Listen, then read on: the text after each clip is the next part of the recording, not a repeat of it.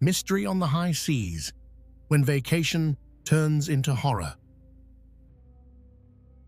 Introduction: The dark side of paradise. Picture this. You're standing on the deck of a magnificent cruise ship, the sun warming your face as the endless blue expanse of the ocean stretches out before you, the gentle rocking of the waves beneath your feet, the sound of laughter drifting from the pool deck, the smell of salt air mixed with sunscreen and tropical drinks. This is the dream, isn't it? The promise of a cruise vacation, a floating paradise where all your worries melt away, where every need is anticipated, where adventure and relaxation exist in perfect harmony. For millions of people every year, this dream becomes reality. The cruise industry has exploded into a global phenomenon, with an estimated 31.7 million passengers embarking on voyages in 2023 alone. That number is expected to climb even higher, reaching approximately 35 million by the end of 2024. These floating cities can accommodate thousands of people at once, offering everything from gourmet dining to Broadway-caliber entertainment, from rock-climbing walls to ice skating rinks. They promise to whisk you away to exotic ports of call, to show you the world in comfort and style. But beneath the surface of this glittering industry, beneath the champagne toasts and the perfectly choreographed deck parties, there exists a darker reality. A reality that cruise lines would prefer you never discover. Because on these massive vessels, sailing through international waters where the laws of any single nation struggle to reach, people vanish, people are assaulted, people die under mysterious circumstances, and far too often, their stories are swept under the rug, their families left without answers, their cases left unsolved. The statistics are sobering. Over the past 2 decades, estimates suggest approximately 400 people have gone missing from cruise ships worldwide, though exact numbers are difficult to verify due to inconsistent reporting requirements. 400 individuals who boarded these vessels, full of excitement and anticipation, only to disappear without a trace. Some fell overboard. Some may have been victims of foul play. Some simply walked into the night and were never seen again. In many cases, their bodies were never recovered. Their final moments remain a mystery. And that's just disappearances. The number of assaults, sexual violence, and other crimes that occur on cruise ships is even more alarming. In 2023 alone, the FBI received reports of 131 alleged sexual assaults and rapes on cruise ships sailing to and from the United States. That's 131 people whose vacation dreams turned into nightmares. 131 incidents in a single year. And those are only the cases that were reported, only the crimes that met the threshold for mandatory disclosure under federal law. The actual number is almost certainly higher, much higher. Because reporting a crime on a cruise ship is complicated. Victims often face pressure from cruise line security to keep quiet. They're isolated, far from home, surrounded by strangers. They may be intoxicated or unsure of what happened. They may fear the repercussions of making waves. They may simply want to forget and go home. And even when crimes are reported, the investigation process is fraught with challenges. You see, cruise ships exist in a legal gray area. When a ship is in international waters, more than 12 nautical miles from any coastline, traditional law enforcement jurisdiction becomes murky. The ship flies under the flag of whatever country it's registered in, often a so-called flag of convenience nation like the Bahamas or Panama, countries chosen for their lax regulations and favorable tax structures rather than their robust investigative capabilities. When a crime occurs, determining who has the authority to investigate, who has the power to prosecute, and what laws even apply becomes an exercise in bureaucratic confusion.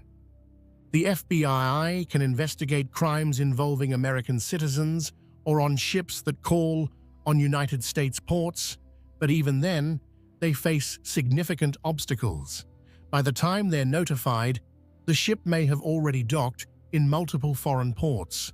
Witnesses have disembarked. Evidence has been contaminated or disposed of. The scene has been cleaned. The trail has gone cold. And cruise lines, conscious of their corporate image and bottom line, are not always as cooperative as one might hope.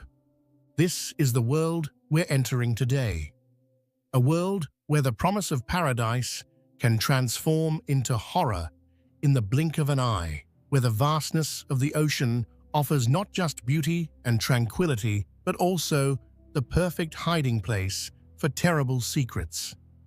Where the very isolation that makes cruising feel like an escape from the world also makes it the ideal environment for crimes that might never be solved. Over the next couple of hours, we're going to explore some of the most haunting mysteries to ever unfold on the high seas. We'll examine cases that have captured international attention, that have sparked legislative reform, that have left families desperately seeking answers that may never come. We'll look at the systemic issues that allow these crimes to occur and often go unpunished. We'll dive into the complex web of maritime law and international jurisdiction. And we'll confront the uncomfortable truth that the cruise industry, despite its carefully cultivated image of safety and luxury, has a dark underbelly that it works very hard to keep hidden from the traveling public. These are stories of ordinary people who embarked on what should have been the vacation of a lifetime. People like Amy Lynn Bradley, a vivacious 23-year-old who disappeared from her family's cruise in 1998 and has never been found.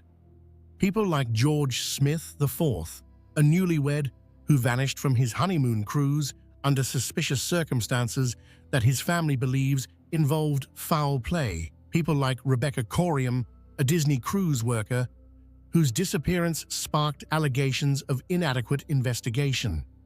People like Marion Carver, whose case launched a crusade for cruise ship safety reform. Each of these individuals had hopes and dreams. They had families who loved them. They had entire lives ahead of them.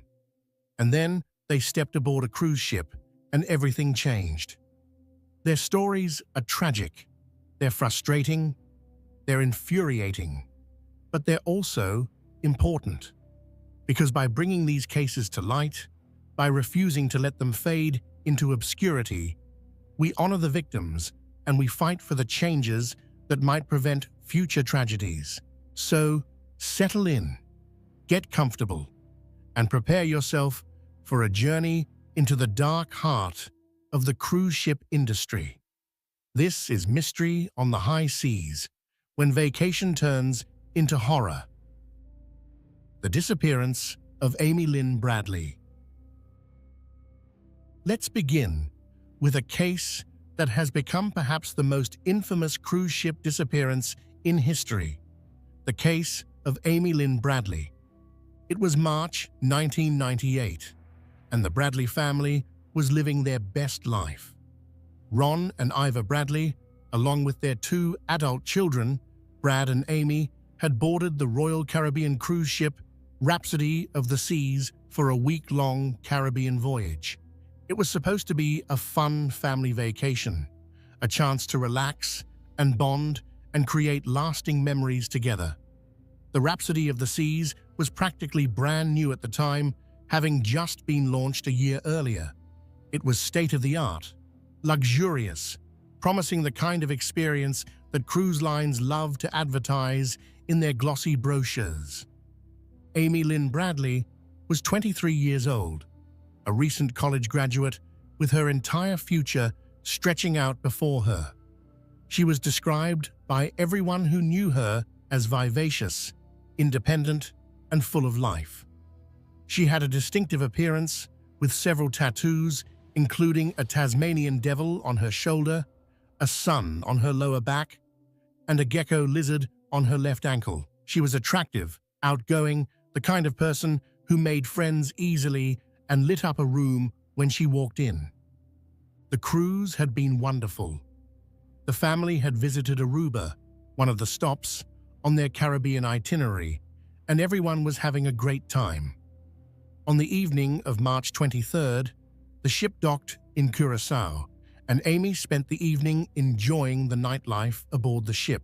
She went to the disco, she danced, she had some drinks. She was seen interacting with members of the ship's band, a group called Blue Orchid. According to one of the band members, Amy shared a drink with them after their set ended, and they chatted for a while. Then, around 1 in the morning, on March 24th, Amy said she was heading off on her own. The ship's door lock system recorded Amy returning to her family's cabin at 3:40 in the morning. Her father, Ron, woke up around 5:30 and stepped out onto the balcony for some fresh air.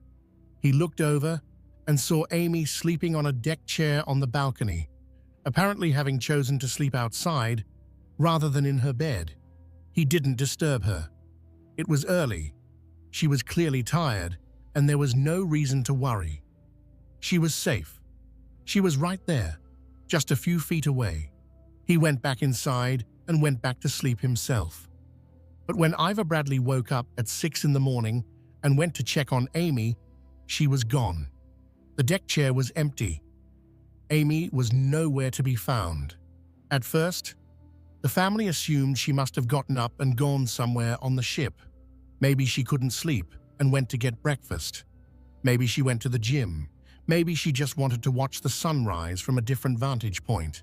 But as the morning wore on, and Amy didn't return, and didn't answer when they called her name, the family's concern grew into alarm. They alerted the ship's crew. They asked if an announcement could be made over the ship's PA system, asking Amy Bradley to report to a specific location. But the purser's office told them it was too early to make such an announcement, that it would disturb the other passengers. They were told to wait until 7:50 in the morning, after most passengers had disembarked for their excursions in Curaçao. The family waited, increasingly frantic, watching precious minutes tick by. When the announcement was finally made, it simply said, "Will Amy Bradley please come to the purser's desk?" There was no response, no sign of Amy anywhere. Between 12:15 and 1 in the afternoon, the cruise staff conducted a thorough search of the ship. They checked every public area, every accessible space. Nothing. Amy Lynn Bradley had vanished. The Netherlands Antilles Coast Guard was notified and began a 4-day search of the surrounding waters. Royal Caribbean even chartered a boat to continue searching after the Coast Guard suspended their efforts. Helicopters scoured the area. A radar plane assisted in the search. But Amy was never found. Not a trace of her. Not a piece of clothing. Not a personal belonging. Nothing. In the immediate aftermath, authorities speculated that Amy had either fallen overboard accidentally or had died by suicide, but her family vehemently rejected both theories. Amy was a trained lifeguard, a strong swimmer. She had no reason to be suicidal. She was happy, excited about her future, close to her family. The idea that she would take her own life made no sense to those who knew her. And if she had fallen overboard, surely there would have been some sign of it. A splash loud enough to wake nearby passengers, security footage of her going over the rail. Something. But there was nothing. Nothing except a series of increasingly disturbing events that would unfold in the years to come. Events that suggested Amy's disappearance might not have been an accident at all. The first strange occurrence happened soon after Amy vanished. A man named Brad, Amy's brother, reported that one of the members of Blue Orchid, the ship's band, approached him shortly after Amy's disappearance became known. The band member, whose name was Alistair Douglas, known as Yellow, said something along the lines of, "Hey man, I'm sorry to hear about your sister."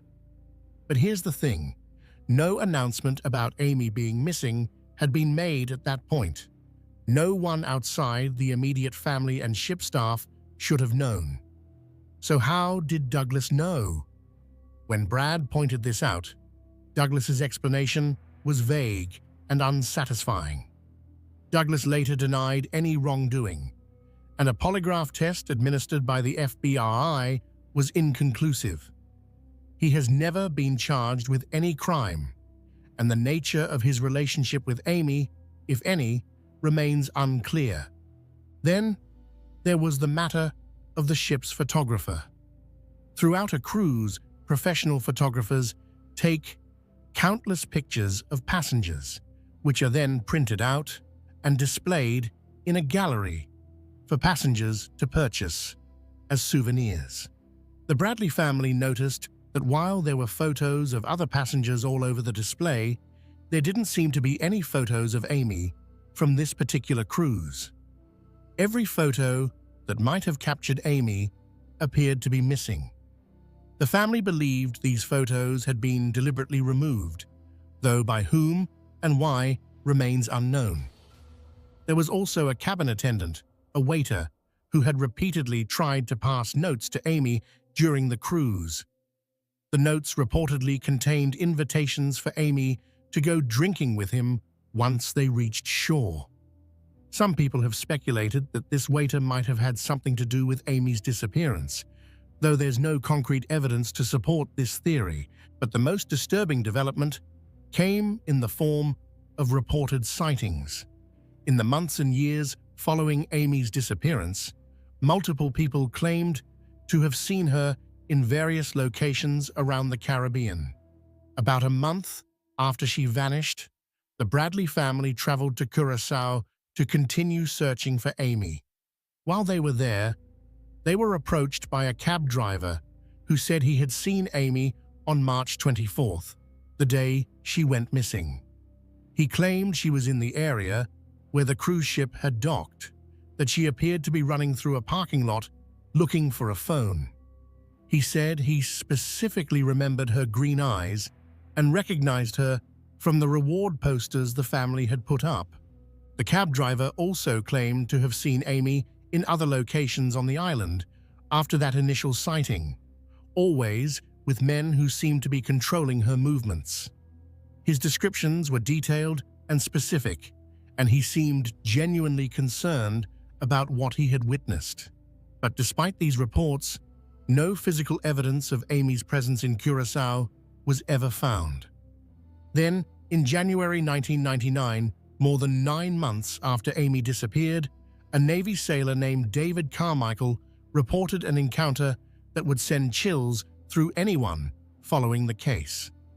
Carmichael was on shore leave in Curaçao when, he claimed, he was approached by a woman in a brothel who said her name was Amy Bradley and that she was from Virginia. The woman reportedly told Carmichael that she needed help, that she was being held against her will. Before he could react or get more information, she was pulled away by men who appeared to be her handlers. Carmichael didn't immediately report this encounter because he was in a compromising situation himself, being in a brothel while on duty. But when he finally did come forward years later, his story matched many of the known details about Amy. The woman he described had the right age, the right appearance, even some of the distinctive tattoos that Amy had. The FBI investigated his claims but was unable to corroborate his story or locate the woman he described. In March 2005, a woman named Judy Mora claimed to have seen a woman resembling Amy in a department store restroom in Bridgetown, Barbados. Mora, a Canadian tourist, said she approached the woman and asked if she needed help. The woman reportedly whispered yes, but then men quickly appeared and escorted her away before any further interaction could take place. Perhaps most intriguingly, in 2004, a member of the United States military reported seeing a woman resembling Amy in a photograph on an adult website. The FBI investigated and found that the photos in question had been taken in the Caribbean region and showed a woman with similar physical characteristics to Amy, including what appeared to be similar tattoos. But the photos were too blurry and had been manipulated in ways that made positive identification impossible. The website where the photos appeared was traced back to the Caribbean, but the trail went cold there. Over the years, the FBI has continued to investigate Amy's disappearance, treating it as a possible abduction and human trafficking case. The agency has offered rewards for information leading to Amy's whereabouts, and the case has been featured on numerous television programs, including Unsolved Mysteries and America's Most Wanted. In July 2025, a 3-part documentary series titled Amy Bradley is Missing was released on Netflix, bringing renewed attention to the case. Shortly after, podcast host Ethan Klein announced on the H3 podcast that he would offer a $1 million reward for any information or actions leading to Amy being safely returned home. But despite all this attention, all these investigations, all these reported sightings, Amy Lynn Bradley has never been found. The question of what happened to her remains unanswered. Based on what we know, several scenarios remain possible. While she was a strong swimmer, an accidental fall can't be entirely ruled out, though her swimming ability makes this less probable. The FBI has stated there's no evidence suggesting suicide, and those who knew her well say she had no apparent reason to take her own life. This leads investigators toward more disturbing possibilities: abduction, potentially by someone connected to the cruise ship's crew, or perhaps being forced into human trafficking, as some of the sightings might suggest. The human trafficking theory is particularly disturbing to consider. The Caribbean has long been identified as a region where sex trafficking operations exist, and the islands that serve as cruise ship ports are not immune to this criminal activity.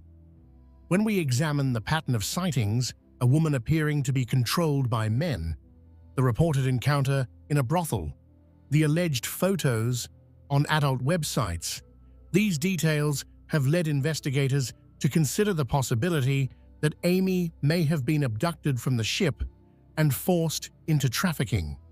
The FBI's continued treatment of this as a potential abduction case suggests they find this theory credible, even without definitive proof. The logistics of such an abduction raise difficult questions.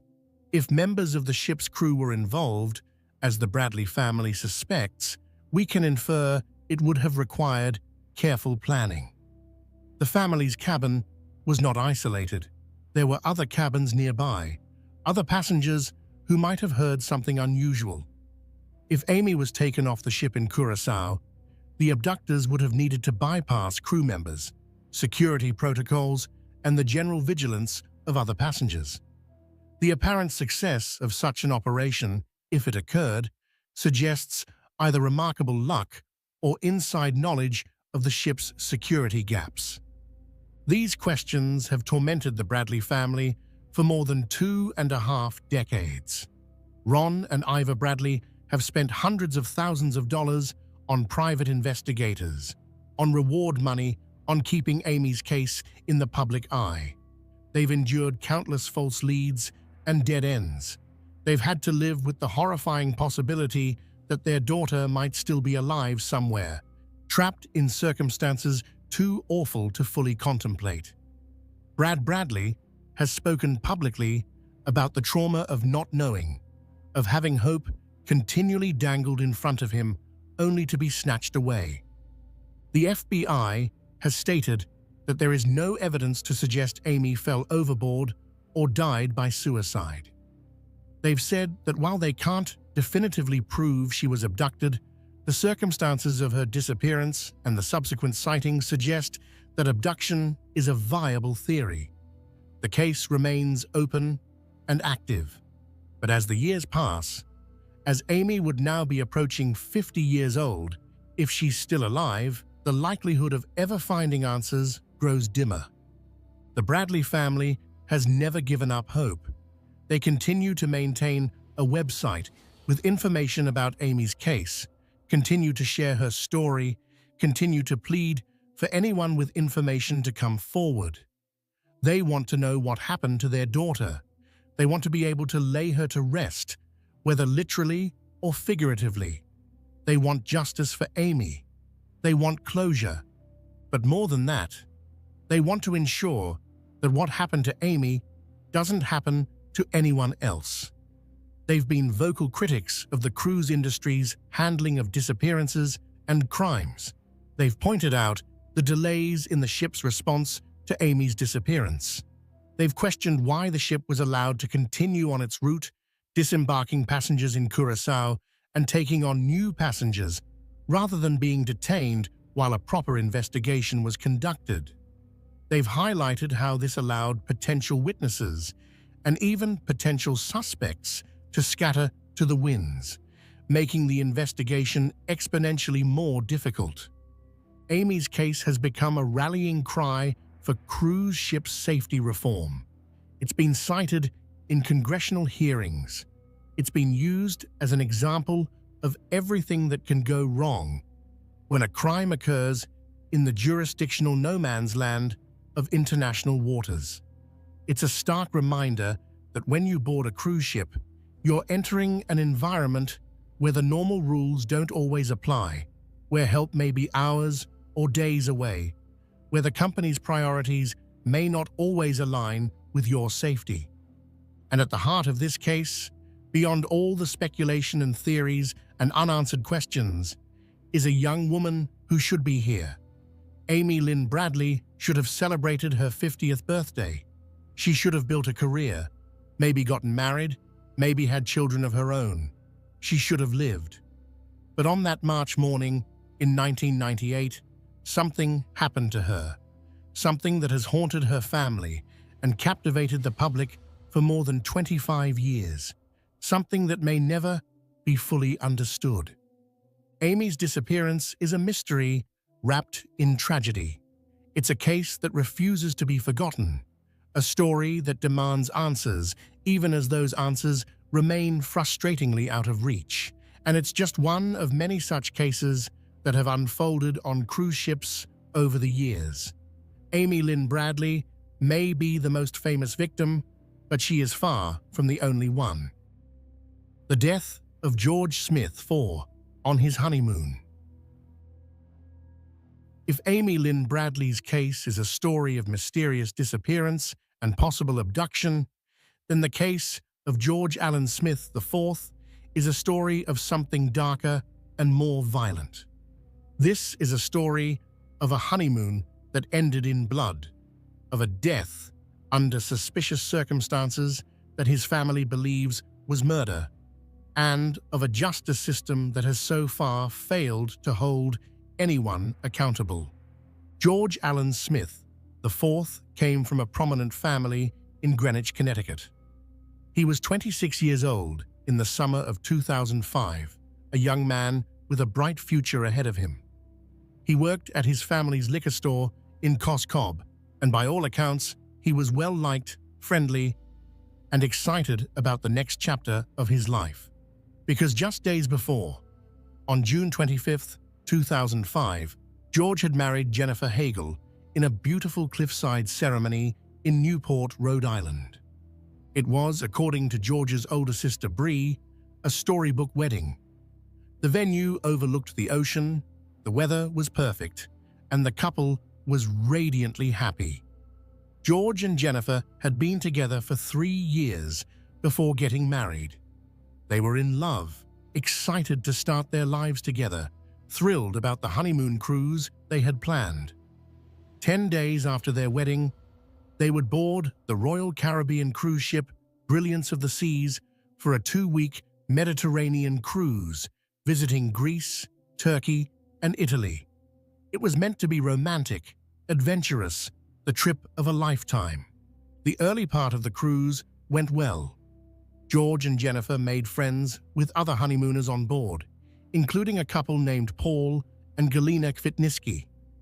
The Kvitniskis later described George and Jennifer as normal, down-to-earth, happy people who seemed excited about their future together.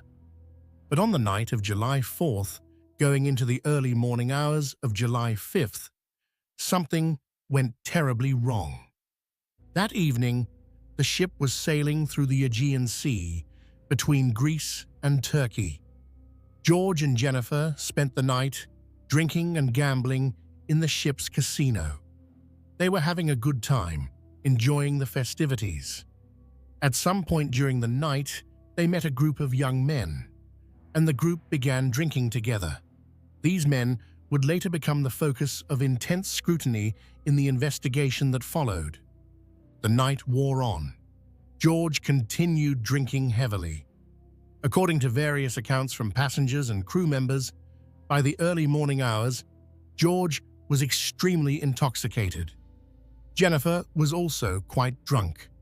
The exact sequence of events is unclear, as memories are hazy and accounts conflict, but at some point, Jennifer was found passed out in a hallway of the cruise ship. She was taken to the ship's medical center. Meanwhile, George was last seen entering his cabin with some of the young men he'd been drinking with.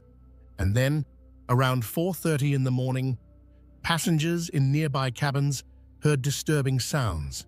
There was arguing coming from the Smiths' cabin, loud, angry voices. Then there was the sound of furniture being moved, and then a loud thud. Some passengers described it as a bang or a crash. It was significant enough that multiple people noticed it.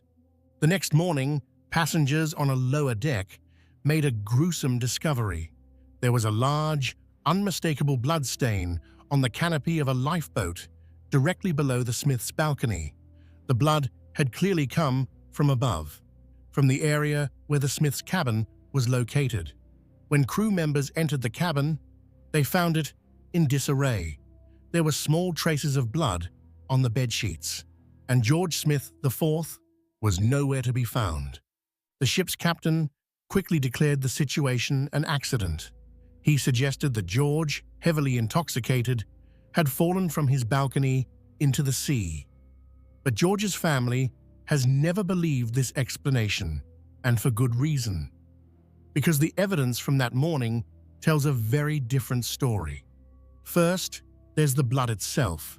The amount of blood found on the lifeboat canopy was significant, and it was clearly George's blood. But if George had simply stumbled over the balcony railing while drunk, would there have been that much blood? And where did it come from? The blood pattern suggested that George had been bleeding from the head before he went over the rail. Then there's the balcony furniture. A chair was found with its back pushed up against the railing. Some investigators have suggested this indicates George may have stood on the chair and fallen, but others point out that this positioning looks more like someone tried to push or lift a body over the railing and needed the chair for leverage. There's also the question of the 4-fingered bloody handprint that was found on the ship's edge, right where it appears George had been holding on before he fell into the water. Was this George's handprint, desperately trying to hold on? Or was it someone else's, someone who had pushed him? And then there are those sounds that passengers heard. The arguing, the furniture moving, the loud thud. These are not the sounds of someone accidentally falling. These are the sounds of violence, of a struggle, of something very bad happening. Perhaps most damningly, there's the matter of the young men who were with George that night. 4 men in particular were identified as having been among the last to see George alive. Their names, Josh Askin, and 3 Russian-American passengers named Greg and Zach Rosenberg. and Rusty Kaufman. These 4 men were questioned by authorities but have never been charged with any crime related to George's death. They had been drinking with George in the casino, and they accompanied him back to his cabin in the early morning hours. They were in the cabin, or at least nearby, when those disturbing sounds occurred. When the FBI began investigating, they tried to interview these men. Josh Askin was called for a deposition as part of the civil lawsuit that would eventually be filed. His lawyer had him invoke his Fifth Amendment right against self-incrimination repeatedly, not just on substantive questions about what happened that night, but on basic questions about his identity. When asked his name, Askin invoked the Fifth. When asked his date of birth, Askin invoked the Fifth. He took the Fifth Amendment more than 100 times during the deposition. The FBI investigated the 3 Russian-American passengers as well. In 2006, a video surfaced that had been recorded by one of them just hours after George's disappearance. In the video, the men appear to be joking about George's death. At one point, one of them stands up, hunches his shoulders, and flashes gang signs. The men are laughing, seemingly unconcerned, decidedly not acting like people who had just witnessed a tragic accident involving an acquaintance. The FBI obtained this video as evidence, but to this day, none of these men have been charged with any crime. The investigation has been plagued with problems from the beginning. By the time the FBI was notified and able to begin their investigation, the ship had already stopped at multiple ports. Passengers had disembarked. New passengers had boarded. The cabin had been cleaned. Potential evidence had been lost or contaminated. Crucial interviews that should have been conducted immediately were delayed by days. The jurisdictional issues complicated everything. Because the ship was in international waters when George disappeared, and because the Brilliance of the Seas is registered in the Bahamas, the Bahamian authorities technically had jurisdiction. But they showed little interest in conducting a thorough investigation. The FBI eventually took over, but by then the trail had gone cold. They investigated the case for nearly a decade, but in January 2015, they announced they were closing the investigation. They told the Smith family that there was not enough evidence to prove George had been murdered, and that his death may have been the result of an accident. The Smiths were outraged and disgusted. They continued to believe, based on the evidence, that their son was murdered, and they have never stopped fighting for justice. George's widow, Jennifer, has been a controversial figure in the aftermath. Some people, particularly George's family, have criticized her conduct on the night of his disappearance and in the days that followed. She was drunk and passed out in a hallway when George vanished. She later couldn't account for her whereabouts during a crucial period of time. In 2006, she accepted a settlement of $1.1 million from Royal Caribbean, which some saw as her trying to quickly cash in on George's death and move on. The settlement was later increased to $1.3 million, with the additional funds split between Jennifer and the Smith family. Jennifer has consistently maintained that she had no involvement in George's death and believes it was a tragic accident. She has since remarried and has been reluctant to discuss the case publicly. Jennifer has maintained that she believes George's death was an accident caused by his intoxication. She's suggested that the Smith family refuses to acknowledge George's alcohol and prescription drug use, which may have impaired his judgment and coordination. But George's family points out that even if George was drunk, that doesn't explain the blood in the cabin, the sounds of fighting, the suspicious behavior of the 4 men who were with him. It doesn't explain why those men have refused to cooperate with investigators. It doesn't explain the video of them joking about his death.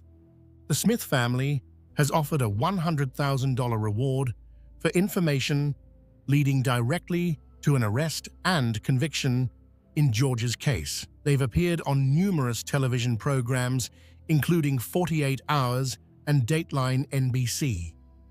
They've testified before Congress about the need for better safety regulations and investigative procedures for crimes on cruise ships.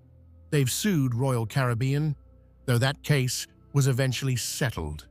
They've done everything in their power to keep George's case in the public eye and to push for answers. George's mother, Maureen Smith, has said she has no doubt in her mind that her son was murdered. She points to all the evidence, all the inconsistencies in the cruise line's account, all the suspicious behavior from the key witnesses. She refuses to accept the idea that what happened was simply a tragic accident. And when you look at the totality of the evidence, it's hard not to agree with her. Think about it. George was in his cabin with 4 men. There was arguing, there was a struggle, there was blood, and then George was gone. His body never recovered from the Mediterranean Sea. Those 4 men won't talk about what happened. They invoke the Fifth Amendment. They joke on video about his death. This doesn't sound like innocent bystanders to a tragedy. This sounds like people with something to hide. So what really happened that night? Based on the evidence available, we can piece together several possibilities.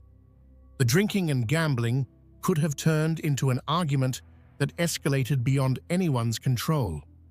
Given the forensic evidence and witness accounts, this scenario suggests one or more of these men may have assaulted George.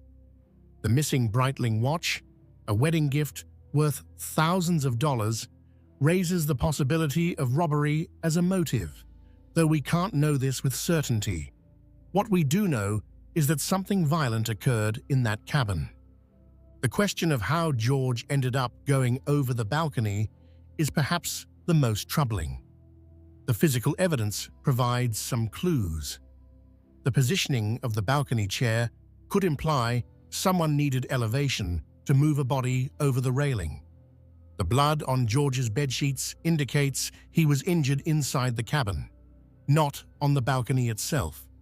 The handprint on the ship's rail suggests desperate resistance, someone trying to hold on. When we look at these elements together, they paint a picture that appears more consistent with violence than with a simple accident. George Smith's case has become emblematic of the challenges of investigating crimes on cruise ships. The delayed response, the jurisdictional confusion, the contamination of evidence, the disappearance of witnesses, the lack of transparency from the cruise line. All of these factors combined to create a situation where a potential murder went unsolved, where the people who might be responsible have faced no consequences, where a family has been left without justice or closure. The case also led to congressional hearings and was instrumental in the passage of the Cruise Vessel Security and Safety Act of 2010, which we'll talk about more later. But that legislative victory, as important as it was, doesn't bring George back. It doesn't give his family the answers they deserve. It doesn't punish whoever is responsible for his death. George Allen Smith, IV, should be alive today. He should have celebrated his 20th wedding anniversary. He should have raised children, grown old with his wife, enjoyed his life.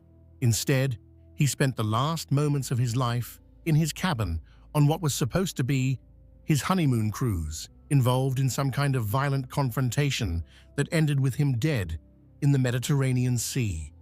And the people who know what really happened, who were in that cabin, who heard the arguing and the struggle and the thud, those people have chosen silence. They've chosen to protect themselves rather than tell the truth about what happened to George Smith. It's a betrayal of justice, It's a failure of the system, and it's a tragedy that continues to haunt George's family more than 20 years after that terrible night. The case remains officially unsolved, though in the minds of those who have studied the evidence, there's little doubt that what happened to George Smith IV was murder. The only question is whether anyone will ever be held accountable for it. The mysterious disappearance of Rebecca Corriam. While the cases of Amy Lynn Bradley and George Smith IV involved passengers, our next case centers on a crew member, and it raises disturbing questions about how cruise lines handle the disappearances of their own employees. This is the story of Rebecca Corriam, a young woman whose vanishing from a Disney cruise ship sparked allegations of cover-up and corporate malfeasance that persist to this day. Rebecca Corriam was 24 years old, from Chester, England. She was, by all accounts, a delightful young woman. Outgoing, bubbly, great with children, described as having a happy-go-lucky personality with plenty to live for. She had studied childhood studies, psychology and philosophy at Liverpool Hope University, and her dream was to work for Disney. When she was offered a position as a youth worker on the Disney Wonder cruise ship in 2010, she was absolutely thrilled. This was the job she'd always wanted, and she was perfect for it. Rebecca, who went by the nickname Bex, joined the Disney Wonder in June 2010. The ship typically runs cruises along the Mexican Riviera, and Rebecca settled into life at sea. She made friends among the crew, she excelled at her job working with children, and she seemed genuinely happy. She stayed in regular contact with her family back in England, and all her communications suggested she was thriving in her new environment. But on March 22, 2011, everything changed. That day, the Disney Wonder was off the Pacific coast of Mexico, docked at Puerto Vallarta.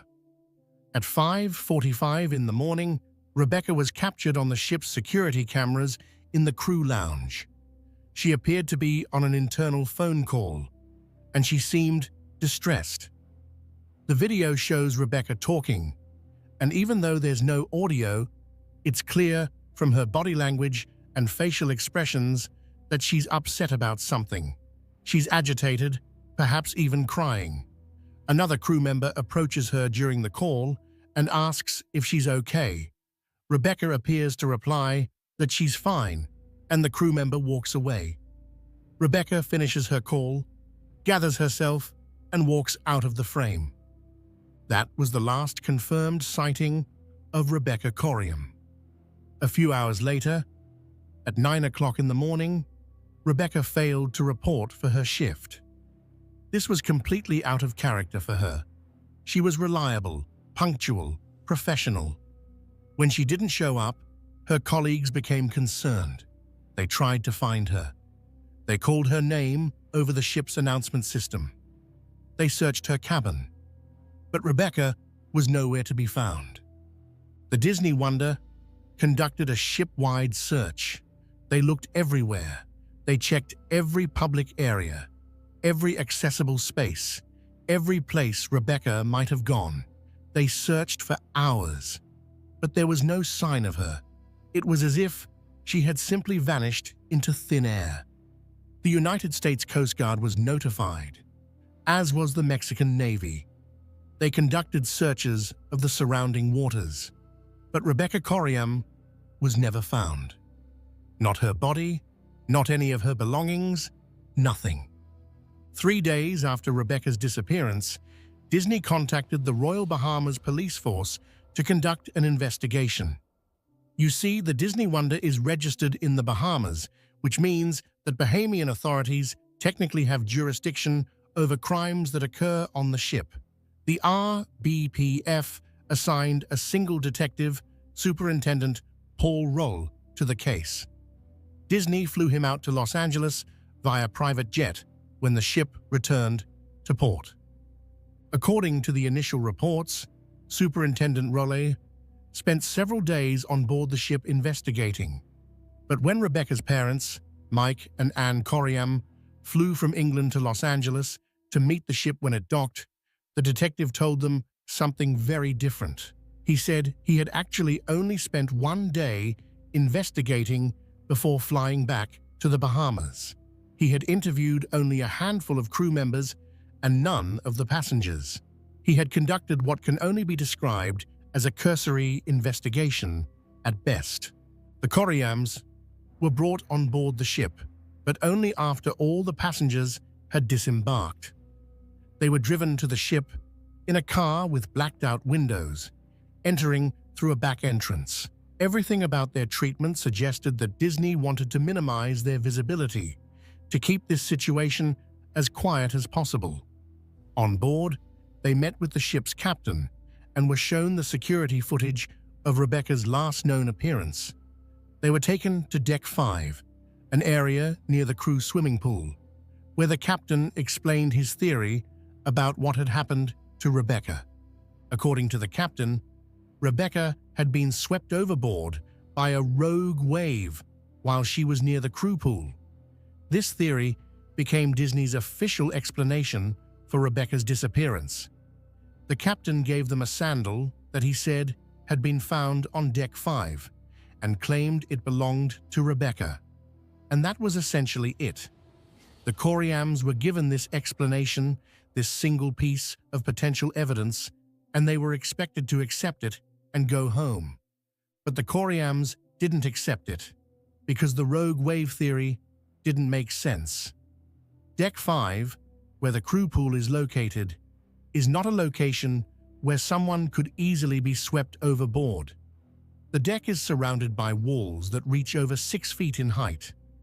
For a wave to be powerful enough to lift a person over those walls and carry them off the ship, it would have to be enormous.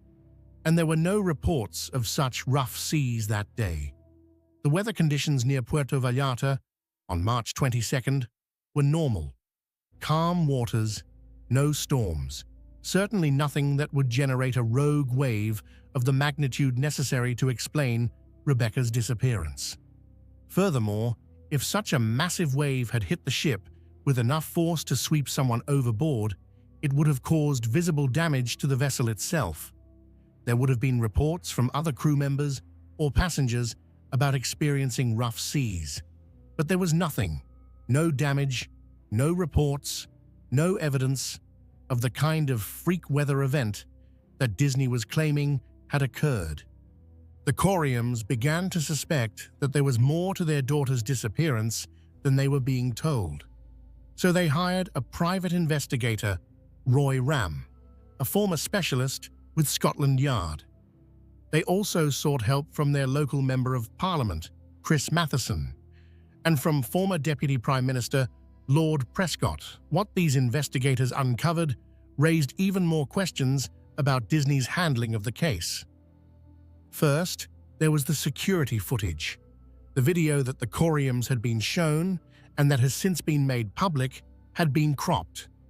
Specifically, the timestamp and location information had been removed. Why would Disney edit the footage in this way? What were they trying to hide? Investigators discovered that the video was actually from Deck 1, not Deck 5, where Disney claimed Rebecca had been swept overboard. This meant that Rebecca would have had to travel from Deck 1 to Deck 5 after her phone call, with no security camera capturing her journey. Investigators also found it suspicious that there appeared to be no security footage of Rebecca anywhere else on the ship that morning, despite the fact that Disney claimed to have extensive camera coverage. Then there was the matter of Rebecca's clothing. In the security video, Rebecca appears to be wearing oversized clothes that don't fit her properly. Some investigators have suggested these might not have been her clothes at all, but rather belonging to someone else. This detail could imply several things. Perhaps she had dressed hastily, or the clothing might indicate she'd been in circumstances where her own clothes were unavailable. Without more context, we can only note this as an unusual detail that adds to the overall questions surrounding her final hours. There were also questions about the phone call Rebecca was having in the video. Who was she talking to? What was the conversation about? Why was she so upset? Disney claimed they didn't know who was on the other end of the call and refused to provide any information about it. But one of Rebecca's friends among the crew later revealed that Rebecca had been in an intense relationship with another crew member, and the relationship had been volatile. Melissa, the friend, believed Rebecca might have been on the phone with this partner and that whatever was said during that call had caused her distress. This revelation opened up another possible explanation for Rebecca's disappearance. Had she been involved in a domestic dispute? Had her partner done something to her? Some investigators, including British MP Chris Matheson, have suggested that Rebecca may have been murdered, possibly by someone she knew. They point to the lack of evidence for the rogue wave theory, the unusual circumstances of her disappearance, and allegations that have surfaced over the years suggesting Rebecca may have been the victim of sexual assault or other violence. Adding to the family's frustration was Disney's response to their attempts to get answers. The Coriums have repeatedly said that Disney has stonewalled their investigation, has failed to provide promised information, has been more interested in avoiding bad publicity than in finding out what happened to Rebecca. Disney conducted a memorial service for Rebecca on Deck 5, while the ship was still in port in Los Angeles, laying flowers at the site of the alleged rogue wave accident, even though the investigation was supposedly still ongoing. It seemed like the company wanted to close the case as quickly as possible, to put it behind them and move on. In March 2014, the Coriums sued Disney for failing in their duty of care to keep their daughter safe. They claimed Disney had waited 4 hours to notify the Coast Guard and almost 7 hours to notify the Bahamian police, crucial delays that made the search for Rebecca much less effective. Disney denied these allegations and said the claims had no merit. The case was eventually settled out of court in 2016, with the terms of the settlement remaining confidential. But even with the lawsuit resolved, the Coriums have never stopped pushing for answers. British government officials have been highly critical of both Disney and the Bahamian authorities. In November 2011, Rebecca's MP, Stephen Mosley, brought the case up in the House of Commons, telling the Minister for Shipping that the investigation into Rebecca's disappearance was appalling. He stated that the Bahamian authorities made virtually no attempt to investigate and said the RBPF was internationally recognized as almost toothless. He pointed out that many passengers don't realize how poorly protected they are when they board cruise ships registered in flag of convenience countries. This criticism led to some legislative changes in the United Kingdom. The government announced that the Marine Accident Investigation Branch would investigate all deaths or disappearances of British citizens from vessels anywhere in the world. This mirrored similar legislation in the United States that gives the FBI jurisdiction in cases involving American citizens. But these legal changes, while important, don't bring Rebecca back. They don't answer what happened to her on that March morning in 2011. They don't address why Disney's explanation doesn't fit the evidence. They don't explain why a simple disappearance investigation seems to have so many holes in it, so many unanswered questions.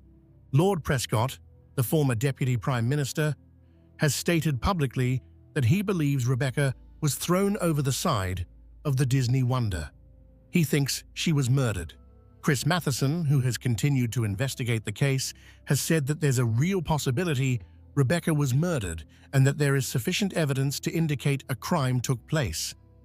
These are serious allegations from serious people, not conspiracy theorists or attention seekers.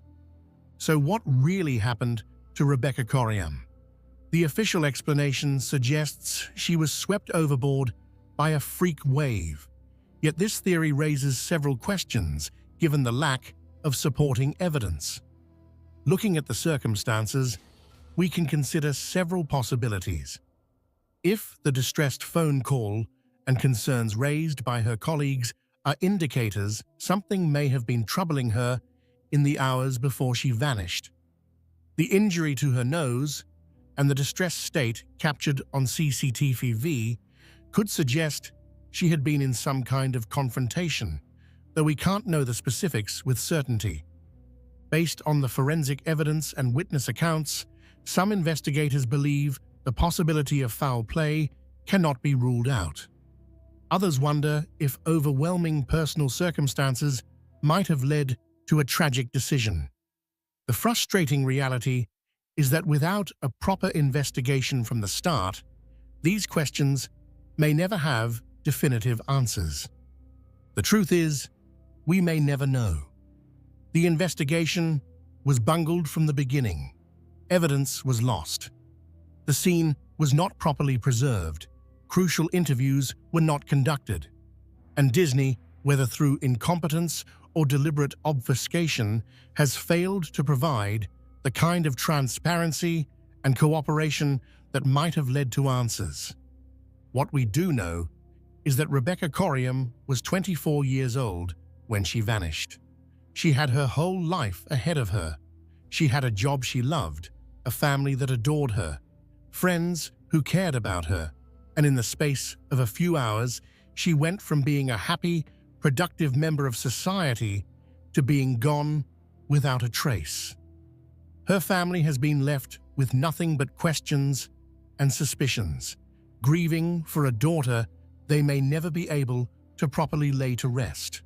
Rebecca's case has become a rallying point for critics of the cruise industry's handling of crew member welfare. It's been pointed out that crew members, who often come from developing countries and work long hours for relatively little pay, are particularly vulnerable. They're far from home, working in an isolated environment with limited legal protections. If something happens to them, who will advocate for them? Who will demand answers? In Rebecca's case, it took her family flying halfway around the world and hiring private investigators just to get basic information about what might have happened. The case also highlights the problems with flag of convenience ship registration. The Disney Wonder flies a Bahamian flag, which means Bahamian law applies and Bahamian authorities have jurisdiction. But the Bahamas, like many countries that offer flag of convenience registrations, doesn't have the resources or perhaps the motivation to conduct thorough investigations into incidents on these ships. The result is that crimes can occur in what amounts to a legal dead zone, where no one has a clear responsibility to investigate and no one can be held truly accountable. Rebecca Corriam deserved better. She deserved a thorough investigation. She deserved transparency from her employer. She deserved to have her case taken seriously. But instead, her disappearance was quickly written off as an accident, despite evidence suggesting otherwise. Her family was given the runaround. And years later, we're no closer to knowing the truth about what happened to her than we were the day she vanished. The disappearance of Marion Carver and her father's crusade. Our next case is particularly heartbreaking, not just because of the mysterious disappearance at its center, but because of the cruise line's stunning failure to report it in a timely manner, and because of one father's determination to turn his tragedy into meaningful change for others. This is the story of Marion Lynn Carver and her father, Kendall Carver. Marion Carver was 40 years old in the summer of 2004. She was a fascinating woman, with a complex life.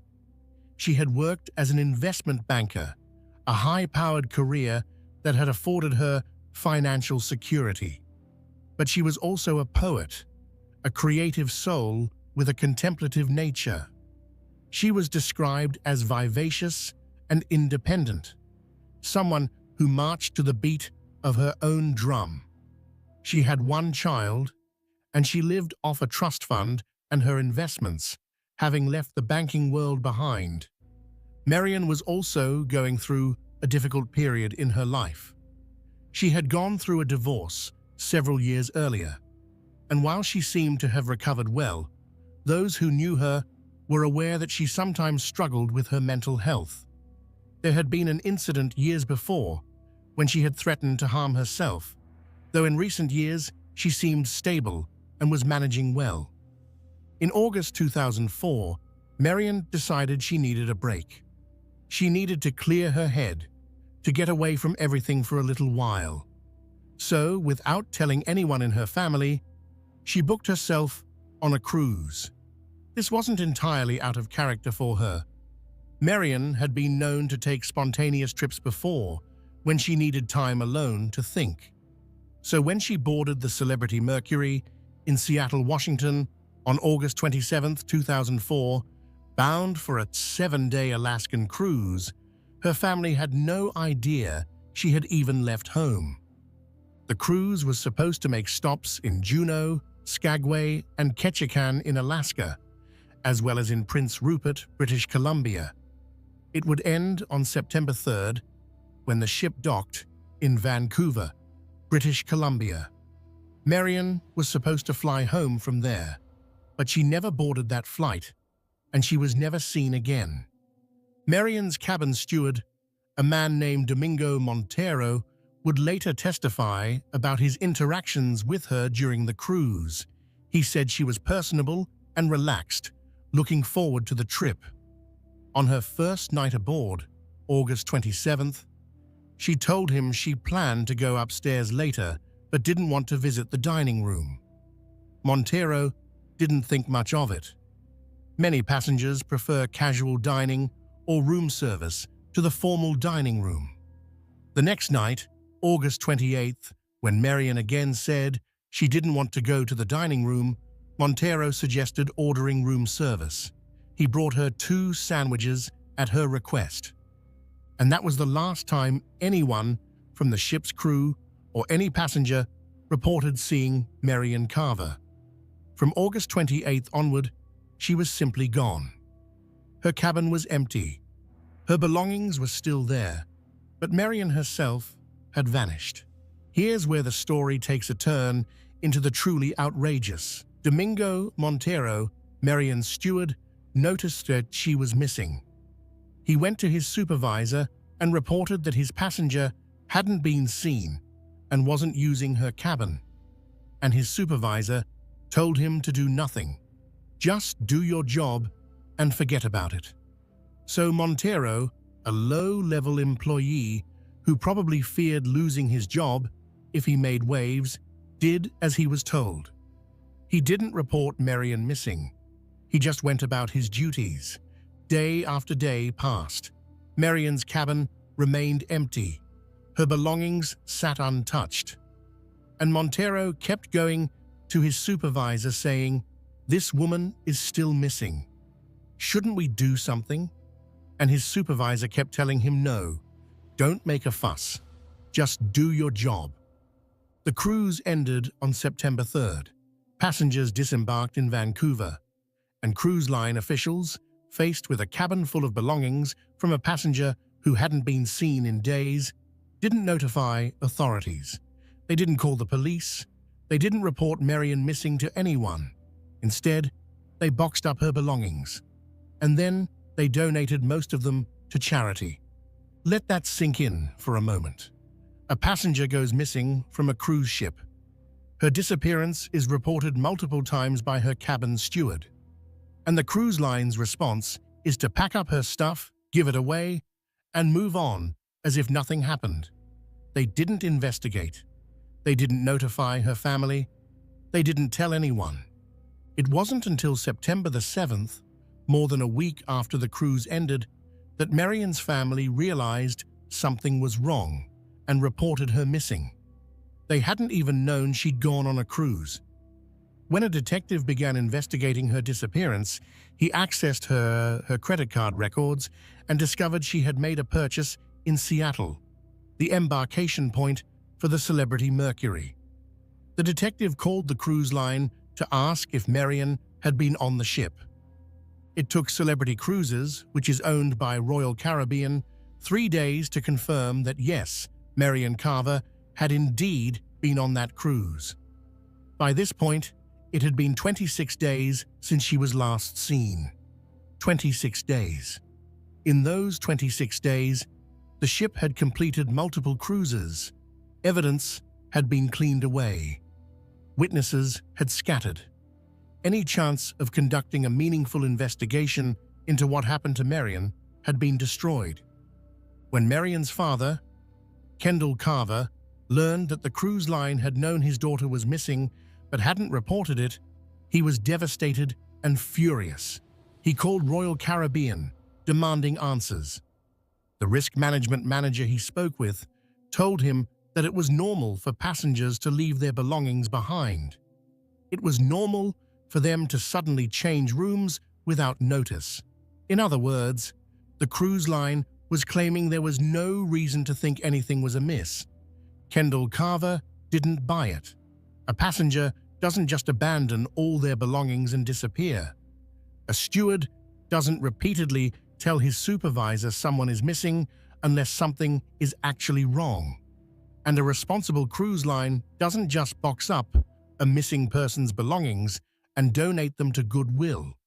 Kendall knew something terrible had happened to his daughter, and he was determined to find out what.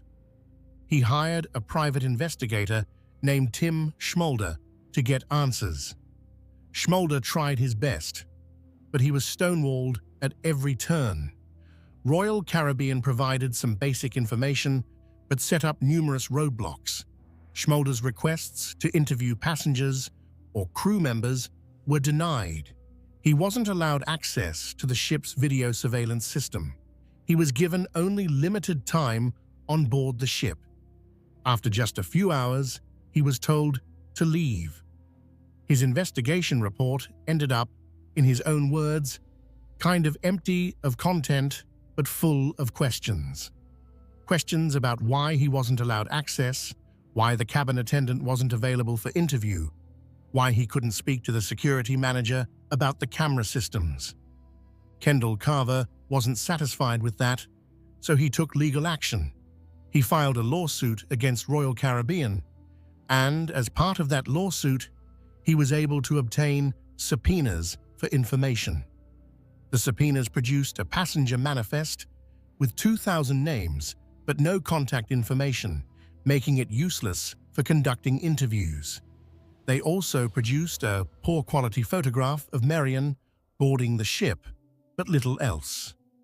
The real bombshell came when Carver's attorneys forced Royal Caribbean to make Domingo Montero, Marion's cabin steward, available for deposition. That's when the full extent of the cruise line's negligence came to light. Montero testified that he had reported Marion missing to his supervisor daily for 5 consecutive days. Every day he told his boss that this passenger was missing, that her cabin was unused, that something was wrong. And every day his supervisor told him to forget about it. At the end of the cruise, when Marion's belongings were still sitting in her cabin, Montero asked his supervisor if they should report this to authorities. The supervisor said no. He told Montero to pack up all the belongings, put them in his locker, and he would take care of it. But he didn't take care of it. Or rather, he took care of it in the worst possible way. He had those belongings donated or disposed of, destroying potential evidence.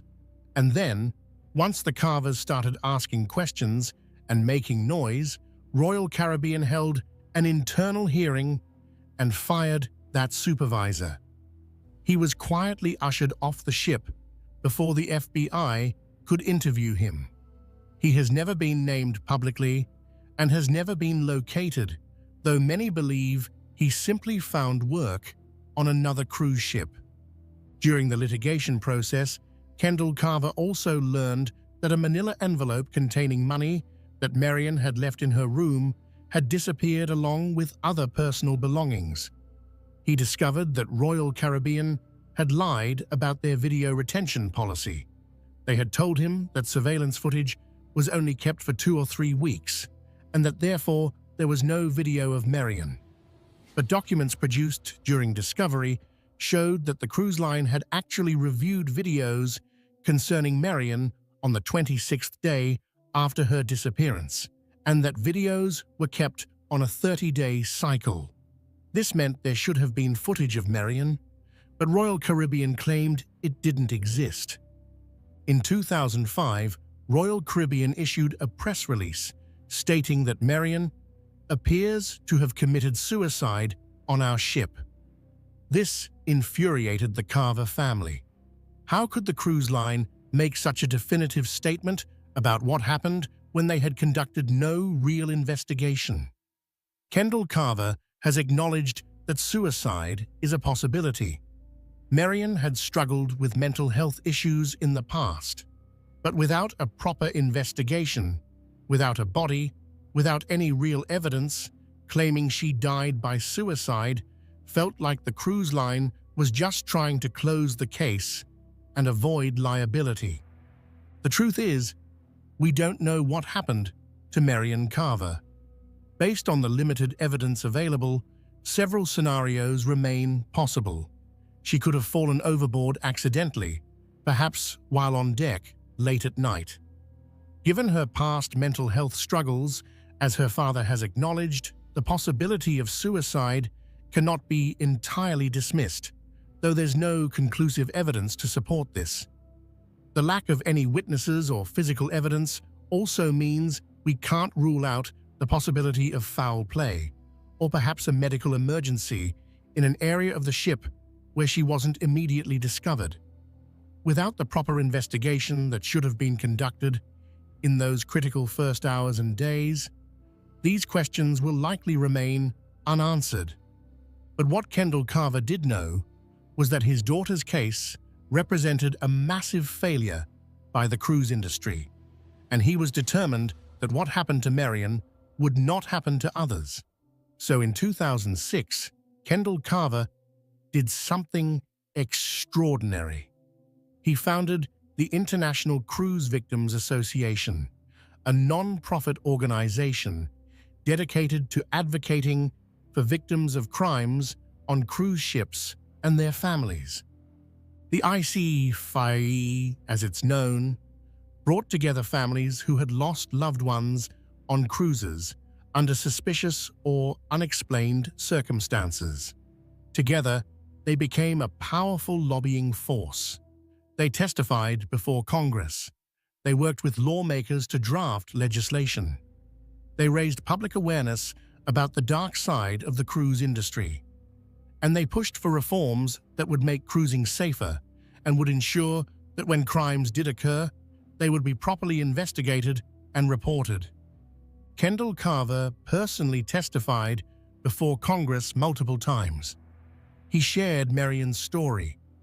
He detailed the cruise line's failures. He explained how the lack of regulation and oversight allowed cruise companies to essentially police themselves with predictable results. He pointed out how the jurisdictional complexities of maritime law created an environment where crimes could occur without anyone being held accountable. His efforts, along with those of other ICV members, including the Smith family, were instrumental in the passage of the Cruise Vessel Security and Safety Act of 2010, a landmark piece of legislation that mandated numerous safety and reporting requirements for cruise ships. We'll discuss the CVSSA in more detail later, but for now, it's important to understand that this law exists in large part because of Kendall Carver's determination to find meaning in his daughter's disappearance. Kendall Carver continued his advocacy work for more than a decade. He spent over $75,000 of his own money on private investigators and legal fees trying to find out what happened to Marion. He dedicated countless hours to the ICV, helping other families navigate the nightmare of having a loved one disappear on a cruise. He became a nationally recognized expert on cruise ship safety and crime, and he never stopped fighting, never stopped pushing for change. Sadly, Kendall Carver passed away in 2019 at the age of 83. He died without ever knowing what happened to his daughter. But his legacy lives on in the ICV, which continues its advocacy work, and in the legislation he helped pass, which has made cruising safer for millions of people. Marion Carver's disappearance is a tragedy. The cruise line's handling of it is a scandal. But the response to it, led by her father, is a testament to the power of determined advocacy. Kendall Carver took his grief and his anger and he channeled it into something positive. He turned his personal tragedy into a force for change, and while nothing can bring Marion back, the work her father did has undoubtedly saved lives and has helped other families avoid some of the obstacles he faced. If Celebrity Cruises had reported Marion missing when her steward first raised concerns, if they had conducted a proper search of the ship and contacted authorities immediately, if they had preserved evidence and interviewed witnesses while memories were fresh, we might know what happened to her. There might have been a chance to save her if she was still alive somewhere on the ship. There might have been enough evidence to determine what happened even if she had died. But instead, the cruise line chose to prioritize its operations over a missing passenger. Their response raised serious questions about their investigative protocols and priorities. And as a result, Marion Carver remains one of the many unsolved mysteries of the high seas. Maritime law, jurisdiction, and the perfect crime. At this point in our story, you might be asking yourself a question, a very reasonable question. How is it possible that so many serious crimes on cruise ships go unsolved? How can people disappear, be assaulted, even be murdered on these ships, and yet the perpetrators face no consequences? Why do investigations fail so spectacularly? Why does it feel like cruise lines can get away with negligence and even cover-ups without facing serious repercussions? The answer lies in the unique and complicated world of maritime law and international jurisdiction. You see, when you board a cruise ship, you're not just stepping onto a vacation vessel. You're entering a legal gray area, a floating territory governed by a complex web of laws from multiple nations, none of which seem to apply with the clarity and force we expect from our normal legal system. To understand why crimes on cruise ships are so difficult to investigate and prosecute, we need to understand how jurisdiction works on the high seas. Let's start with the basics. When a cruise ship is docked at a United States port, it's subject to United States law. The FBI, local police, and other American law enforcement agencies have clear jurisdiction. If a crime occurs while the ship is docked in Miami, for example, it's handled just like any other crime that occurs in Miami. But once that ship leaves port and sails out into international waters, everything begins 12 nautical miles from the coastline of any nation. That's about 14 land miles. Once a ship crosses that invisible line, it's no longer in United States waters, and United States domestic law no longer clearly applies. Instead, the ship falls under the jurisdiction of whatever country it's registered in, what's called its flag state. This is where things get complicated and frankly convenient for the cruise industry. Most large cruise ships are not registered in the United States. Instead, they're registered in what are called flag of convenience nations. These are countries that offer ship registration with minimal regulations, low taxes, and lax labor laws. The most popular flag of convenience nations for cruise ships are the Bahamas, Panama, Liberia, and Malta. About 70% of cruise ships worldwide are registered in these nations. Why do cruise lines choose these registrations? It's simple economics. By registering their ships in the Bahamas instead of the United States, cruise lines avoid stricter American regulations regarding safety, labor practices, and environmental standards. They pay lower taxes. They can hire crew members from developing nations and pay them much less than they would have to pay American workers. It's a business decision based purely on maximizing profits. But this flag of convenience system has serious implications when crimes occur. Because technically, when a crime happens on a cruise ship in international waters, the flag state has primary jurisdiction. So if someone is assaulted on a Bahamas-registered ship while it's cruising through the Caribbean, Bahamian law applies, and Bahamian authorities have the responsibility to investigate. Now, as we've seen in cases like Rebecca Corium's, these flag of convenience nations often lack the resources, the expertise, or the will to conduct thorough investigations. The Royal Bahamas Police Force sent one detective to investigate Rebecca's disappearance, and he spent 1 day on the ship. That's not because the Bahamian authorities don't care. It's because they're a small nation with limited resources, and they're expected to investigate crimes on dozens of cruise ships, each carrying thousands of people, sailing all over the world. It's an impossible task. The situation gets even more complicated when you consider that crimes on cruise ships often involve people from multiple countries. The victim might be American, the perpetrator might be from Russia or Brazil or India, the ship might be registered in the Bahamas, and the crime might occur in international waters between Greece and Turkey. So whose laws apply? Who has jurisdiction to investigate and prosecute? These questions don't have simple answers. In recognition of these challenges, the United States has asserted some level of jurisdiction over crimes involving American citizens on cruise ships, even when those ships are registered in other countries. The FBI can investigate if the victim or perpetrator is a United States national, if the ship departed from or is arriving at a United States port, or if the ship is owned wholly or partially by a United States person or corporation.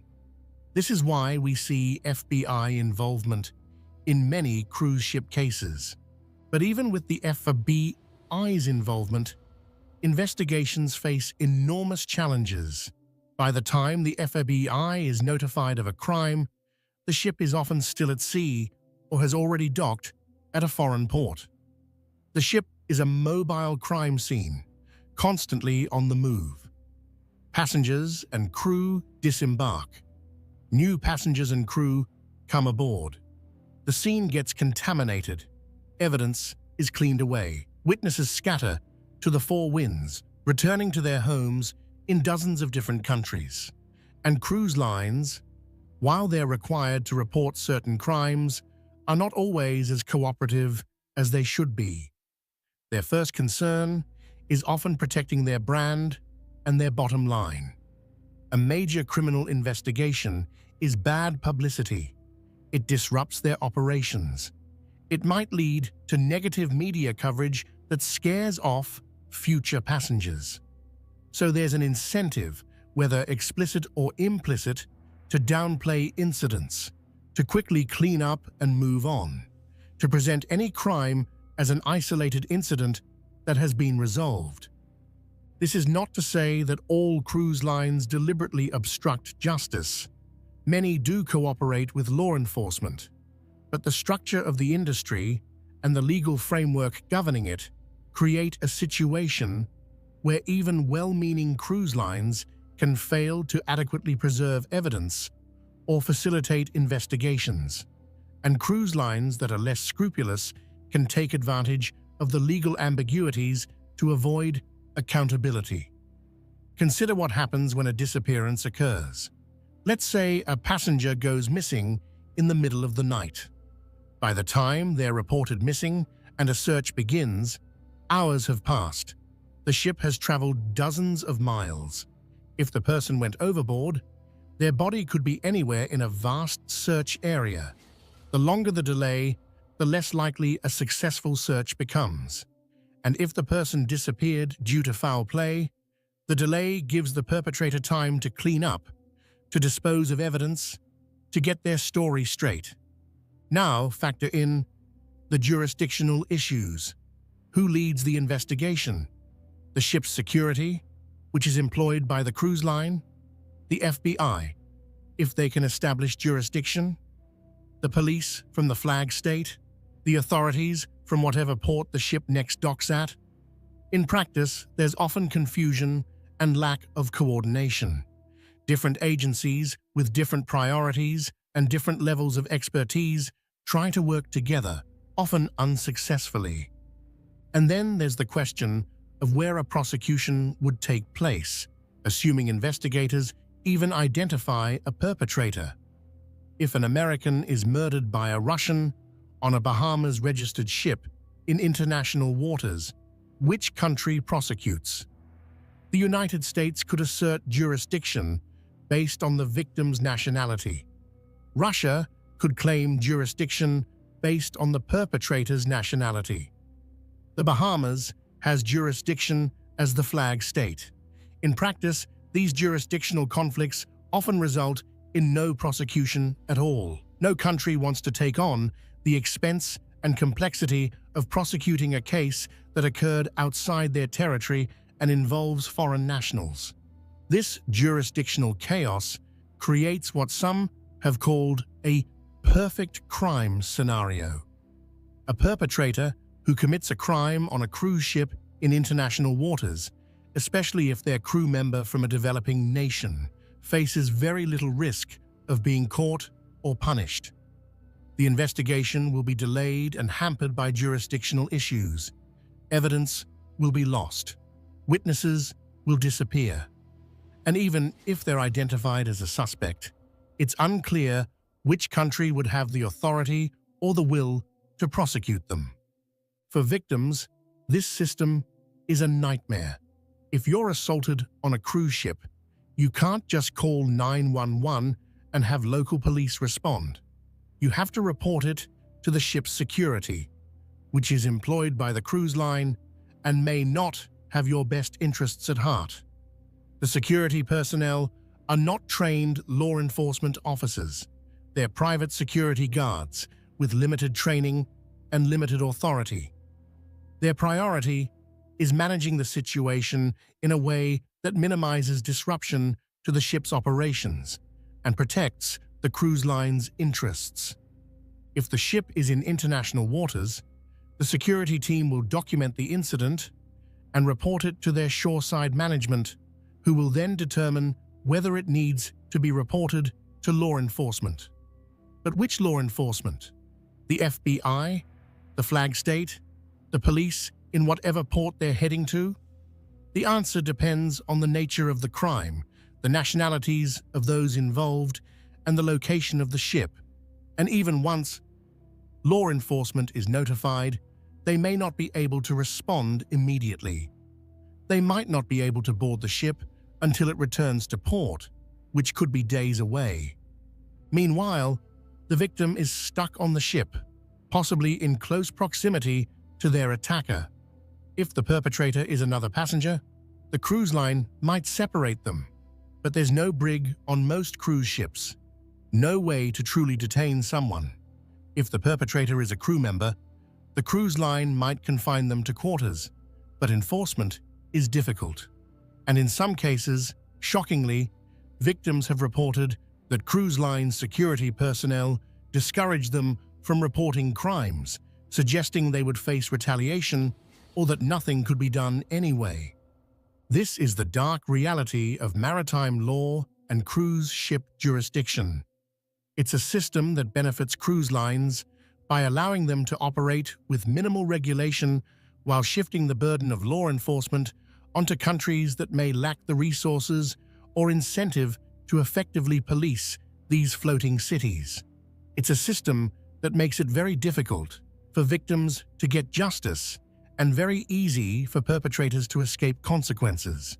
The good news is that there has been some progress in recent years. The Cruise Vessel Security and Safety Act of 2010 was a significant step forward.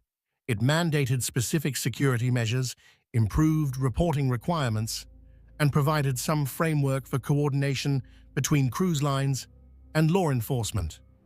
But it's not perfect, and it only applies to ships calling on United States ports. For cruise itineraries that don't touch United States territory, passengers have even fewer protections. And even with the CVSSA in place, the fundamental jurisdictional challenges remain. The Act improves reporting and mandates some safety measures, but it doesn't solve the underlying problem of how to effectively police and prosecute crimes that occur in the unique environment of international waters on ships registered in foreign countries. The reality is that when you board a cruise ship, you're entering a world where your usual legal protections are diminished. You're traveling through international waters where no single nation's laws fully apply. You're on a ship registered in a country whose legal system you may not be familiar with and which may not prioritize your safety. You're surrounded by crew members from dozens of different countries, any one of whom could potentially harm you, and the mechanisms for holding them accountable are weak at best. This doesn't mean you should never take a cruise. Millions of people cruise safely every year. But it does mean you should be aware of the risks and take precautions. Don't let your guard down just because you're on vacation. Don't assume that the cruise line has your best interests at heart. And understand that if something does go wrong, getting justice may be a long, frustrating, and ultimately unsuccessful process. The cases we've discussed today, Amy Lynn Bradley, George Smith IV, Rebecca Corriam, Marion Carver, and many others, all illustrate the challenges of the current system. In each case, the investigation was delayed, hampered, or bungled due to jurisdictional issues and lack of coordination. In each case, evidence was lost or contaminated. In each case, families were left without answers and without justice. And in each case, the cruise line seemed more concerned with protecting its image than with finding out what really happened. These are not isolated incidents. They're the predictable result of a system that prioritizes corporate profits over passenger safety, that allows cruise lines to operate in a legal gray area with minimal oversight, and that makes it nearly impossible to effectively investigate and prosecute crimes on the high seas. Until this system is fundamentally reformed, until there's clear jurisdiction and accountability, cruise ships will continue to be environments where crimes can occur with disturbing frequency and where perpetrators can act with impunity. The modern reality, statistics, and trends. Now that we understand the legal landscape and the challenges of investigating crimes on cruise ships, let's look at the current state of affairs. Just how common are crimes on cruise ships? What kinds of crimes are we talking about? And are things getting better or worse?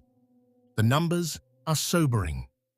According to the most recent data available from the Department of Transportation, which compiles statistics based on cruise line reporting as mandated by the Cruise Vessel Security and Safety Act, crimes on cruise ships are not only common, but they appear to be increasing. In 2023, cruise lines reported a total of 131 alleged sexual assaults and rapes to the FBI. To break that down further, there were 52 sexual assaults and 79 rapes reported.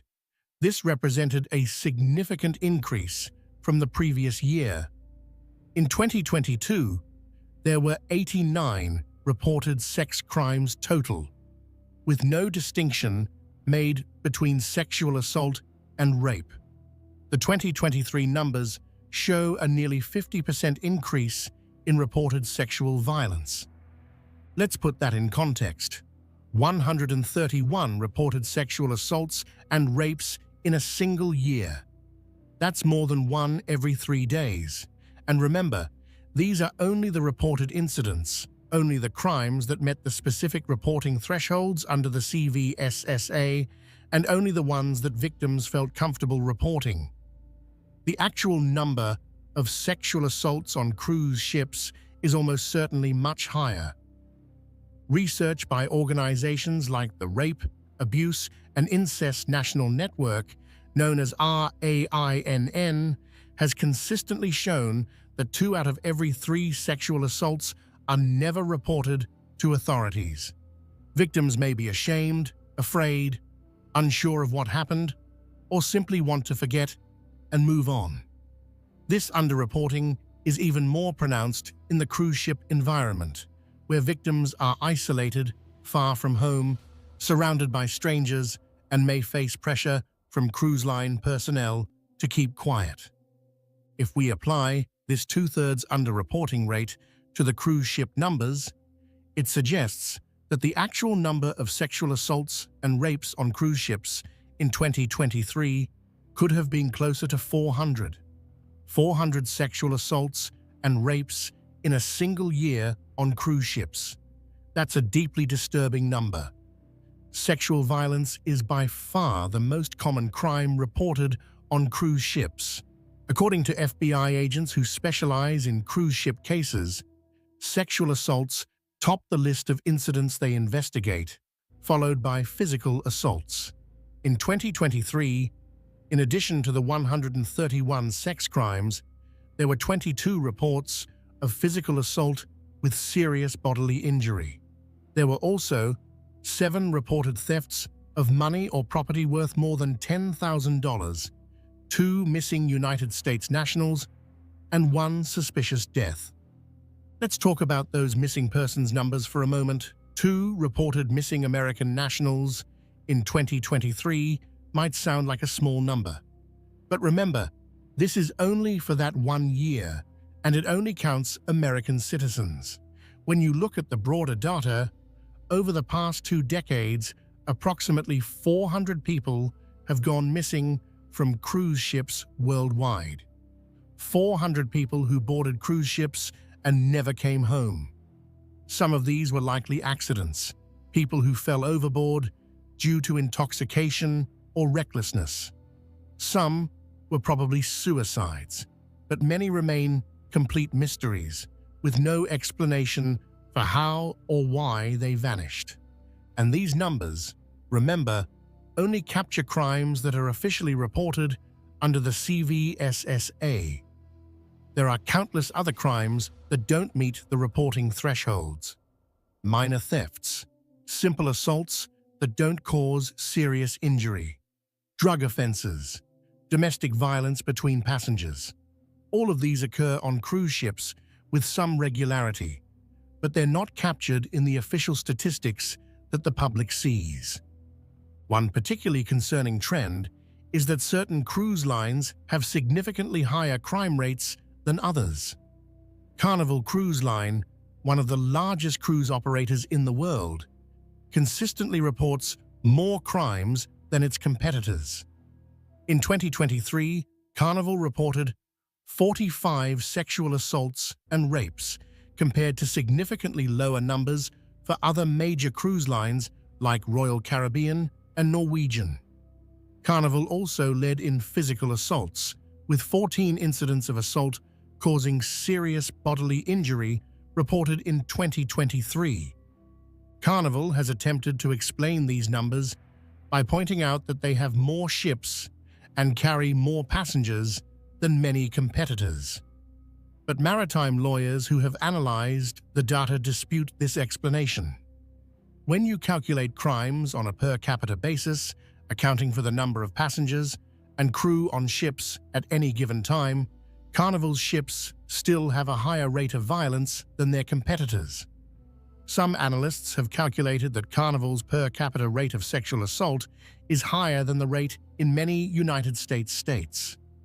Why might Carnival have a higher rate of crime? There are several theories. One is the company's culture around alcohol. Multiple experts have noted that Carnival ships tend to have a party atmosphere, with heavy emphasis on drinking. Alcohol is aggressively marketed to passengers, and bartenders and servers work on commission, giving them an incentive to serve as many drinks as possible. We know that alcohol is a major factor in both sexual assault and physical violence.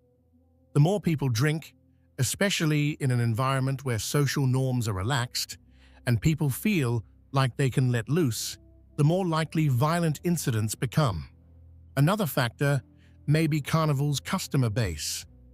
Carnival markets itself as a fun, affordable option, attracting younger passengers and those looking for a party atmosphere.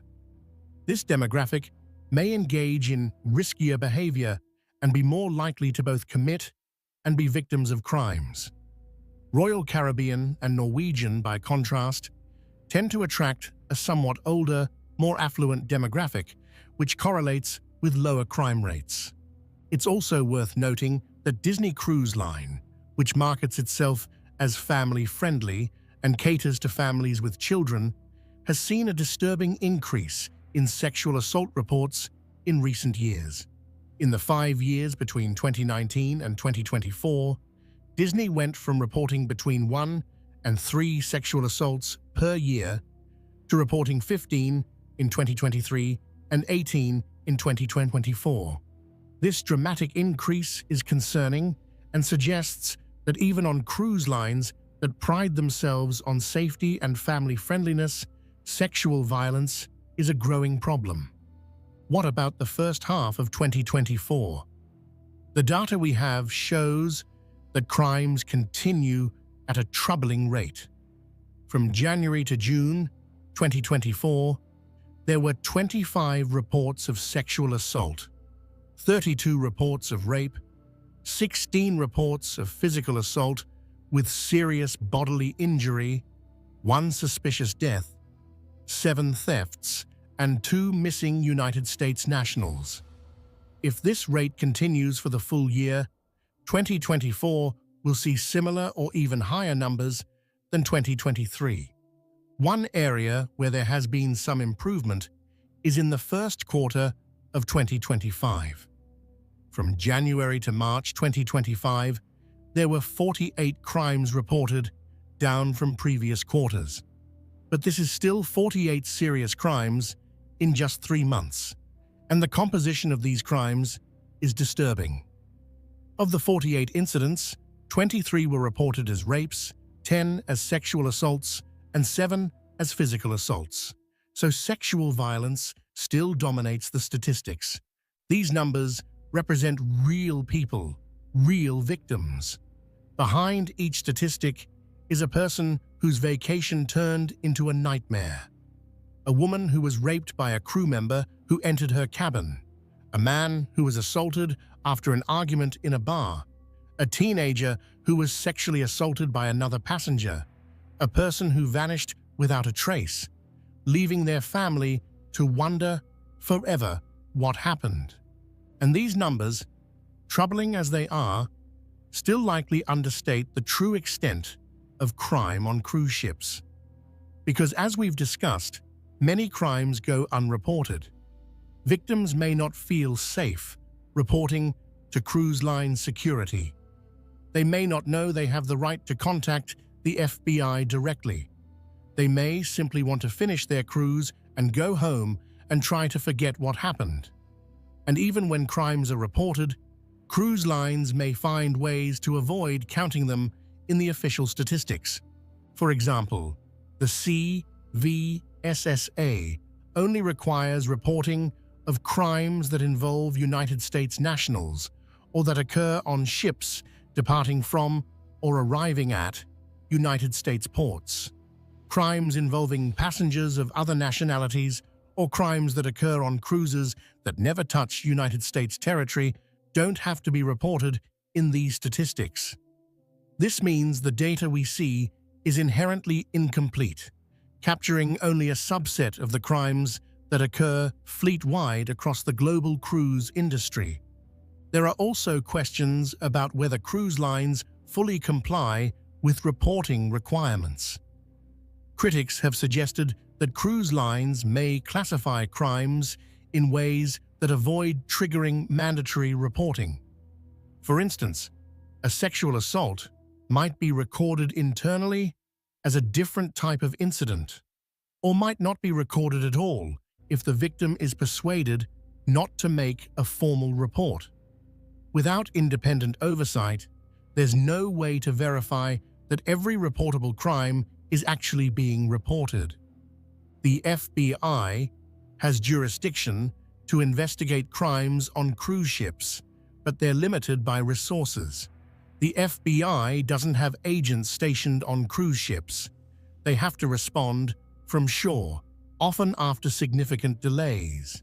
And while the FBI takes cruise ship crimes seriously, they're also dealing with countless other serious crimes on land. Cruise ship cases require extensive resources, often involving international cooperation, interviews with witnesses scattered across multiple countries, and complex legal questions about jurisdiction. The reality is that many cruise ship crimes simply don't get the level of investigative attention they would receive if they occurred on United States soil. So what's the cruise industry's response to these statistics? The Cruise Lines International Association, or CLIA, which is the industry's main trade group, has consistently maintained that cruising is one of the safest forms of travel. They point out that when you consider the millions of passengers who cruise each year, the rate of serious crime is actually quite low. They're not wrong about that. Approximately 31.7 million people took cruises in 2023. If there were 131 reported sexual assaults, that's a rate of about 4 per 100,000 passengers. For comparison, the rate of reported rape in the United States as a whole is higher than that. But this argument, while statistically accurate, misses some important points. First, as we've discussed, the reported numbers almost certainly understate the true rate of crime on cruise ships. Second, even if the rate is lower than on land, the conditions on cruise ships make crimes particularly traumatic and particularly difficult to escape. If you're assaulted in your hometown, you can call the police, go to a hospital, be surrounded by your support network. If you're assaulted on a cruise ship, you're trapped on the ship with your attacker, far from home, far from help, dependent on the cruise line to manage the situation. The isolation and vulnerability of cruise ship victims makes these crimes especially heinous. The cruise industry has made some improvements in response to the CVSSA and public pressure. Most cruise lines now have better security protocols. They've improved lighting in isolated areas. They've implemented better surveillance systems. They've trained crew members on how to respond to reports of sexual assault. They've provided victims with access to resources like the National Sexual Assault Hotline. These are positive steps. But many advocates for cruise ship victims argue that the industry could and should do more. They point to the continued high rates of sexual violence, the ongoing problems with underreporting, and the cruise line's tendency to minimize and downplay crimes as evidence that the current measures are insufficient. They call for independent oversight of cruise ship security, stronger penalties for cruise lines that fail to properly report or investigate crimes, and better protections for crew members who report misconduct. The bottom line is this: Cruise ships are not the safe havens that the glossy brochures suggest. Crimes happen on these ships with disturbing regularity. Sexual violence is a particular problem, affecting hundreds of passengers every year. People go missing under suspicious circumstances. Assaults occur. And the unique environment of cruise ships, the legal gray areas, the jurisdictional complications, the power dynamics between passengers and crew. All of these factors make crimes on cruise ships particularly difficult to prevent, investigate, and prosecute. If you're considering taking a cruise, you need to go into it with your eyes open. Be aware of the risks. Take precautions. Don't let your guard down just because you're on vacation. Watch your alcohol intake. Don't leave your drink unattended. Don't go off alone with people you don't know well. Lock your cabin door at night. Be aware of your surroundings. And if something does happen, report it immediately, not just to ship security, but directly to the FBI if it's a serious crime. The victims we've discussed in this video, Amy, George, Rebecca, Marion, and the countless others whose stories we haven't had time to tell, deserve better. They deserve to be safe. They deserved to have their cases properly investigated. They deserved justice. And the best way to honor them is to demand that the cruise industry do better, that lawmakers strengthen protections for passengers, and that the traveling public understand the real risks they face when they board these floating cities. Conclusion and call to action. We've covered a lot of ground today. We've explored some of the most haunting mysteries and tragic crimes to unfold on cruise ships. We've met families who have been left without answers, who have dedicated years of their lives to fighting for truth and justice. We've examined the legal complexities that make cruise ships such challenging environments for law enforcement. And we've confronted the uncomfortable reality that despite the cruise industry's carefully crafted image of safety and luxury, these floating vacation paradises can become scenes of terrible crimes. Amy Lynn Bradley vanished in 1998 and has never been found, despite tantalizing reports that she might have been trafficked. George Smith IV died in suspicious circumstances on his honeymoon, with evidence suggesting murder and with key witnesses refusing to cooperate. Rebecca Coriam disappeared from a Disney ship, with her family convinced there was a cover-up. Marion Carver vanished after the cruise line ignored multiple reports that she was missing. These cases represent just the tip of the iceberg. Hundreds of people have gone missing from cruise ships. Hundreds more have been sexually assaulted. Physical violence occurs with disturbing regularity, and time after time, investigations fail. Evidence is lost. Witnesses scatter. Perpetrators escape justice. Families are left to grieve without closure, without understanding, without anyone being held accountable. Why does this keep happening? We've explored the reasons, the jurisdictional complexities of maritime law, the flag of convenience system that allows cruise ships to avoid stringent oversight, the power of the cruise industry to protect its image and profits, the challenges of investigating crimes that occur in international waters on mobile vessels, the lack of resources and coordination among the various law enforcement agencies involved. All of these factors combine to create an environment where crimes can occur and go unsolved. But it doesn't have to be this way. There have been improvements.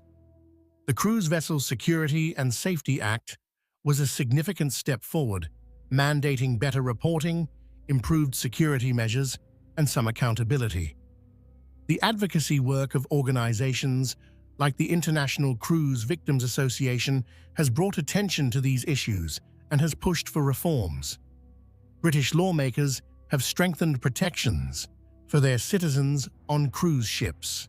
The FBI has developed more expertise in handling cruise ship cases, yet clearly more needs to be done. Sexual assaults on cruise ships are increasing, not decreasing. People still go missing. Investigations still fail far too often. The fundamental problems with jurisdiction and accountability remain. As long as cruise ships operate in the legal gray area they currently occupy, as long as they're registered in countries that lack the resources or will to properly oversee them, as long as profits are prioritized over passenger safety, these problems will continue. So what can we do? As individuals, we can make informed choices. If you're considering a cruise, research the cruise line's safety record. Look up their crime statistics. Choose cruise lines that have demonstrated a commitment to passenger safety. Take precautions while on board. Be aware of your surroundings. Travel with people you trust. Report any incidents immediately. As citizens, we can demand better from our lawmakers. We can push for stronger legislation that protects passengers and crew on cruise ships. We can support organizations like the ICV that advocate for victims. We can speak out when we see cruise lines trying to minimize or cover up crimes. We can refuse to let cases like Amy's and George's and Rebecca's and Marian's be forgotten. And we can share their stories. That's why content like this matters. Every time someone watches a video or reads an article about cruise ship crimes, awareness grows. Public pressure increases. The cruise industry can't as easily sweep these incidents under the rug. Families fighting for justice know they're not alone, and potential victims are better informed about the risks they face. The ocean is vast and beautiful and mysterious, and cruise ships offer an incredible opportunity to explore it in comfort. For millions of people every year, cruising is a wonderful experience that creates lasting memories. But we must never forget that beneath the surface glamour, there are real dangers, real crimes, real victims, and real families who are still waiting for answers. Amy Lynn Bradley should be home with her family. George Smith IV should have celebrated his 20th wedding anniversary. Rebecca Corriam should still be working her dream job. Marian Carver should have finished her Alaska cruise and returned to her life. They didn't get those chances.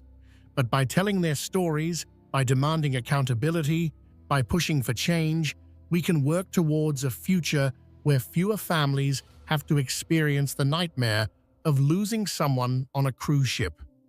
Thank you for joining me on this journey into the dark side of the cruise industry. It's been a long and sometimes difficult exploration, but it's an important one. If you found this video informative, please give it a like. Subscribe to the channel for more deep dives into true crime cases and mysteries. Hit that notification bell so you don't miss future content. And please share this video with others. The more people who understand these issues, the better chance we have of creating real change. If you have thoughts about these cases, if you've had experiences on cruise ships, positive or negative, feel free to leave them in the comments. I read them all, and I'd love to hear your perspectives. And if you want to learn more about cruise ship safety and advocacy, check out the International Cruise Victims Association. They continue the work that Kendall Carver started, fighting for justice and safety for all cruise passengers and crew. Until next time, stay safe out there, both on land and at sea. And remember, when something seems too good to be true, when the glossy brochures promise paradise, sometimes it's worth looking a little deeper, asking a few more questions, and understanding what risks you might be taking. Because the ocean keeps its secrets well, and not all mysteries on the high seas have happy endings. This has been mystery on the high seas, when vacation turns into horror. Thank you for watching. Psychological Profiles, Unseen Predators. Psychological Profiles, Unseen Predators. Welcome back. Tonight, we're diving deep into the darkest corners of criminal psychology, exploring the minds of predators who lived among us, hidden in plain sight. These aren't the killers you typically hear about in mainstream true crime discussions.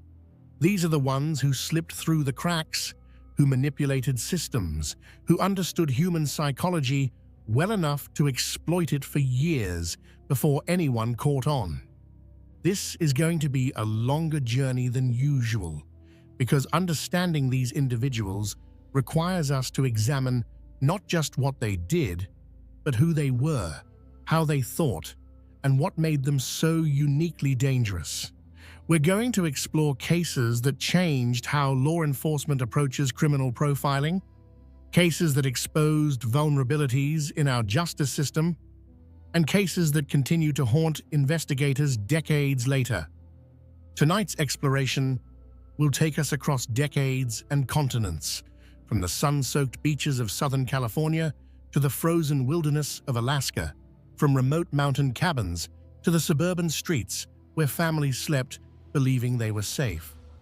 We'll examine 6 cases in extraordinary detail, understanding not just what happened, but why it happened, how it was allowed to happen, and what we learned from the devastating aftermath. Before we begin, I want to acknowledge the victims and their families. These were real people whose lives were cut short in unimaginable ways. While we need to examine the psychology of their killers to understand and prevent future crimes, we must never lose sight of the human cost. Every statistic was someone's daughter, son, mother, father, friend, or loved one. Part 1. The Toolbox Killers, Lawrence Bittaker and Roy Norris. The name sends a chill down your spine once you understand its origin. Lawrence Bittaker and Roy Norris weren't called the Toolbox Killers because of their professions. They earned that moniker because of what they used on their victims. Common tools, the kind you'd find in any garage or workshop, became instruments of prolonged agony in their hands.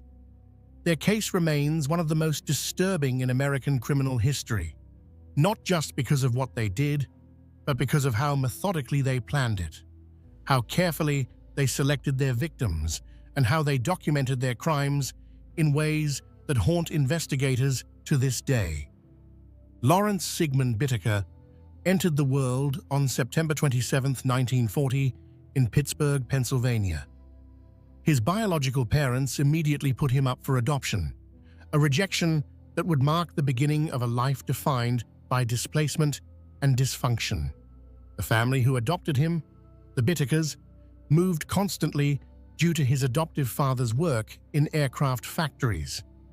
By the time they finally settled in California, young Lawrence had lived in 4 different states, never staying anywhere long enough to form stable attachments or lasting friendships.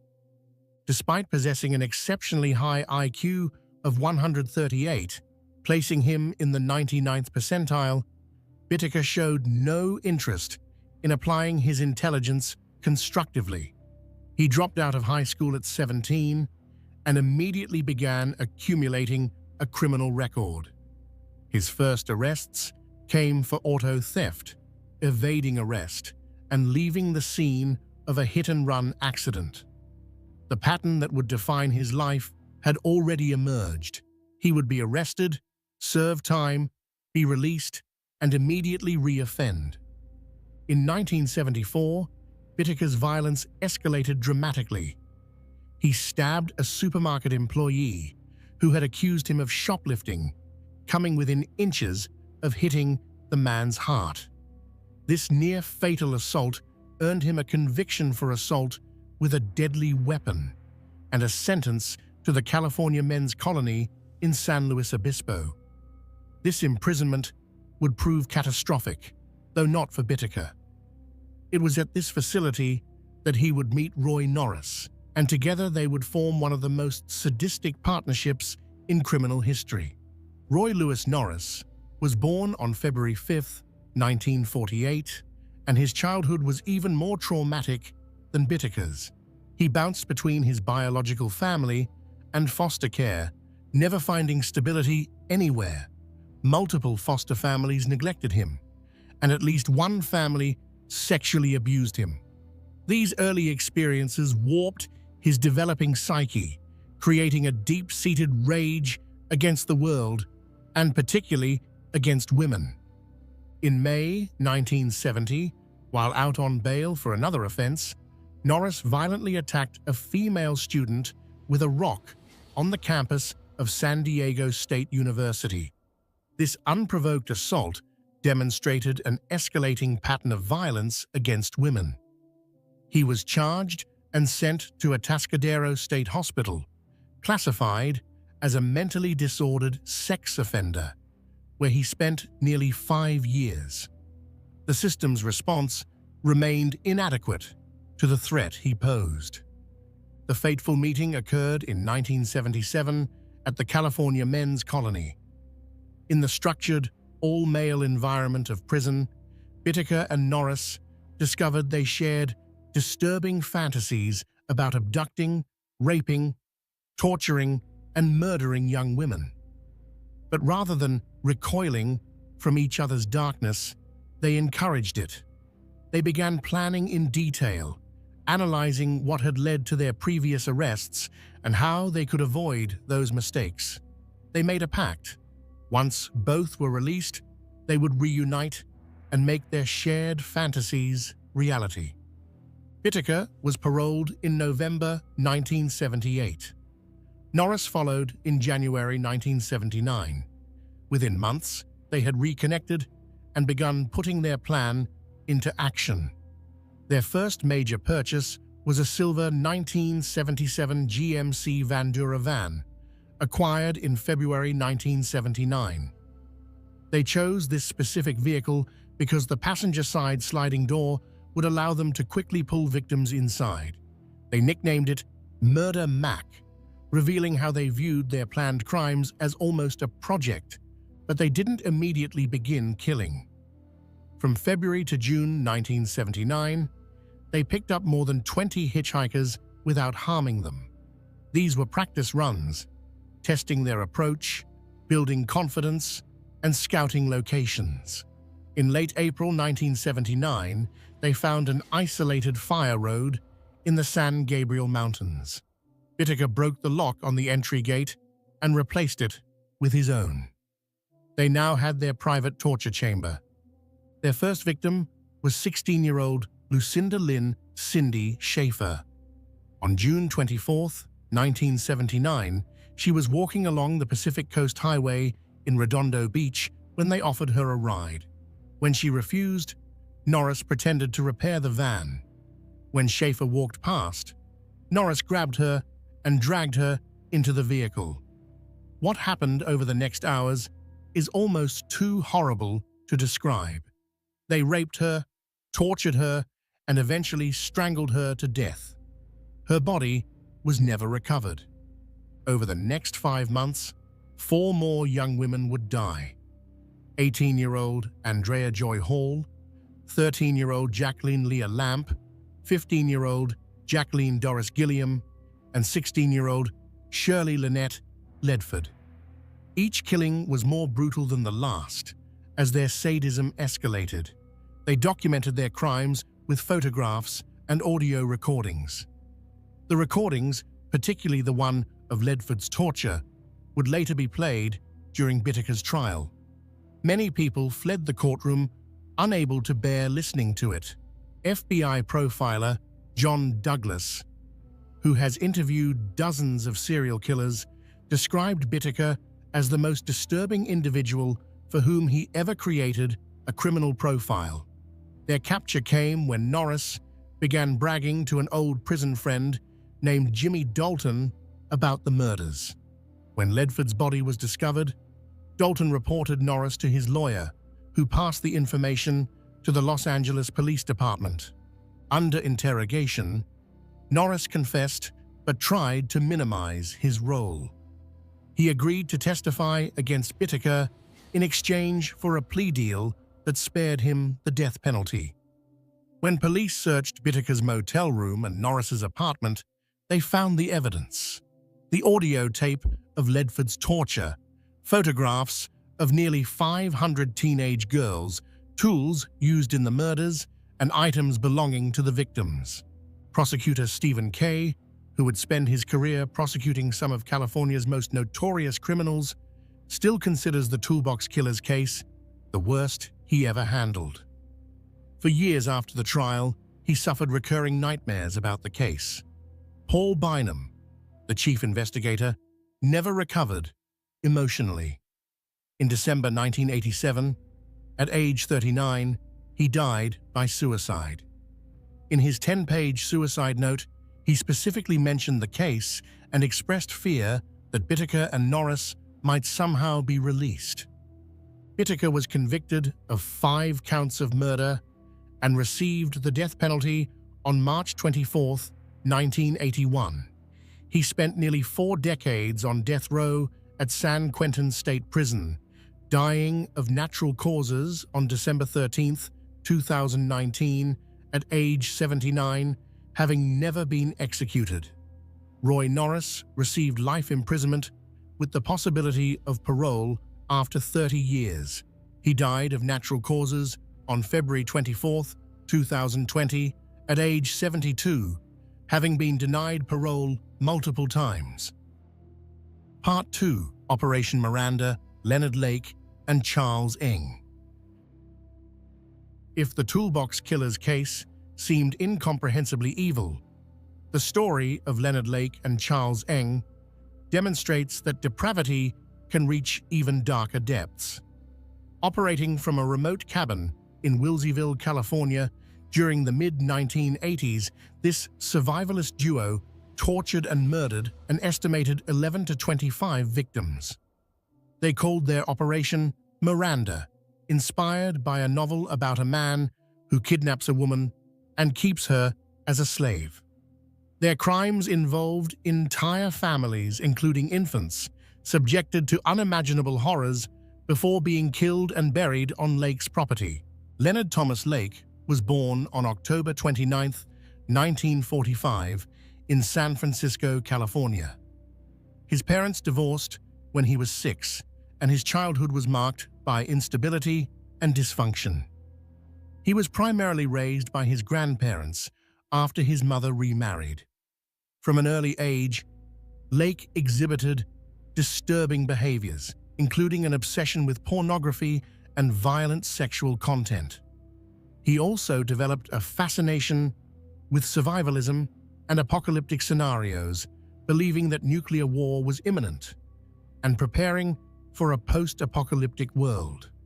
Lake served in the Marines during the Vietnam era, but received a medical discharge in 1971 related to mental health issues. After his discharge, he drifted through various pursuits, including living on a hippie commune in California. He married twice, both marriages ending in divorce. His second wife, Claralyn Cricket Balaz, would later become entangled in his crimes through ownership of the property where many murders occurred. In his teenage years, Lake had read a 1963 John Fowles novel called The Collector, which tells the story of a man who captures a woman named Miranda and keeps her as a slave in the hopes she would eventually fall in love with him. Lake was fascinated by this novel and used the book as inspiration for what he called Operation Miranda, a plan to kidnap and enslave women for his sexual gratification and to populate his survivalist compound after the apocalypse. Charles Chai Tat Ng was born on December 24, 1960, in Hong Kong to an affluent family. His youth was marked by disciplinary problems and physical abuse from his father. He attended various schools but had persistent behavioral issues and was eventually expelled. In 1978, Ng came to the United States to attend college at Notre Dame. He lasted only one semester before dropping out. Using forged documents that falsely listed his birthplace as Bloomington, Indiana, Ng enlisted in the United States Marine Corps in October 1979. During his time in the Marines, Ng worked at the Kaneohe Bay Base Armory in Hawaii. In 1980, after less than a year of service, he was arrested by military police for stealing automatic weapons from the base armory. Facing court-martial, escaped military custody and fled to Northern California, where he would meet Leonard Lake. Their meeting would prove catastrophic for their future victims. Lake and Ng met through a mutual interest in survivalist magazines and gun culture. They quickly discovered they shared similar violent fantasies about women. In 1982, federal authorities raided a mobile home that Lake and Ng shared in Ukiah, California, seizing a large stash of illegal weapons and explosives. Lake was released on bond but jumped bail. Ng was returned to Marine custody, where he pleaded guilty to the theft charges and was sentenced to Leavenworth Federal Prison. He served his sentence and was released in 1984. After Ng's release, he rejoined Lake, who had relocated to a remote cabin in Wilseyville, California, in Calaveras County, located in the foothills of the Sierra Nevada. The property was owned by Lake's wife, Claralyn Balaz, though the couple was separated. The cabin sat on a half-acre lot, isolated from neighbors, perfect for Lake and Ng's plans. Next to the cabin, they constructed a cinder block bunker that would serve as their torture chamber and prison. The bunker was outfitted with soundproofing, chains, restraints, and various implements for torture. Lake maintained detailed journals documenting his crimes and filmed many of the assaults on videotape. These tapes would later become crucial evidence, showing the horrific abuse inflicted on victims before their deaths.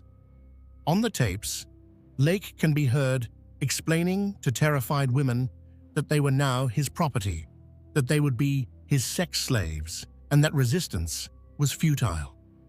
Lake and Ng's first known collaborative victim was Charles Gunner, Lake's best man at his wedding. In May 1983, Lake invited Gunner on a road trip to Las Vegas.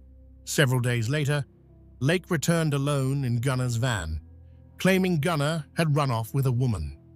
Gunner was never seen again. Lake began using Gunner's identity and cashing his government checks. Their killing spree escalated in 1984 when Ng joined Lake at the Wilseyville property. They began targeting families, a particularly horrific aspect of their crimes. In one instance, they kidnapped Harvey Dubbs, his wife Deborah, and their infant son Sean from their San Francisco home. According to later testimony and evidence, Lake and Ng killed Harvey and baby Sean immediately. Deborah was kept alive for days, repeatedly raped and tortured, forced to perform sexual acts on camera while being told she would see her family again if she complied. Eventually, she too was murdered. Another family, Lonnie Bond, his girlfriend Brenda O'Connor, and their 2-year-old son, Lonnie Jr., lived just 50 yards from Lake's cabin, renting a house on the property. They vanished in 1985. According to the evidence, Bond and the infant were killed immediately, while O'Connor was subjected to prolonged sexual torture before being murdered. A friend of Bond's, Robin Scott Stapley, who had been staying at the house, was also killed. Lake maintained detailed journals about his crimes, referring to his victims by numbers rather than names, dehumanizing them completely. He documented the various ways he tortured them, his sexual assaults, and his methods of disposal. He and Ng would bury bodies on the property burn remains, or dissolve them in chemicals. They kept a treasure map showing where they had hidden victims' belongings in barrels around the property. The case broke open on June 2, 1985, in a completely unexpected way. Ng was caught shoplifting a vice from a hardware store in South San Francisco. When security approached him, Ng fled. The store identified Lake as Ng's companion, and police pulled Lake over for questioning. During the traffic stop, officers found illegal weapons in Lake's vehicle and took him to the police station.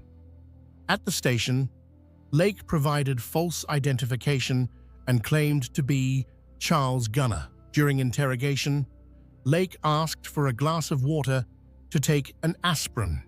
The aspirin was actually a cyanide pill that Lake had sewn into his clothing specifically for such a situation. Within minutes, Lake collapsed. He was rushed to the hospital but slipped into a coma. 4 days later, on June 6, 1985, Leonard Lake died without ever regaining consciousness. Meanwhile, police began investigating Lake's property in Wilseyville. What they discovered was a scene from a nightmare.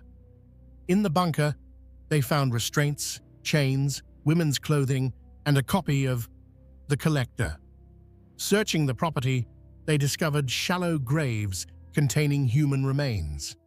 They found videotapes showing Lake and Ng torturing female victims.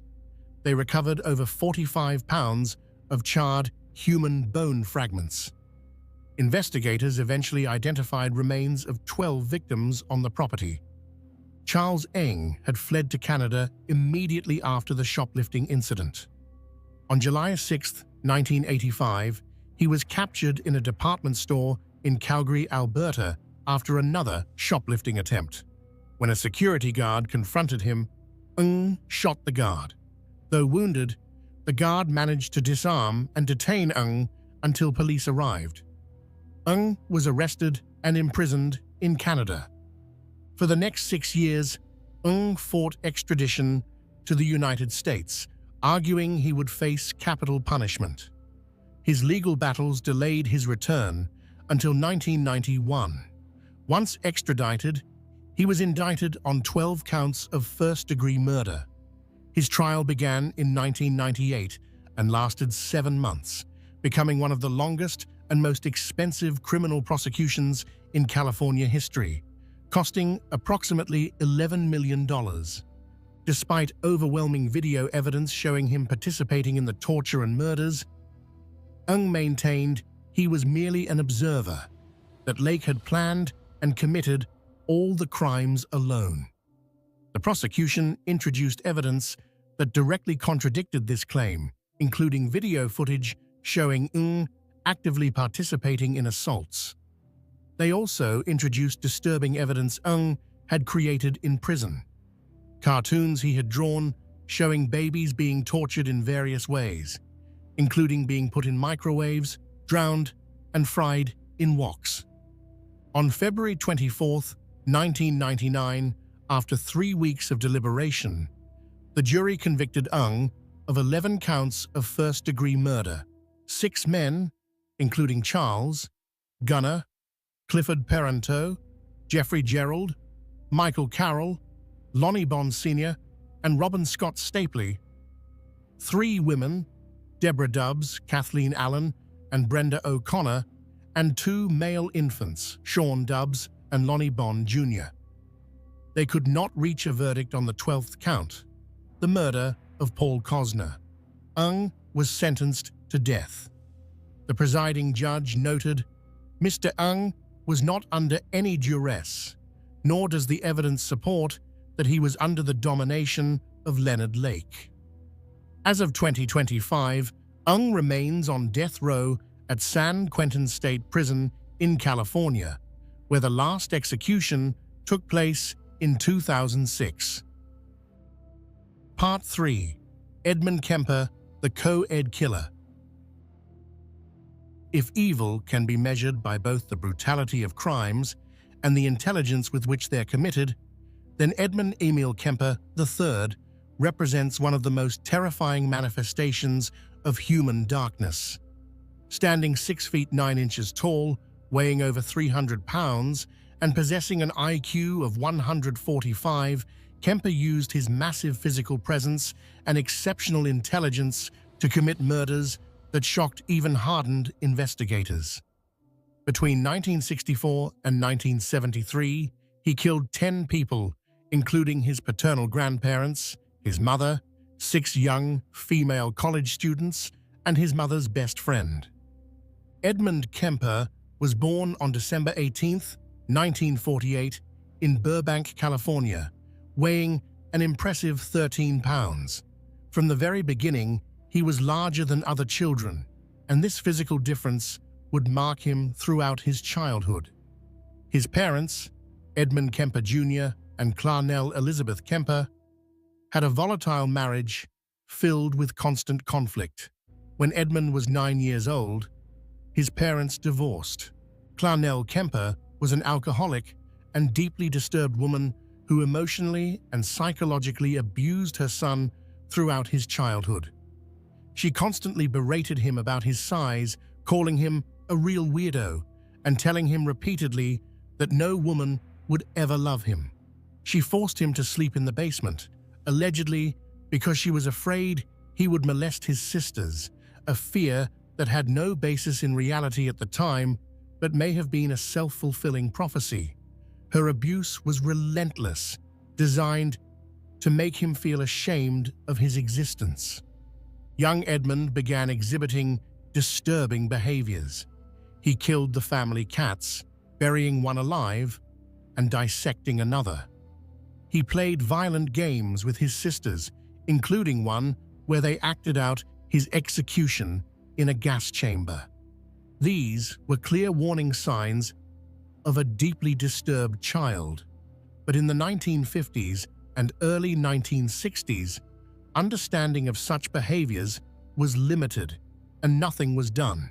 At age 14, Kemper ran away from his mother's home in Montana and traveled to California to find his father. But Edmund Kemper Sr. wanted nothing to do with his son, rejecting him again. This rejection was crushing. His father sent him to live with his paternal grandparents, Edmund and Maud Kemper, on their ranch in North Fork, California. On August 27, 1964, at age 15, Edmund committed his first murders. After an argument with his grandmother, he shot her in the head with a .22 caliber rifle. When his grandfather returned home, Edmund shot him as well.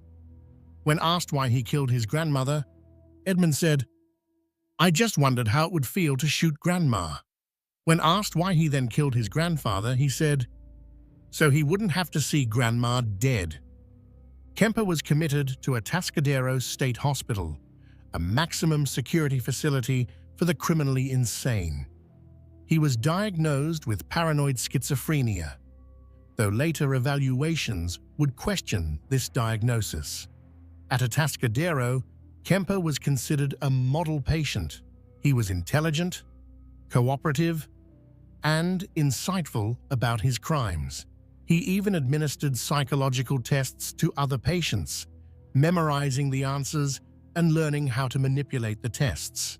After 5 years, when he turned 21, the doctors determined he had been successfully rehabilitated. On his 21st birthday in 1969, Edmund Kemper was released. His juvenile record was sealed and expunged. This decision was made despite warnings from several staff members who felt Kemper remained dangerous. Upon his release, Kemper moved back to California and lived with his mother, who was now working as an administrative assistant at University of California, Santa Cruz. Initially, Kemper tried to build a normal life. He attended community college briefly. He tried to join the California State Police, but at 6'9" and over 300 pounds, he exceeded their size requirements. But Kemper was developing elaborate violent fantasies, particularly about young women. he began picking up female hitchhikers, initially not harming them. These were practice runs. Kemper would later estimate that he gave rides to approximately 150 hitchhikers before he finally acted on his violent impulses. The killing began on May the 7th, 1972. Kemper picked up two Fresno State College students, 18-year-old Marianne Pesce and 18-year-old Anita Lucchesa. He drove them to a remote area, killed them both, put their bodies in the trunk of his car, and drove back to his apartment. There, he dismembered them, decapitated them, and engaged in sexual acts with their corpses. He took photographs throughout this process. 4 months later, on September 14, 1972, Kemper picked up 15-year-old Aiko Koo. In January 1973, he killed 19-year-old Cindy Scholl. In February 1973, he encountered 23-year-old Rosalind Heather Thorpe and 20-year-old Alice Helen Allison Liu on the UC Santa Cruz campus. Kemper had obtained a university parking sticker because his mother worked there, making students more likely to trust him. Throughout this period, Kemper was friends with several police officers. He frequented a bar called the Jury Room that was popular with law enforcement, listening to them discuss the ongoing investigation into the co-ed murders. His inside knowledge helped him stay ahead of detection. The police discussing their case with him never suspected that the gentle giant sitting at the bar was the killer they were hunting. The end came on Good Friday, April 20th, 1973. Kemper had been drinking and dwelling on his rage toward his mother. In the early morning hours, he entered her bedroom while she slept and bludgeoned her to death with a claw hammer. He then cut off her head, raped her severed head, and removed her larynx, trying to feed it down the garbage disposal, later saying it seemed appropriate, given how much she had yelled at him over the years. That evening, Kemper invited his mother's best friend, 59-year-old Sarah Taylor Hallett, over to the house. When Hallett arrived, Kemper strangled her. The next morning, he took his mother's car and drove east. After driving for hours, he stopped in Pueblo, Colorado, and called the Santa Cruz Police Department from a payphone, confessing to being the co-ed killer. The police initially didn't believe him. He had to call back multiple times before they finally sent officers to arrest him. During his interrogation and trial, Kemper was extraordinarily cooperative and articulate. He provided detailed descriptions of all his crimes. He told investigators that he killed the young women because he wanted them for myself, like possessions. The jury didn't buy his insanity defense. On November 8, 1973, they declared Kemper sane and guilty on all counts. Kemper requested the death penalty, asking specifically for death by torture. However, California had placed a moratorium on capital punishment. So instead, he received 7 years to life for each count, to be served concurrently. Kemper became an unusual prisoner, volunteering for psychological studies and interviews. His interviews with FBI profilers John Douglas and Robert Ressler became foundational material for the FBI's criminal profiling program. But Kemper's articulateness shouldn't be mistaken for remorse. He shows no genuine empathy for his victims. When asked how he felt when he saw a pretty girl after killing his mother, he replied, "One side of me says, I'd like to talk to her, date her. The other side says, I wonder how her head would look on a stick." Kemper has been denied parole multiple times. At his most recent hearing in 2024, he was found to remain a high risk to reoffend. He's now 76 years old, his massive frame diminished by age and health problems. Yet the parole board continues to determine that Edmund Kemper is still too dangerous to release. Part 4. Robert Hansen, the Butcher Baker. The frozen wilderness of Alaska seems like it should be a place of pristine beauty, far removed from the darkness of serial crime. But in the late 1970s and early 1980s, that wilderness became a hunting ground for a predator who took the concept literally. Robert Christian Hansen, known as the Butcher Baker, abducted at least 17 women from Anchorage, flew them to remote wilderness locations, released them, and hunted them like animals before killing them. Robert Hansen was born on February 15, 1939, in Estherville, Iowa. His childhood was marked by severe insecurity and social rejection. He suffered from terrible acne that left his face scarred. He wore thick glasses and had buck teeth. Worst of all, he had a severe stutter that became more pronounced when he was stressed. In the cruel social environment of 1950s schools, these characteristics made him a target for relentless bullying, particularly from girls. His father, Christian Hansen, was a Danish immigrant who owned a local bakery.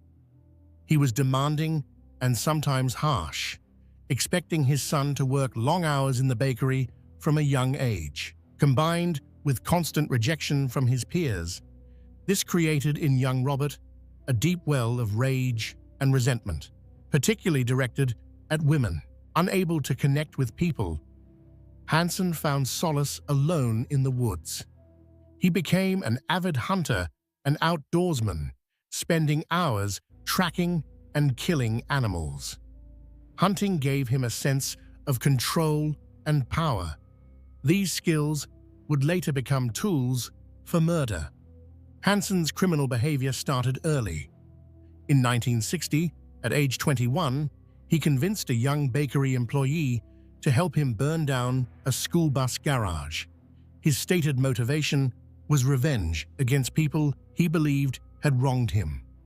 He was caught, convicted, and served less than 2 years of a 3-year sentence.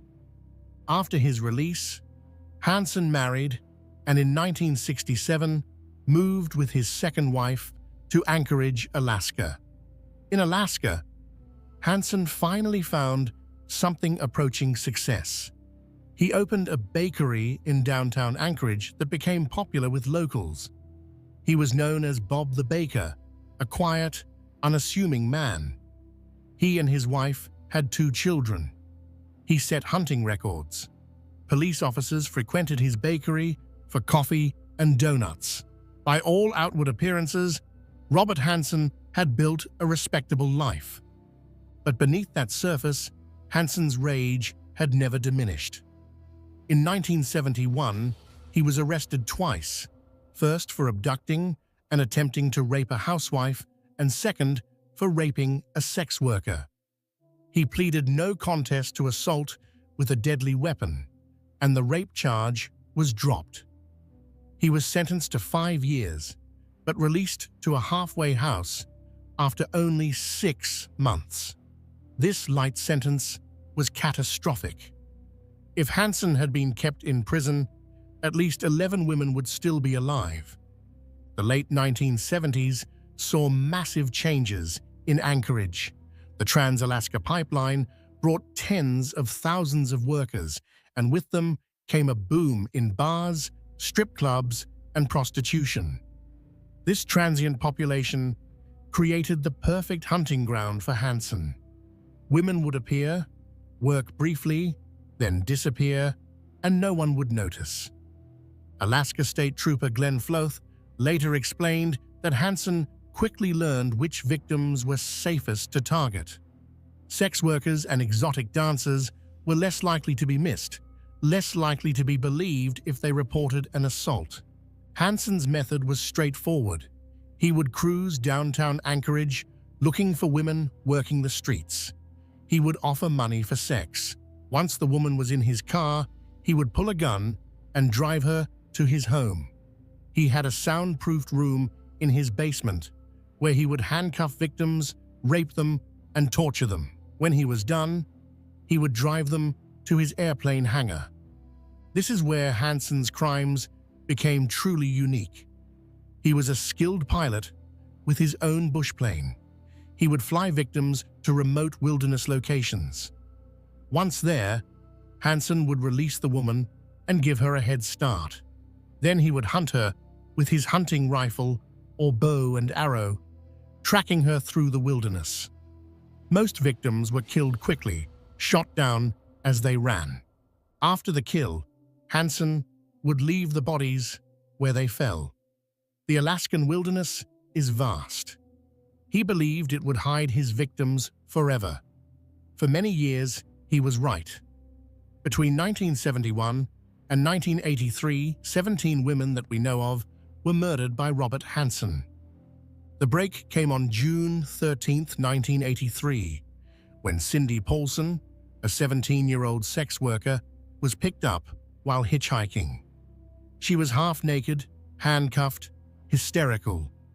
She told police an almost unbelievable story about being abducted, chained in a basement, raped repeatedly, and taken to an airport.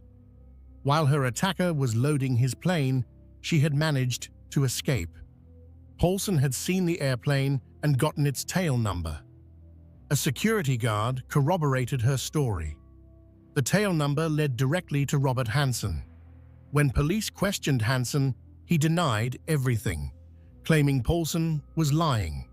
He had an alibi from a friend. Police initially found Hansen more credible than a teenage prostitute. But Detective Glenn Floth wasn't convinced. He and his team had been investigating the discovery of several women's bodies for years. Floth began looking more carefully at Hansen. He re-interviewed Hansen's friend, and the alibi fell apart. With the alibi cracked, investigators obtained a search warrant. What they found was damning. In the basement, they discovered the soundproof room. They found jewelry and personal items belonging to multiple women. They found a .223 caliber rifle that matched bullets found in victims. Most significantly, they found an aviation map hidden in Hansen's headboard. On this map, Hansen had marked more than 20 locations with tiny X's. When Floth compared the X's to known crime scenes, several matched exactly. Faced with overwhelming evidence, Hansen confessed. He admitted to killing 17 women over a 12-year period. He agreed to fly with investigators and point out where he had left bodies. In 1984, Alaska State Troopers discovered the remains of 8 women. Only 12 of his 17 admitted victims have ever been found. 5 women remain lost in the Alaskan wilderness. In February 1984, Robert Hansen pleaded guilty to 4 counts of murder in exchange for the state not pursuing all 17 charges. He was sentenced to 461 years in prison plus life without the possibility of parole. He died of natural causes on August 21, 2014, at age 75. Part 5. The Toy Box Killer, David Parker Ray. Some predators work quickly, killing their victims within hours. Others draw out the torture over days or weeks. David Parker Ray turned prolonged torture into a grotesque art form, holding victims captive in a specially modified trailer he called his toy box for months at a time. Operating from Elephant Butte, New Mexico, Ray kidnapped, raped, and tortured an unknown number of women from the mid-1980s through 1999. He was suspected by authorities and his accomplices of murdering up to 60 of his victims, though no bodies were ever definitively recovered, preventing murder charges. David Parker Ray was born on November 6, 1939, in Belen, New Mexico. His parents abandoned him at a young age, and he was raised by his grandparents. His grandmother reportedly suffered from undiagnosed mental illness and had strange beliefs about David, thinking he was the reincarnation of her deceased son. She raised him in a heavily conservative and sheltered environment. David's father, when he was present, was an alcoholic and violent man who exposed young David to pornography depicting sadism and masochism. In high school, Ray was bullied for his shyness around girls, leading him to abuse alcohol and other substances. His sadistic sexual fantasies developed during his teenage years. His sister Peggy found some of his disturbing material and became alarmed, causing distance between the siblings. Ray served in the army and received an honorable discharge. He worked as a mechanic throughout his adult life, eventually taking a job as a maintenance man for New Mexico state parks.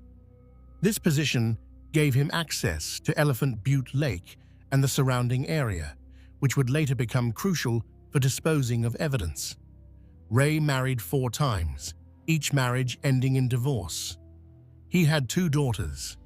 Around 1993, Ray met Cindy Hendy while she was performing community service at Elephant Butte State Park where he worked. They became romantically involved and quickly bonded over shared violent fantasies. Hendy would become Ray's primary accomplice, actively participating in the abduction and torture of multiple victims. Ray's obsession was creating the perfect torture chamber. He purchased a large cargo trailer and spent years and approximately $100,000 converting it into what he called his toy box. He soundproofed the interior, installed elaborate locks and restraints, and filled it with an extensive collection of torture implements: whips, chains, pulleys, straps, clamps, surgical instruments, electric shock devices, and various sexual devices. The centerpiece was a gynecological examination table to which he would strap his victims. A mirror was mounted on the ceiling above the table so victims could see what was being done to them. Ray constructed elaborate contraptions, including a fur-lined coffin and makeshift pillories to restrain captives. He even rigged the trailer with pulleys and mechanisms that would force victims into specific positions. One of the most disturbing aspects of Ray's crimes was his use of audio tapes. He recorded a lengthy tape specifically to play for victims when they first regained consciousness in the toy box. The tape, which ran approximately 30 minutes, explained to victims that they had been abducted, that they were now his sex slaves, that resistance was futile, and that they would be held captive for an extended period.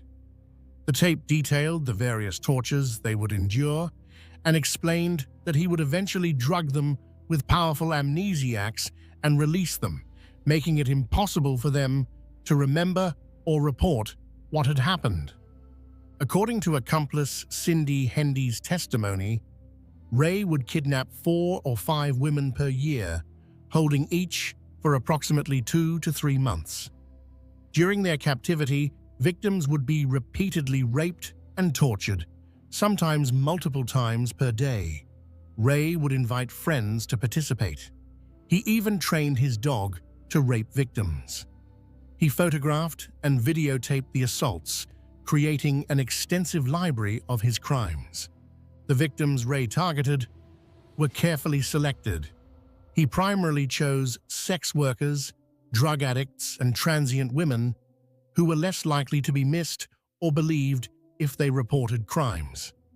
He would approach them at bars near Elephant Butte, particularly a place called the Blue Waters Saloon, offering them money, drugs, or other inducements to come with him. Ray's daughter, Glenda Jean Jessie Ray, was involved in some of the abductions, using her presence to make potential victims feel safer. Another accomplice, Dennis Roy Yancey, participated in at least one murder.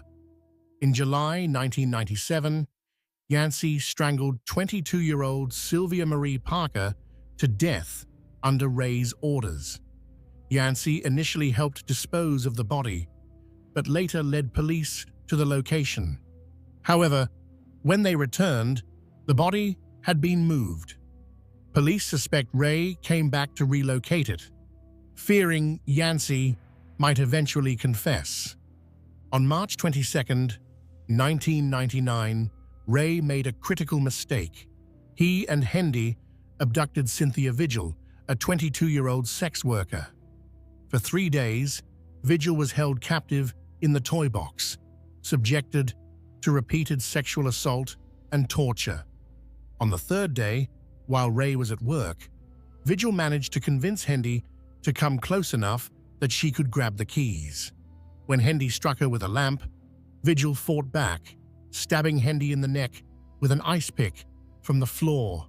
She unlocked her chains and fled. Vigil ran naked except for a dog collar and chains still attached to her body.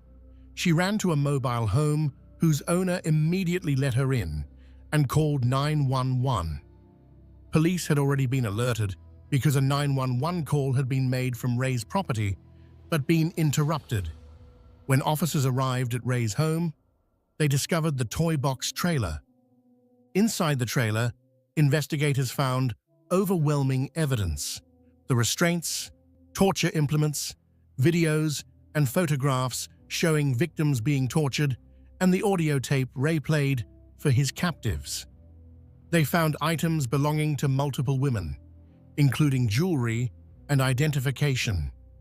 Detailed diagrams showing methods of inflicting pain were mounted on the walls. When Ray was arrested, he initially maintained he had done nothing wrong, claiming everything was consensual.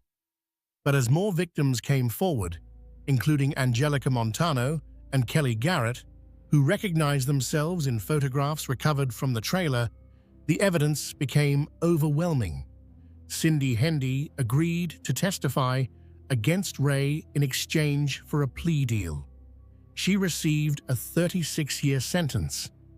Jessie Ray was charged with kidnapping and criminal sexual penetration. She pleaded no contest and received a 30-month sentence. Dennis Roy Yancey pleaded guilty to second-degree murder in the death of Marie Parker and received a prison sentence. Ray's trial was complex and lengthy. Judges ruled that cases involving different victims would be tried separately. In 2001, Ray was convicted on multiple counts of kidnapping and sexual assault involving Cynthia Vigil and was sentenced to 224 years in prison. Before additional trials could proceed, Ray suffered a fatal heart attack. On May 28, 2002, David Parker Ray died at age 62 while in custody at the Lee County Correctional Facility in Hobbs, New Mexico. He was scheduled to be interrogated by state police about additional victims when he died. With his death, the case became largely unsolvable. No bodies were ever recovered. No victims beyond the few who came forward were definitively identified. The FBI believes Ray's victim count could be as high as 60 women over nearly 50 years, but without bodies or additional victim identification, the true scope of his crimes will never be known. In 2011, the FBI released hundreds of photographs of jewelry, clothing, and personal items recovered from Ray's property, hoping the public could help identify owners. To date, most items remain unclaimed, representing unknown victims whose families may never know what happened to them. Part 6. Richard Ramirez, the Night Stalker. While the predators we've examined so far operated with careful planning and specific victim selection, Richard Ramirez was chaos incarnate.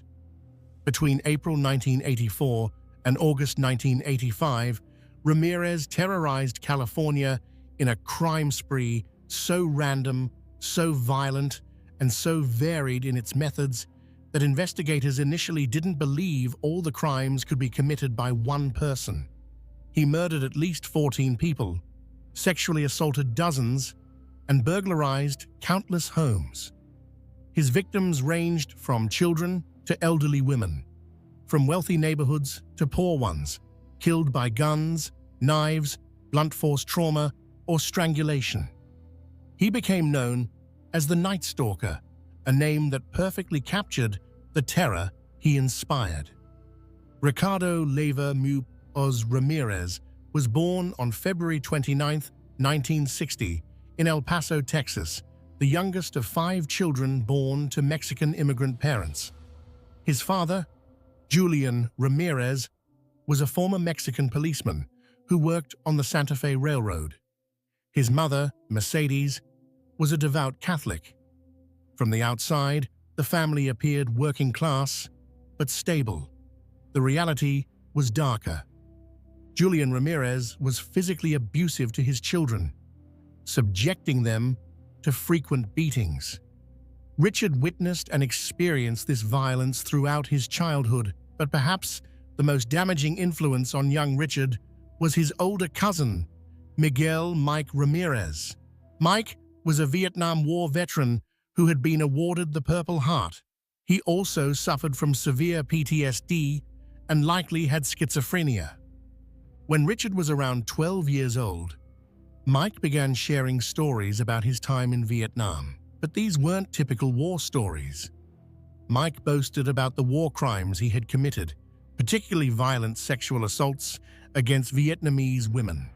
He showed Richard photographs of women he claimed to have raped, tortured, and killed. Some photographs showed Mike posing with severed heads. This exposure to graphic violence and sexual sadism at such a young age had a profound impact on Richard's developing psyche. He began to idolize his cousin, to see Mike's violence as something powerful and admirable. On May 4, 1973, Richard witnessed Mike shoot his wife Jessie in the face during an argument, killing her. Mike was found not guilty by reason of insanity and sent to a mental hospital, from which he was released after just a few years. After witnessing the murder, Richard moved in with his sister Ruth and her husband Roberto. But Roberto was a peeping Tom who would prowl neighborhoods at night looking in windows.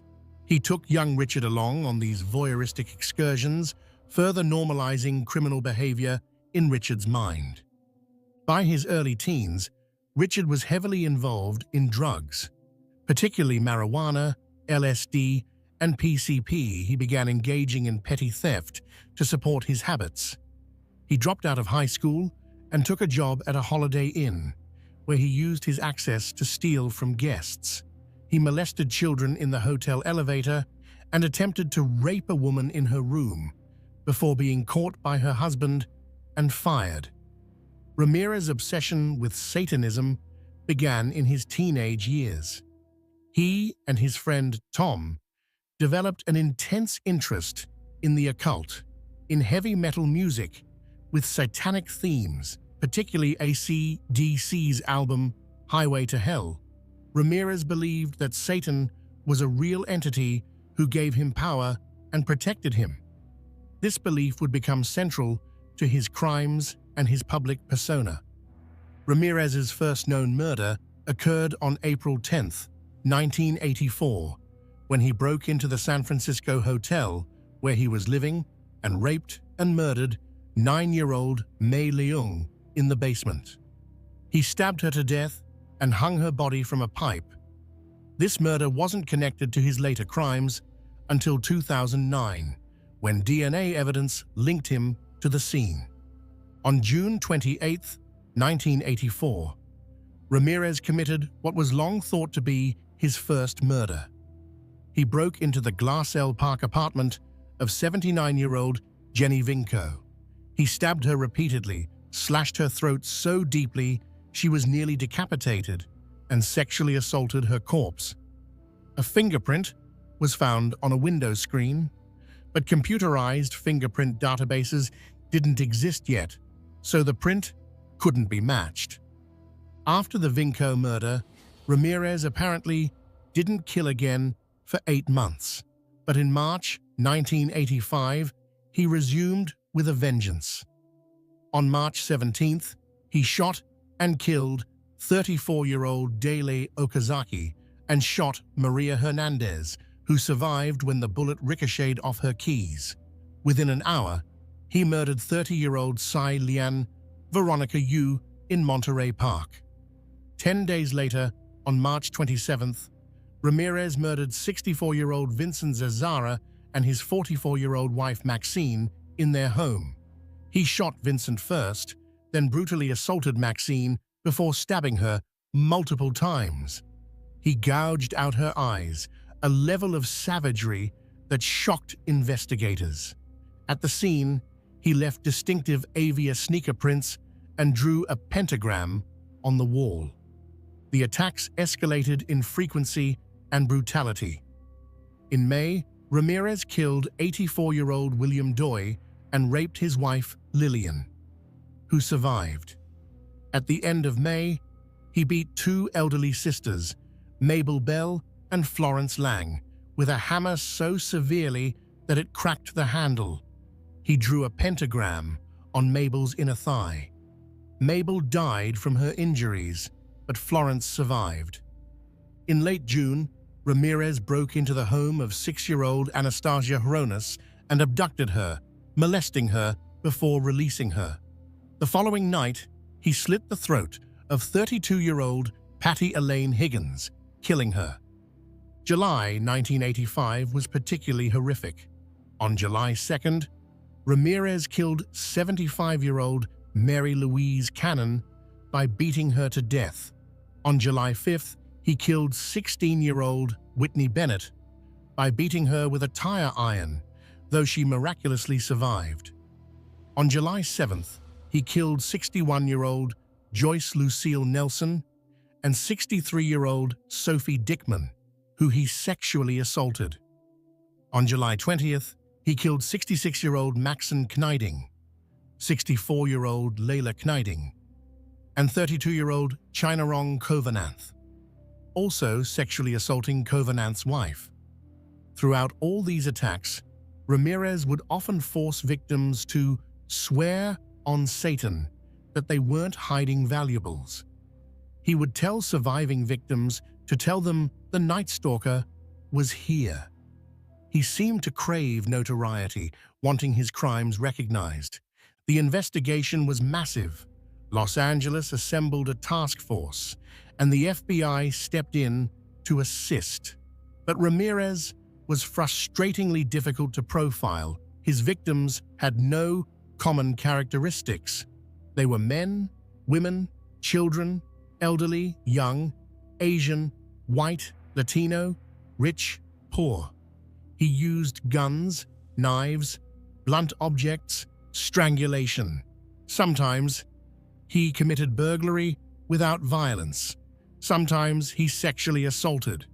Sometimes he killed quickly. Sometimes he tortured victims for hours. The breakthrough came from fingerprint technology.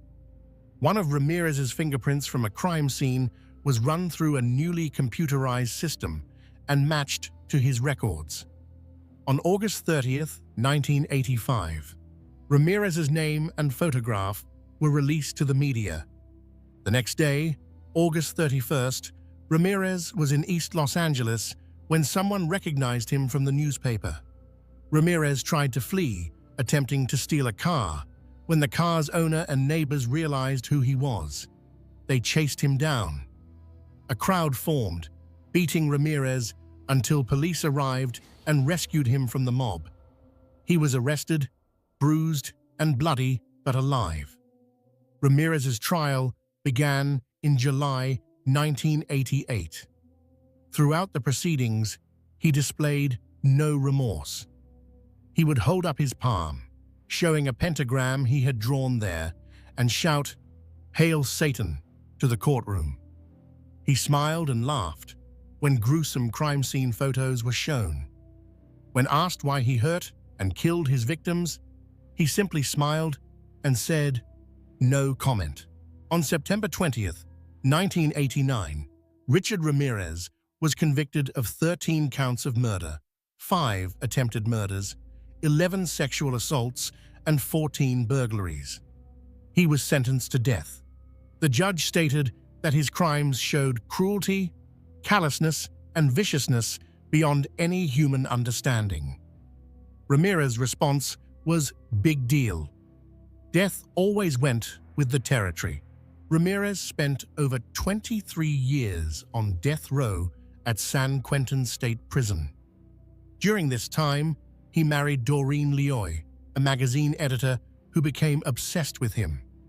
He received thousands of letters from admirers, a disturbing phenomenon where serial killers attract fans. In June 2013, Ramirez was diagnosed with B-cell lymphoma. He died on June 7, 2013, at age 53, having never been executed. Conclusion: understanding the unseen. We've journeyed through 6 cases tonight, each representing a different manifestation of the same underlying pathology: the need to dominate, control, and destroy other human beings for psychological gratification. Lawrence Bittaker and Roy Norris, finding in each other permission to enact their worst impulses. Leonard Lake and Charles Eng, building a survivalist torture compound where they enslaved and murdered entire families. Edmund Kemper, using his exceptional intelligence to understand his own pathology without being able to control it. Robert Hansen, using the Alaskan wilderness as his personal hunting ground. David Parker Ray, creating an elaborate torture chamber where victims were held for months. Richard Ramirez, embodying chaos and randomness, striking terror into an entire state. What connects these cases beyond their horror? Childhood trauma appears in every single case. Bittaker and Norris both experienced rejection and abuse. Lake witnessed family dysfunction and developed apocalyptic paranoia. Eng suffered severe physical abuse from his father. Kemper endured relentless emotional abuse from his mother. Hansen was bullied mercilessly for his appearance and stutter. Ramirez was exposed to graphic violence and war crimes by his cousin. The common thread is a fundamental warping of normal empathy and attachment. High intelligence is another common factor. Bittaker, Lake, Kemper, Hansen, and Ray all demonstrated above-average intelligence. They used their cognitive abilities not to contribute to society, but to more effectively prey upon it. They planned carefully, avoided detection for years, and manipulated those around them. The targeting of vulnerable victims appears repeatedly. Hansen explicitly chose sex workers and dancers. Lake and Eng targeted families who could be isolated. Ray chose transient women and sex workers. These predators understood that society cares less about certain victims, that investigations into their disappearances would be less thorough. Geographic factors played significant roles. Hansen used Alaska's vast wilderness. Lake and Eng used a remote mountain cabin. Ray operated from an isolated trailer in the New Mexico desert. Location wasn't just where they killed, it was part of their strategy. The ability to appear normal, to maintain a mask of sanity, is perhaps the most disturbing common trait.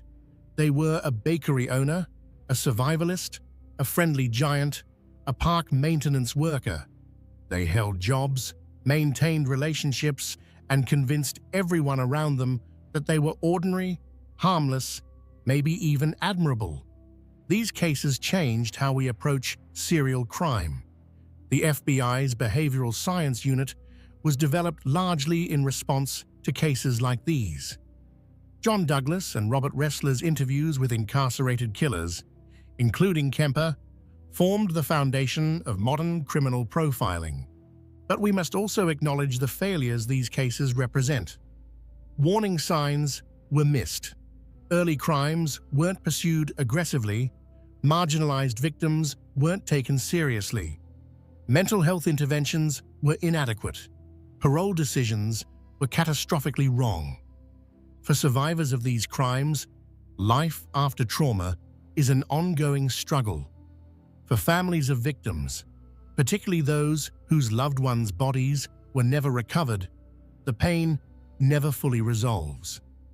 5 of Hanson's victims remain lost in the Alaskan wilderness. 2 of Lake and Ung's victims have never been found. Most of Ray's suspected victims have never been identified. The broader societal impact includes how we think about safety and trust. Teaching children about stranger danger, encouraging people to trust their instincts, promoting self-defense education.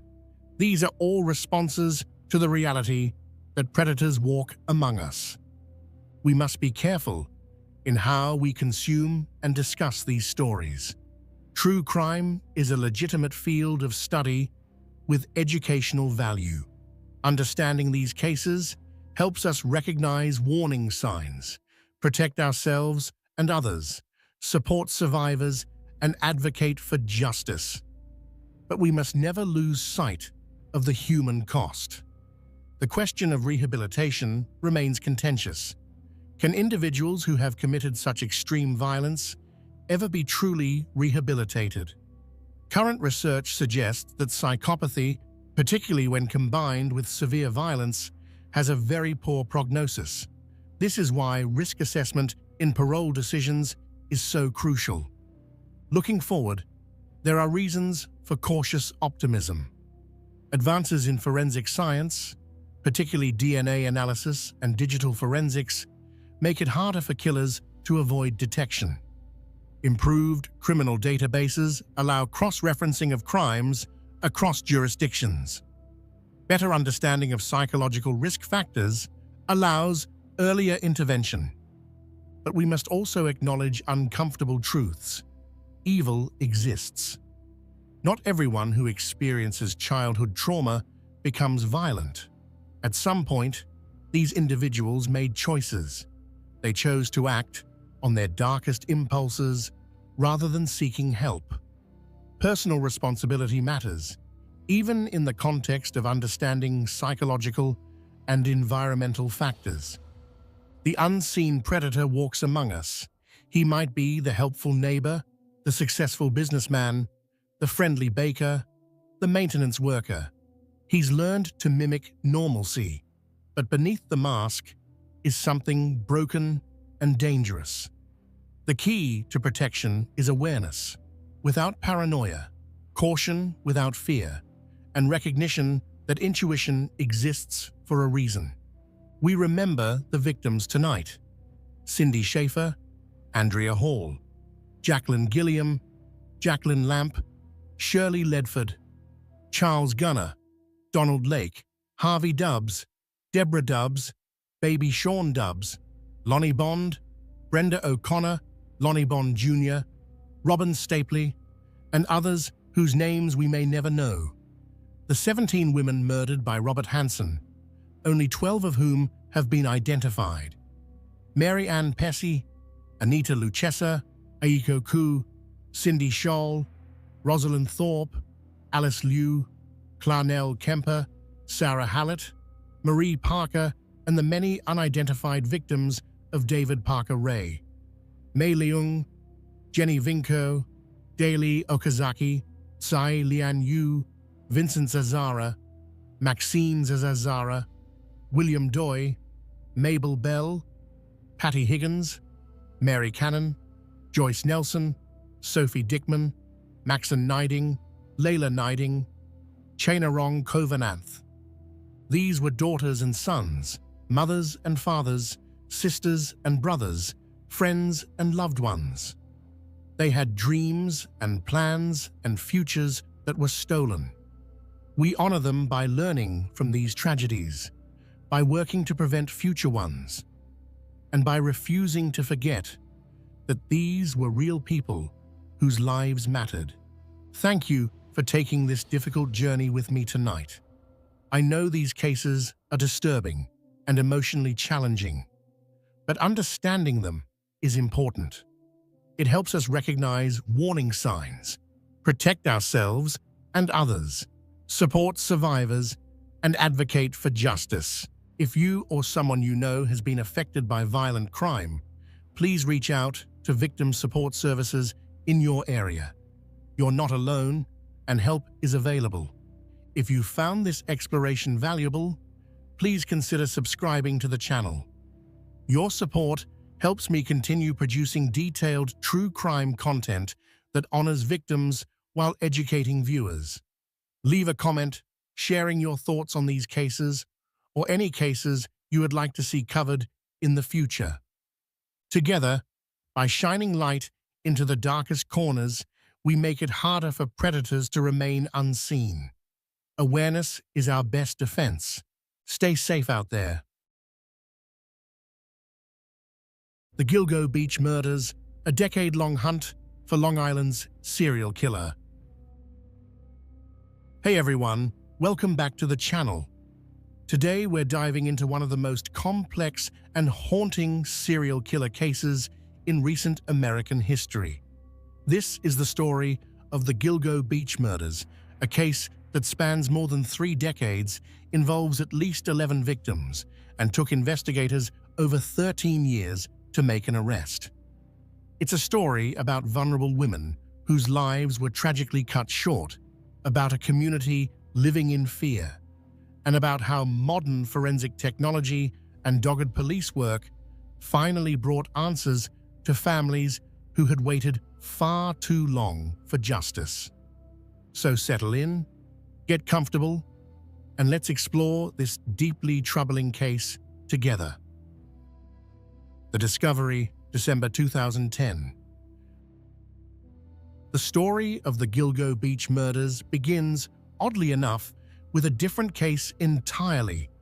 On a cold December morning in 2010, Suffolk County Police Officer John Mallia and his cadaver dog Blue were searching the thick brush along Ocean Parkway on Long Island's South Shore. They weren't looking for the remains that would make international headlines. They were searching for Shannon Gilbert, a 24-year-old woman from New Jersey who had vanished 7 months earlier after making a frantic 22-minute call to emergency services. Ocean Parkway is a desolate stretch of road that runs along the barrier beaches of Long Island's southern coast. It's a place where the Atlantic Ocean meets marshland and dense, almost impenetrable brush. The vegetation grows thick and wild here, creating a natural screen that had for years concealed secrets that would shock the nation. On December 11, 2010, Officer Mallia and Blue were moving slowly along the north side of Ocean Parkway, staying close to the shoulder as they searched. Despite a light dusting of snow and vegetation so thick it seemed impossible to penetrate, Blue suddenly alerted to a scent. The dog led Mallia to a skeleton wrapped in disintegrating burlap.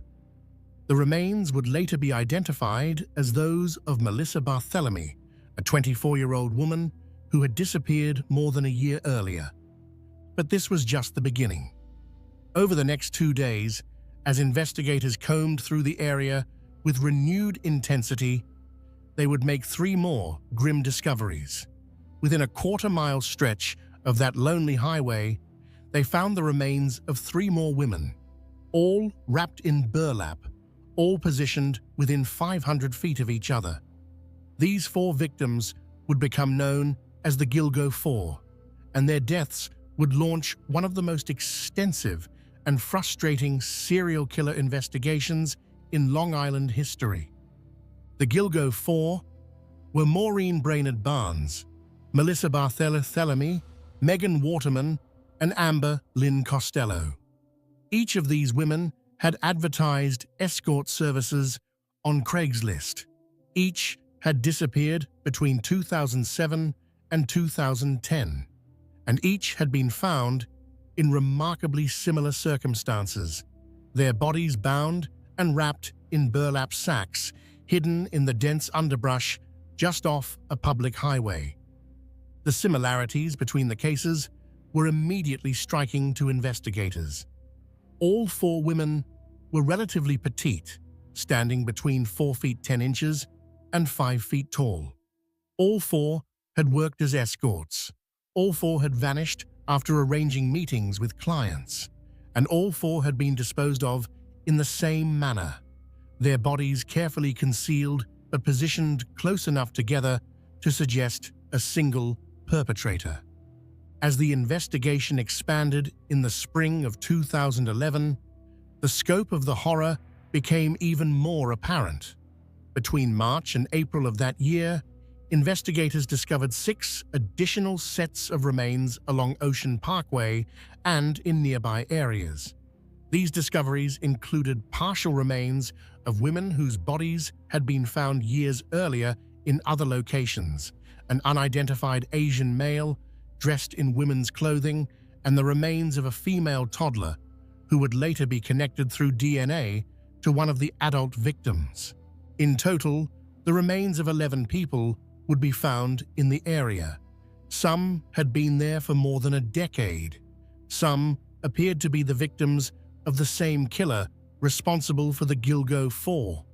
Others seemed to represent different cases entirely, suggesting the possibility that this remote stretch of Long Island had been used as a dumping ground by multiple killers over many years.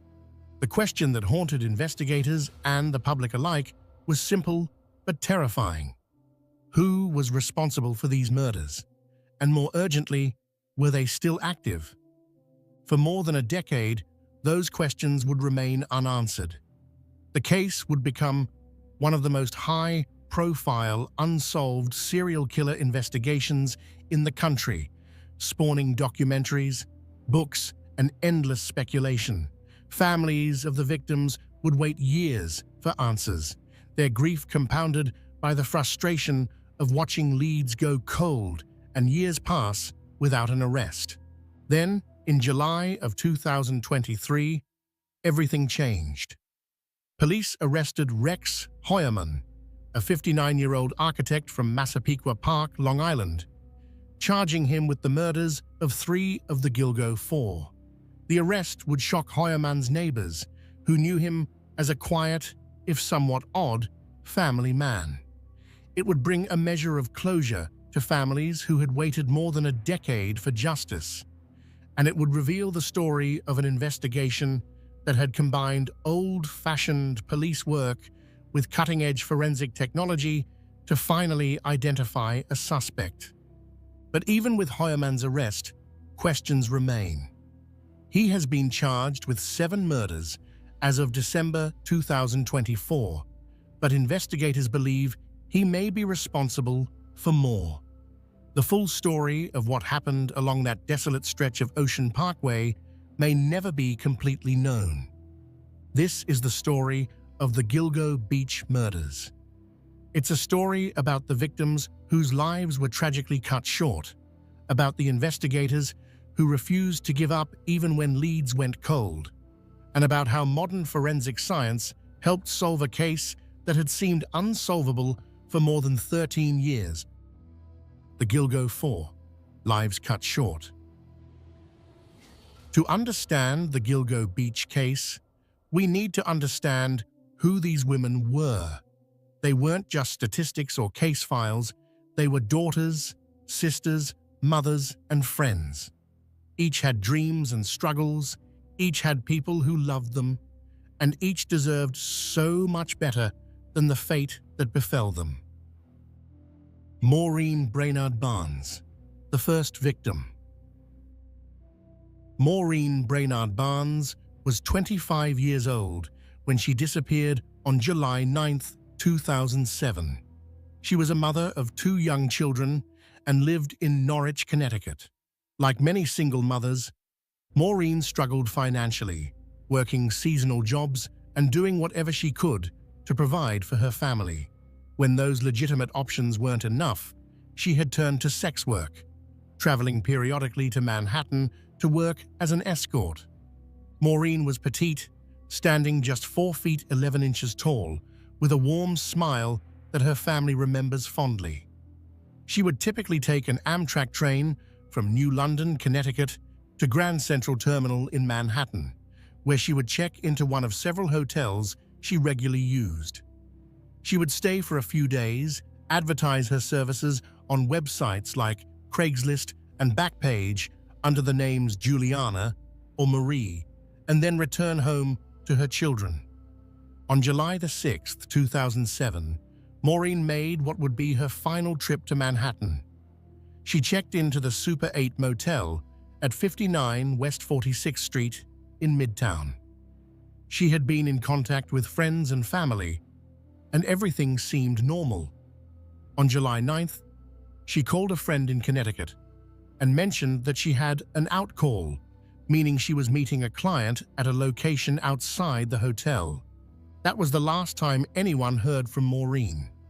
Her friend reported her missing to the Norwich Police Department on July 14th, when Maureen failed to return home or make contact.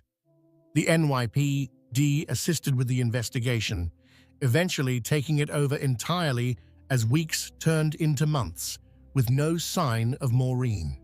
Her remains would be found on December 13th, 2010, more than 3 years after her disappearance, making her the first of the Gilgo Four to vanish, but one of the last to be discovered. She was found on the north side of Ocean Parkway, wrapped in burlap, positioned among the 3 other victims whose discoveries would follow within hours. Maureen left behind 2 children and family members who would spend years searching for answers about what happened. When Rex Heuermann was finally arrested in July 2023, her family was among those who publicly expressed both relief that an arrest had been made and continued grief over a loss that could never be undone. Maureen's daughter, Nicolette Brainard Barnes, was only 7 years old when her mother disappeared. Years later, she would speak publicly about how her mother's murder changed the trajectory of her entire life, robbing her of the chance to know who her mother would have become and depriving her of the normal childhood she deserved.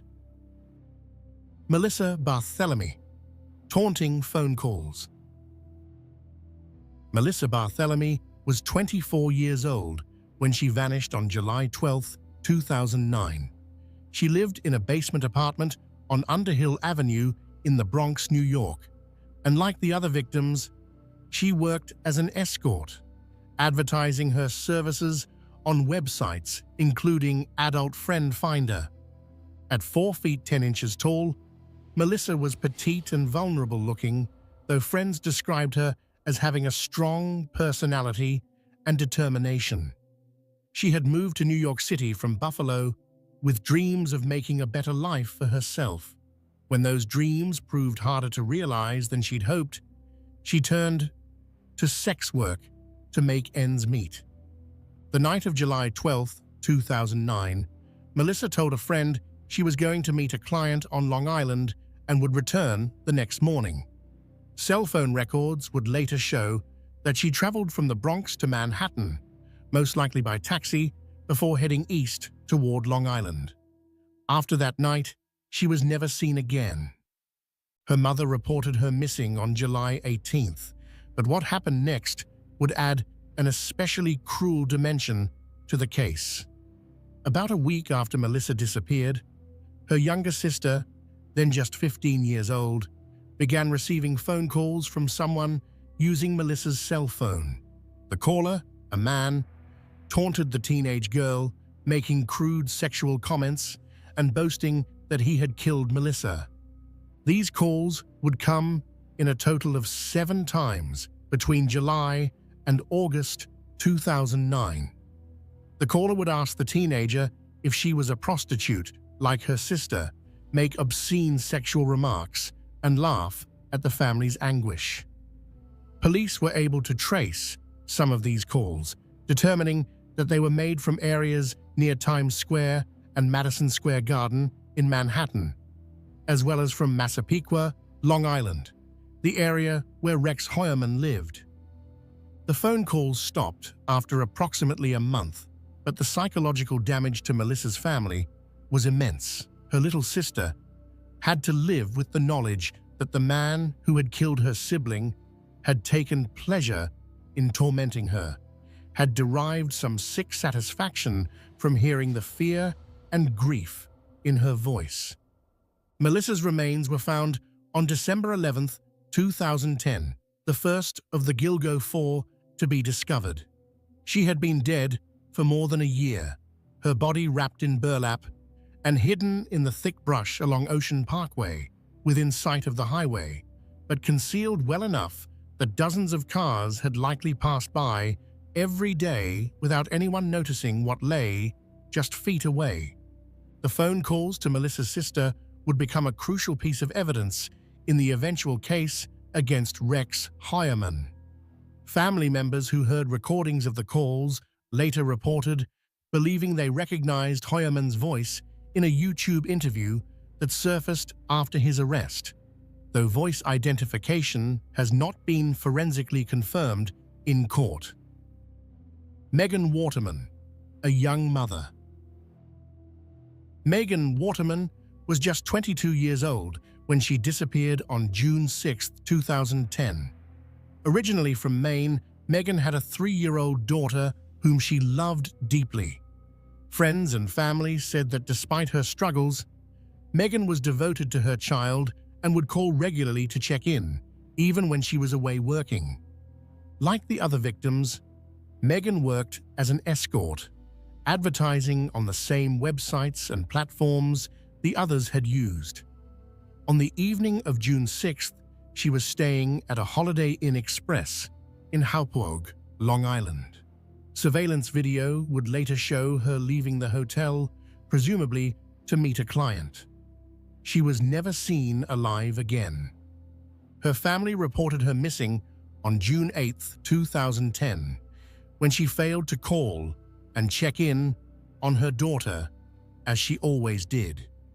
Her family knew immediately that something was terribly wrong. Megan would never have gone this long without contacting her little girl. Megan's disappearance came just a month after Shannan Gilbert's frantic call for help had set in motion the search that would eventually reveal the Gilgo Four. Tragically, Megan vanished during the very period when police were beginning to search for Shannan, unaware that multiple serial predators might be hunting in the same area. Her remains would be found on December 13, 2010, wrapped in burlap like the others, positioned within that horrifying quarter-mile radius where all 4 women had been left. Cell phone records would later show that Megan's phone had traveled to Massapequa Park, with the last known location pinging in that area around 3 in the morning on June 6th, shortly before she disappeared. Prosecutors would later allege that DNA evidence connected Rex Heuermann directly to Megan's murder. A male hair found on the burlap that wrapped her body would be tested using advanced DNA technology, yielding results that prosecutors said were a 99.96% match to Heuermann's DNA profile.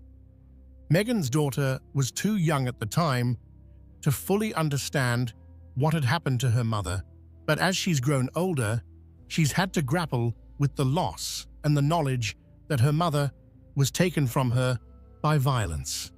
Victims' rights attorney Gloria Allred, who has represented several of the families, has spoken about the long-lasting trauma inflicted not just on the direct victims, but on the children, siblings, and parents left behind. Amber Lynn Costello, the last of the 4. Amber Lynn Costello was 27 years old when she vanished on September 2, 2010. She lived at 1112 America Avenue in West Babylon, Long Island, sharing a home with 2 men and another woman, all of whom struggled with heroin addiction. Amber, who stood just 4 feet 11 inches tall, worked as an escort to support her addiction and help her roommates do the same. Despite her struggles, people who knew Amber described her as kind and caring. She had multiple tattoos, including one that read "Chaos" on her neck, a butterfly on her lower back, and the name Margaret on her leg. These tattoos would later help investigators identify her remains. On the evening of September the 2nd, Amber arranged to meet a client who would be picking her up from her home. Her roommate, Dave Schuller, later told police that he had seen Amber get into a vehicle driven by a large man he described as looking like an ogre. The man was driving a dark green first-generation Chevrolet Avalanche, a distinctive pickup truck with a unique design. Schuller's description would prove crucial years later when investigators were trying to piece together the identity of the killer.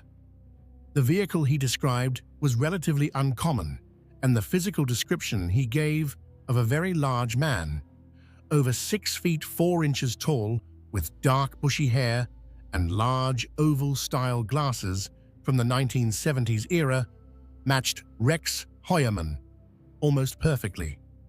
Amber never returned home that night. Her roommates, despite their own issues, reported her missing when they realized something was wrong. They knew Amber's routine, knew she would always come back, or at least call to check in. When she didn't, they knew to worry. Her remains were found on December 13, 2010, the same day as Megan Waterman's and Maureen Brainerd Barnes's remains were discovered.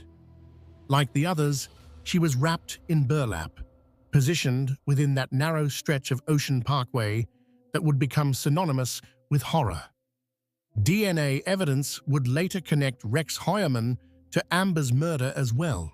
Hairs recovered from her body would be tested and compared to DNA samples obtained from Heuermann's family members, yielding matches that prosecutors argued could only be explained by Heuermann's direct contact with the victims. All 4 of these women shared striking similarities. They were all petite, all in their 20s, all worked as escorts, all advertised online, and all had contacted their killer through those advertisements. They all vanished while meeting clients in the Long Island area, and they were all found in the same manner, their bodies bound and wrapped in burlap, hidden but not so well hidden that they couldn't eventually be found. The question that hung over the investigation for years was, who had done this? Who had targeted these women specifically, and why?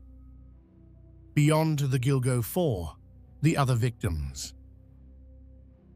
While the Gilgo 4 captured the most attention, they weren't the only victims whose remains were found along Ocean Parkway and in nearby areas during the expanded search.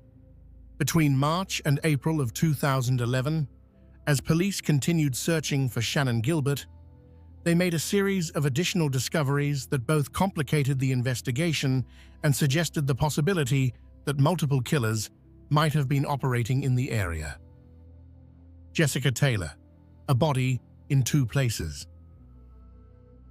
Jessica Taylor was 20 years old and living in Manhattan when she disappeared on July 21, 2003. She worked as an escort in New York City, advertising her services online like many of the other victims. Her disappearance initially generated little attention, one more missing person in a city where people vanished with disturbing regularity. On July 26, 2003, just 5 days after her disappearance, a hunter's dog discovered her remains in a wooded area in Manorville, Long Island, approximately 45 miles east of Gilgo Beach. But what was found was not a complete body. Jessica's torso had been discovered atop a pile of scrap wood at the end of a paved access road. Her head, arms, and legs were missing. A tattoo on her torso had been mutilated with a sharp instrument. apparently in an attempt to make identification more difficult. Plastic sheeting was found underneath the torso, and the dismemberment showed signs of being done with skill, suggesting the killer had some knowledge of anatomy, or at least had planned the disposal carefully. The mutilation of the tattoo was particularly chilling, suggesting a killer who was thinking ahead about how investigators might identify the victim. For years, Jessica Taylor remained a mystery, a partial Jane Doe whose identity wasn't confirmed until later. Then, on March 29, 2011, during the expanded search for Shannan Gilbert, investigators made a startling discovery. They found additional remains along Ocean Parkway, about 3 miles east of where the Gilgo 4 had been found.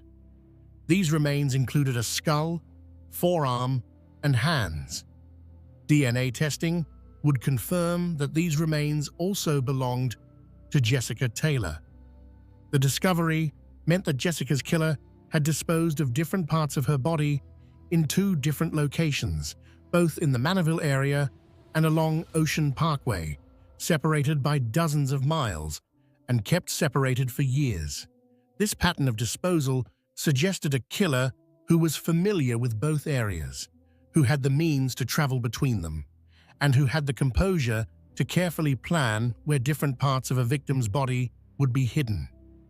In June 2024, more than 20 years after her murder, Rex Heuermann was charged with Jessica Taylor's death. Prosecutors presented DNA evidence linking him to the crime, including a hair found on a drape underneath her torso that matched Heuermann's genetic profile. They also revealed that searches on Heuermann's computer included content about bondage and dismemberment that, they argued, was consistent with the manner in which Jessica's body had been found. Valerie Mack, another dismemberment.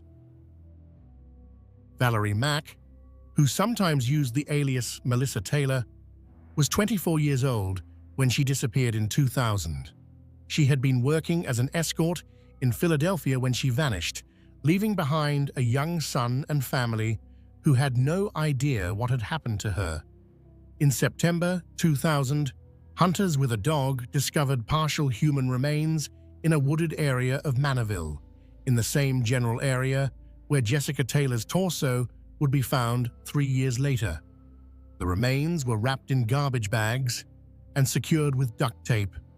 Like Jessica Taylor's remains, what was found was not a complete body. Valerie's head, hands, and right foot were missing, apparently removed to make identification more difficult. For 20 years, these remains remained unidentified. The case grew cold, and Valerie Mack became another Jane Doe, another number in an overburdened missing persons system that struggles to identify and solve cases involving society's most vulnerable members. Then, in April 2011, during that same expanded search that had revealed Jessica Taylor's additional remains, investigators found more human remains east of Gilgo Beach. These included a skull, hands, and right foot. DNA testing would eventually confirm that these remains also belonged to Valerie Mack, the woman whose partial body had been found more than a decade earlier in Manaville. It took until May 2020, another 9 years, for investigators to finally identify Valerie Mack. They accomplished this by using genetic genealogy, a relatively new forensic technique that compares DNA from unidentified remains to DNA uploaded to genealogy databases by people researching their family trees.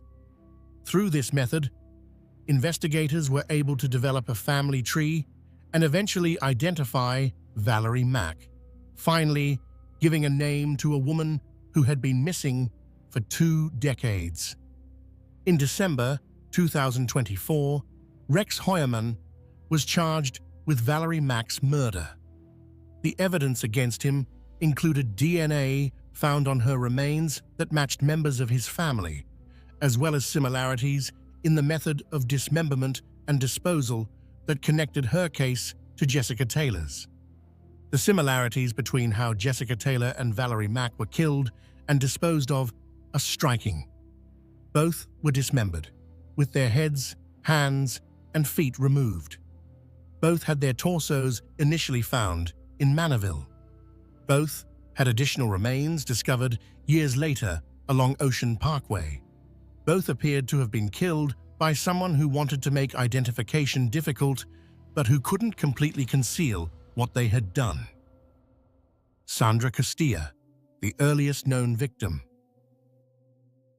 On November 20th, 1993, two hunters discovered the body of Sandra Castilla in a wooded area near North Sea, a hamlet in Southampton, on the eastern end of Long Island.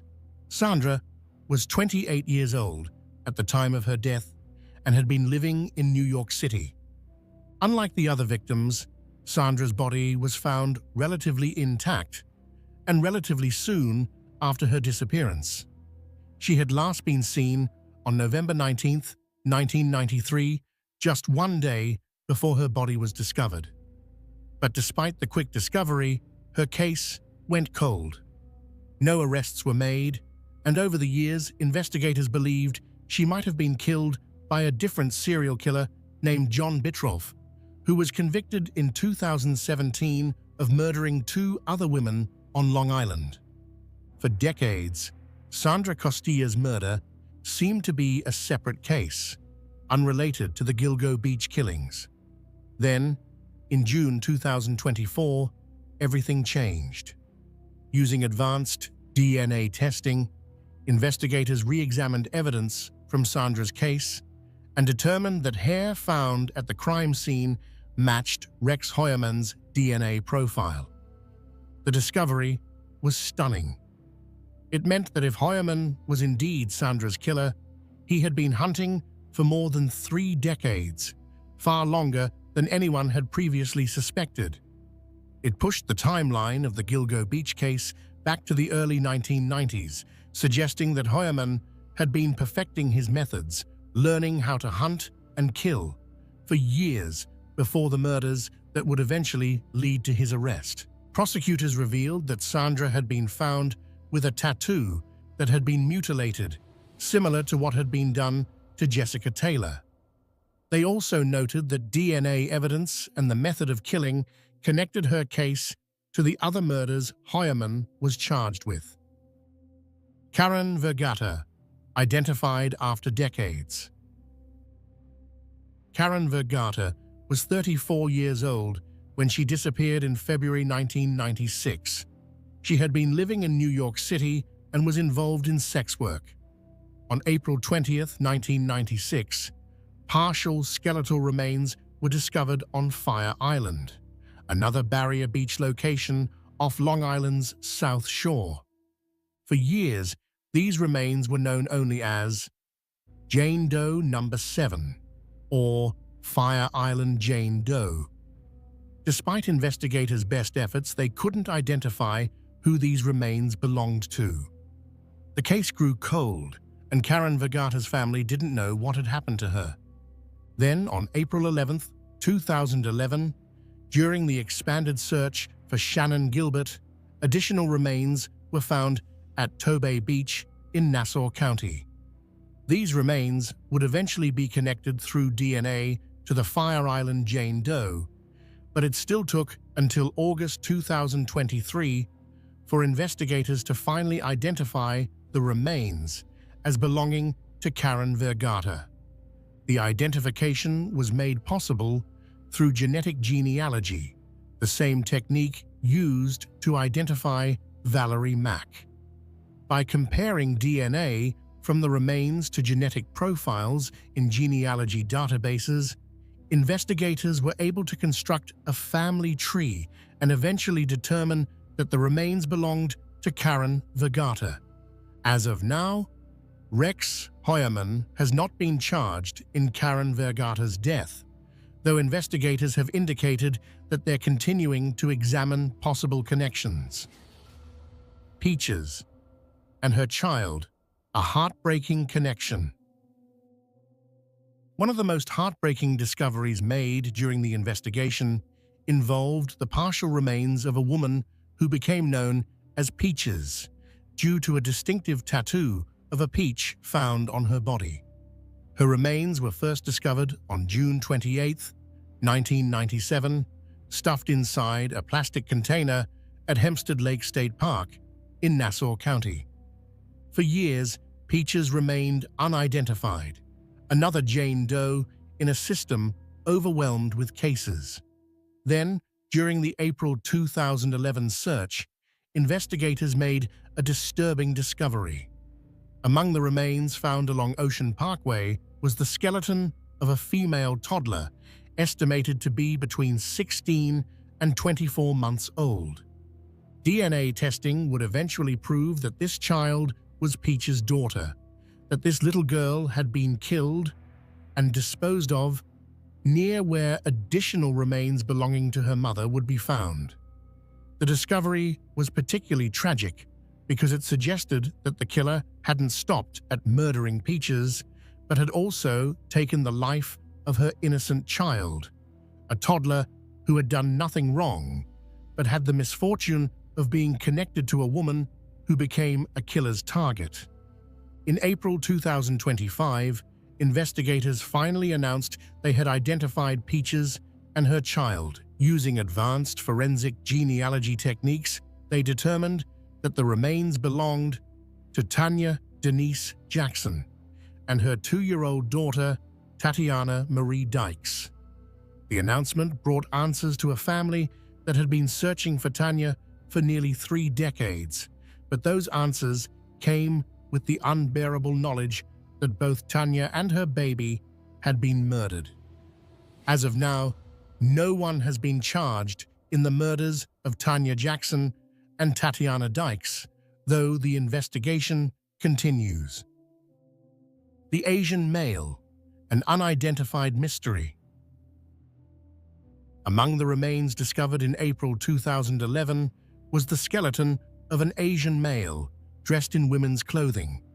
This victim has never been identified, and very little is known about who they were or how they came to be in that desolate stretch of Long Island. Updated forensic sketches released in September 2024 showed both male and female presenting versions of how this person might have appeared, recognizing that they might have been transgender or gender non-conforming. Despite these efforts, no identification has been made, and this victim remains a tragic mystery, someone whose life and death may never be fully understood.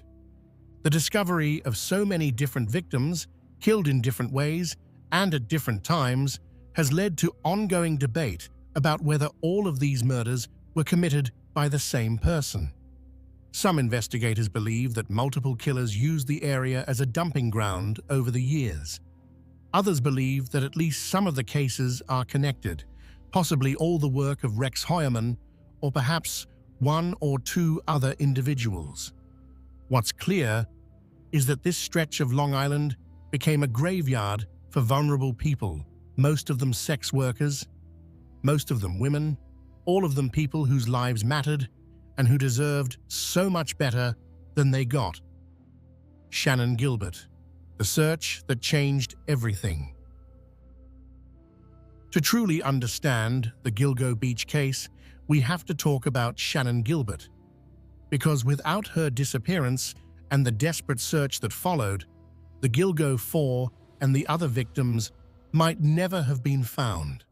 Shannan's case is controversial, tragic, and deeply sad, and it raises questions about how society treats vulnerable women and whether justice truly exists for everyone. Shannan Gilbert was 24 years old in May 2010. She was from Jersey City, New Jersey, and like many of the other victims in this case, she worked as an escort, advertising her services on Craigslist. She had dreams of being an actress and seemed to be a vibrant, energetic young woman despite the struggles she faced. On the night of April 30th, 2010, going into the early morning hours of May 1st, Shannon traveled from New York City to Long Island with her driver, Michael Pack.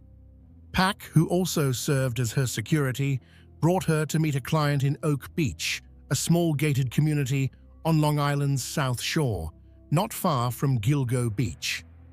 The client was Joseph Brewer, who lived in a modest home in Oak Beach. Shannon went inside to meet with Brewer while Pack waited outside in the car. What happened next would remain mysterious and would ultimately lead to the discovery of a serial killer's dumping ground. At 4:51 in the morning, Shannon called 911 from inside Joseph Brewer's house. The call would last more than 21 minutes, though significant portions of it contained only silence or dead audio. In the parts where Shannon could be heard, she sounded terrified, alternating between calm, slurred speech and outright screaming. "There's somebody after me," she told the dispatcher, her voice rising in panic. "There's somebody after me." The dispatcher tried to get Shannon to say where she was, tried to understand what was happening, but Shannon seemed unable or unwilling to provide clear information.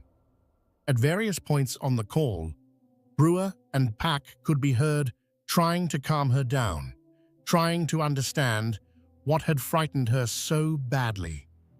Eventually, Shannon ran from Brewer's house, still on the phone with 911, still screaming that someone was trying to kill her.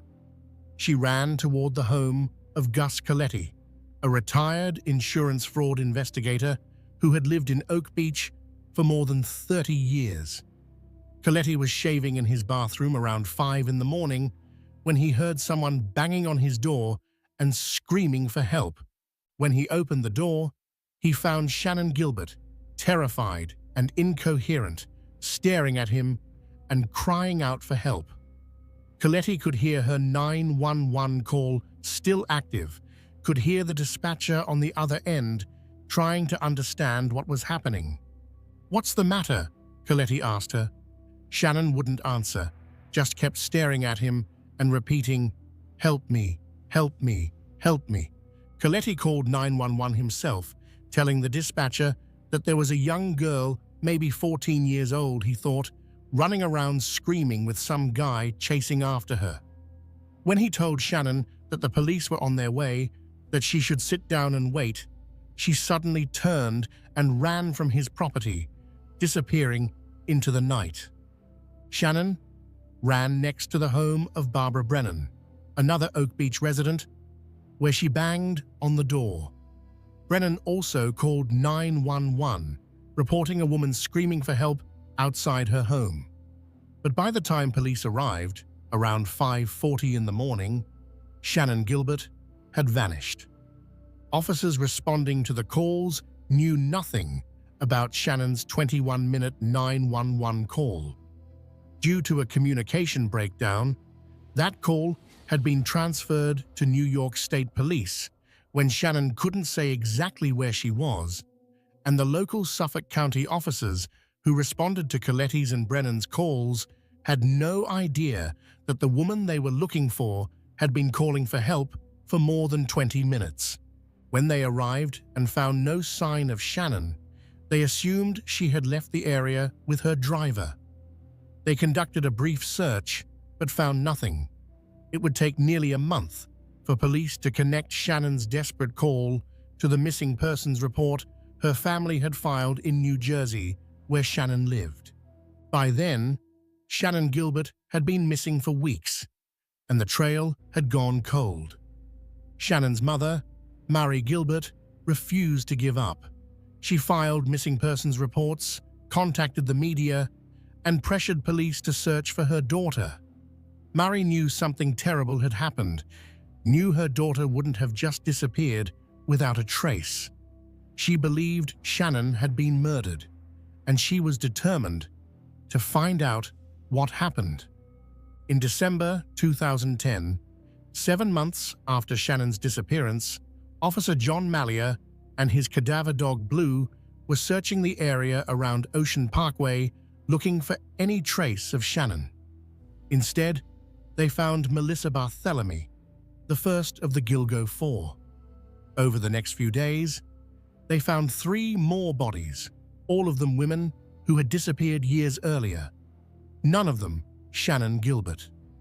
The search for Shannon expanded throughout 2011 as investigators combed the area. In December 2011, 19 months after her disappearance, Shannon's personal belongings were finally found in a marshy area near Oak Beach. Her purse, cell phone, shoes, and even her jeans were discovered, all in a remote area about 8 miles from Gilgo Beach. A week later, on December 13, 2011, Shannon's skeletal remains were found about a quarter mile from where her belongings had been discovered. She was in a marshy wetland where reeds grew 12 feet high, in an area so thick and impenetrable that it would be easy to get disoriented and lost. But here's where Shannon's case becomes controversial. The medical examiner who conducted the autopsy couldn't determine a definitive cause of death. The remains were too decomposed, the environmental conditions too harsh.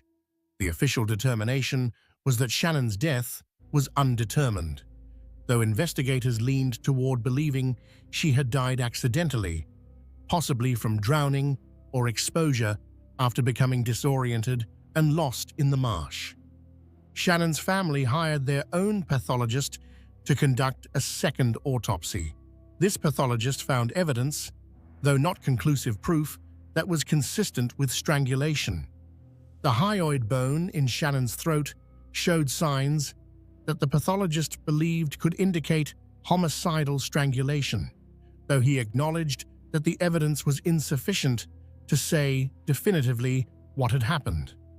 The question of whether Shannon Gilbert was murdered or died accidentally continues to divide investigators and the public.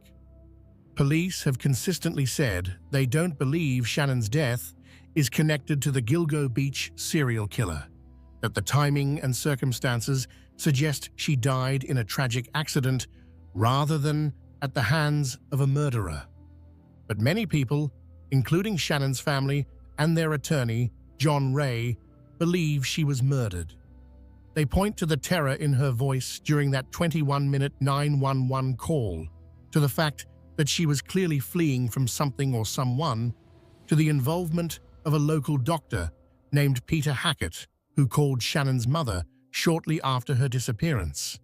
Dr. Hackett, a former Oak Beach resident, called Mari Gilbert 2 days after Shannon disappeared and told her he had seen Shannon, that she had come to his house, and that he had given her medication before she ran away. Hackett later denied making this call, then admitted he had called, but claimed he was simply trying to be helpful to the community, not that he had actually seen Shannon.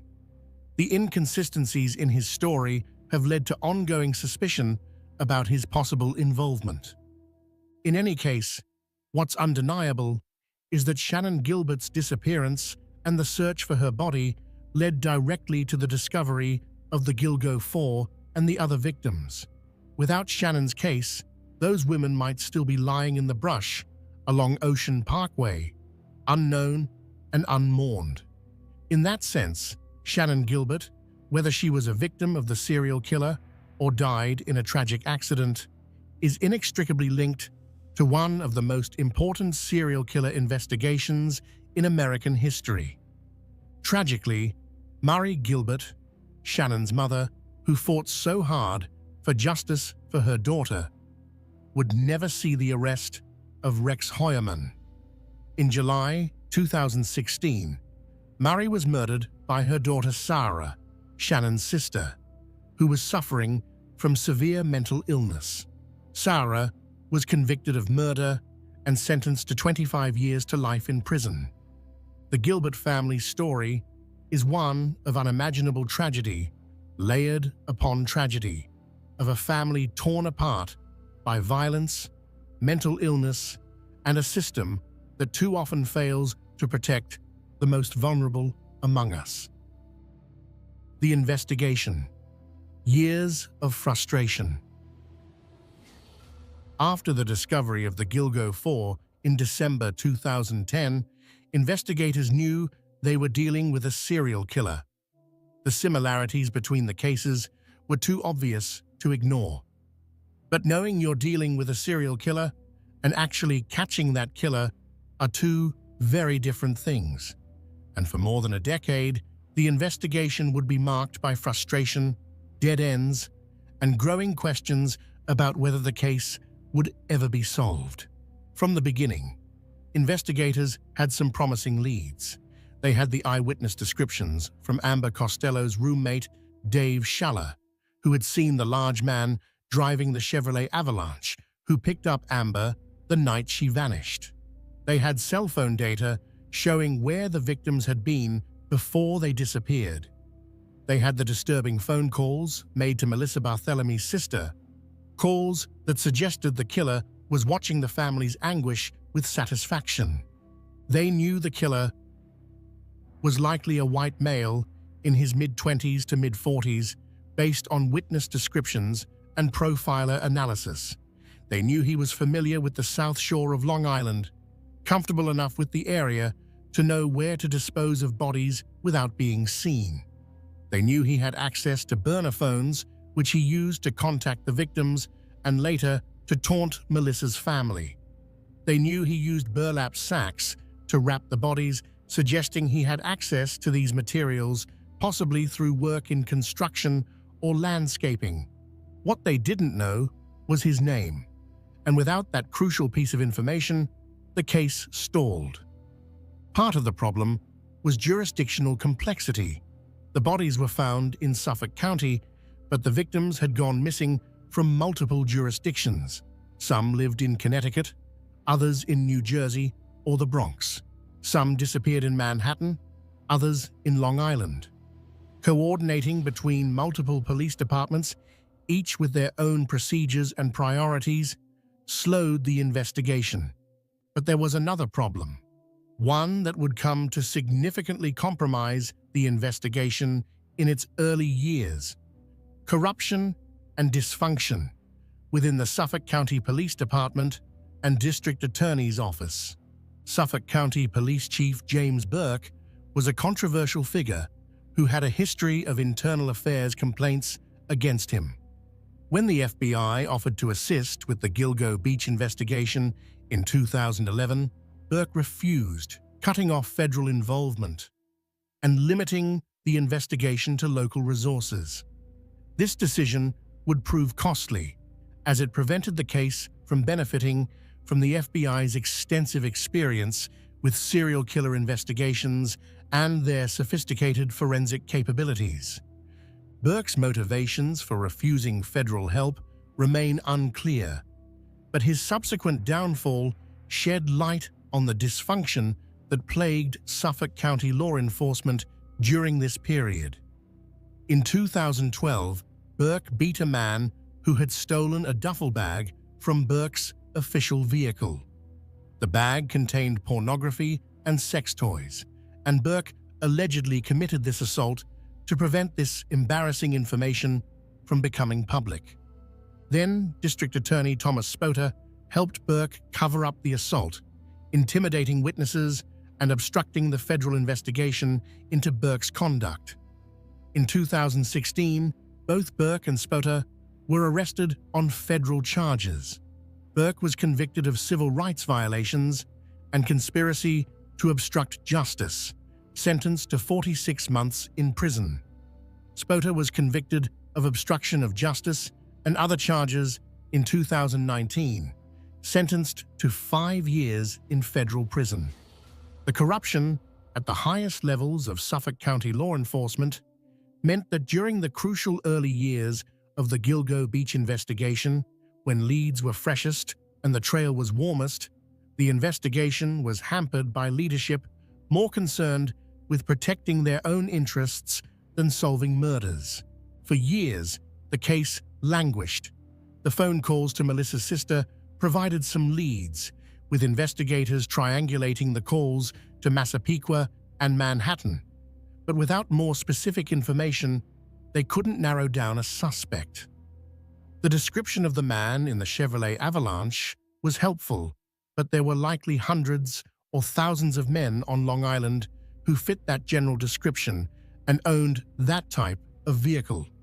DNA evidence from hairs found on the victims offered hope, but the hairs were degraded from years of exposure to the elements. Traditional DNA testing couldn't extract enough genetic information to build a complete profile. The case seemed stuck, with investigators following leads that went nowhere and families watching year after year pass without answers. By the late 2010s, the Gilgo Beach case had become one of the most notorious unsolved serial killer investigations in the country. It had been featured on numerous true crime shows, spawned books and documentaries, and become a source of ongoing fear and fascination for Long Island residents and true crime enthusiasts nationwide. Then, in January 2022, everything began to change. The Task Force, a fresh look at old evidence.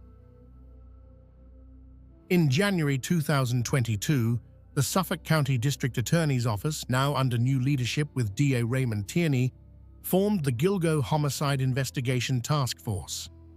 This wasn't just another investigative committee, it was a comprehensive, multi-agency effort that brought together investigators from the Suffolk County Police Department, the Suffolk County Sheriff's Office, New York State Police, and the FBI. The task force was given a clear mandate: conduct a comprehensive review of every piece of evidence in the Gilgo Beach case. Start from scratch. Look at everything with fresh eyes. Use new technology where possible. And don't give up until there's nothing left to try. The timing was right for such an effort.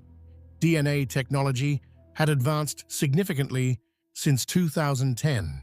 Techniques that hadn't existed or weren't widely available when the bodies were first discovered could now extract genetic information from degraded samples that previous technology couldn't analyze.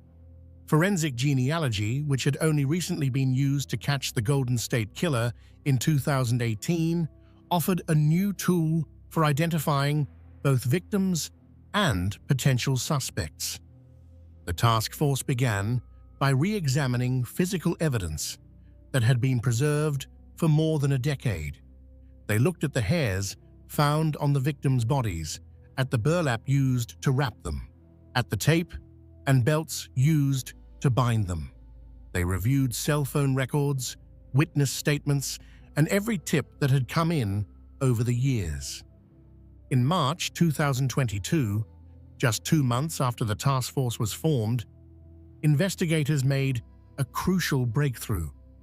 They discovered that a first-generation Chevrolet Avalanche had been registered to a man named Rex Heuermann at the time when Amber Costello was killed in September 2010. This was the vehicle that Dave Schaller had described seeing the night Amber disappeared.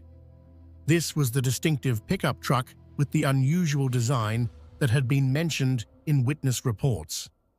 And this vehicle was registered to a man who lived in Massapequa Park, Long Island, the same area where cell phone calls to Melissa Barthelomew's sister had originated. Suddenly, the investigation had a name: Rex Andrew Heuermann. Investigators began building a comprehensive profile of Heuermann.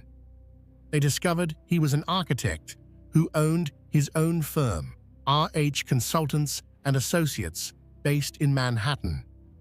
He had clients that included major corporations like Target and American Airlines. He lived in a modest house in Massapequa Park with his wife and 2 children. He had lived on Long Island his entire life, was familiar with all the areas where bodies had been found, and fit the physical description witnesses had provided. He was also 6 feet 4 inches tall, wore large glasses, had dark bushy hair, and drove a vehicle that matched the one seen picking up Amber Costello the night she disappeared. The task force began surveillance of Hoyerman. They followed him to work in Manhattan, watched his movements, and looked for opportunities to obtain what law enforcement calls abandonment DNA, genetic material that someone discards in a public place that can be collected without a warrant. They tracked his digital life as well, obtaining warrants for his email accounts, his internet searches, and his phone records. What they found was deeply disturbing. Hoyerman had been using burner phones and anonymous email accounts registered under fake names. He had been conducting searches about the Gilgo Beach investigation, looking up information about the victims and their families, searching for updates on the police investigation. Between March 2022 and June 2023, a 14-month period, Hoyerman conducted more than 200 Google searches about the Gilgo investigation. He searched for photos of the victims. He searched for information about serial killers and how police catch them. He searched for news about the task force that had been formed to catch him. He also searched for torture pornography, violent sexual content, and material about bondage and dismemberment. Prosecutors would later argue that this material was consistent with how the victims had been found, particularly in the cases of Jessica Taylor and Valerie Mack, whose bodies had been dismembered. But the most important breakthrough came in January 2023. On January 26th, investigators following Hoyerman in Manhattan watched as he purchased a slice of pizza and ate it on the street before throwing the box into a trash can. A detective immediately retrieved the box, and crime lab specialists carefully swabbed the pizza crust for DNA. This was the abandonment DNA they had been hoping for, genetic material that Hoyerman had discarded in a public place, which could be legally collected and tested without a warrant. The swabs were sent to the lab for processing, and in April 2023, a preserved hair sample from Megan Waterman's body was also sent for comparison. On June 12, 2023, the lab results came back. The DNA from the pizza crust matched the DNA from the male hair found on Megan Waterman's body with a 99.96% probability. Only 0.04% of the North American population wouldn't be excluded as a match. The breakthrough was stunning. After 13 years of frustration, after countless dead ends and false leads, investigators finally had physical evidence directly linking a suspect to one of the victims. But they weren't done. In July 2022, investigators had collected bottles that Hoyerman's wife and daughter had thrown away. DNA testing on those bottles revealed that female hairs found on Megan Waterman and Amber Costello matched the genetic profiles of Hoyerman's wife and daughter. The hairs couldn't have come from those women directly, as they were out of town when the murders occurred. Instead, prosecutors argued the hairs had been transferred from Hoyerman's clothing after contact with his family members. Cell phone records provided additional evidence. The task force analyzed records from burner phones that had been used to contact the victims. They compared the locations where those burner phones had been to the locations of Hoyerman's personal cell phone at the same times. The phones traveled together from Massapequa to Manhattan and back, following the same routes at the same times. Investigators found that they couldn't identify a single instance where Hoyerman's personal phone was in a different location from the burner phones when calls were being made. The correlation was too perfect to be coincidental. They also looked at Hoyerman's family travel records. They discovered that his wife and children were out of town, away from New York entirely during each of the times when the Gilgo Four were killed. Maureen Brainard Barnes disappeared in July 2007 while Hoyerman's family was away. Melissa Bartholomew vanished in July 2009 during another family trip. Megan Waterman and Amber Costello disappeared in June and September 2010, both times when Hoyerman's wife and children were traveling without him. The pattern was clear. When Hoyerman's family was away, he hunted. By July 2023, the task force had built what they believed was an overwhelming case against Rex Hoyerman. They had DNA evidence, they had cell phone records, they had vehicle registration documents, they had witness descriptions, they had internet search history, they had the pattern of his family's travel, matching the times of the murders. On July the 13th, 2023, they were ready to act. The arrest. A demon in plain sight. On the evening of July the 13th, 2023, Rex Hoyerman left his architectural office on Fifth Avenue in Manhattan and headed toward the street. It was a typical summer evening in Midtown, the sidewalks crowded with people heading home from work or out for dinner. Hoyerman blended into the crowd, just another businessman finishing his day. Then suddenly, he was surrounded. Suffolk County police officers, New York State Police, and FBI agents moved in, taking Hoyerman into custody right there on the street. He didn't resist, didn't run, didn't try to fight. He simply stood there, this massive man in glasses, as officers handcuffed him and placed him under arrest. At the same time, a large force of police vehicles descended on Hoyerman's home in Massapequa Park. His wife and children weren't there. They had left the property earlier. But neighbors came out to watch in shock, as dozens of officers surrounded the modest house where the Hoyerman family had lived for years. One neighbor later described the house as looking like a dump, noting that it stood out on the otherwise neat residential street. But Hoyerman had lived there his entire life. It was the house where he had grown up, where he had raised his own children, and where, prosecutors would later allege, he had planned and perhaps even committed some of his murders. The arrest sent shockwaves through Massapequa Park. Neighbors who had lived near Hoyerman for years or even decades couldn't believe what they were hearing. They described him as quiet, if a bit odd. He was a large man, hard to miss at 6'4", and he seemed to keep to himself. But he wasn't someone anyone would have suspected of being a serial killer.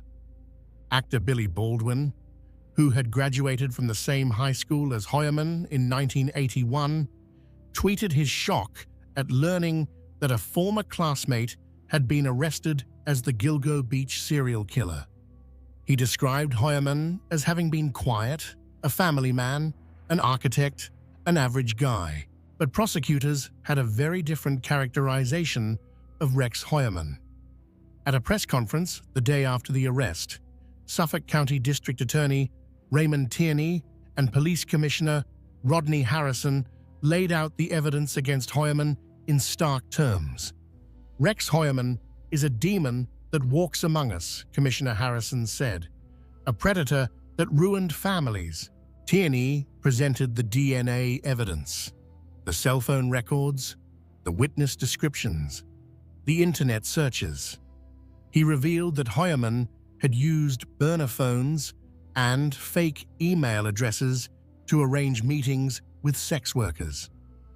He showed selfies that Hoyerman had taken of himself, apparently to send to women he was trying to solicit. He disclosed the disturbing searches Hoyerman had conducted, looking for information about the investigation, about serial killers, about the specific victims and their families. He revealed that searches on Hoyerman's devices included torture pornography and content about dismemberment. These young women went missing Between July 2007 and September 2010, Tierney said, they were found in December 2010 by the Suffolk County Police Department, and then there was nothing. For more than a decade, there was nothing. But now, finally, there was something. Hoyerman was charged with 3 counts of first-degree murder and 3 counts of second-degree murder in the deaths of Melissa Barthelemy, Megan Waterman, and Amber Costello. He was also named as the prime suspect in the death of Maureen Brainerd Barnes, with prosecutors saying they had substantial evidence of his involvement but were continuing to build that case. On July 14, 2023, Hoyerman appeared in court for his arraignment. His attorney, Michael Brown, entered a plea of not guilty on his behalf. Brown told reporters that Hoyerman had told him, "I didn't do this," and that they would fight the charges. Hoyerman was ordered held without bail.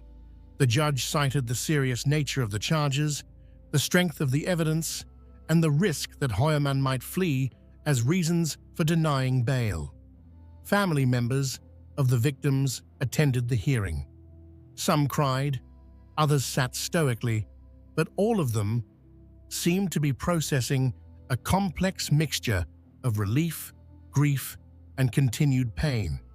After more than a decade of waiting, there was finally an arrest. But no arrest could bring back their loved ones, could erase the years of suffering and unanswered questions. Gloria Allred, the prominent victims' rights attorney who represented several of the families, spoke to the media after the hearing. She said it was long overdue to provide justice for vulnerable women who are missing and murdered, that these women's lives mattered, that their deaths demanded accountability. In the days following the arrest, police spent nearly 2 weeks searching Hoyerman's home. They used heavy equipment to dig up the backyard. They removed items from the basement, including guns that Hoyerman owned. They photographed every room, documented every piece of potential evidence. Investigators were looking for anything that might connect Hoyerman to the murders or to other potential victims. They were looking for trophies that serial killers sometimes keep, items belonging to their victims that serve as reminders of their crimes. They were looking for evidence of planning, for documents or notes that might reveal Hoyerman's mindset. What they found was even more disturbing than they expected. They discovered what prosecutors described as a planning document, a Microsoft Word file that appeared to be a guide for how to hunt, kill, and dispose of victims without getting caught. The document, created in 2000 and modified as recently as 2002, included sections labeled Supplies, Problems, and Post-Event. Under Problems, DNA was listed as the top concern. The document discussed ways to avoid leaving genetic evidence at crime scenes. Under Supplies, the document listed items like rope, cutting tools, and materials needed for body disposal. Under Post-Event, the document appeared to outline steps for avoiding apprehension after a murder, including having a cover story ready and cleaning up potential evidence. The existence of this document suggested that Hoyerman hadn't just committed these murders impulsively. He had planned them meticulously, thought through every detail, tried to anticipate every way he might get caught and how to prevent it. Prosecutors also revealed that they had found a significant collection of violent pornography on Hoyerman's devices, including images depicting bondage, torture, and violence against women. Some of this material, they argued, was consistent with how the victims had been found. As the evidence mounted, public perception of Rex Hoyerman began to shift. Neighbors who had initially described him as quiet and ordinary began to recall unsettling incidents. One woman said He had once tracked her down on a cruise ship where she was vacationing and told her, "I told you I could find you anywhere." A comment that seemed innocuous at the time, but chilling in retrospect. Former co-workers described him as abrasive and demanding, a perfectionist who could be difficult to work with.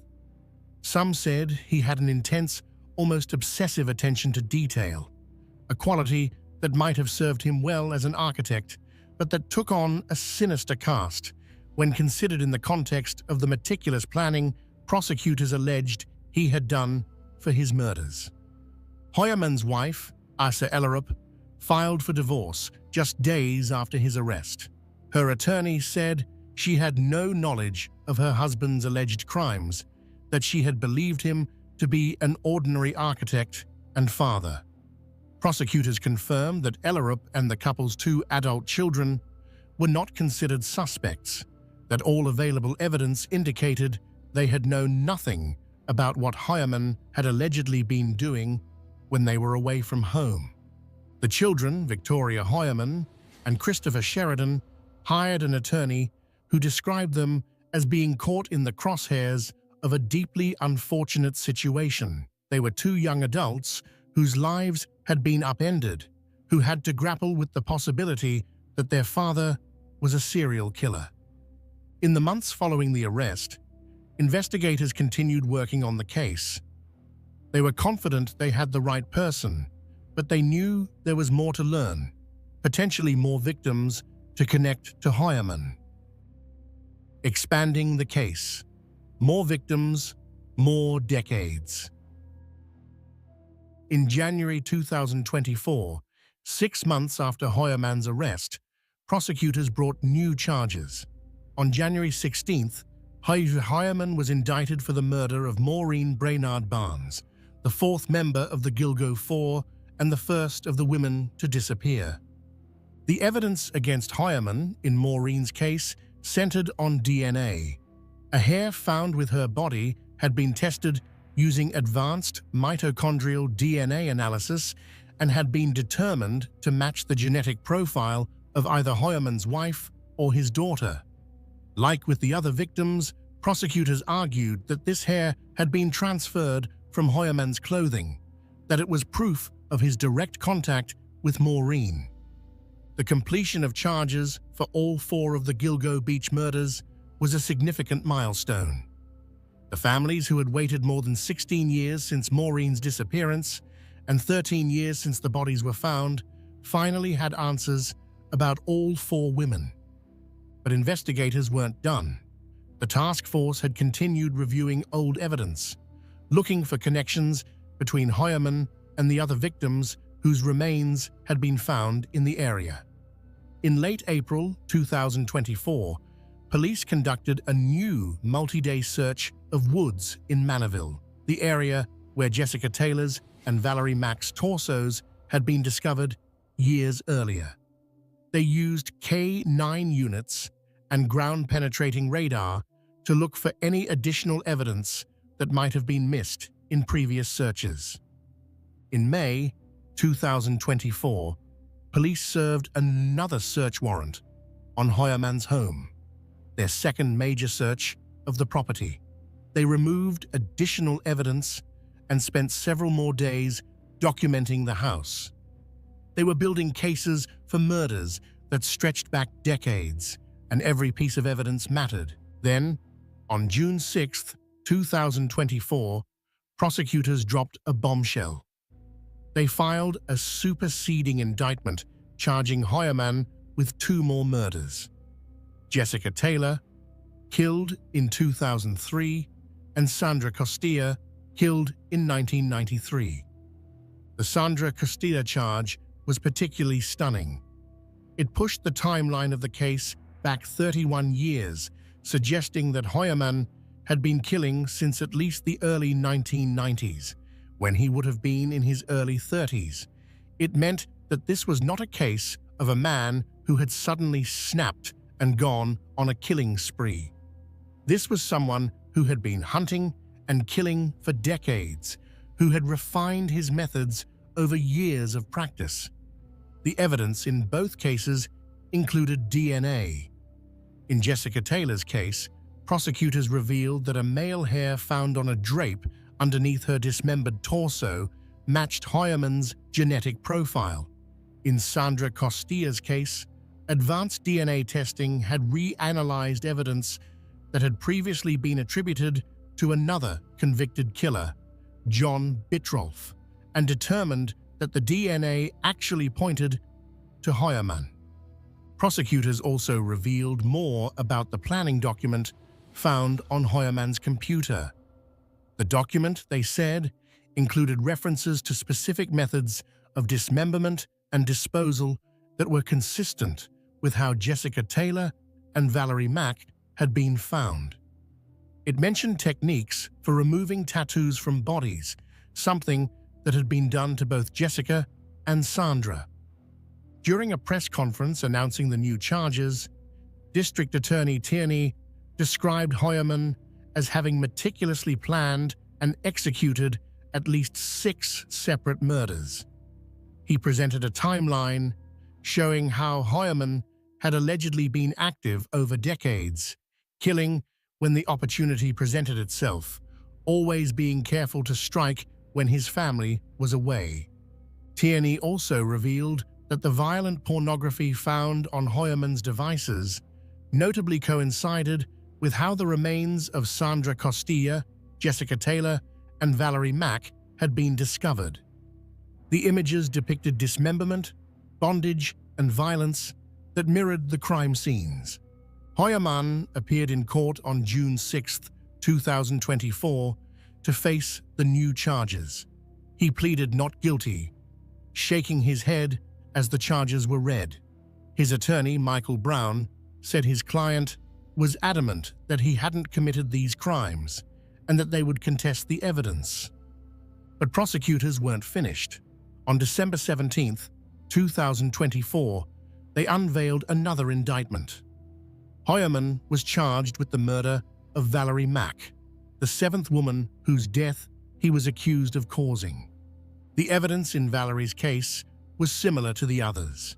DNA from hairs found on her remains matched the genetic profiles of Hoyerman's wife and daughter. The method of dismemberment and disposal was strikingly similar to Jessica Taylor's case. Both women had been dismembered in the same general manner.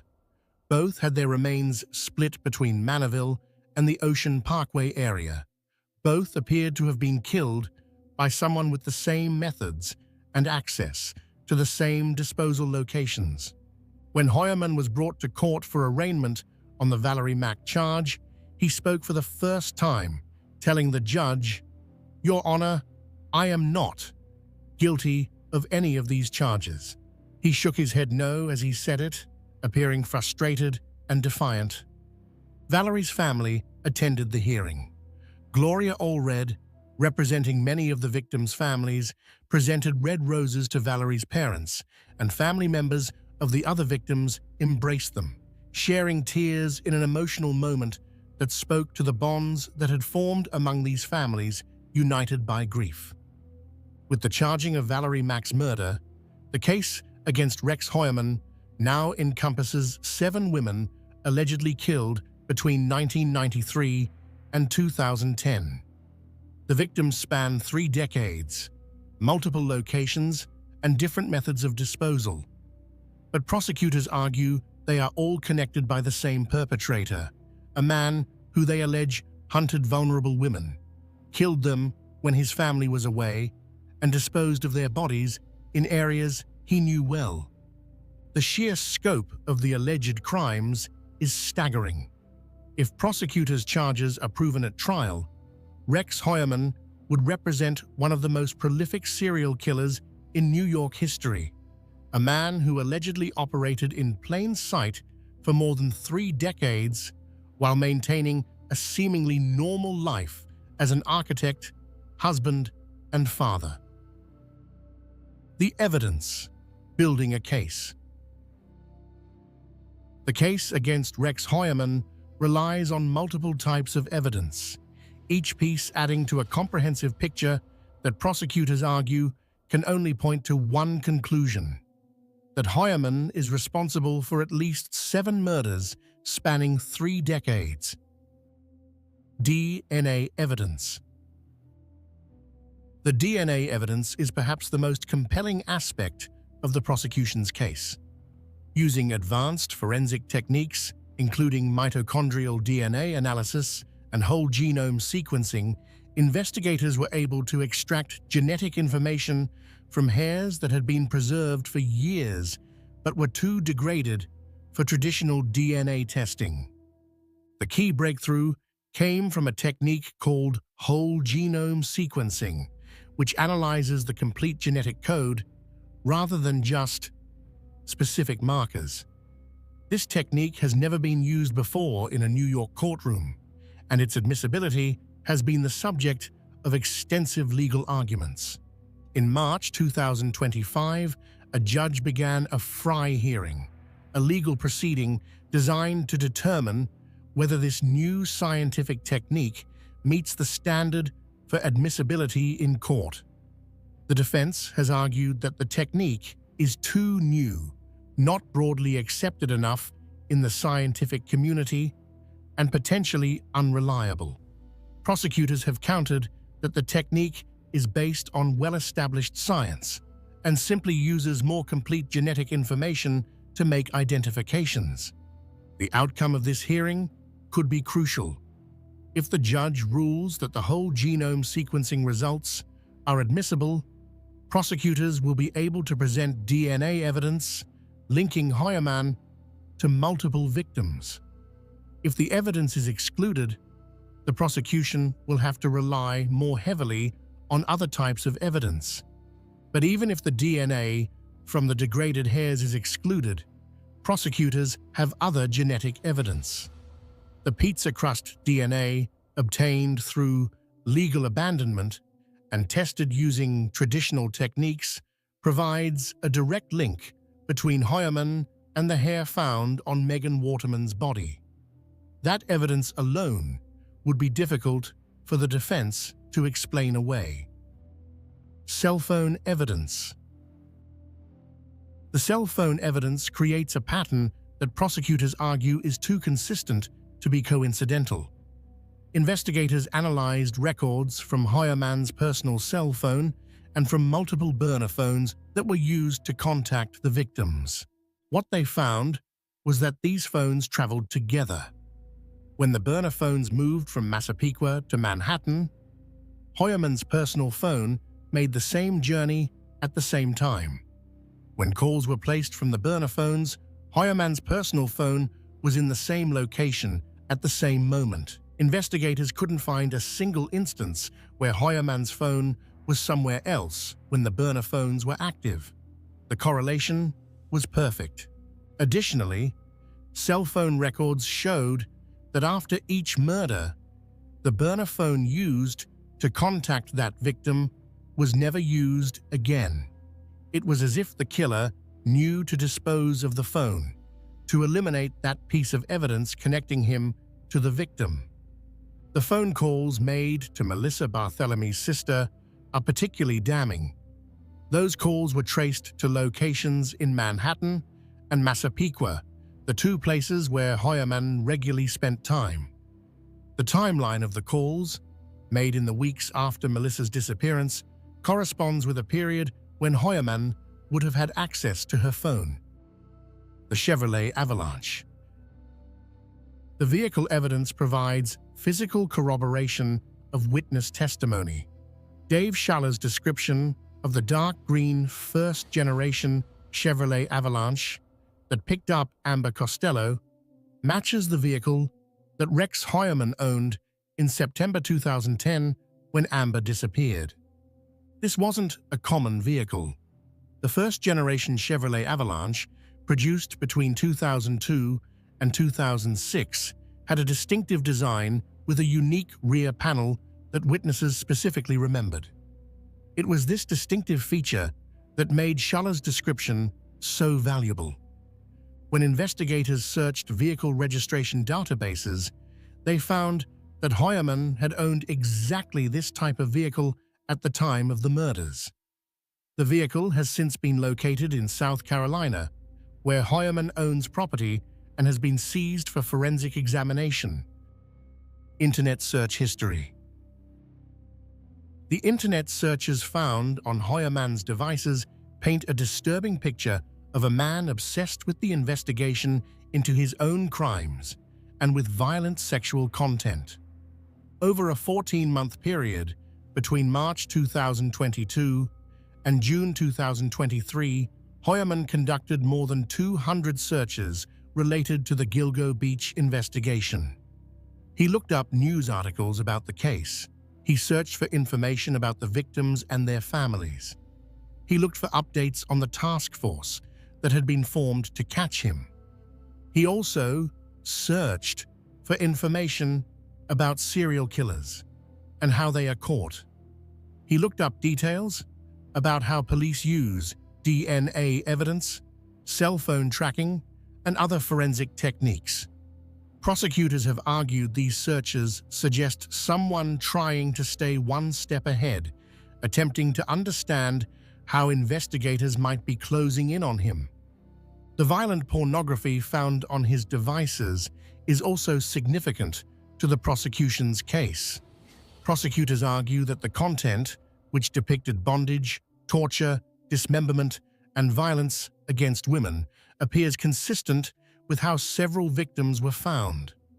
According to court documents, the types of images accessed notably and largely coincide with how the remains of Sandra Costilla, Jessica Taylor, and Valerie Mack were discovered, suggesting to investigators a connection between fantasy and alleged action. The planning document. Perhaps the most chilling evidence is the planning document found on Hoyerman's computer. This Microsoft Word file, created in 2000 and modified until 2002, appears to be a literal instruction manual for how to commit murder without getting caught. The document includes sections on supplies needed, problems to anticipate, and steps to take after a killing. It lists DNA as the primary concern, suggests techniques for avoiding leaving genetic evidence, and outlines methods for disposing of bodies. The existence of this document suggests premeditation on a scale rarely seen, even in serial killer cases. Based on its contents, prosecutors argue this wasn't someone who killed in the heat of passion, or even someone who killed impulsively. The document indicates someone who carefully planned out a process, who thought through details methodically, who approached murder with the same systematic planning one might apply to a complex architectural project. Family travel records. The correlation between when Hoyerman's family was traveling and when the murders occurred provides powerful circumstantial evidence. Prosecutors have documented that Hoyerman's wife and children were away from home, out of state or out of the country during each of the times when the Gilgo Four were killed. Maureen Brainard Barnes disappeared in July 2007 during a family trip. Melissa Bartholomew vanished in July 2009 while Hoyerman's family was away. Megan Waterman disappeared in June 2010 during another trip. Amber Costello vanished in September 2010, also while the family was traveling.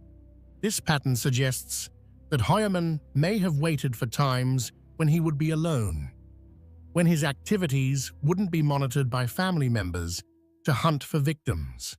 It also indicates that his family truly had no knowledge of what he was allegedly doing, that they were away and uninvolved during the critical moments. Witness descriptions.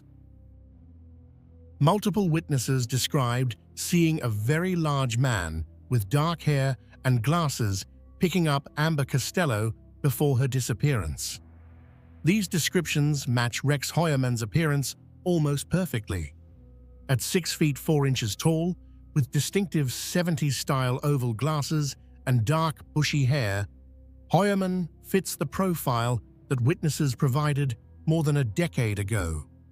Dave Shaller's description of the man as looking like an ogre resonates with how some others have described Hoyerman, a large, somewhat intimidating figure who nonetheless seemed ordinary enough not to raise immediate alarm. Taken together, all of this evidence creates what prosecutors argue is a compelling case.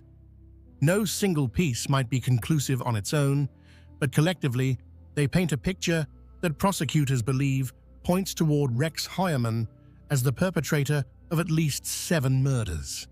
The defense, however, has argued that much of this evidence is circumstantial, that DNA can be transferred innocently, that cell phone records can be misleading, and that internet searches don't prove anyone actually committed a crime. They've maintained that the case against Hoyerman isn't as strong as prosecutors claim, that reasonable doubt exists, and that their client is innocent of these charges. The question of guilt or innocence will ultimately be decided by a jury, assuming the case goes to trial.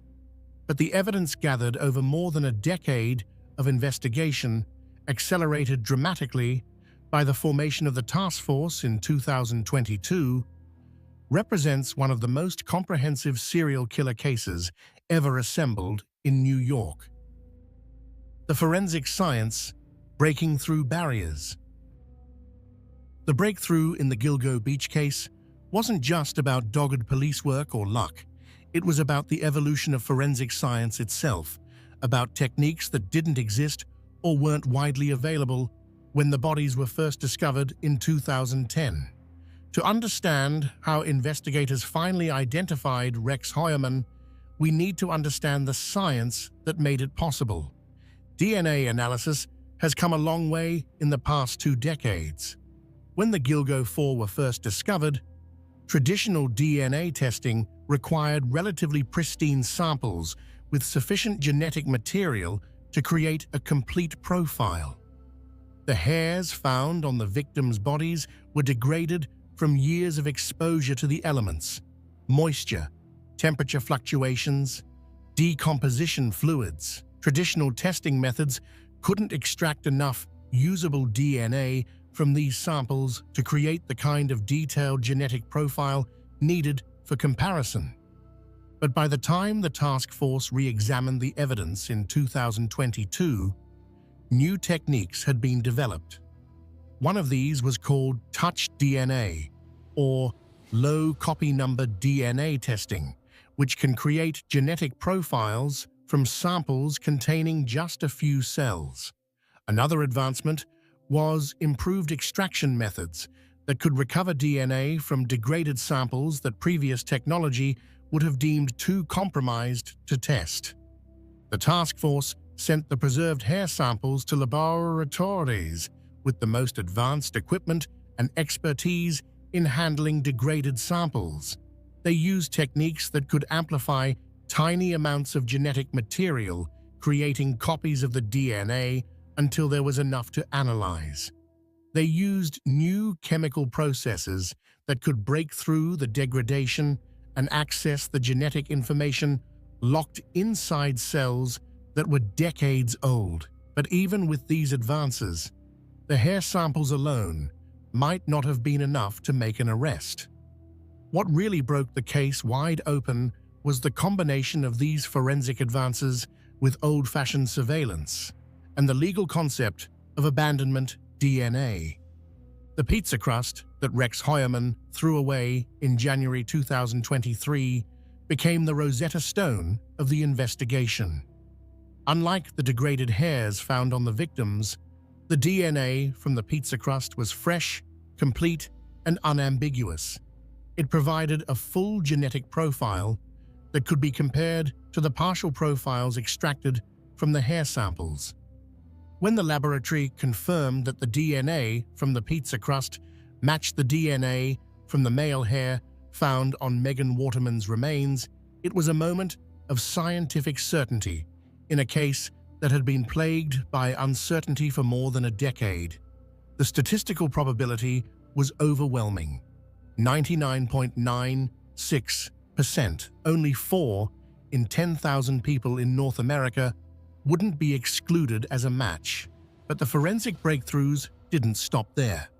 The task force also used a technique called mitochondrial DNA testing on some of the evidence. Mitochondrial DNA is different from the nuclear DNA that most people think of when they hear about genetic testing.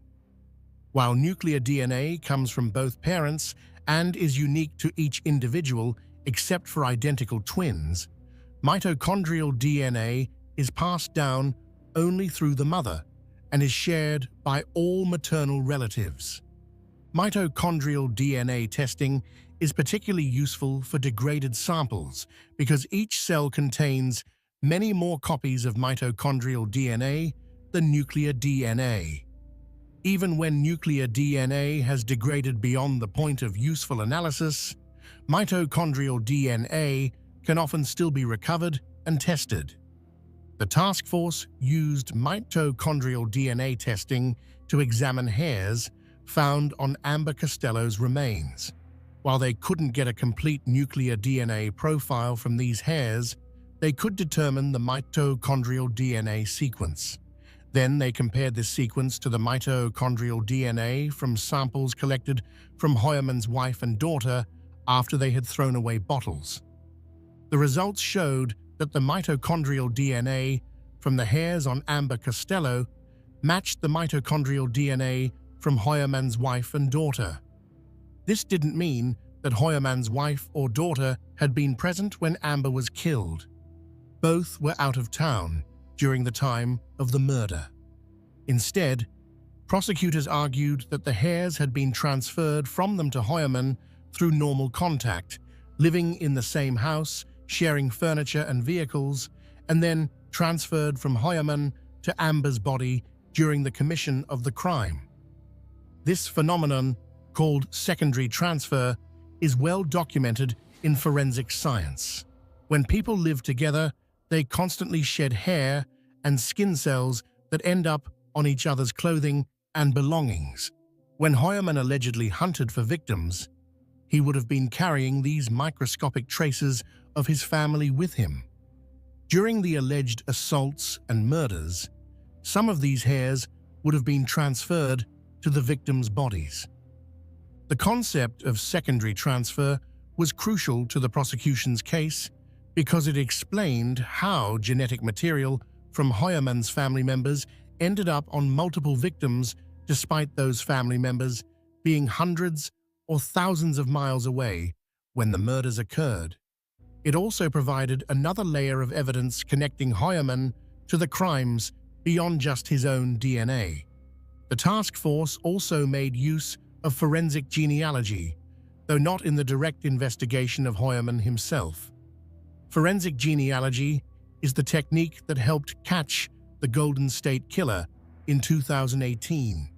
It involves uploading DNA profiles from crime scenes to genealogy databases like GEDmatch, where people voluntarily share their genetic information to research their family trees. When investigators upload a DNA profile from a crime scene to these databases, they can find matches with distant relatives of the person who left that DNA. By constructing detailed family trees and following them forward through generations, skilled genetic genealogists can often narrow down the possible identities of an unknown DNA donor to a very small pool of candidates. The task force used this technique not to identify Hoyerman, but to identify some of the victims whose remains had been found. Valerie Mack, who remained a Jane Doe for 20 years after her dismembered remains were found in Manorville, was finally identified in May 2020 using forensic genealogy.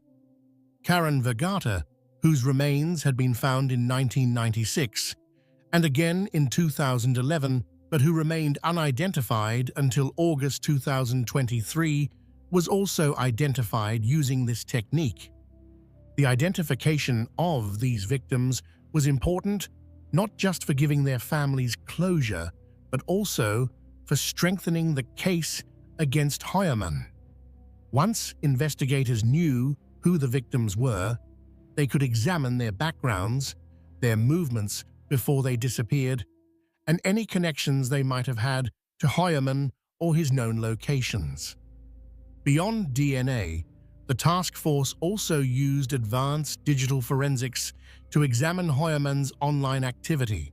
When Heuermann's devices were seized, forensic specialists created complete digital images of their contents, preserving everything for analysis.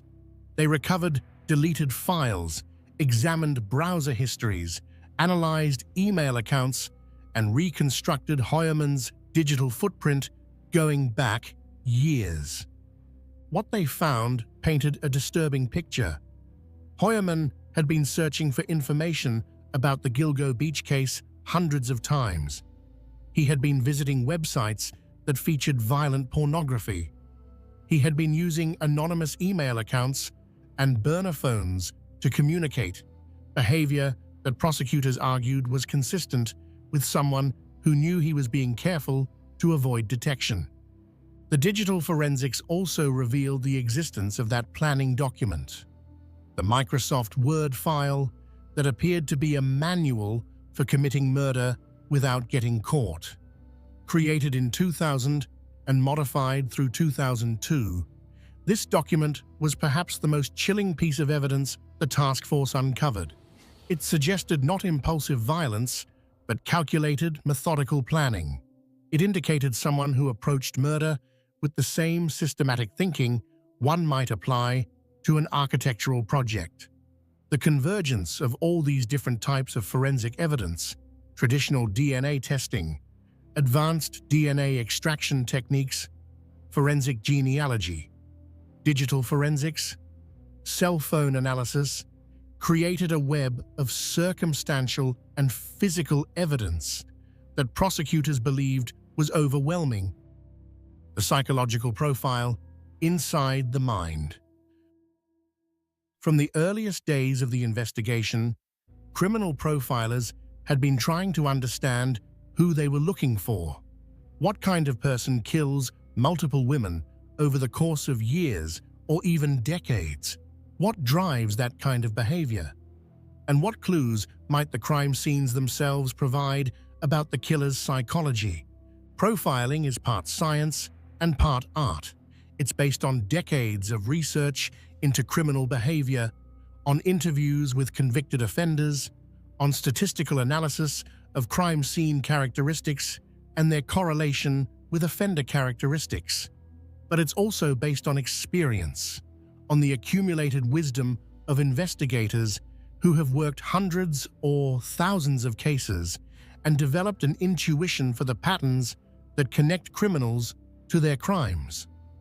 In the Gilgo Beach case, profilers looked at several key factors. The victims were all sex workers, all found in similar conditions, all disposed of in remote locations.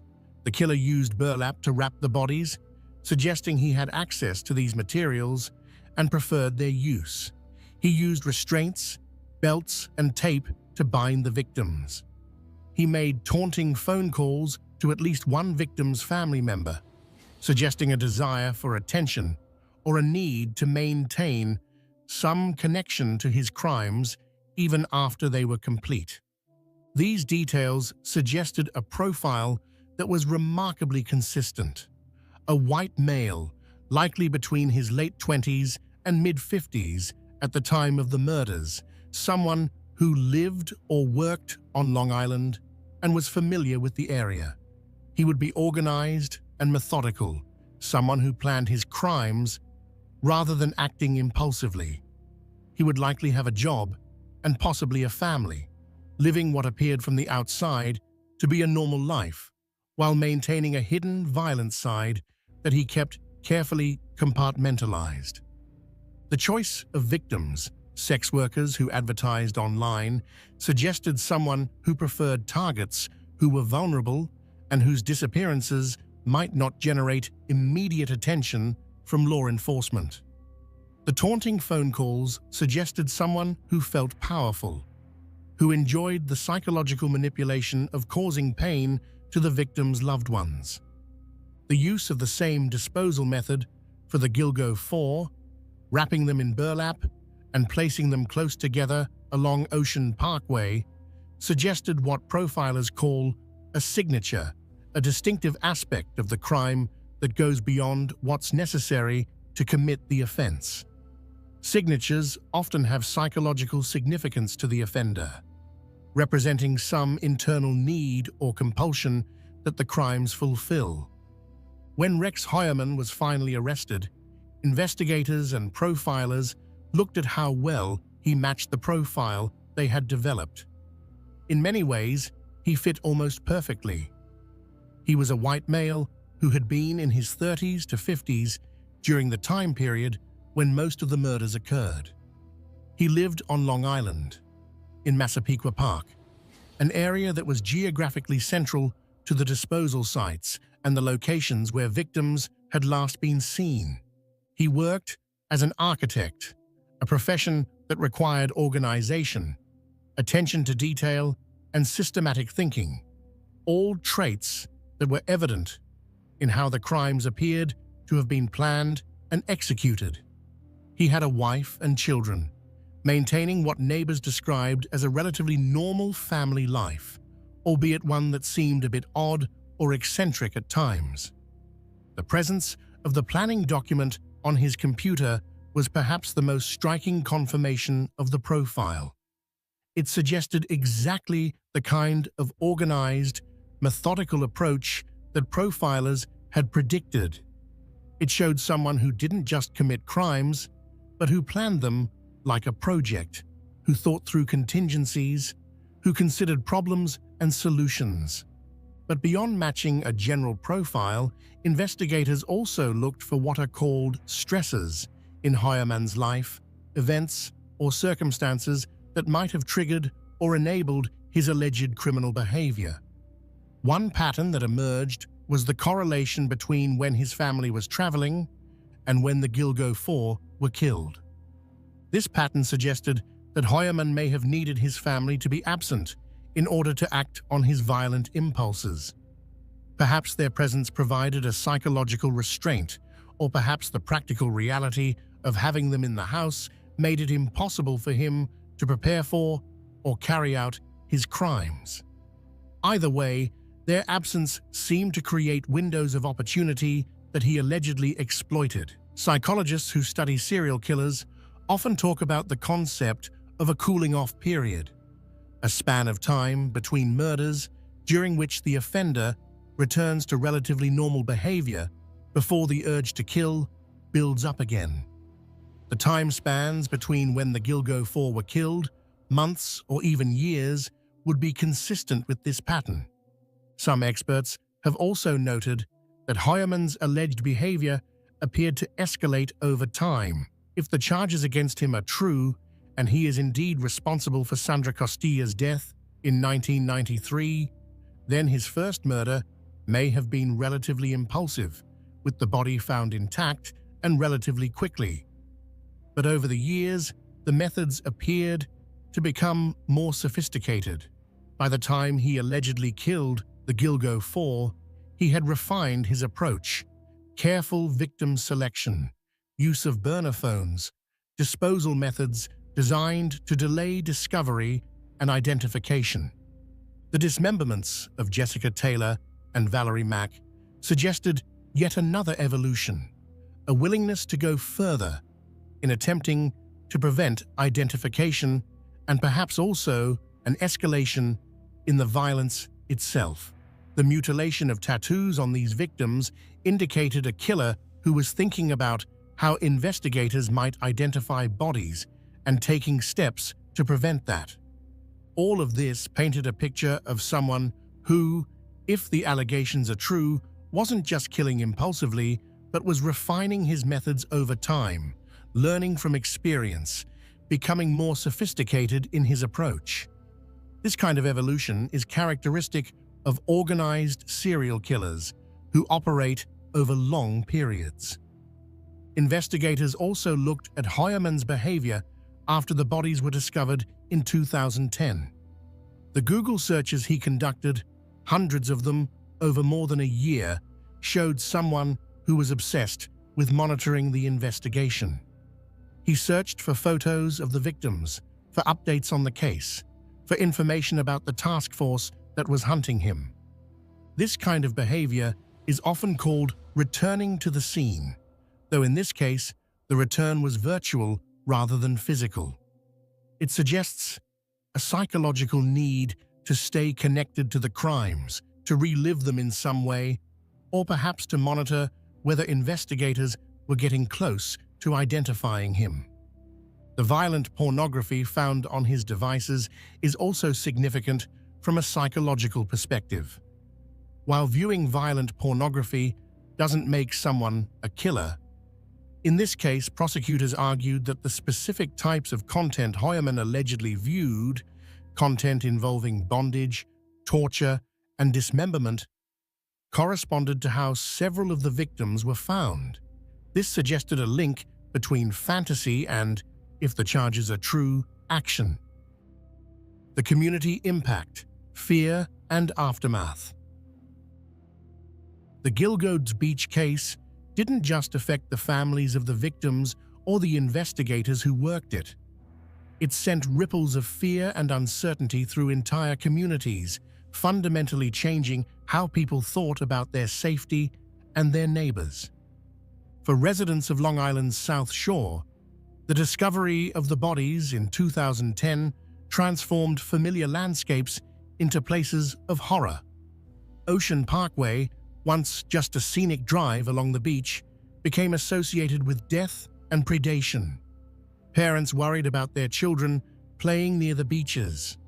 Women, particularly sex workers, knew that a killer had been hunting in their community, and that realization created a climate of heightened fear and vigilance.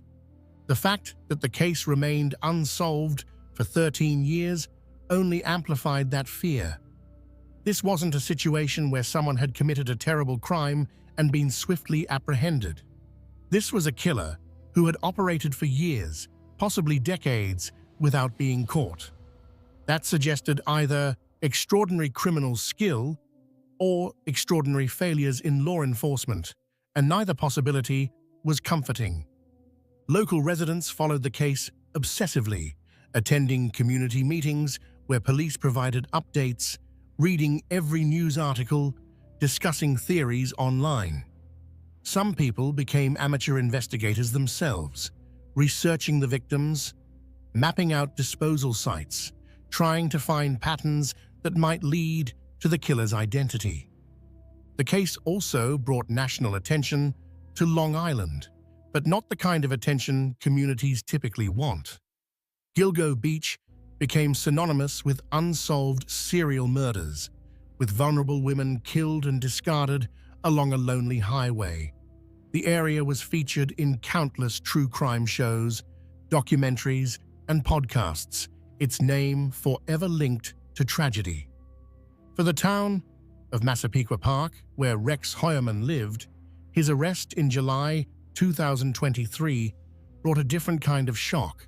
This was a person who had lived in the community for decades, who had raised his family there, who had been seen at local businesses and community events. He wasn't a stranger who had come from somewhere else to commit crimes. He was, by all appearances, one of them. Neighbors struggled to reconcile the man they thought they knew with the charges against him. Some remembered him as quiet and polite. Others recalled finding him odd or unsettling. All of them wondered how they could have lived so close to someone who was allegedly responsible for such terrible crimes without ever suspecting anything. The house on First Avenue where Hoyerman lived became a focus of morbid fascination. After his arrest, police spent weeks searching the property, tearing up the backyard, removing items from the basement, documenting every room. Neighbors and curiosity seekers lined the street, taking photos, creating a spectacle that further traumatized a community already reeling from the revelations. For Hoyerman's own family, the impact was immeasurable. His wife filed for divorce within days of his arrest. His children, both young adults, found themselves at the center of a media storm. Their father accused of being one of the most prolific serial killers in New York history. They hired attorneys who described them as victims of circumstance, two people whose lives had been irrevocably changed by alleged crimes they knew nothing about. The broader sex worker community also grappled with the implications of the case. The Gilgo Beach murders highlighted the vulnerability of people working in the sex trade, how easily they can become targets, how often their disappearances generate less attention and fewer resources from law enforcement than disappearances of other citizens. Advocates used the case to push for decriminalization of sex work, arguing that the illegality of the profession drives it underground and makes workers more vulnerable to violence. They pointed out that all of the Gilgo Four had advertised their services online, meeting clients without the kind of screening or security that would exist in legal, regulated environments. They were forced to work alone, to meet strangers in private locations, because the alternative was risking arrest.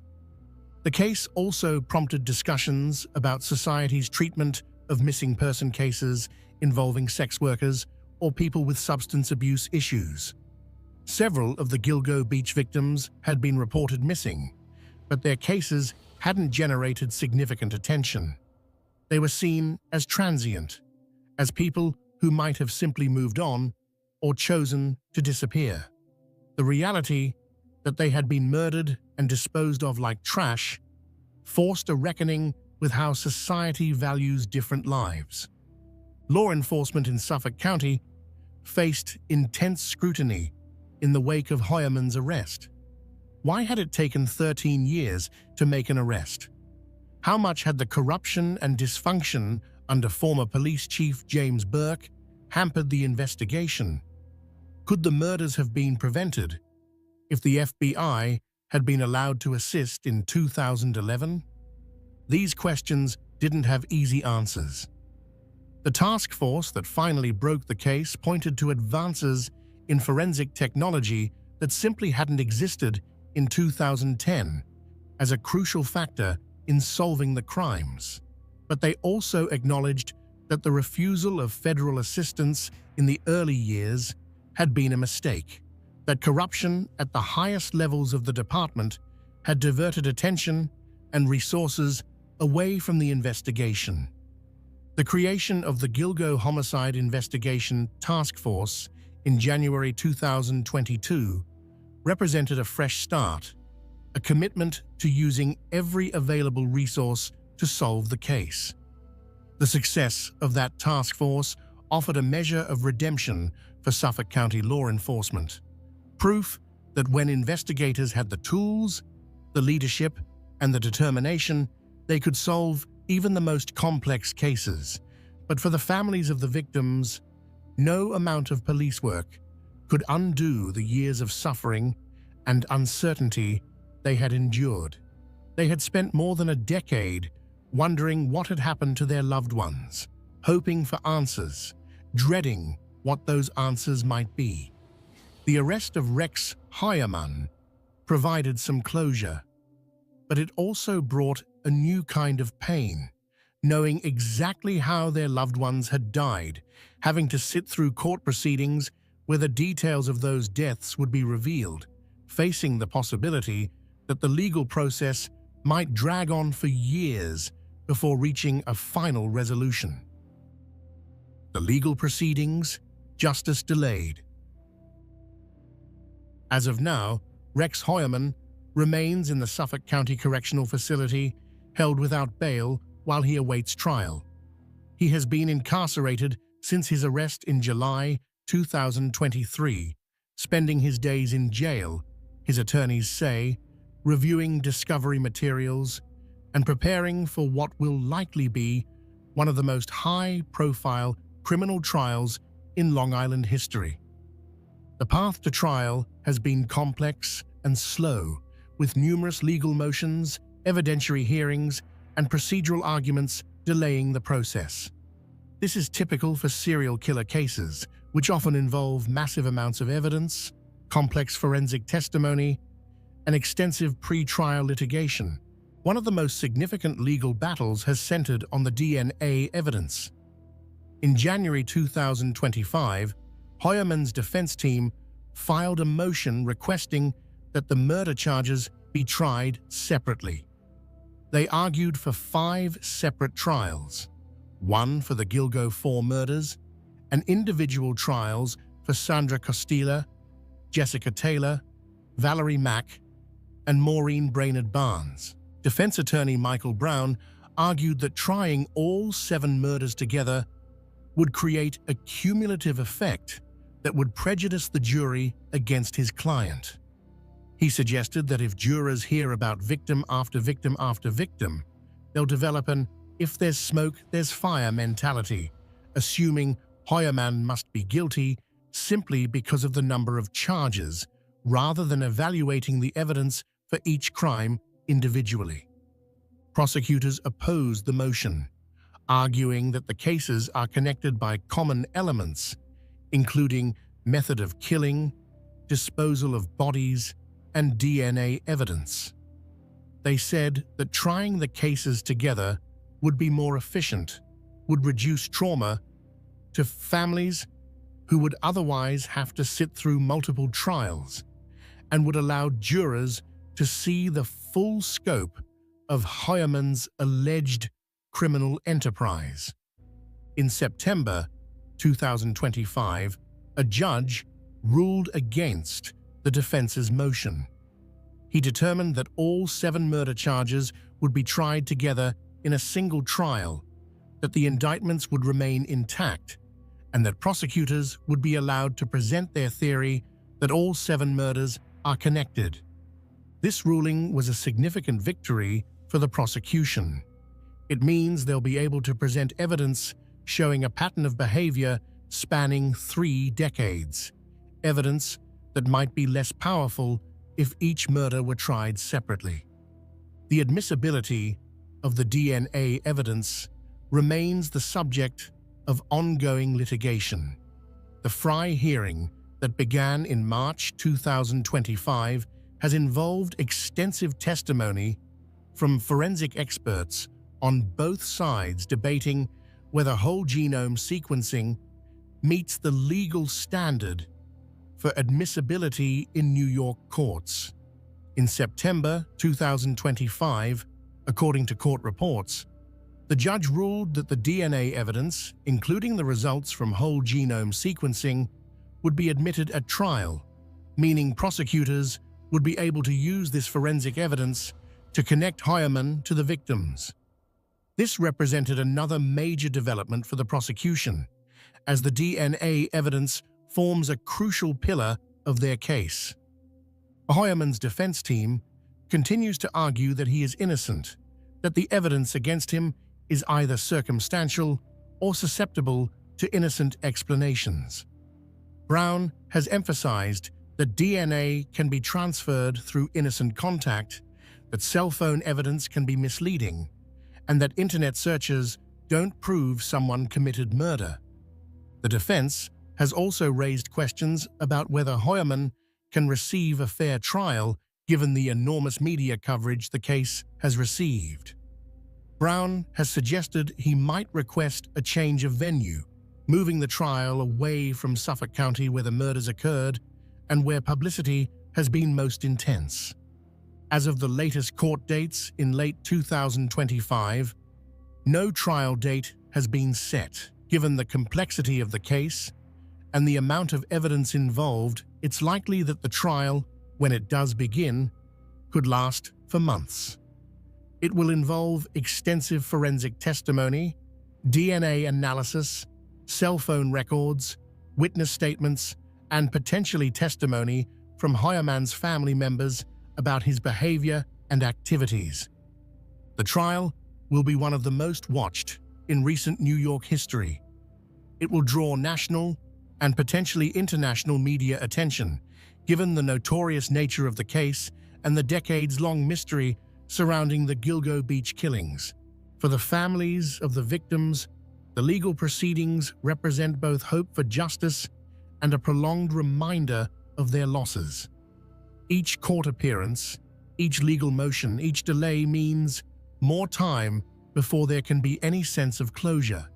But they have waited this long, and most have expressed willingness to wait longer, if it means ensuring that justice is ultimately served. What the trial will look like. When Rex Heuermann eventually goes to trial, assuming the case isn't resolved through a plea agreement, which seems unlikely given the severity of the charges and Heuermann's insistence on his innocence, the proceedings will likely last for months. Murder trials of this complexity rarely conclude quickly. The first major hurdle will be jury selection. Finding 12 people and several alternates who can be impartial in such a high-profile case will be extraordinarily difficult. Most people on Long Island have heard about the Gilgo Beach murders. Many have followed the case closely. The challenge for both the prosecution and defense will be finding jurors who are aware of the case but haven't already formed strong opinions about Heuermann's guilt or innocence. During jury selection, called voir dire, attorneys from both sides will question potential jurors about their knowledge of the case, their ability to be impartial, their views on the death penalty. Though New York doesn't have capital punishment, the seriousness of the charges means this might come up, and anything else that might affect their ability to serve fairly. This process alone could take weeks. Once a jury is seated, the trial will begin with opening statements. The prosecution will lay out their case, explaining what they intend to prove and how they plan to prove it. They'll describe the victims, the evidence connecting Heuermann to the crimes, and the timeline of events. They'll paint a picture of a methodical killer who hunted vulnerable women for decades. The defense will then present their opening statement, outlining their theory of the case and the reasonable doubts they intend to create about the prosecution's evidence. They might argue that the evidence is circumstantial, that DNA can be transferred innocently, that coincidences do happen, and that the prosecution hasn't proven beyond a reasonable doubt that Heuermann committed these specific crimes. After opening statements, the prosecution will present their case in chief, calling witnesses and introducing evidence. This phase will likely include testimony from law enforcement officers who investigated the case, forensic specialists who analyze DNA and other physical evidence, cell phone experts who can explain the location data and call records, digital forensics experts who examined Heuermann's computers and phones, and potentially witnesses who saw Heuermann with one or more of the victims. Each piece of physical evidence will need to be properly authenticated and admitted into the record. Crime scene photographs, DNA analysis reports, the planning document found on Heuermann's computer, cell phone records, all of this will be methodically presented to the jury with accompanying testimony explaining what it is and why it's significant. The DNA testimony will likely be particularly complex and time-consuming. Forensic scientists will need to explain to the jury how DNA analysis works, what makes a match reliable, how they handled and tested the samples, what the statistical probabilities mean, and how they can be certain the DNA found on the victims matches Heuermann and members of his family. Cross-examination by the defense will attempt to poke holes in this testimony, to find any weakness or uncertainty, any possibility of error or contamination, anything that might create reasonable doubt. This back and forth between direct examination by prosecutors and cross-examination by the defense will play out with witness after witness, potentially over the course of many weeks. The prosecution will also need to establish the chain of custody for all physical evidence, proving that each item was properly collected, stored, and tracked from the crime scene through laboratory analysis to the courtroom.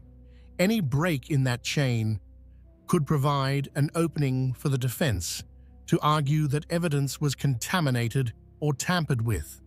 Expert witnesses will be crucial to both sides.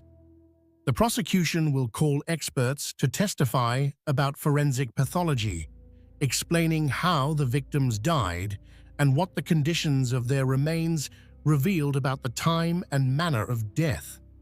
They'll call experts in DNA analysis, in digital forensics, in cell phone technology. They may call criminal profilers or behavioral analysts to discuss the psychological aspects of the crimes and how they connect to Heuermann.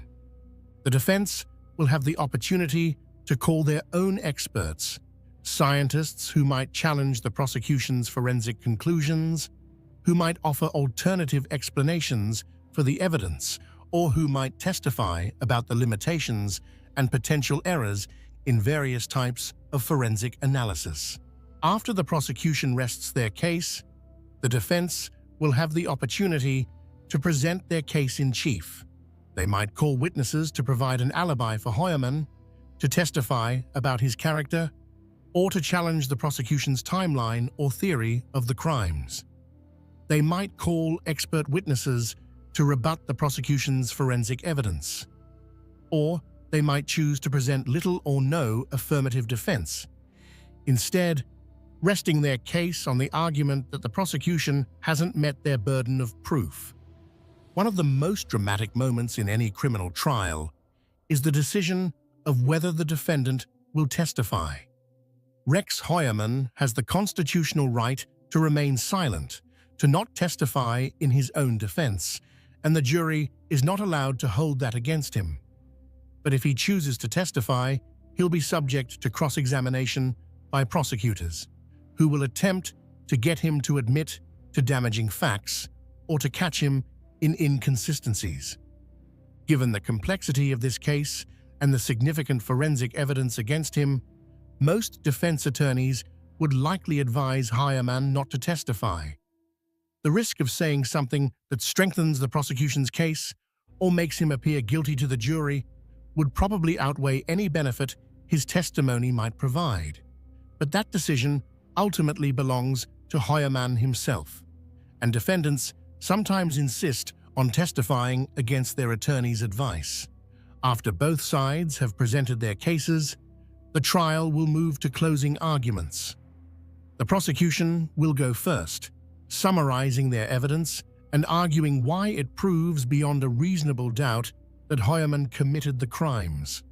They'll connect the dots between the different pieces of evidence, creating a narrative that explains how and why Heuermann killed these women. The defense will then present their closing argument, pointing out weaknesses in the prosecution's case, emphasizing any inconsistencies or uncertainties, and reminding the jury that the burden of proof rests entirely on the prosecution. They'll argue that reasonable doubt exists, and that the jury must therefore find Heuermann not guilty. The prosecution then gets a final rebuttal, an opportunity to respond to the defense's arguments and to leave the jury with a final impression before deliberations begin.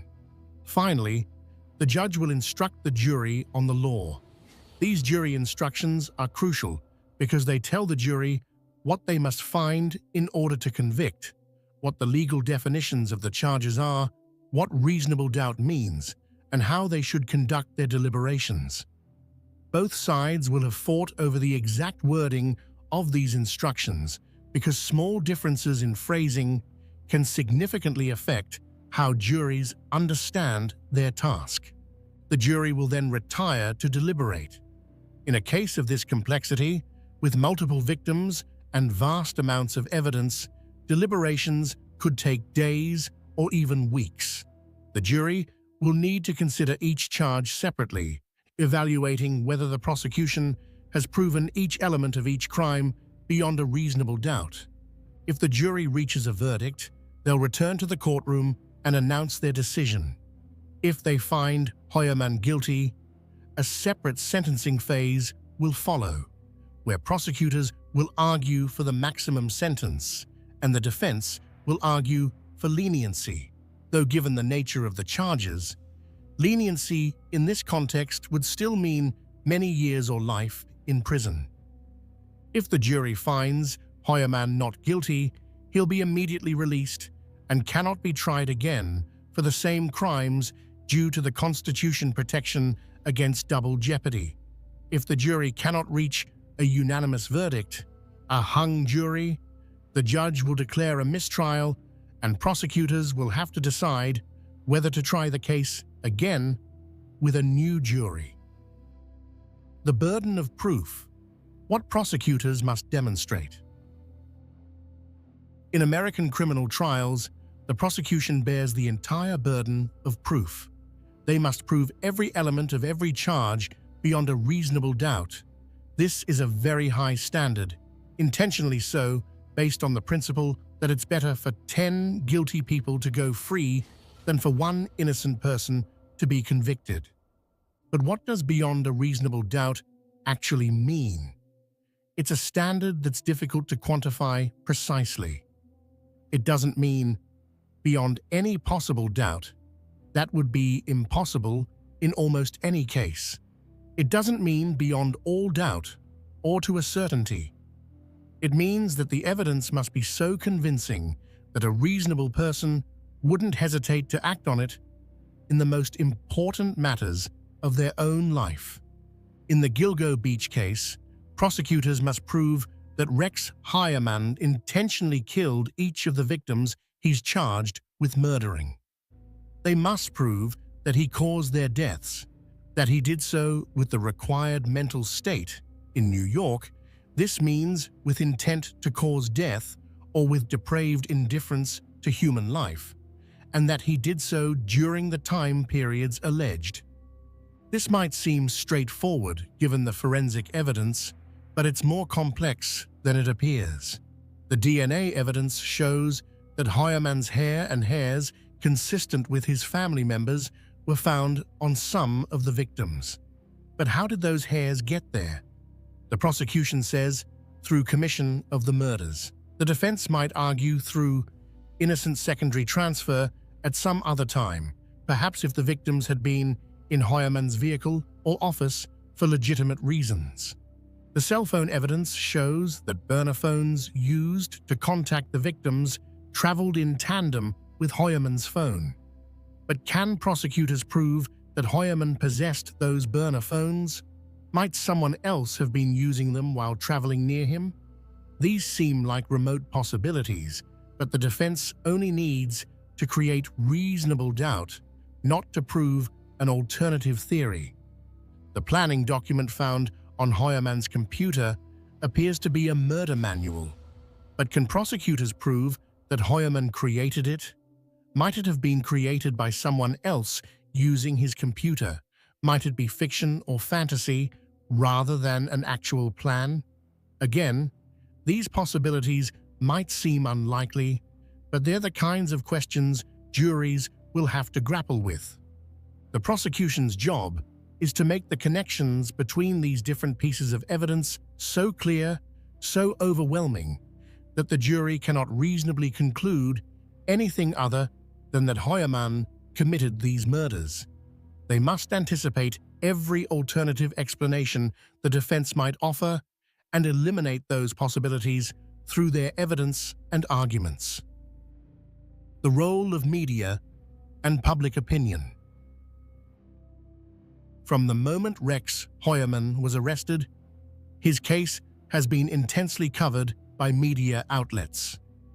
The Gilgo Beach murders were already one of the most well-known unsolved cases in the country, featured in numerous documentaries, podcasts, books, and television shows. When an arrest was finally made, after 13 years, it generated massive public interest. This media attention creates challenges for both the prosecution and defense. On one hand, extensive coverage can make it difficult to find impartial jurors. On the other hand, It keeps pressure on all parties to ensure that justice is done and that the process is transparent. True crime enthusiasts have followed every development in the case, dissecting evidence, debating theories online, creating detailed timelines and maps. While this public engagement demonstrates the community's investment in seeing justice served, it also creates noise that can complicate the legal process. Rumors and speculation can spread quickly online, sometimes making it harder for the public to distinguish between verified facts and theories. Some media coverage has focused on Hoyerman's appearance, his demeanor, his oddities of behavior. This kind of attention can be prejudicial, creating an impression of guilt based on superficial characteristics rather than evidence. It's a reminder of why the jury system requires that verdicts be based only on evidence presented in court, not on media reports or public opinion. The victims' families have had to navigate this media landscape carefully. They want their loved ones to be remembered, for their stories to be told, for the public to understand that these were real people with real lives who were taken too soon. But they also don't want to do anything that might compromise the prosecution's case or give the defense grounds for appeal. Some families have worked with victims' rights advocates like Gloria Allred, who has helped them speak publicly while also protecting their interests in the legal process. Others have chosen to remain more private, processing their grief away from cameras and microphones. Both approaches are valid, and there's no right way to handle being thrust into the public eye because your loved one was murdered. The families living with loss. Throughout this entire story, from the initial disappearances to the discovery of bodies to the arrest and ongoing legal proceedings, there are people who have suffered immeasurably, the families of the victims. These are mothers, fathers, sisters, brothers, children, and friends who have had to live with loss, uncertainty, and grief for years, in some cases, decades. Family members of Maureen Brainard Barnes spent more than 16 years not knowing what had happened to her. They searched through emails and phone records, stayed in touch with other victims' families, and never gave up hope that answers would come. When Rex Hoyerman was finally arrested, Maureen's family was among the first to speak publicly about their relief that someone had been charged, though they acknowledged the pain would never fully heal. Nicolette Brainard Barnes, Maureen's daughter, was just 7 years old when her mother disappeared. She's grown up without her mother, without the guidance and love that should have been her birthright. She's had to process the loss of her childhood, the loss of what might have been, the loss of a future that will never exist now. Melissa Barthelomy's family endured not just the loss of their loved one, but the psychological torture of those taunting phone calls. Her teenage sister, just 15 at the time, had to hear a man boast about killing her sibling, had to endure his crude sexual comments and his obvious pleasure in the family's anguish. That kind of trauma doesn't go away. It shapes a person's entire life, colors how they see the world and other people. Megan Waterman's family, particularly her young daughter, who was just 3 when her mother vanished, have had to live with absence and unanswered questions. Megan's daughter is now a teenager, growing up without the mother who loved her, without the chance to know who her mum really was, beyond what others can tell her. Amberlynn Costello's roommates, who despite their own struggles with addiction, cared enough to report her missing and to provide police with descriptions that would prove crucial years later, have had to live with the knowledge that they saw her killer, that he was right there, and they couldn't stop what was about to happen. The families of the other victims, Jessica Taylor, Sandra Costilla, Valerie Mack, Karen Vergata, and the still unidentified victims have similar stories. Years or decades of not knowing, of wondering, of hoping against hope that somehow their loved ones might still be alive, even as that hope grew dimmer with each passing year. Valerie Mack's family didn't even know for certain that she was dead for 20 years. They thought she might have just disappeared, might have chosen to cut ties, might be out there somewhere living a different life. When they finally learned the truth, when they learned she had been murdered and dismembered, the shock and grief were compounded by 2 decades of uncertainty. Sandra Castilla's family has waited more than 3 decades for justice. When her body was found in 1993, investigators believed they would quickly solve the case. Instead, it went cold for more than 30 years before advanced DNA testing finally pointed toward a suspect. Many of these families have been represented by victims' rights attorney Gloria Allred, who has been a fierce advocate for ensuring the voices of the victims and their families are heard. Allred has attended court hearings, spoken at press conferences, and worked to ensure that the women who died are remembered not just as victims or case numbers, but as people who mattered, who had lives and dreams, and people who loved them.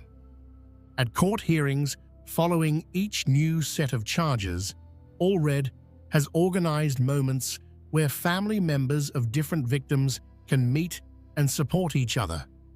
These encounters have created a community of grief, people bound together by the worst kind of shared experience, but finding strength in that connection.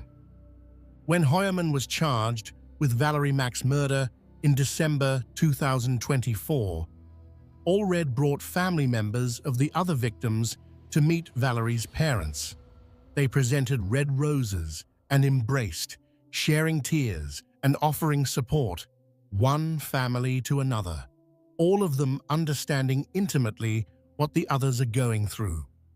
The children of the victims face particular challenges. Maureen's daughter, Megan's daughter, and Valerie's son have all had to grow up without their mothers, have had to process not just loss, but the violence of that loss. They've had to learn that their mothers were murdered, that someone took them away deliberately and cruelly. That's a burden no child should have to bear. But it's not just the direct victims' families who have suffered. Rex Hoyerman's family, his wife Asa Ellerup, and their children Victoria and Christopher have been thrust into a nightmare of a different sort. They've had to confront the possibility that the man they lived with, the husband and father they thought they knew, was living a secret life as a serial killer. Ellerup filed for divorce shortly after Hoyerman's arrest, but she has been careful in her public statements.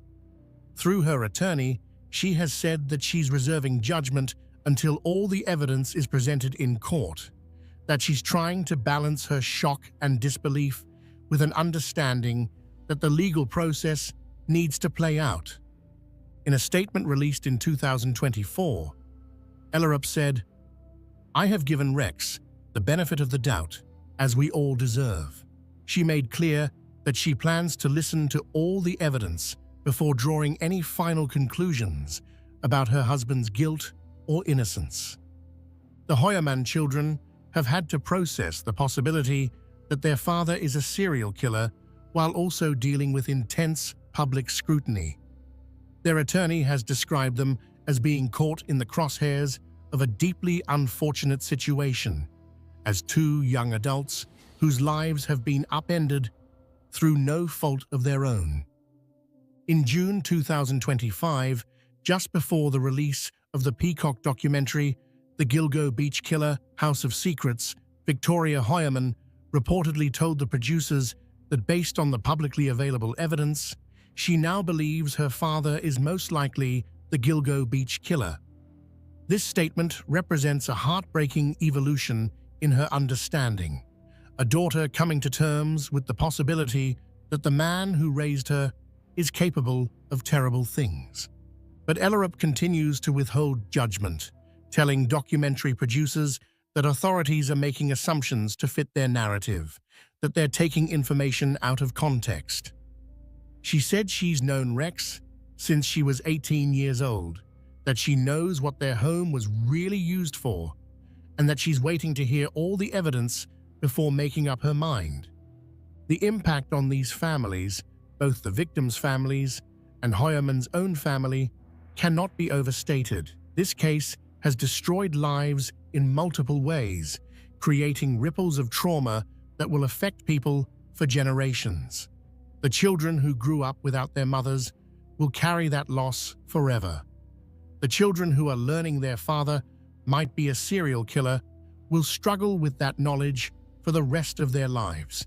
And beyond the immediate families, there's a broader community impact. The people of Massapequa Park, who lived near Hoyerman, are grappling with the possibility that a serial killer was in their midst for decades. The residents of Long Island who lived with fear during the years when the killer's identity was unknown are processing the relief of an arrest alongside renewed trauma as details of the case continue to emerge. The sex worker community, already vulnerable and often overlooked by society, has had to confront once again how little protection exists for them, how easily they can become victims, how long it can take for justice when one of their own is murdered. Advocates for sex workers have used this case to highlight the need for decriminalization and better protections, arguing that the vulnerability of the victims is what allowed this killer to operate for so long. Conclusion: unanswered questions. Even with Rex Hoyerman's arrest and the charges he faces, questions remain. Of the 11 sets of remains found in the area, Hoyerman has been charged with 7 murders. What about the others? Could they be connected to him? Or might they be the victims of different killers? Investigators have indicated this remains an active area of their investigation. Karen Vergata's death remains officially unsolved, though investigators have said they're continuing to look at possible connections to Hoyerman. The remains of Tanya Jackson and her child Tatiana Dykes have been identified, but no charges have been filed in their deaths. The Asian male remains unidentified and unclaimed. Investigators have indicated they believe Hoyerman may be responsible for additional murders beyond those he's been charged with. The planning document found on his computer suggests organization and forethought that could indicate multiple crimes. The pattern of alleged behavior spanning 3 decades raises questions about whether there might be opportunities for crimes that have not yet been discovered or connected to him. There's also the ongoing question of whether Hoyerman had any accomplices or if other killers may have used the area. While all available evidence presented by prosecutors suggests he acted alone in the murders he's charged with, the discovery of so many victims over such a wide time frame has led some investigators to consider whether the area might have been used as a dumping ground by more than one perpetrator over the years. This remains a matter of investigative theory rather than established fact.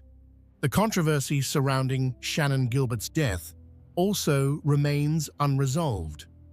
Did she die accidentally, as police have concluded, or was she murdered, possibly by someone connected to the case? Her family continues to believe she was killed, and her death, whether accidental or not, led directly to the discovery of the Gilgo Beach victims. But perhaps the biggest questions are the ones we may never fully answer. Why? What could drive someone to allegedly kill vulnerable women over the course of decades? If the charges are proven true, what was Rex Hoyerman thinking when he allegedly created that planning document? When he allegedly hunted for victims? When he allegedly disposed of their bodies along that lonely highway? Even if Hoyerman is convicted, even if he spends the rest of his life in prison, we may never fully understand what motivated him. Assuming the allegations are true, serial killers rarely provide satisfying explanations for their actions. The reality is often that there is no explanation that makes sense to most people, no way to fully comprehend what drives someone to such darkness. What we can say with certainty is that the Gilgo Beach case represents both a failure and a triumph of the justice system. It represents a failure in that it took 13 years from the discovery of the first bodies to make an arrest, 13 years during which families suffered without answers. It represents the failure of a system that allowed corruption to hamper the investigation, that allowed vulnerable women to become victims because society didn't protect them. But it also represents a triumph. It shows that even cold cases can be solved with persistence, with new technology, and with investigators who refuse to give up. It demonstrates the power of forensic genealogy and advanced DNA testing to solve crimes that seemed unsolvable. It proves that even after more than a decade, even when leads have gone cold and hope has dimmed, justice can still be served. The families of the victims have waited so long for this moment. As the case moves toward trial, as evidence is presented and arguments are made, they'll be watching, hoping that finally, after all these years, the person responsible for their loved ones' deaths will be held accountable. Melissa Barthelemy, Maureen Brainard Barnes, Megan Waterman, Amber Lynn Costello, Jessica Taylor, Sandra Costilla, Valerie Mack, Karen Vergata, Tanya Jackson, Tatiana Dykes, Shannon Gilbert, and the still unidentified victims all deserve justice. They deserve to be remembered not as the Gilgo Beach victims, but as the people they were: daughters, mothers, sisters, friends. Women with lives and dreams who deserved so much better than they got. This case reminds us that behind every true crime story are real people who suffered, real families who grieve, and a real responsibility to seek justice, no matter how long it takes. Final thoughts. Thank you so much for watching today's video. The Gilgo Beach case is one of the most complex and disturbing serial killer investigations in American history, spanning 3 decades, involving at least 11 victims, and requiring the work of hundreds of investigators over more than 13 years to finally result in an arrest. If you found this video informative, please consider giving it a like and subscribing to the channel. Hit that notification bell so you never miss when we upload new true crime content. Remember to be respectful in the comments. These are real victims with real families who are still grieving and seeking justice. While we discuss these cases to educate and inform, we should always do so with respect for those who have been affected by these terrible crimes. If you or someone you know needs help or is in a dangerous situation, please reach out to local authorities or organizations that can provide support. There are resources available, and you don't have to face danger alone. Take care of yourselves, and I'll see you in the next video. Take care of yourselves, and I'll see you in the next video. How the serial killer hid in plain sight. Content Advisory. This presentation discusses violent crimes, including murder and sexual assault. While graphic details have been minimized, some content may be disturbing. Listener discretion is advised. Disclaimer on victim counts. Victim counts in this presentation represent confirmed murders, unless otherwise stated. Many of these killers are suspected of additional crimes that remain unproven. When referencing victim numbers, we rely on officially confirmed cases and clearly label any speculation or unverified claims. Disclaimer on psychological analysis. Psychological interpretations in this presentation are based on expert analysis, documented interviews, and established forensic psychology research.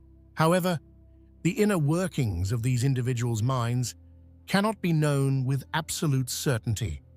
Where psychological motivations are discussed, they represent the professional assessments of forensic experts and criminal profilers rather than established facts. The neighborhood barbecue was in full swing that warm summer evening. Children's laughter echoed across manicured lawns, while adults gathered around grills, cold drinks in hand, swapping stories about work and weather. Among them stood a man who epitomized suburban normalcy. He wore a pleasant smile, shared recipes for the perfect burger, and made sure everyone's glass stayed full. Neighbors knew him as the guy who volunteered at the local church, the one who always showed up when someone needed help with yard work or moving furniture. He was, by every visible measure, one of the good ones. But beneath that carefully constructed facade lurked something else entirely, something dark, something predatory. Because this same man, the one flipping burgers and telling dad jokes, had murdered multiple people. Their bodies lay hidden, not far from where these good people stood laughing and living their ordinary lives. The predator wasn't lurking in some distant shadow or abandoned building. The killer was right there, shaking hands and asking about your weekend plans. This is perhaps the most terrifying truth about serial killers. They don't always look like the villains we imagine. They don't always act strangely or give off obvious warning signs. Some of the most prolific and brutal murderers in history were people who successfully convinced everyone around them that they were normal, decent, even admirable human beings. They held respectable jobs, they raised families, they served their communities, and they killed, again and again and again. Tonight, we're going to explore the chilling reality of serial killers who hid in plain sight. These are the stories of men who perfected the art of the double life, who wore masks so convincing that even those closest to them never suspected the truth. We'll examine how they did it, why it worked, and what their cases teach us about the nature of predatory behavior. Because understanding how these killers concealed themselves isn't just morbidly fascinating, experts believe this knowledge may help law enforcement and communities recognize warning patterns before more lives are lost. So settle in, get comfortable, and prepare yourself for a journey into the darkest corners of human psychology, where we'll meet the neighbors, the volunteers, the family men, who turned out to be something else entirely. The psychology of the mask. Before we delve into specific cases, we need to understand something fundamental about how certain killers operate. Psychologists have a term for what these individuals do. It's called compartmentalization. This is the ability to separate different aspects of one's life into mental boxes, keeping them so distinct that they never seem to touch or contaminate each other. For most of us, compartmentalization is a healthy coping mechanism. We might separate our work persona from our home persona, becoming more formal and professional at the office while being relaxed and casual with family. That's normal. That's adaptive. But for certain killers, compartmentalization becomes something far more sinister and far more complete. These individuals don't just separate different roles, they create entirely different personalities. There's the public self, the person everyone sees and knows. This version is often charming, helpful, and socially skilled. It's the face they show to neighbors, co-workers, and even family members. Then there's the private self, the predator that emerges when the opportunity arises. This is the part they keep carefully hidden, the part that plans, stalks, and kills. According to forensic psychologists and criminal profilers, The truly frightening aspect is how seamlessly some killers can switch between these personas.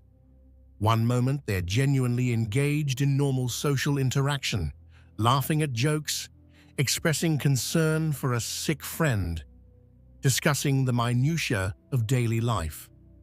The next moment, something shifts inside them, and the predator emerges.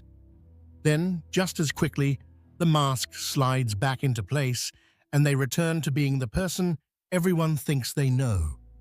This ability to maintain such a convincing facade is often linked to psychopathy.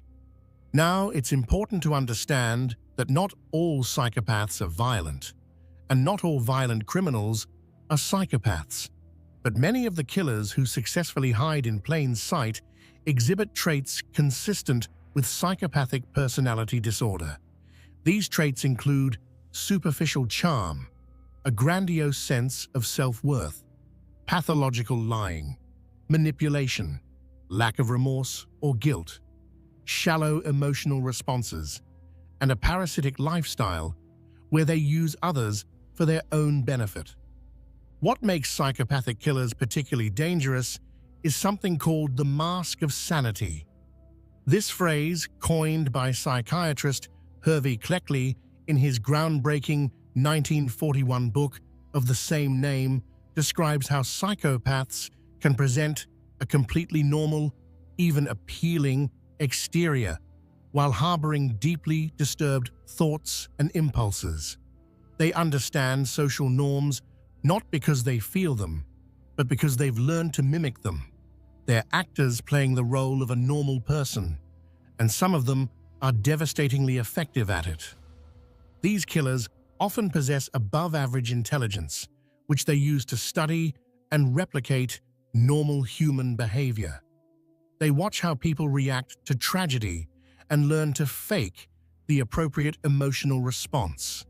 They observe what makes someone trustworthy and adopt those characteristics. They're essentially emotional frauds, counterfeiting feelings they don't actually experience to blend into society. There's also typically a strong element of narcissism at play. Research suggests that many of these killers believe they're fundamentally superior to others, that ordinary rules don't apply to them. This grandiosity fuels both their crimes and their confidence that they won't be caught. They think they're smarter than law enforcement, cleverer than their neighbors, more cunning than anyone who might suspect them. And sometimes, terrifyingly, they're right, at least for a while. Another crucial factor is the element of control. According to forensic psychologists and criminal profilers, many serial killers are primarily motivated by a need for power and dominance rather than sexual gratification alone. But maintaining a normal facade requires control as well, just a different kind. They must control their impulses in public, control their words and expressions, control the information others have access to.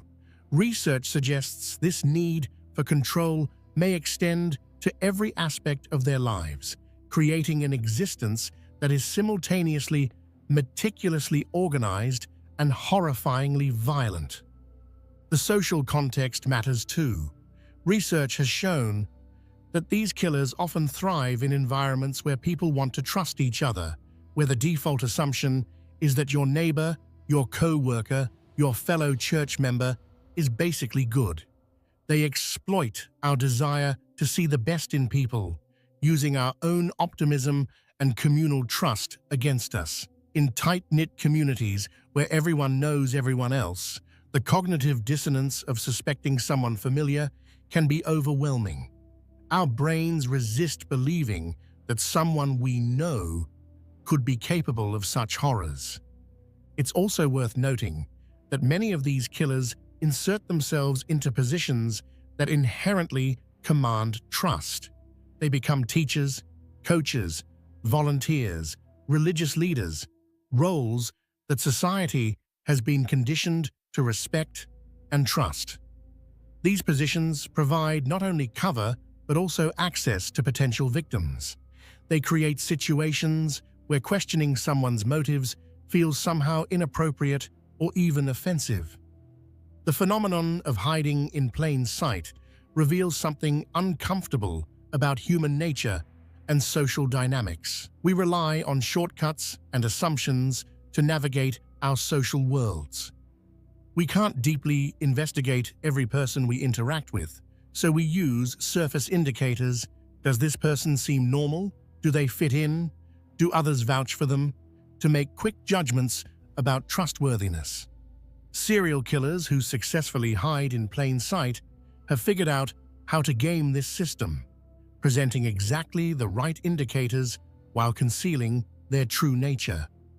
Understanding these psychological mechanisms is crucial not just for law enforcement, but for anyone who wants to better understand how predatory individuals operate. Experts emphasize that while we cannot always identify dangerous individuals by appearance or surface behavior, awareness of these patterns can contribute to improved community safety and more effective investigation strategies.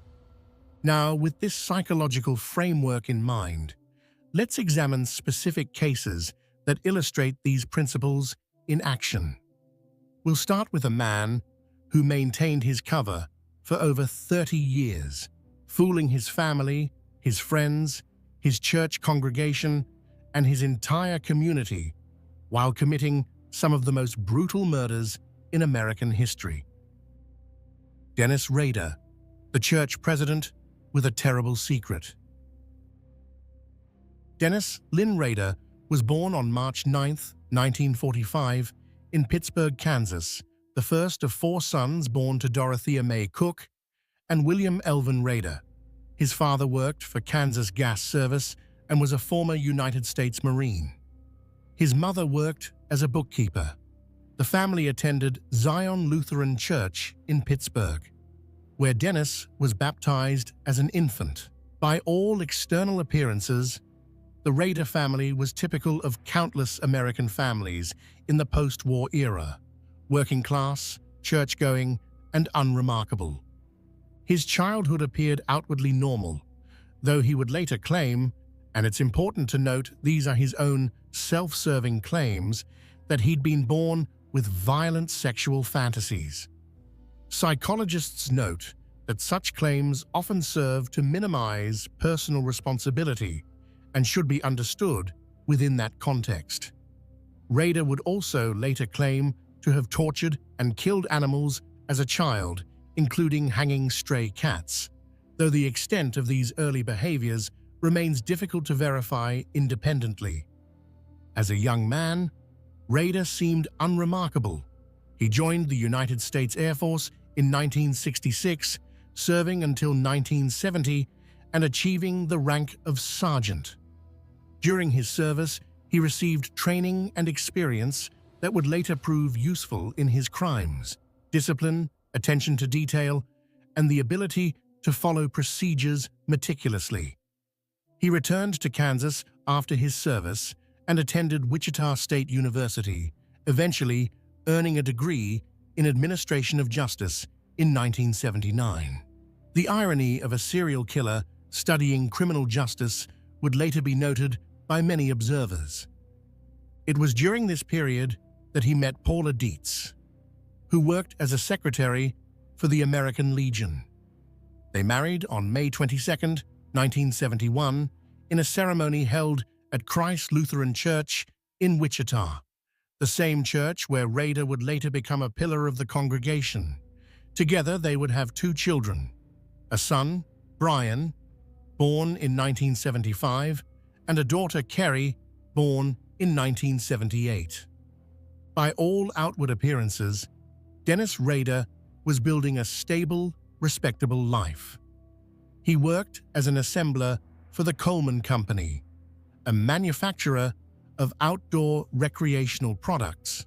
He attended church regularly at Christ Lutheran Church, becoming increasingly involved in the congregation. He was active in the Boy Scouts, serving as a troop leader. He was, by every metric, his neighbors could see a good man, perhaps a bit rigid and particular about rules, but certainly not dangerous. In 1974, Rader obtained a position with ADT Security Services, installing home security systems. The irony would later be almost unbearable for his clients and community. The man charged with protecting their homes was the very threat they sought protection from. Co-workers at ADT nicknamed him Blue Book Man because he always followed the rules meticulously and scolded others for even making small talk during work hours. He worked this job for several years before joining the Park City Compliance Department in 1991, where he became a code enforcement officer, essentially a bureaucrat who enforced city ordinances, wrote citations for code violations, and measured grass that was too long. This position suited Rader perfectly. It gave him a modicum of authority, allowed him to enter people's properties, and provided a legitimate reason to be driving through neighborhoods, observing homes and residents. His co-workers would later describe him as officious, someone who relished his small amount of power, perhaps a bit too much. He was known to be inflexible about rules, measuring lawns with precision and issuing citations for even minor violations. He reportedly chased stray animals while carrying a tranquilizer gun, taking his duties perhaps more seriously than necessary. But overzealousness about city codes didn't make someone a murderer. It just made them annoying. Rader's involvement with Christ Lutheran Church deepened over the years. He served in various capacities, eventually becoming the congregation president in January 2005. He was responsible for administrative duties, congregation meetings, church finances. He was trusted with the most mundane and intimate details of church operations. People confided in him about their struggles, their doubts, their fears. He counseled them, prayed with them, presented himself as a pillar of faith and community. But there was another Dennis Rader, a secret Dennis Rader, one that had been active since January 15th, 1974. On that frigid winter morning, the Otero family went about their normal routines in their Wichita home. Joseph Otero, age 38, worked for the Coleman Company, the same company where Rader had briefly worked. Julie Otero, age 34, was his devoted wife. They had 5 children together, building the kind of family life that represented the American dream. That morning, 9-year-old Joseph Jr., 11-year-old Josephine, and their siblings were in various states of waking up for school. Dennis Rader had been watching the house.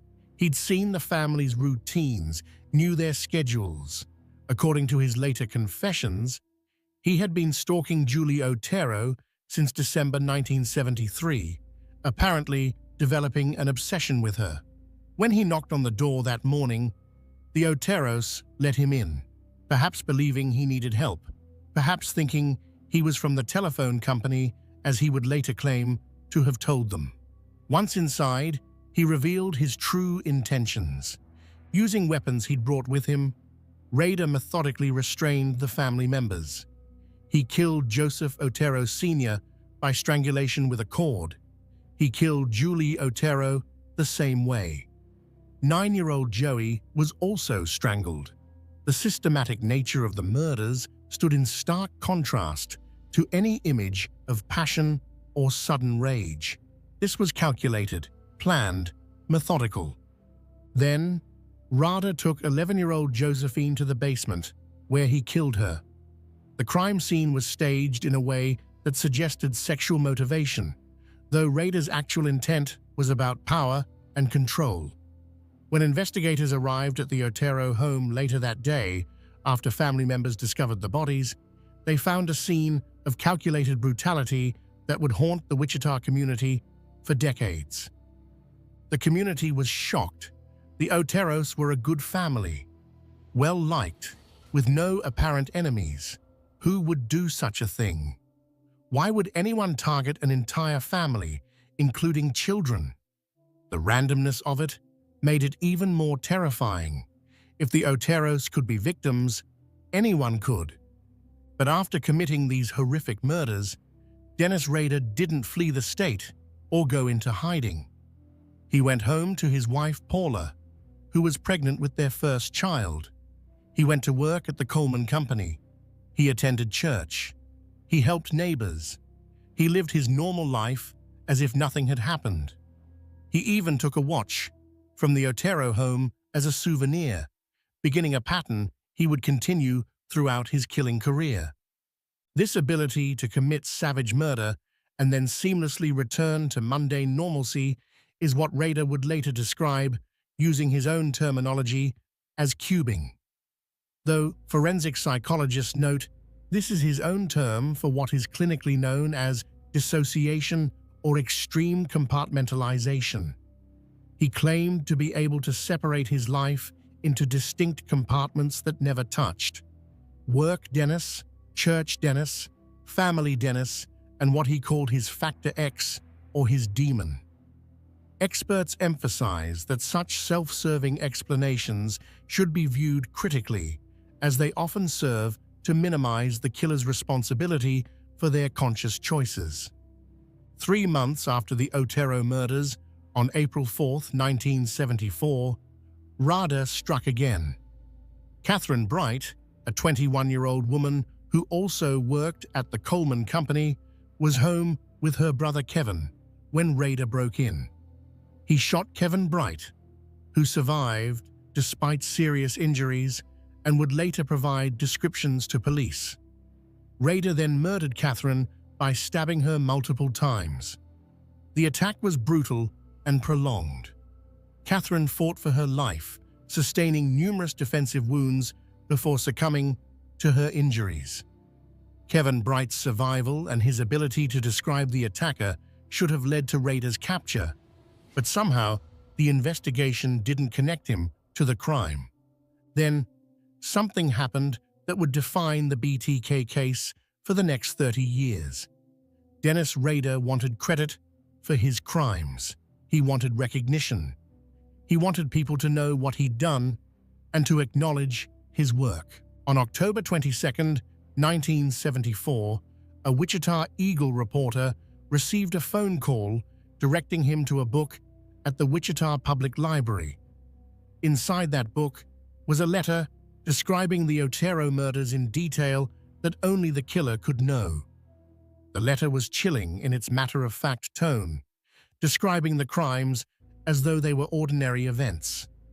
At the bottom, the author had provided a name for himself: BTK, bind, torture, kill.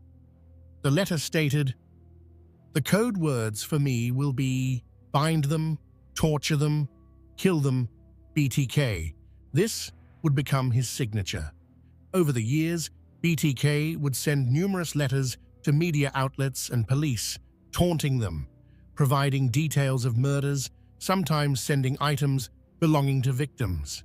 He seemed to crave the attention, the notoriety, the knowledge that the entire city was talking about him, even though they didn't know who he was. But despite this correspondence, BTK would remain unidentified for decades. And during those decades, Dennis Rader continued his double life. In 1975, his son Brian was born. Rader was present for the birth, a devoted father from the start. He coached Brian in Little League, attended his school events, helped with homework. Brian would later describe his father as strict but loving, someone who enforced rules but also spent quality time with his children. Rader killed again in 1977. On March 17th, Shirley Vian, a 26-year-old mother of 3 young children, was murdered in her home. Shirley was sick with the flu that day, lying in bed when Rader forced his way into the house.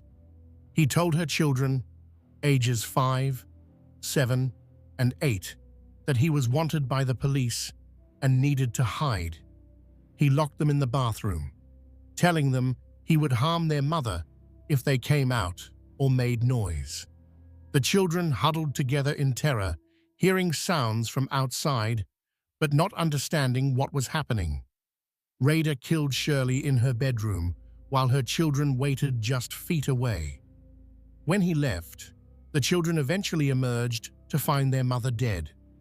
The psychological trauma inflicted on these children, who survived but lost their mother in such a terrifying way, is immeasurable. On December 8, 1977, Rader broke into the home of Nancy Fox, a 25-year-old woman who lived alone. Nancy worked at a jewelry store and was known for her friendly personality. Rader killed her by strangulation with a belt. Then, in a display of his twisted arrogance, he used her own phone to call the police and report the homicide, directing them to her address. He wanted them to find his work. He wanted credit. The phone call was brief and matter-of-fact, demonstrating his complete lack of remorse or emotional connection to his victim. After the Fox murder, BTK went silent. Not because he'd stopped thinking about killing, not because he'd experienced remorse, but because, as he would later explain, his life circumstances had changed in ways that made murder more difficult. In 1978, his daughter Kerry was born. His children were growing up. His wife was more aware of his movements. His job demanded more of his time. The compartmentalization required more effort. But he didn't forget. He kept souvenirs from his victims, photographs, identification cards, items of clothing. He revisited these items regularly, using them to relive his crimes in his imagination. He would later admit to creating elaborate fantasies and even detailed drawings of potential future victims during this dormant period. The years passed. 1978, 1979, 1980. No new BTK murders. Wichita began to relax slightly, though the terror of those few years in the mid-1970s had never truly faded. Parents still warned children. Women still checked their locks obsessively, but life moved on as it must. The BTK task force remained active, but with diminishing resources as other crimes demanded attention. Then, in 1985, BTK resurfaced. On April 27th, Maureen Hedge, a 53-year-old neighbor of Rader's, was killed in her home. Maureen lived just 6 doors down from the Rader family on the same street. Rader had watched her, knew her routines. He broke in during the night, killed her, removed her body to take photographs in a remote location, and then returned the body to her home. The level of planning and risk-taking indicated a killer who felt completely confident in his ability to evade capture. The fact that he targeted his own neighbor demonstrated his complete lack of fear and his belief in his own superiority. On September 16, 1986, Vicki Wegerle, a 28-year-old woman, was murdered in her home, while her young 2-year-old son was present in another room. Vicki was a pianist and homemaker. Rader had posed as a telephone repairman to gain entry, part of what he would later call Project Piano. After killing Vicki, he left as calmly as he'd arrived, confident that his disguise and planning had protected his identity. Her murder wouldn't be officially connected to BTK until years later. The final confirmed BTK murder occurred on January 19, 1991. Dolores Davis, a 62-year-old woman, was abducted from her home, killed with her own pantyhose, and her body left under a bridge. Dolores was a beloved grandmother in the community. After this murder, BTK went silent again. For 13 years, there were no letters, no communications, no confirmed killings. The case grew cold. Investigators retired. The city moved on, though the shadow of BTK never entirely lifted. During all these years, Dennis Rader lived his normal life with remarkable success. He raised his children. Brian and Kerry Rader had a father who attended their school events, helped with homework, enforced household rules with perhaps more rigidity than most parents, but nothing that seemed abnormal. They had family dinners, they went on vacations, they celebrated birthdays and holidays.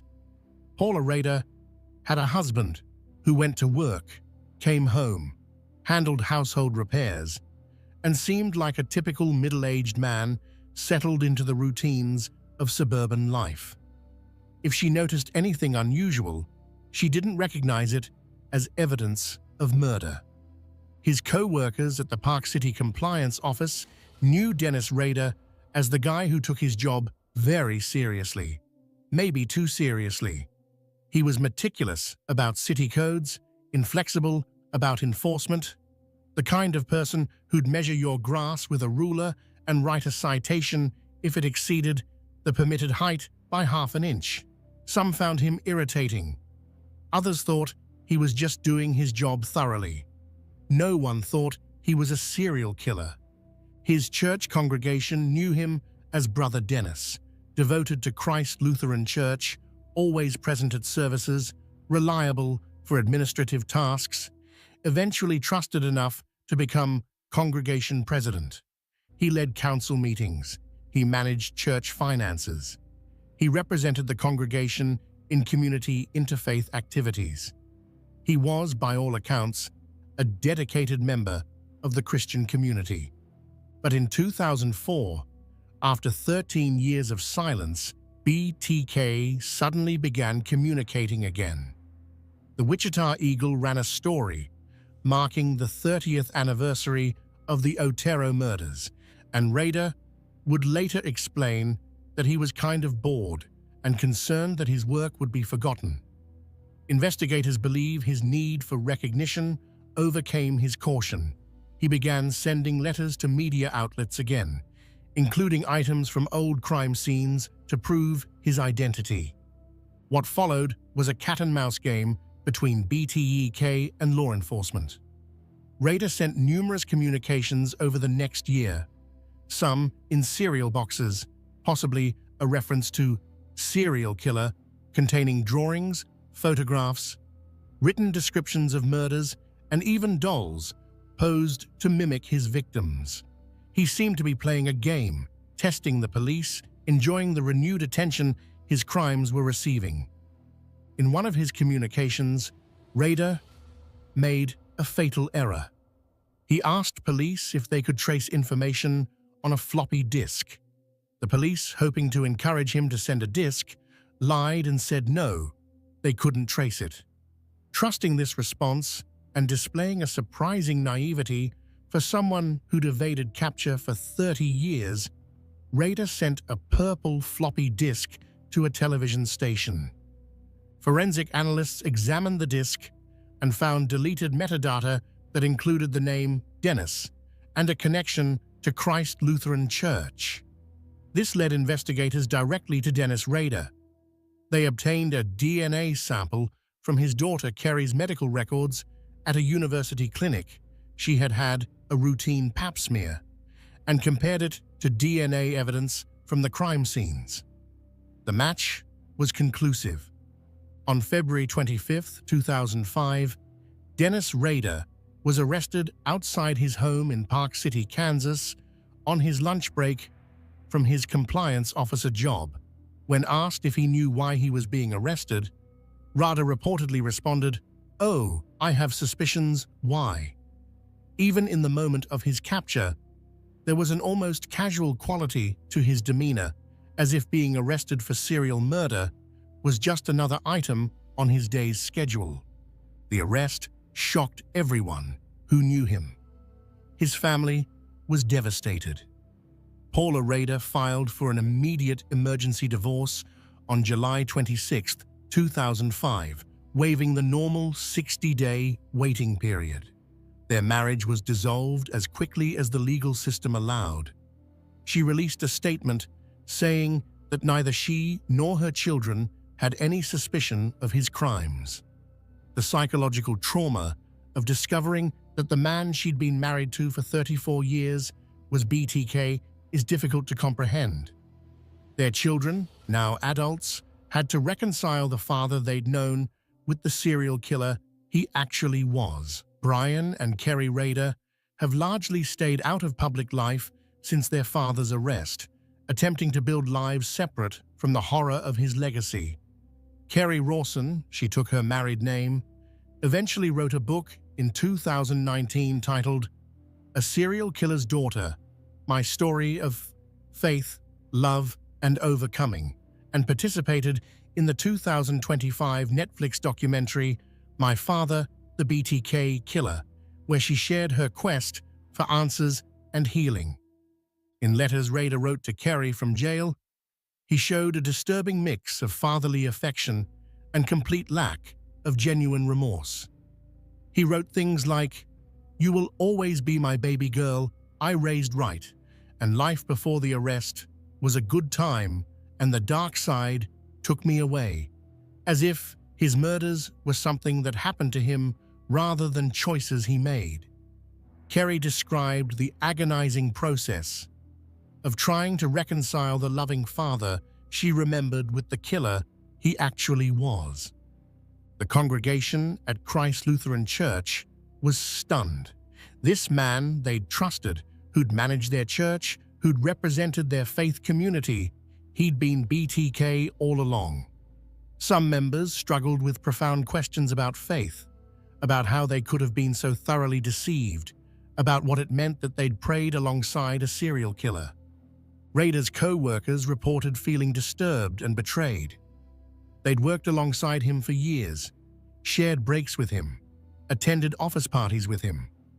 The code enforcement officer who measured grass and wrote parking tickets had murdered 10 people. The cognitive dissonance was overwhelming. During his interrogation and subsequent court proceedings, Rader was unnervingly cooperative and detailed in describing his crimes. He showed no genuine remorse, instead seeming almost proud of his ability to have hidden for so long. He explained his methods, his planning, his motivations with a clinical detachment that forensic psychologists found characteristic of psychopathic personality disorder. He spoke about his victims as though they were objects, projects he'd completed. He detailed his trolling process, how he'd search for potential victims, how he'd plan his attacks, how he'd relive the crimes through his souvenirs. On June 27, 2005, Rader pleaded guilty to 10 counts of first-degree murder. On August 18, 2005, he was sentenced to 10 consecutive life terms in prison, one for each of his confirmed victims. Kansas had no death penalty at the time his crimes were committed, so life imprisonment was the maximum sentence. He will never be eligible for parole. He is currently incarcerated at the El Dorado Correctional Facility in Kansas, where he will remain for the rest of his natural life. The BTK case represents one of the most disturbing examples of a serial killer successfully hiding in plain sight. For over 30 years, Dennis Rader maintained a completely normal public existence, while secretly being one of America's most brutal killers. His ability to compartmentalize, to separate his murderous activities from his daily life, allowed him to fool everyone around him: his family, his church, his community, his co-workers. When people think about serial killers, they often imagine someone who looks or acts obviously disturbed. But Dennis Rader looked like everyone's neighbor. He looked like a church leader. He looked like a typical middle-aged man living an ordinary life in the heartland of America. And that's precisely what made him so dangerous and so successful at evading capture for so long. The victims of BTK deserve to be remembered as more than just entries in a killer's ledger. Joseph Otero, age 38, was a loving father who'd brought his family to Wichita for better opportunities. Julie Otero, age 34, was a devoted mother who worked at the Coleman Company. Joseph Otero Jr., age 9, loved baseball and had his whole life ahead of him. Josephine Otero, age 11, was a bright student with a promising future. Catherine Bright, age 21, was starting her adult life with hopes and dreams. Shirley Vian, age 26, was a mother doing her best to raise 3 young children. Nancy Fox, age 25, was independent and hardworking. Maureen Hedge, age 53, was a kind neighbor. Vicky Weigel, age 28, was a talented pianist and mother. Dolores Davis, age 62, was a beloved grandmother in her community. They were people with families, hopes, dreams, and futures that Dennis Rader stole from them. Their names and their humanity must be remembered alongside the story of the man who killed them. John Wayne Gacy, the killer clown, next door. If Dennis Rader represents the mundane killer hiding in plain sight, the ordinary bureaucrat who happened to be a murderer, then John Wayne Gacy represents something even more disturbing: the beloved community figure, the charitable volunteer, the man who brought joy to children and sick people through his clown performances. Gacy was popular, well-liked, and respected in his community. He was also responsible for the deaths of 33 young men and boys, making him one of the most prolific serial killers in American history. John Wayne Gacy was born on March 17, 1942, in Chicago, Illinois, the second of 3 children born to John Stanley Gacy and Marion Elaine Robinson. His childhood was marked by complexity and dysfunction, though like many serial killers, external observers might not have recognized the depth of problems within the family home. Gacy's father was an alcoholic who frequently abused his wife and children, both physically and verbally. Young John was often the target of his father's rage and disappointment. The elder Gacy belittled his son, calling him stupid and worthless, comparing him unfavorably to his sisters, and questioning his masculinity. He would beat John with a leather strap for real or perceived infractions. Psychological experts note that this abuse likely contributed to Gacy's later need to prove his worth and earn approval. Though many people experience childhood abuse without becoming killers, and abuse does not excuse or fully explain criminal behavior. Despite these difficulties, Gacy worked hard to present a normal exterior. He was involved in extracurricular activities at school, worked various jobs as a teenager to contribute to the family finances, and seemed to be making efforts to build a stable life. He struggled with health issues, including a heart condition that would cause him to be hospitalized multiple times during his youth and would later exempt him from military service during the Vietnam War era. In 1964, at age 22, Gacy married Marlon Myers, whose father owned a chain of Kentucky Fried Chicken restaurants in Waterloo, Iowa. Gacy moved to Waterloo with his bride and began working for his father-in-law, managing one of the restaurants. He threw himself into community involvement, joining the JCs, the Junior Chamber of Commerce, a civic organization for young professionals, and quickly becoming known as an enthusiastic volunteer and hard worker. He was elected vice president of the Waterloo JCs chapter and was named outstanding vice president of the organization in Iowa. He seemed to finally be building the kind of respectable life his father had always claimed he couldn't achieve. On the surface, Gacy appeared to be thriving. He and Marlin had 2 children, a son and daughter. He was successful in business, rising to manage multiple restaurant locations. He was active in community service, known for his dedication and work ethic. He was making something of himself. But beneath this successful exterior, Gacy was engaging in disturbing behavior. He had sexual encounters with teenage boys, sometimes employees at the restaurants he managed. He would ply them with alcohol and then commit sexual acts. In 1968, one of these encounters led to criminal charges when a teenage boy, the son of a fellow Jaycees member, reported that Gacy had sexually assaulted him. When the case went to trial, Gacy was convicted of sodomy and sentenced to 10 years in prison at the Iowa State Reformatory. Marlin divorced him while he was incarcerated, and he lost contact with his children. His father died shortly after his conviction, reportedly disgusted by his son's crimes. Gacy never got the chance to prove himself to his father. Most people might assume this would be the end of the story. A sex offender caught, punished, and removed from society. But Gacy was a model prisoner. He earned his high school equivalency diploma while incarcerated. He worked in the prison kitchen and was praised for his leadership and work ethic. He served on the Prisoner Grievance Committee. He was, by all accounts, rehabilitated.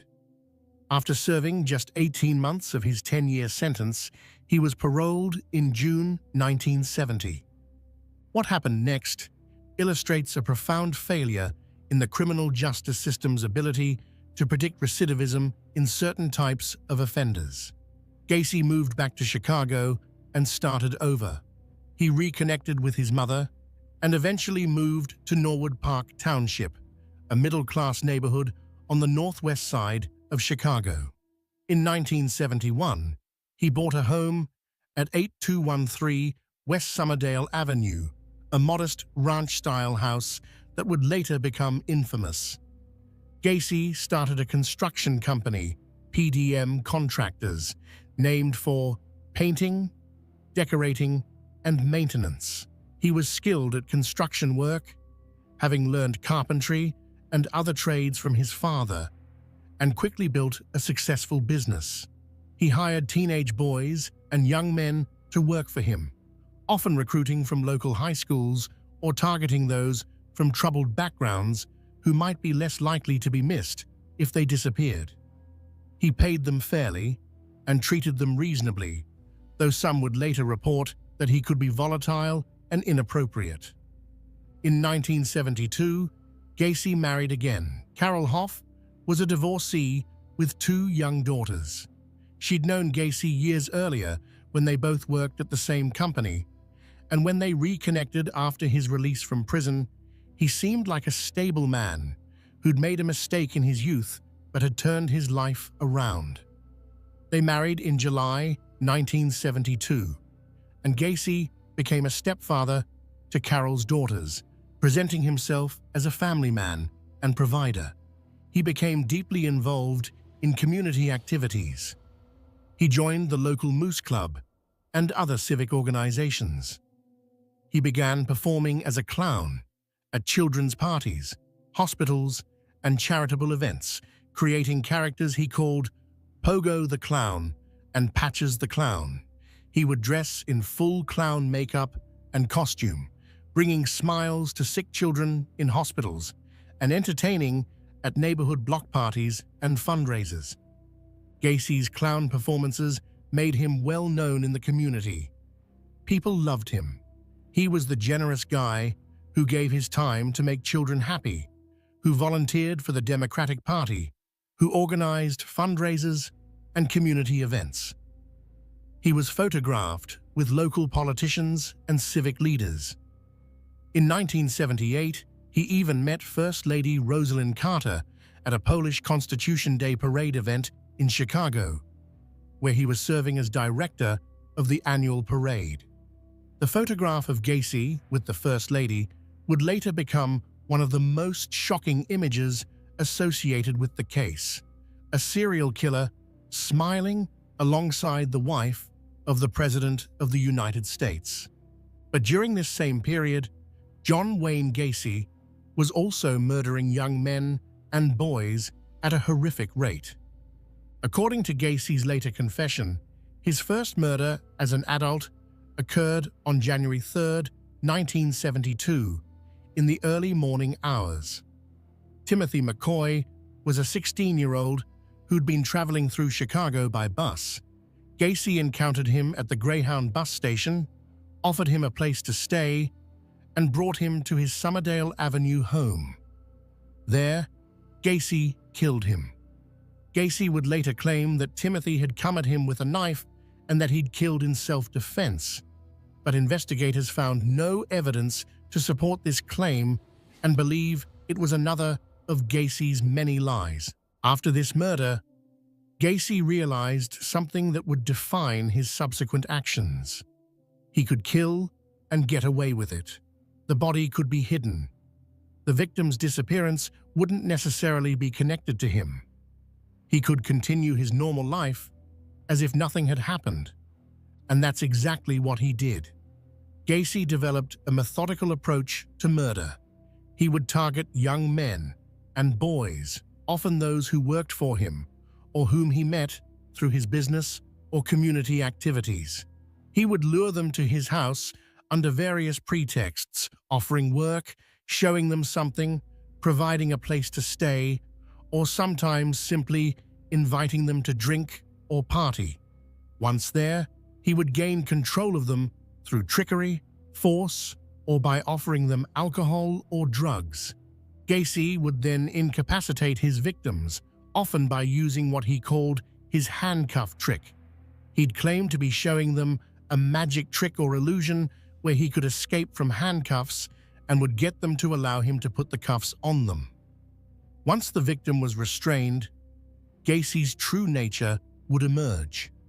He would commit sexual assault and eventually kill them, most often through strangulation, using a rope or board twisted by a stick, a method called garroting.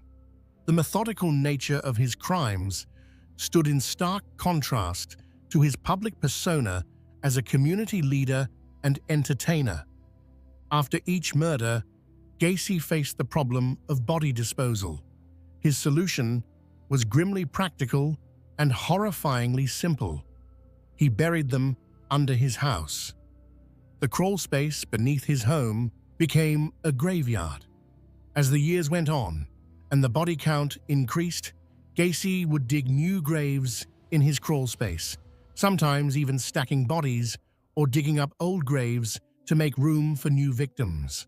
Eventually, when the crawl space became too full, Gacy began disposing of bodies in other ways. He threw 4 victims into the Des Plaines River, but for the most part, the bodies of his victims were buried beneath his home, decomposing just feet below where he lived his normal life, where he hosted parties, where his wife and stepdaughters slept. During the period from 1972 to 1978, while Gacy was actively killing, his public life continued seemingly without any disruption. He entertained at parties as Pogo the Clown, bringing joy to children at birthday parties and hospital wards. He ran his successful construction business, completing jobs professionally and earning a good reputation. He supervised employees, attended political events, volunteered for community causes. He was, to all external appearances, a successful, generous, community-minded citizen. His wife, Carol, did eventually become suspicious of Gacy's behavior, though not of murder. She noticed strange smells in the house. Gacy blamed it on moisture in the crawl space or problems with the plumbing. She noticed his strange hours, his volatile mood swings, and the fact that their sexual relationship had essentially ceased. She also discovered pornographic materials featuring young men hidden in the house. In March 1976, Carol and Gacy divorced, with Carol taking her daughters and leaving. Years later, she would express her relief that her daughters had not been harmed and her horror at discovering who Gacy truly was. She would say that she had no idea about the murders, and investigators found no evidence that she did. After the divorce, with no family living in the house with him, Gacy's killing accelerated. Without a wife to explain things to or hide things from, he had more freedom to act on his violent urges.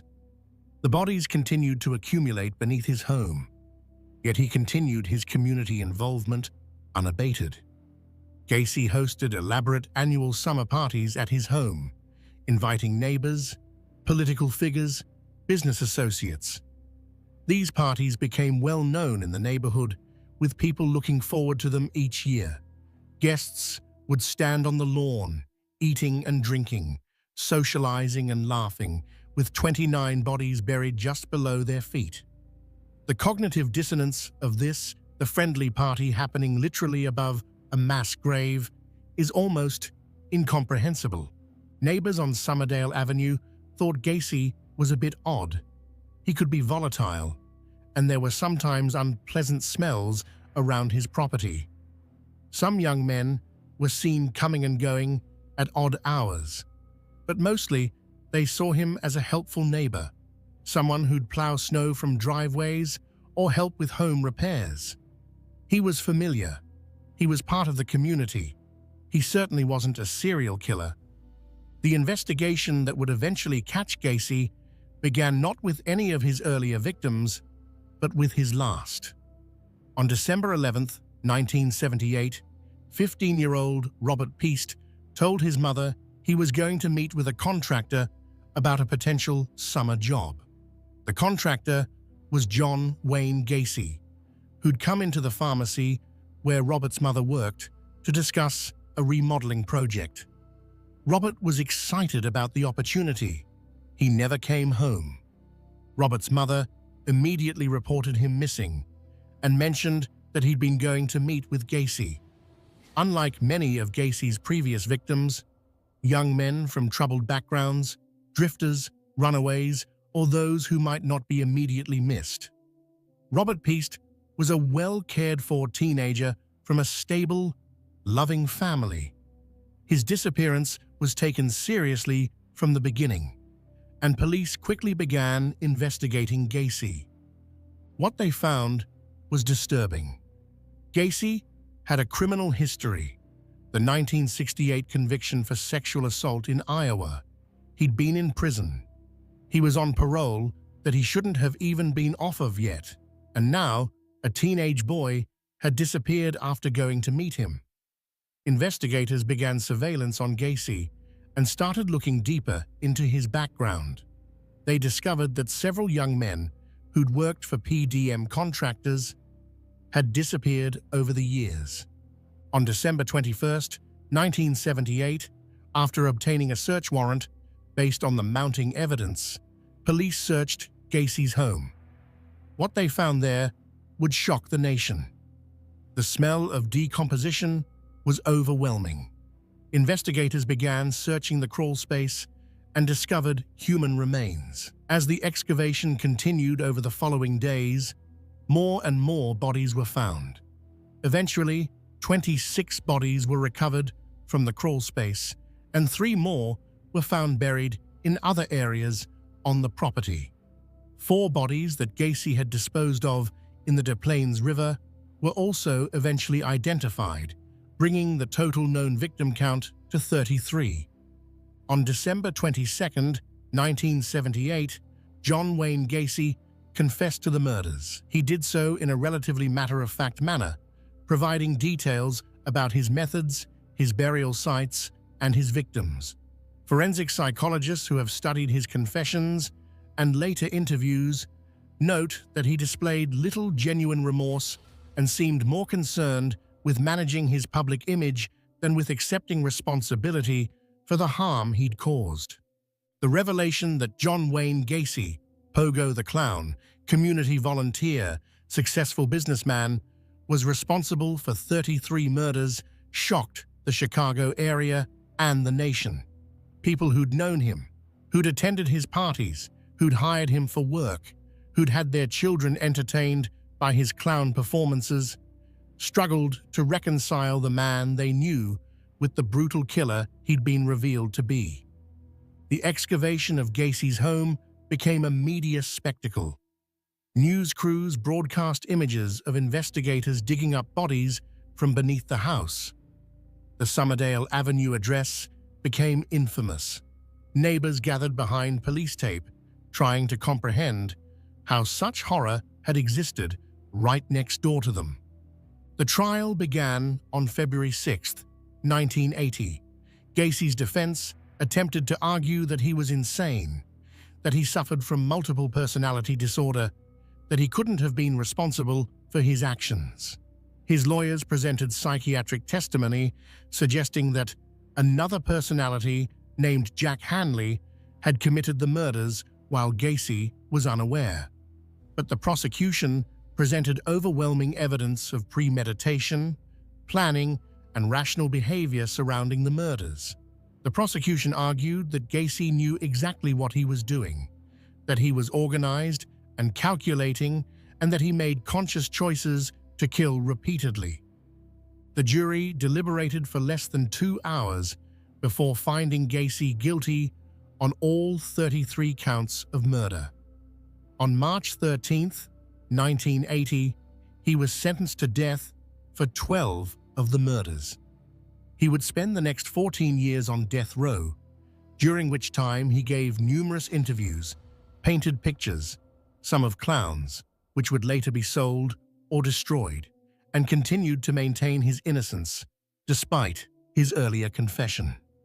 John Wayne Gacy was executed by lethal injection at Stateville Correctional Center in Crestwood, Illinois, on May 10, 1994, at 12:58 a.m.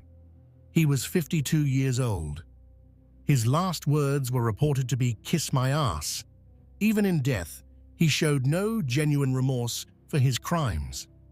Outside the prison, crowds gathered, some celebrating, some protesting the death penalty.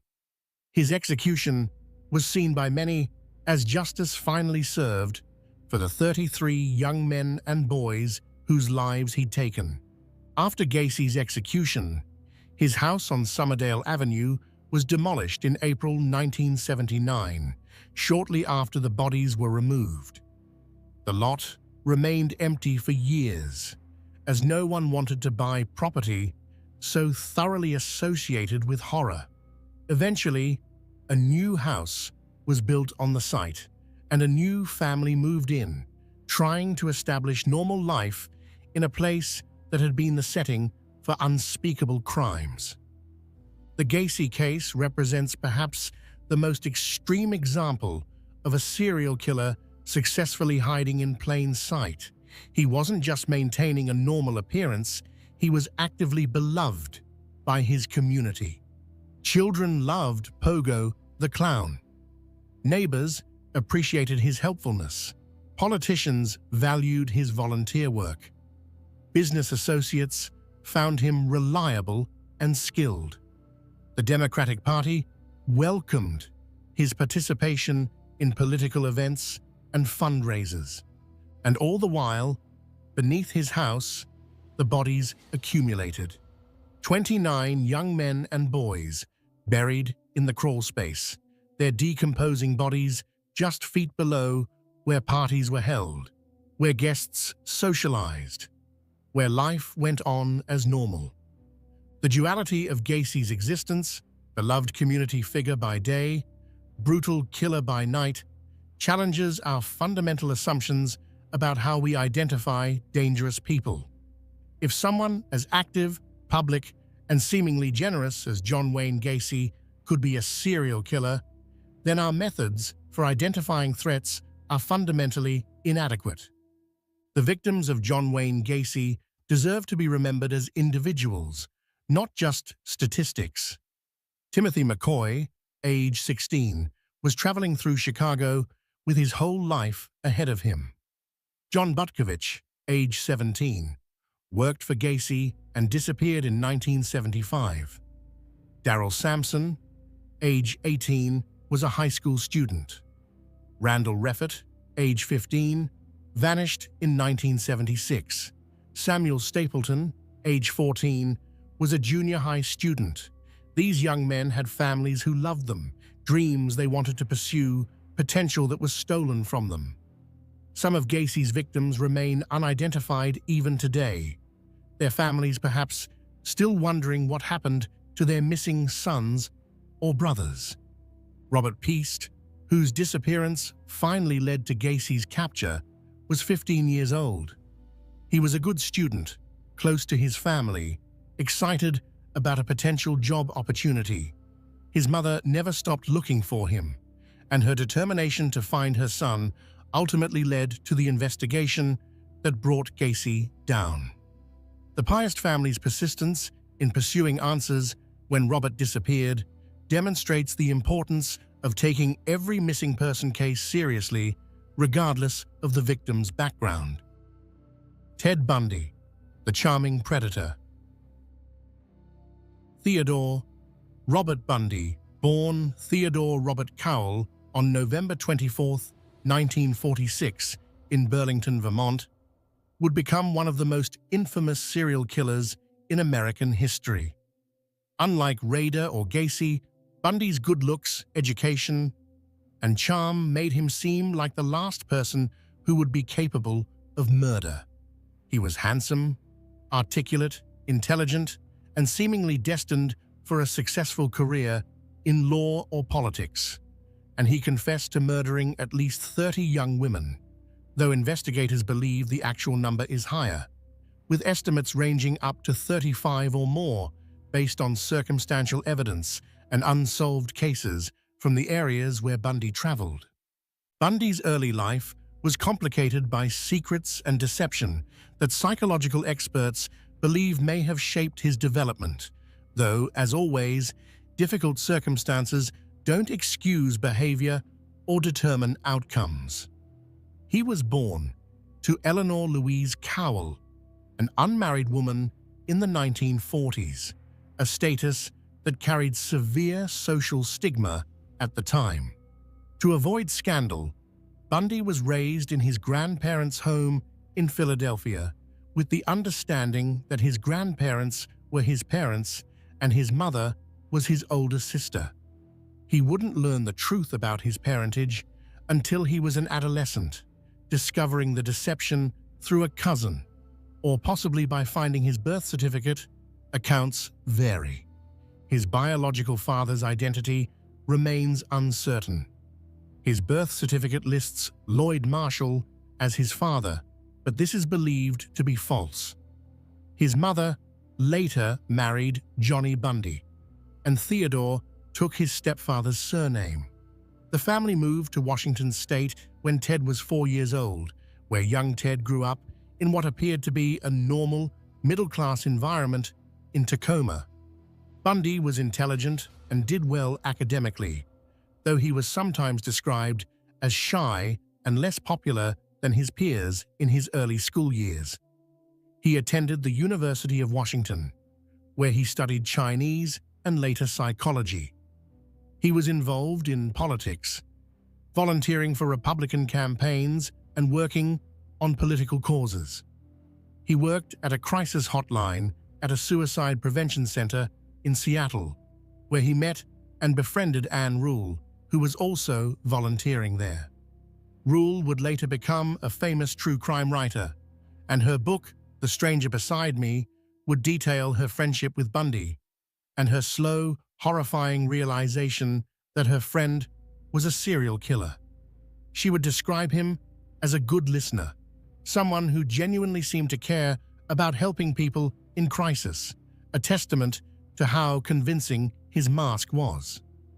Bundy appeared to be a young man with a bright future. He was studying law at the University of Utah, considering politics, and seemed to have the intelligence, charm, and ambition to succeed in whatever path he chose.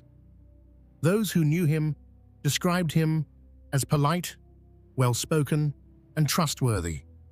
He had a long-term girlfriend, Elizabeth Kendall, who wrote under the pseudonym Elizabeth Klopfer and seemed to be in a stable relationship. But beneath this promising exterior, something far darker was developing. During his college years, Bundy became involved in a relationship with a woman from a wealthy California family. Various sources refer to her by different names, including Stephanie Brooks and Diane Edwards. She was beautiful, sophisticated, and came from a privileged background. Psychological experts have theorized that this relationship and its eventual end may have served as a catalyst for his later crimes, though Bundy himself provided contradictory explanations for his violence. The woman broke up with Bundy reportedly because she felt he lacked direction and ambition. This rejection occurred in 1968, and some psychologists believe it was a significant blow to Bundy's ego and may have contributed to his later targeting of women who resembled her. Though the reality is that while relationships can be difficult and even traumatic, they don't transform someone into a serial killer. That darkness must already exist. After this relationship ended, Bundy appeared to transform himself. He became more confident, more socially successful. He re-enrolled in law school. He reconnected with his former girlfriend in California, and they briefly rekindled their relationship in 1973, by which point experts believe he had already begun killing, though this woman didn't know it. She would later say that he seemed more mature and focused, not realizing that his new confidence came partly from his secret life as a predator. Bundy's earliest documented murders occurred in 1974, though there is speculation he may have killed before this. Investigators have suspected him in the 1961 disappearance of 8-year-old Anne-Marie Burr from her home in Tacoma, though Bundy consistently denied this, and no evidence has ever conclusively linked him to that case. What is certain is that by 1974, Bundy had begun a murder spree that would span multiple states and claim at least 30 confirmed victims. He developed a method that became his trademark. He would approach young women in public places, often college campuses or parks, pretending to be injured or in need of help. He might wear a fake cast on his arm or leg, or use crutches and ask for assistance, carrying books or loading items into his Volkswagen Beetle. The cast or injury made him seem harmless, even vulnerable.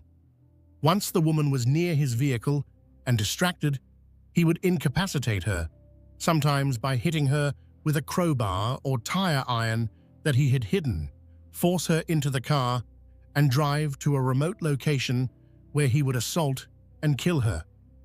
Bundy typically targeted young women with long, dark hair parted in the middle, a look similar to his former girlfriend from California. Psychological analysts have theorized that Bundy was symbolically murdering this woman over and over, though this remains speculation rather than confirmed fact, and Bundy himself gave different explanations at different times. Between 1974 and 1978, Bundy is confirmed to have killed at least 30 women across Washington, Oregon, Utah, Colorado, Idaho, and Florida.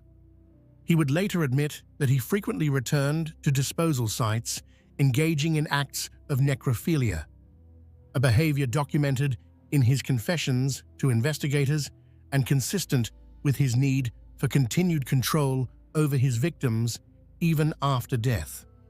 What made Bundy particularly dangerous and successful was his appearance and demeanor. He didn't look like a killer, he looked like a law student, which he actually was at various points. He looked like someone's helpful neighbor. He looked like a nice young man who might genuinely need assistance with a broken leg or heavy books. He was articulate, educated, and charming. Women felt comfortable approaching him, helping him, trusting him, and that trust was fatal. Some of Bundy's victims from the Washington and Oregon period in 1974 included Linda Ann Healy, a 21-year-old psychology student who disappeared from her basement bedroom, leaving behind a blood-soaked pillow and nightgown. Donna Gail Manson, 19, vanished from the Evergreen State College campus. Susan Rancourt, 18, disappeared from Central Washington State College. Roberta Kathleen Parks, 20, was last seen at Oregon State University. Brenda Ball, 22, and Georgianne Hawkins, 18, also disappeared during this period. In July 1974, in one of Bundy's most brazen acts, he abducted two women, Janice Ott, 23, and Denise Nasland, 19, from Lake Sammamish State Park in broad daylight on the same afternoon, approaching them separately in front of witnesses and using the name Ted while asking for help with his sailboat. Bundy was arrested in Utah in August 1975 after a police officer stopped him for a traffic violation and found suspicious items in his car, including handcuffs, a crowbar, rope, and other items.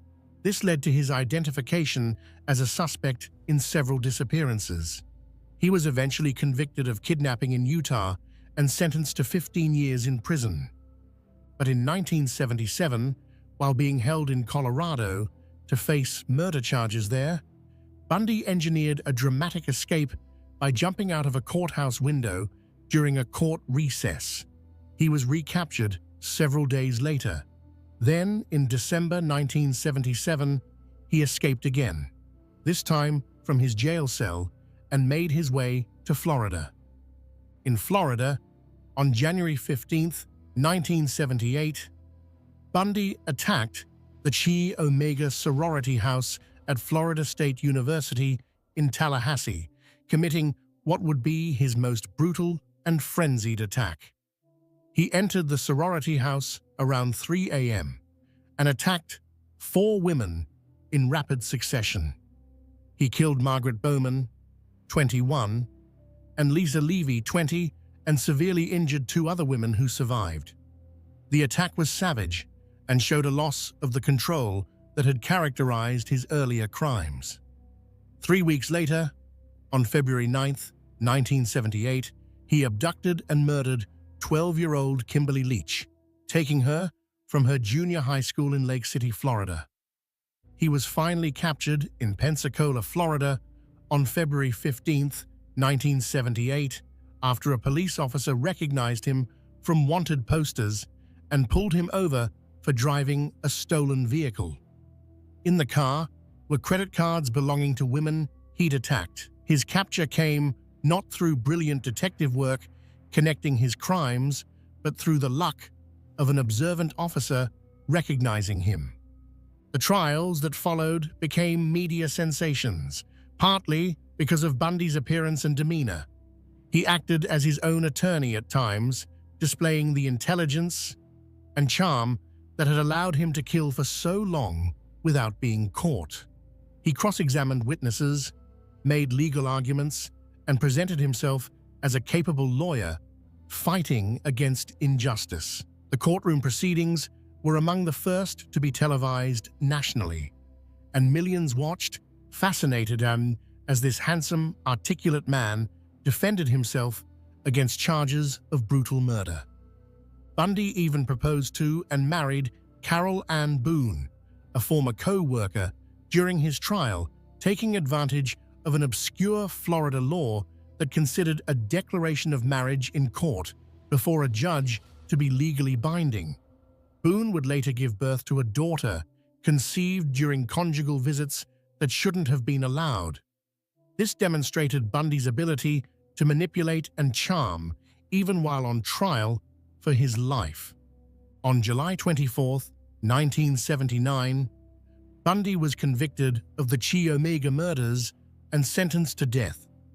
He was later convicted of murdering Kimberly Leach and received another death sentence. He would spend the next decade on death row, during which time he gave numerous interviews, confessed to murders, and continued to manipulate his image and control his narrative to the extent possible. As his execution date approached, Bundy began confessing to additional murders, providing details to investigators in a final attempt to delay his execution.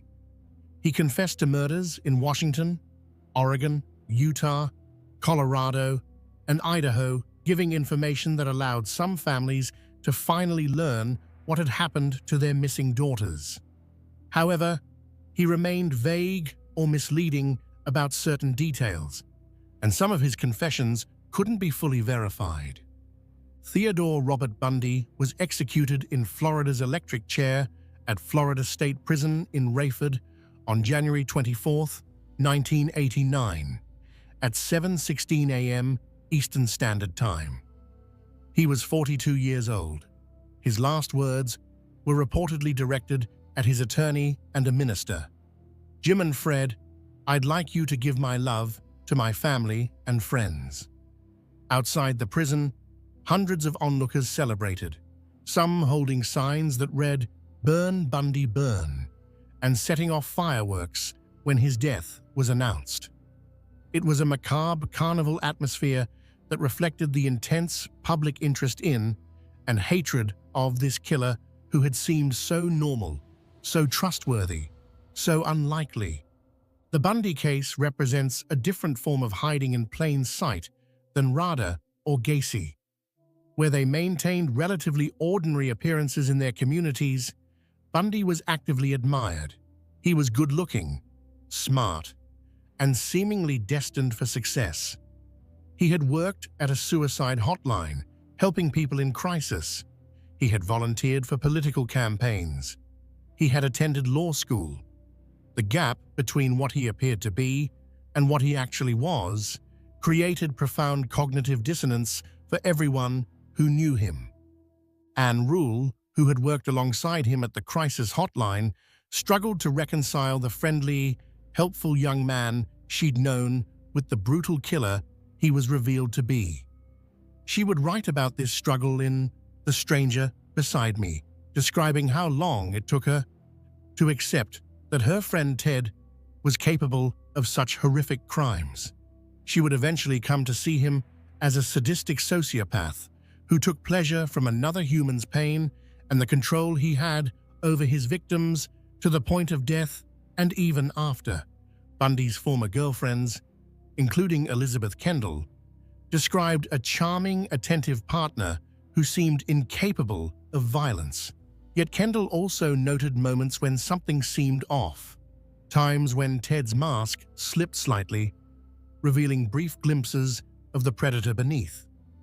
She eventually reported him to police as a possible suspect, though her report was initially dismissed because Bundy seemed so unlikely as a killer. The Bundy case taught law enforcement valuable lessons about how intelligent, organized killers can evade capture by maintaining a convincing normal appearance. It also highlighted how physical attractiveness and charm can serve as powerful camouflage, making it harder for both potential victims and investigators to recognize danger.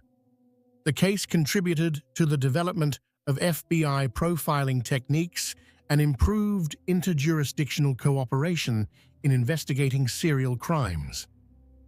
The victims of Ted Bundy deserve to be remembered as individuals with their own stories, not just as victims in a notorious killer's legacy. They were daughters, sisters, students, professionals, each with their own dreams and potential.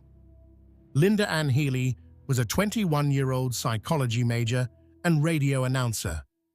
Donna Gail Manson, 19, was studying environmental studies. Susan Rancourt, 18, was a biology major. Kathy Parks, 20, was studying at Oregon State University. Brenda Ball, 22, was living independently and working.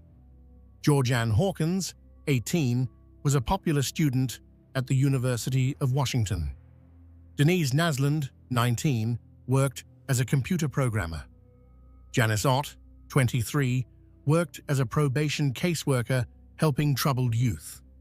These women had families, ambitions, futures that Bundy destroyed. In Utah and Colorado, victims included Nancy Wilcox, 16, Melissa Smith, 17, Laura Aim, 17, Debbie Kent, 17, Karen Campbell, 23, Julie Cunningham, 26, Denise Oliverson, 25, Lynette Culver, 12, and Susan Curtis, 15. In Florida, Margaret Bowman, 21, Lisa Levy, 20, and Kimberly Leach, 12, lost their lives.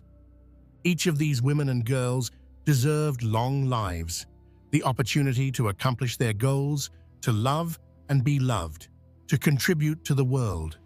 Bundy stole all of that from them, and their memory deserves to be honored. Gary Ridgway, the Green River Killer. Gary Leon Ridgway was born on February 18, 1949, in Salt Lake City, Utah. He would become known as the Green River Killer and would eventually plead guilty to 49 murders, making him one of the most prolific, confirmed serial killers in United States history. Ridgway claimed the number was higher, somewhere between 65 and 80 victims, though the actual count remains unverified, and investigators believe his higher estimates may be exaggerated. What makes Ridgway's case particularly relevant to our discussion is how utterly ordinary he was, how completely he blended into normal working-class life while committing horrific crimes for over 2 decades. Ridgway grew up in what became SeaTac, Washington, near Seattle. His childhood was marked by dysfunction and difficulty.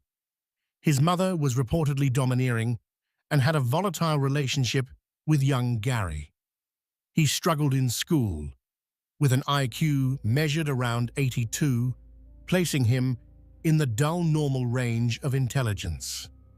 He had difficulty with reading and often felt inadequate compared to his peers. He wet the bed until his teens, which his mother reportedly humiliated him about, making him wash his own sheets, and sometimes punishing him publicly. He graduated from high school with poor grades. He enlisted in the Navy in the late 1960s and served during the Vietnam War period, though he saw no combat. After his military service, Ridgway returned to Washington and began working for the Kenworth Truck Company as a painter in the truck factory. He would hold this job for over 30 years, from 1969 until his arrest in 2001, becoming a long-term, reliable employee. Co-workers described him as quiet, somewhat slow, but dependable.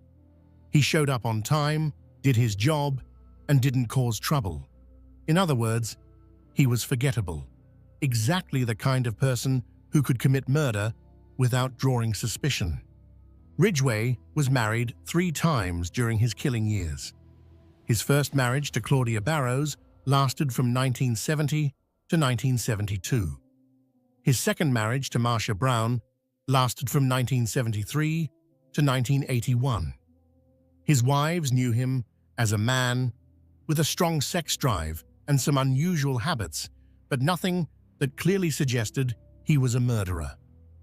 His second wife, Marcia, would later describe finding unusual items in their home, women's jewelry and clothing that didn't belong to her, but she'd convinced herself there must be innocent explanations.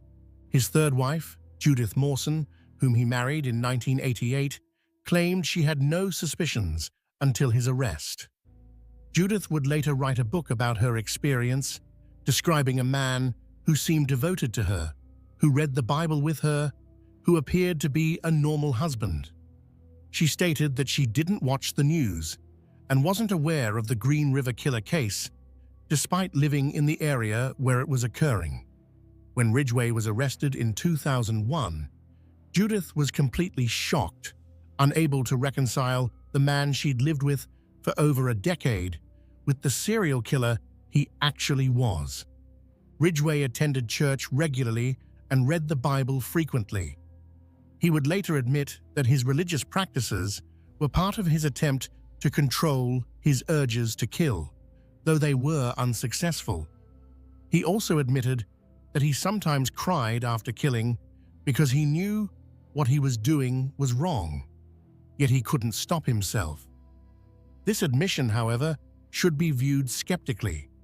Many serial killers claim remorse or lack of control when it serves their interests. Ridgway targeted sex workers and vulnerable young women, many of them runaways or those struggling with addiction. He would pick them up along the Pacific Highway South, also known as the SeaTac Strip, an area known for prostitution, near the Seattle-Tacoma International Airport. Ridgway claimed that he targeted sex workers because, in his words, he both desired and despised them.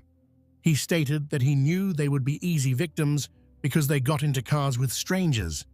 They might not be immediately reported missing, and their cases might not be investigated as vigorously as other missing persons. Experts note this explanation is self-serving and designed to make his crimes seem calculated rather than revealing any genuine emotional complexity. His method was brutally simple and consistent. He would pick up women, often engaging their services as a prostitute, take them to secluded areas, sometimes his home, his truck, or wooded locations, and kill them, usually through strangulation. He preferred to use his hands or a ligature, maintaining physical contact and control throughout the murder. After killing them, he would dispose of their bodies in wooded areas around King County, often in clusters, returning later to have sex with the decomposing remains. The desecration of his victims' bodies revealed the depth of his depravity and his need for control that extended even beyond death. The first victims attributed to the Green River Killer were found in 1982. Between July and August of that year, 5 bodies were discovered in or near the Green River in King County, Washington, giving the killer his nickname. The bodies of Wendy Lee Caulfield, 16, Deborah Lynn Bonner, 23, Marsha Faye Chapman, 31, Opal Charmaine Mills, 16, and Cynthia Jean Hines, 17, were all found in the river or on its banks during this period. Over the next several years, more bodies were discovered in wooded areas around Seattle, and the body count continued to rise. Clusters of remains were found in areas like Star Lake, the SeaTac Airport vicinity, and along Highway 18 and Interstate 90. The pattern suggested a single killer who was very familiar with the area and was methodically disposing of bodies in locations where they would be found eventually, but not immediately. The Green River Task Force was established in 1984 to investigate the killings. At its peak, it was one of the largest serial killer investigations in American history, with dozens of detectives working full-time on the case. They interviewed thousands of suspects, including Gary Ridgway. Ridgway first came to police attention in 1982 when he was stopped by police while he was in his truck with a sex worker. This was noted but didn't lead to arrest. In 1983, the boyfriend of victim Marie Malvar followed a truck he believed had picked her up to a house in Des Moines, Washington, Ridgway's house. Police questioned Ridgway, but he denied involvement. In 1984, investigators gave Ridgway a polygraph test regarding the murders. He passed the test, and investigators moved on to other suspects.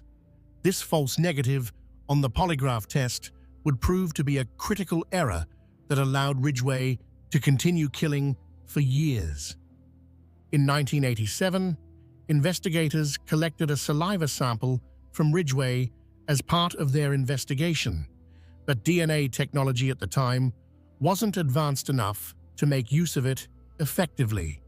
The sample sat in evidence for years while Ridgway continued to kill. Ridgway's killing slowed significantly after he married his third wife, Judith, in 1988. He would later claim that he truly loved Judith and that his marriage to her reduced his violent urges. Of his 49 confirmed victims, only 3 were killed after his marriage to Judith. Whether this was due to emotional factors, increased difficulty in hiding his activities from a spouse, or simply the natural progression of his aging and declining drive, remains unclear. By the late 1990s, the Green River killings had apparently stopped.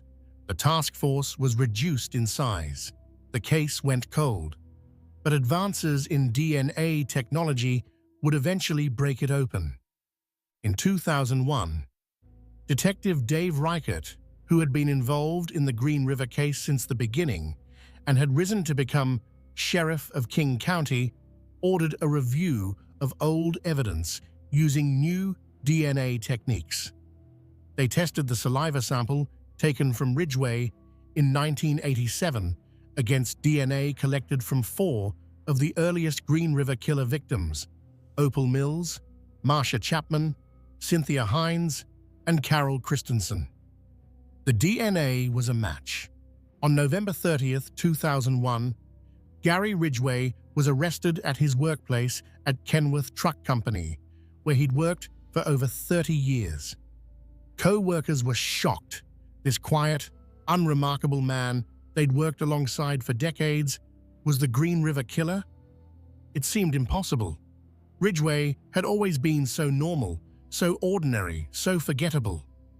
During interrogation, faced with overwhelming DNA evidence, Ridgway began to confess. Over several months of interviews with investigators, he would eventually provide detailed information about 48 murders. In exchange for avoiding the death penalty, Ridgway agreed to plead guilty to all murders for which he could provide verifiable information and to help investigators locate remaining victims and bring closure to families. The confession tapes are chilling in their matter-of-fact tone. Ridgway spoke about his victims as though they were objects. He said things like, "I killed so many women, I have a hard time keeping them straight," and admitted he didn't even know most of their names. He said, "Most of the time, I killed them the first time I met them, and I do not have a good memory for their faces." He explained his targeting of sex workers by saying, "I picked prostitutes because I thought I could kill as many of them as I wanted without getting caught." On December 18th, 2003, Gary Ridgway was sentenced to 48 consecutive life sentences without the possibility of parole. In 2011, he pleaded guilty to a 49th murder after remains were identified as belonging to Rebecca Marrero, whom he'd killed in 1982. He received another life sentence. Recent developments in the case have continued to bring closure to families. In December 2023, authorities confirmed that remains found in 1985 and known as Bones 17 belonged to 15-year-old Lori Ann Razpotnik, who had run away from home in 1982. In January 2024, authorities confirmed that the last remaining unidentified set of remains linked to Ridgway belonged to 16-year-old Tammy Lyles, whose partial remains had been identified as early as 1988, but whose full identification took decades. In March 2025, court documents revealed that Ridgway was briefly transferred from Washington State Penitentiary to King County Jail in September 2024 to assist investigators in locating additional remains. Authorities have not disclosed whether this effort was successful, stating only that involved cases remain open. Ridgway currently resides at the Washington State Penitentiary in Walla Walla, where he will remain for the rest of his life. He is now 76 years old and in failing health. The Ridgway case illustrates how a killer who is completely unremarkable, even somewhat slow and unimpressive, can successfully evade capture for decades. Ridgway wasn't charming like Bundy. He wasn't active in his community like Gacy or Rader. He was simply ordinary, to the point of being forgettable. He went to work, came home, lived a quiet life. And that ordinariness was itself a form of camouflage that allowed him to kill at least 49 women over 2 decades. His wives struggled with profound questions after his arrest. Judith Ridgway described the cognitive dissonance of reconciling the man she'd shared her life with, the man she'd trusted, slept beside, read the Bible with, and the Green River Killer. She described how he would sometimes leave early for work, ostensibly for overtime pay, but now she wonders if those were the mornings he was killing. The betrayal and horror of such realizations are difficult to comprehend. The victims of Gary Ridgway were women whose lives had value, who deserved safety and dignity. Many were struggling with addiction or poverty, engaged in sex work to survive. Their vulnerability didn't make their lives less valuable. It made their murders all the more tragic because they were already in difficult circumstances and deserved help, not violence.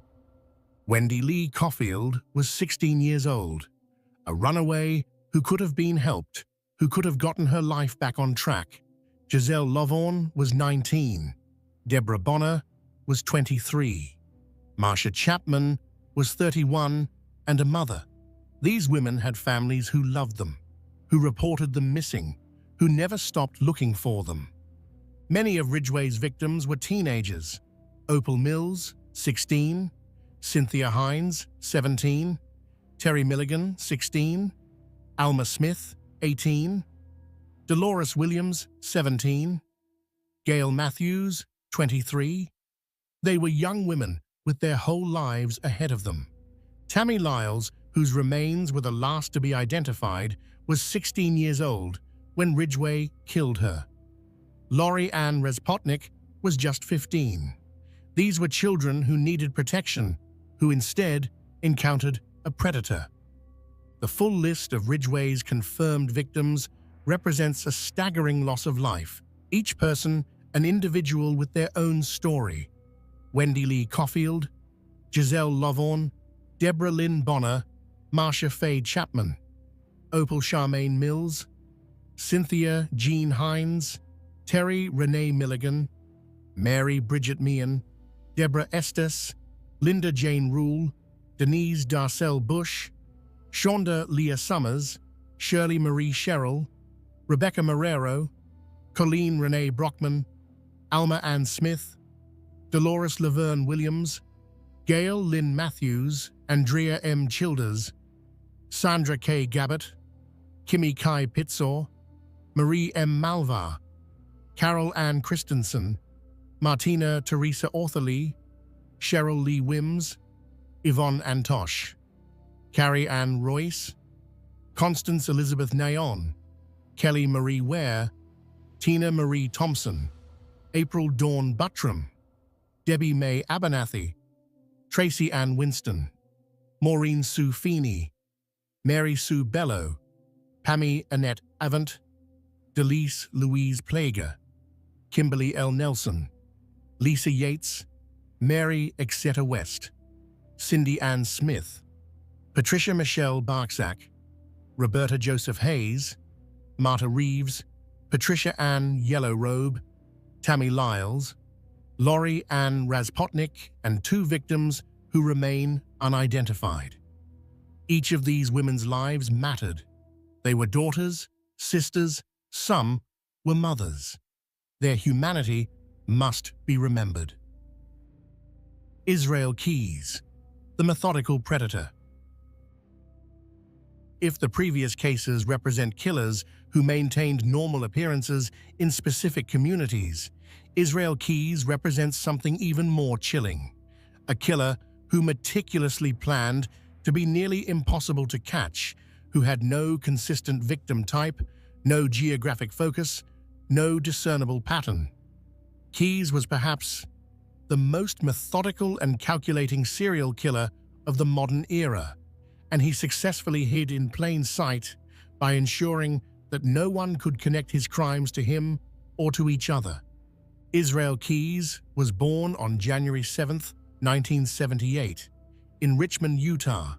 Some sources say Cove, Utah, the second of 10 children born to Heidi Hackinson and John Jeffrey Keyes.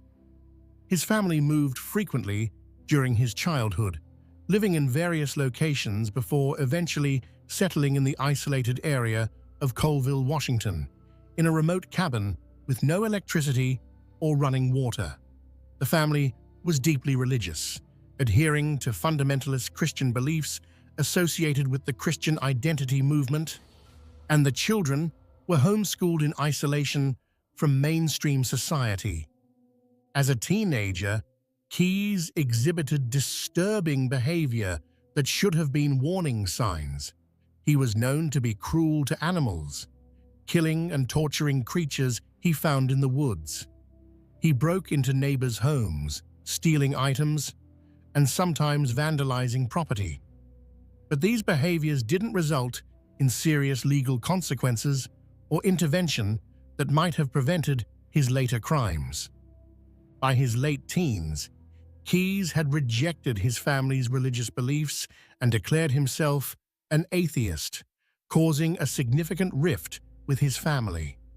This rejection of their ideology seemed to remove what little moral framework he might have had.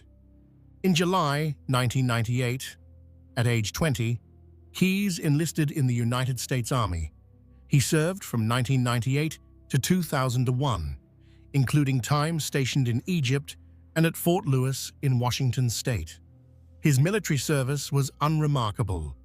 He achieved the rank of specialist and received an honorable discharge. Nothing about his military record suggested the darkness that lay beneath. His service gave him training, discipline, and experience that he would later apply to his crimes. After leaving the military, Keyes moved around the United States before eventually settling in Alaska in 2007. He had a daughter with a girlfriend, and by all accounts, he was a devoted father who loved his child deeply. This genuine love for his daughter seems to have been one of the few authentic emotions Keyes experienced, and he would later express concern about how his crimes would affect her. Keyes worked as a handyman and contractor, eventually starting his own business, Keyes Construction, in Alaska. He was reliable, skilled, and professional. Clients trusted him with keys to their homes, with access to their properties while they were away, with intimate details of their lives and security systems. He seemed like exactly the kind of honest, hard-working contractor everyone hopes to find. But during this same period, Israel Keyes was committing murders, bank robberies, arsons, burglaries, and other crimes across the United States, and he was doing so in a way specifically designed to prevent law enforcement from ever connecting the dots or identifying him as the perpetrator. Keyes had studied other serial killers extensively. He read about famous cases, understood how they'd been caught, and learned from their mistakes. He understood the methods law enforcement used to track and profile serial offenders, and he structured his crimes specifically to defeat those methods. Most serial killers have patterns that eventually lead to their capture. They target a specific type of victim. They operate in a specific geographic area. They use consistent methods. These patterns allow investigators to identify connections between crimes and eventually track down the perpetrator through geographical profiling, victim pattern analysis, and other investigative techniques. Keyes deliberately avoided all patterns. He had no consistent victim type. He killed both men and women of various ages and backgrounds. He didn't operate in any specific geographic region. He traveled thousands of miles between crimes, flying to different parts of the country to commit murders far from where he lived. He used different methods for different murders. He was specifically trying to be unprofilable, untrackable, impossible to catch through traditional investigative methods. His planning was meticulous and demonstrated extremely long-term thinking. Years before committing murders, Keyes would travel to different parts of the country and bury kill kits in remote locations. These kits contained weapons, tools, restraints, cash, and other items he might need to commit crimes. He would carefully document the locations and later retrieve the kits when he was ready to kill. This meant he could fly to a region where he had a kill kit buried, rent a car using cash and possibly fake identification, drive to a random location, select a victim he'd never seen before, commit the crime using tools that couldn't be traced to him, and then disappear back to Alaska. The crime would appear to be a local murder, with no connection to anyone outside the immediate area. Keyes funded these activities through bank robberies, which he committed with the same calculated approach, traveling far from home, targeting small banks with poor security, taking enough money to fund his activities, but not enough to trigger major federal investigations. Investigators believe Keyes killed at least 8 people, though he hinted at more, and the actual number remains unknown. His confirmed victims include Bill and Lorraine Currier of Vermont, whom he murdered in June 2011, and Samantha Koenig of Alaska, whom he abducted and killed in February 2012. The Currier murder demonstrates Keyes' methodology perfectly. In 2009, 2 years before the murder, Keyes traveled to Vermont and buried a kill kit in the woods near Essex. In June 2011, he flew to Chicago, rented a car, and drove to Vermont. He retrieved his kill kit, which contained a gun and other tools.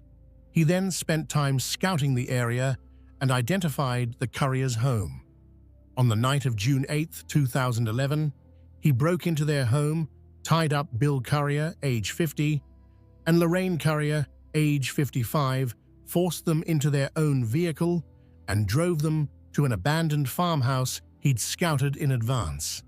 There, he shot Bill, sexually assaulted and strangled Lorraine, and then dismembered their bodies, disposing of the remains in different locations where they have never been found. Keyes then drove back to Chicago, returned his rental car, flew home to Alaska, and resumed his normal life. To investigators in Vermont, this appeared to be a local crime with no obvious suspect. Keyes was a devoted father to his young daughter. His girlfriend and her family had no idea about his crimes. His clients in Alaska trusted him completely, hired him for jobs, recommended him to friends. He maintained his contracting business successfully while secretly flying around the country to commit murders. He was hiding in plain sight by being extremely ordinary in his local community while committing horrors far away where no one would connect them to him. But Keyes made a critical error with his final victim. On February 1st, 2012, he impulsively abducted 18-year-old Samantha Koenig from the Common Grounds espresso stand where she worked in Anchorage. This was highly unusual for Keyes. He typically traveled far from home to commit crimes and planned them meticulously rather than acting impulsively. But on this night, he kidnapped Samantha, took her to his house, where he sexually assaulted and killed her, and then left her body in a shed on his property while he went on a pre-planned 2-week cruise with his daughter and girlfriend. After returning from the cruise, Keyes retrieved Samantha's body. which had been frozen by Alaska's winter temperatures. In a particularly disturbing act, he applied makeup to her face and sewed her eyes open with fishing line to make her appear alive, then took a photograph of her holding a recent newspaper.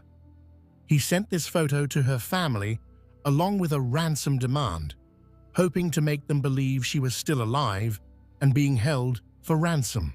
He then dismembered her body and disposed of it in Matanuska Lake, north of Anchorage. Keyes began withdrawing money from Samantha's stolen bank account as he traveled through the southwestern United States. This left a digital trail. ATM cameras captured images of his rental car in various locations, and police were able to track his movements. On March 13, 2012, Texas Highway Patrol Corporal Brian Henry pulled over Keyes in the parking lot of the Cotton Patch Cafe in Lufkin, Texas. A search of his vehicle revealed evidence linking him to Samantha's abduction, including her debit card. During interrogation, Keyes was cooperative but calculated in what he revealed. He confessed to the Koenig and Currier murders in detail, providing information that allowed investigators to verify his involvement. But he remained vague about other crimes, hinting at additional victims but not providing specific details. He seemed to enjoy controlling the flow of information, keeping investigators guessing about the full extent of his crimes.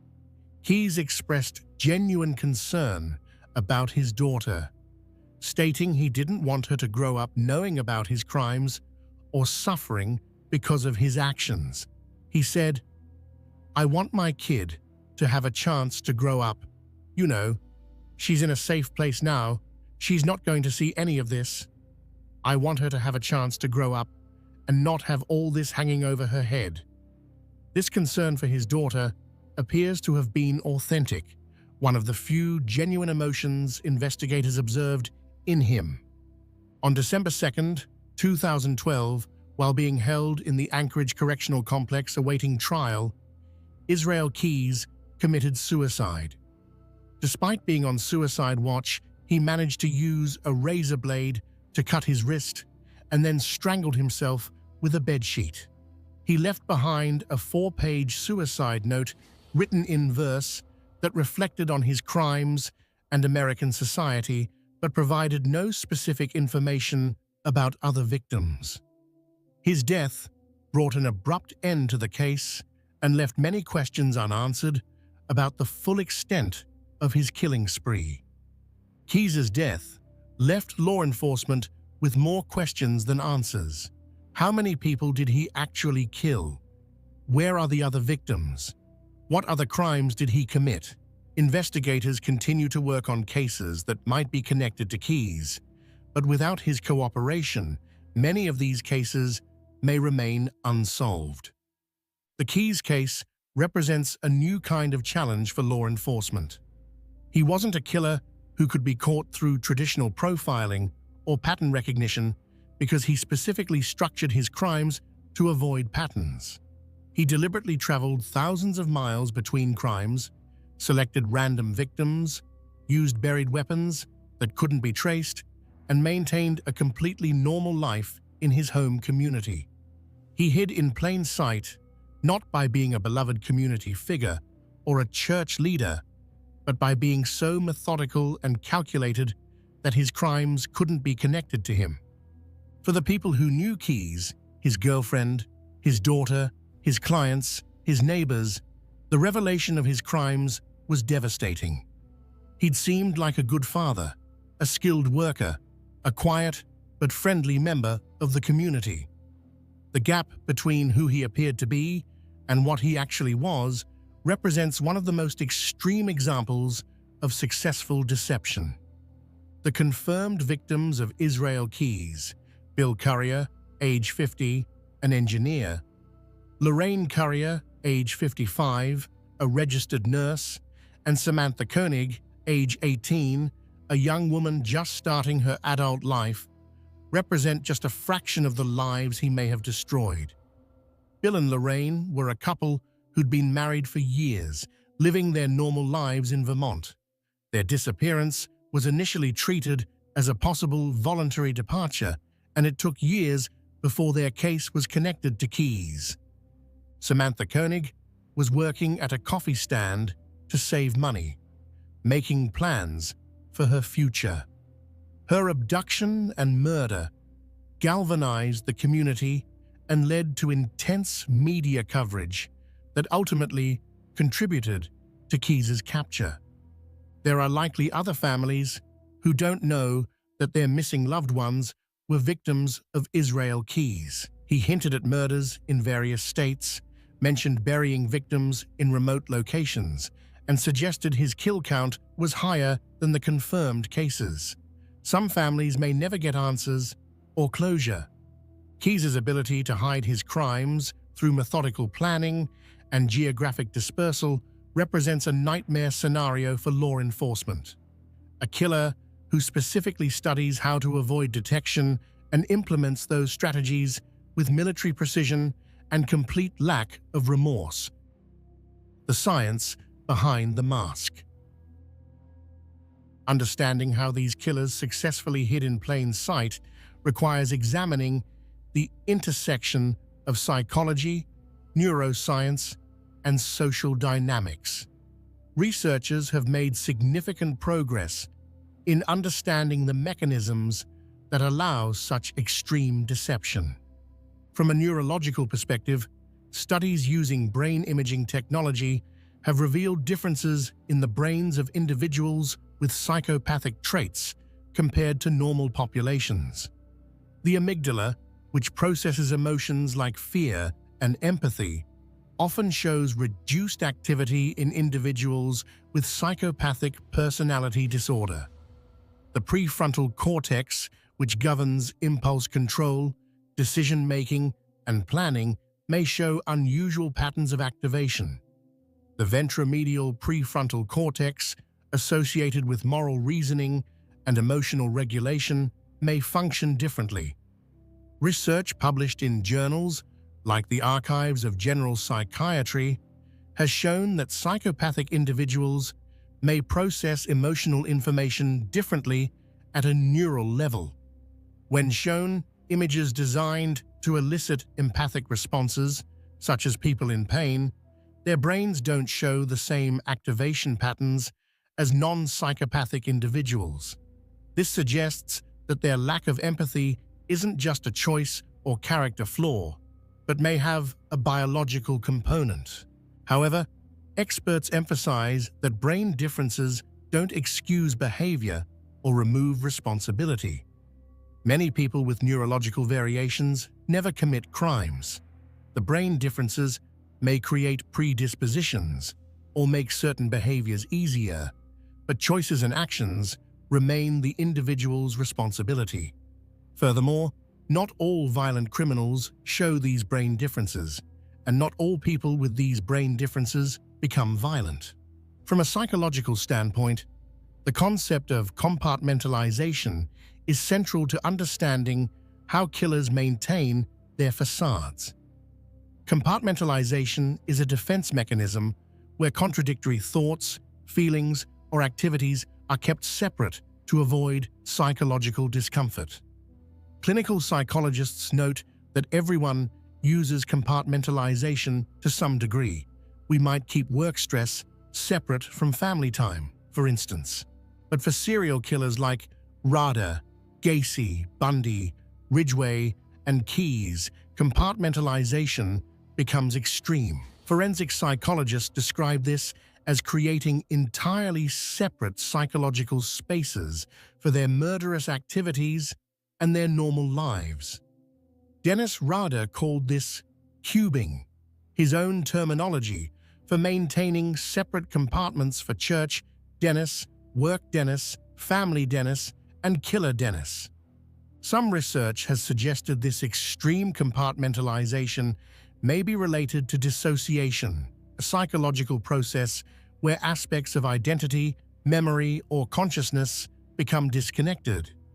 However, forensic psychologists emphasize that serial killers are generally not experiencing true dissociative disorders like dissociative identity disorder, formerly called multiple personality disorder.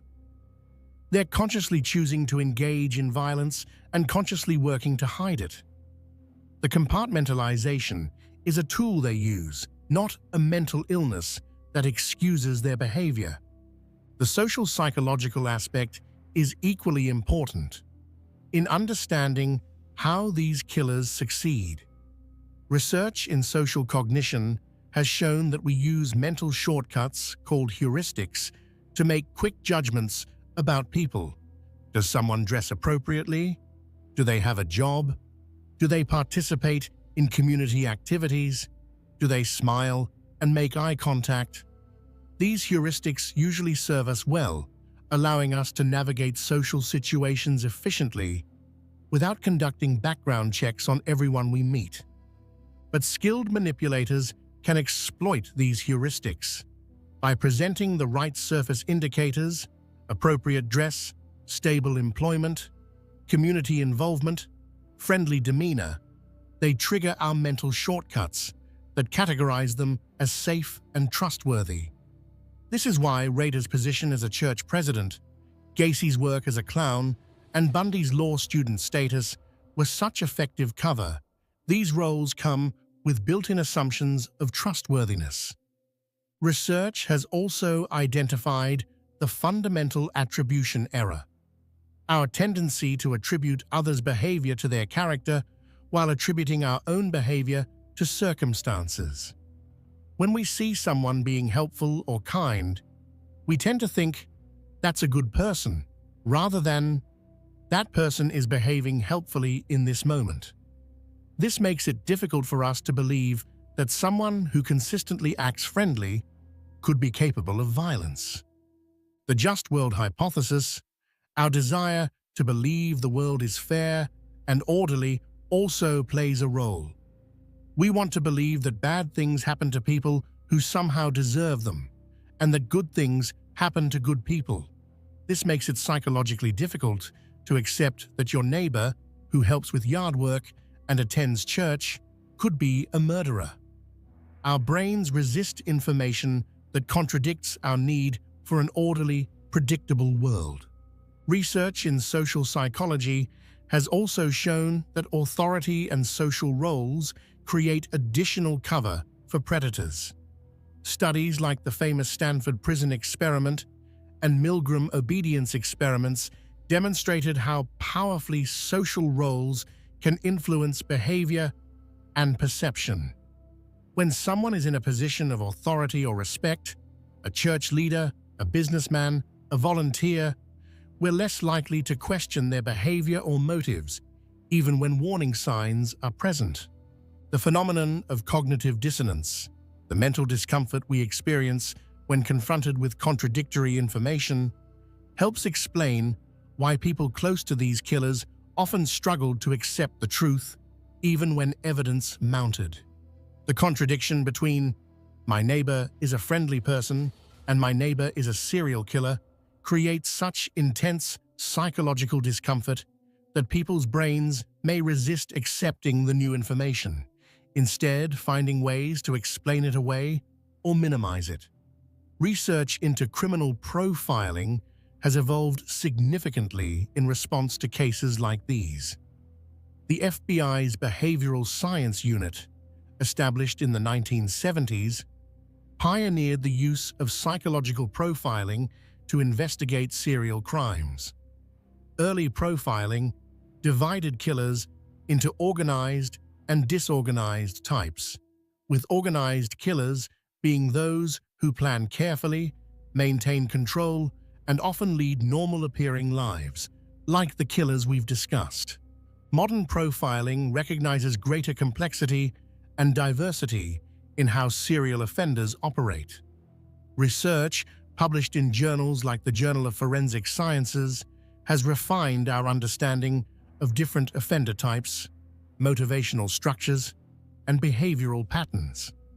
Investigators now recognize that there's no single serial killer type and that skilled offenders will deliberately structure their behavior to avoid fitting expected patterns, as Israel Keyes did. Forensic psychology has also advanced in understanding the motivation structures of serial killers. While popular culture often focuses on sexual motivations, research suggests that power, control, and domination are more central to many serial killers' psychology than sexual gratification per se. The sexual component, when present, is often more about exerting power than about desire or pleasure. The FBI's creation of the Violent Criminal Apprehension Program, VICAP, in 1985 was a direct response to cases of killers who operated across jurisdictions.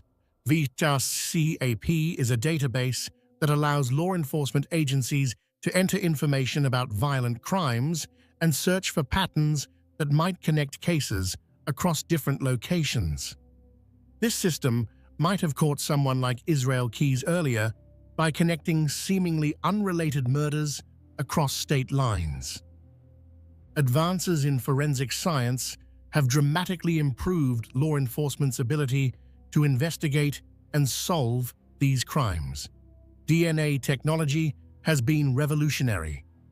Gary Ridgway was caught because DNA techniques that didn't exist when he first came under suspicion in the 1980s were able to match his DNA to evidence from victims in 2001. Similarly, DNA evidence has been used to solve cold cases and connect crimes that seemed unrelated. Digital forensics has become equally important. Dennis Rader was caught partly because metadata on a floppy disk led investigators to him. Modern killers leave digital footprints through cell phone records, internet searches, GPS data, ATM cameras, and countless other sources that didn't exist for earlier generations of offenders. However, significant challenges remain in detecting and stopping serial killers who successfully hide in plain sight. The balance between civil liberties and public safety is delicate. We can't investigate everyone who seems slightly unusual or intrude into private lives without cause. The freedoms that make democratic society possible also create spaces where predators can operate. Resource limitations affect investigation quality. Many law enforcement agencies, particularly in smaller jurisdictions, lack the resources to conduct extensive investigations of every suspicious circumstance. This means some warning signs may not be pursued as thoroughly as they should be. The need for better communication and cooperation between jurisdictions remains crucial. Israel Keyes specifically exploited the fact that law enforcement agencies in different states often don't communicate effectively about crimes. Breaking down these barriers, sharing information more readily, and looking for connections across geographic boundaries are essential for catching mobile offenders. Understanding these scientific and social mechanisms isn't just academically interesting, it has practical implications for public safety, investigation techniques, and community awareness. The more we understand about how these killers operate and how they successfully deceive others, the better equipped we are to recognize warning signs and prevent future tragedies. The impact on communities and families. The revelation that a serial killer has been living among them has profound and lasting effects on communities and families that extend far beyond the immediate circle of victims. The psychological trauma ripples outward, touching everyone who had contact with the killer or who lives in the affected community. For family members of the killers themselves, the discovery creates a unique and devastating form of trauma. They must simultaneously grieve the loss of the person they thought they knew while grappling with the horror of who that person actually was. Dennis Rader's wife Paula and their children Kerry and Brian had to face an impossible reality. The husband and father they'd known for decades, was BTK. Paula immediately filed for an emergency divorce on July 26, 2005, waiving the normal 60-day waiting period. She released a statement saying that neither she nor her children had any suspicion of his crimes. But the legal dissolution of marriage couldn't erase 34 years of shared life or the questions that haunted her. Had she missed signs? Could she have done something? How could the man who'd been her partner, who'd raised their children, who'd shared her bed, be capable of such horrors? Their daughter, Kerri Rawson, has been the most public of Rader's family members in addressing the trauma. In her 2019 book, A Serial Killer's Daughter, My Story of Faith, Love, and Overcoming. And in the 2025 Netflix documentary, My Father, the BTK Killer, she shared her journey of trying to reconcile the father she remembered, who attended her school events, who taught her to drive, who walked her down the aisle at her wedding with the serial killer he actually was. Kerri described the moment of his arrest. She was at work when FBI agents came to tell her that her father had been arrested for the BTK murders. Her first reaction was disbelief, then anger, then a profound sense of betrayal.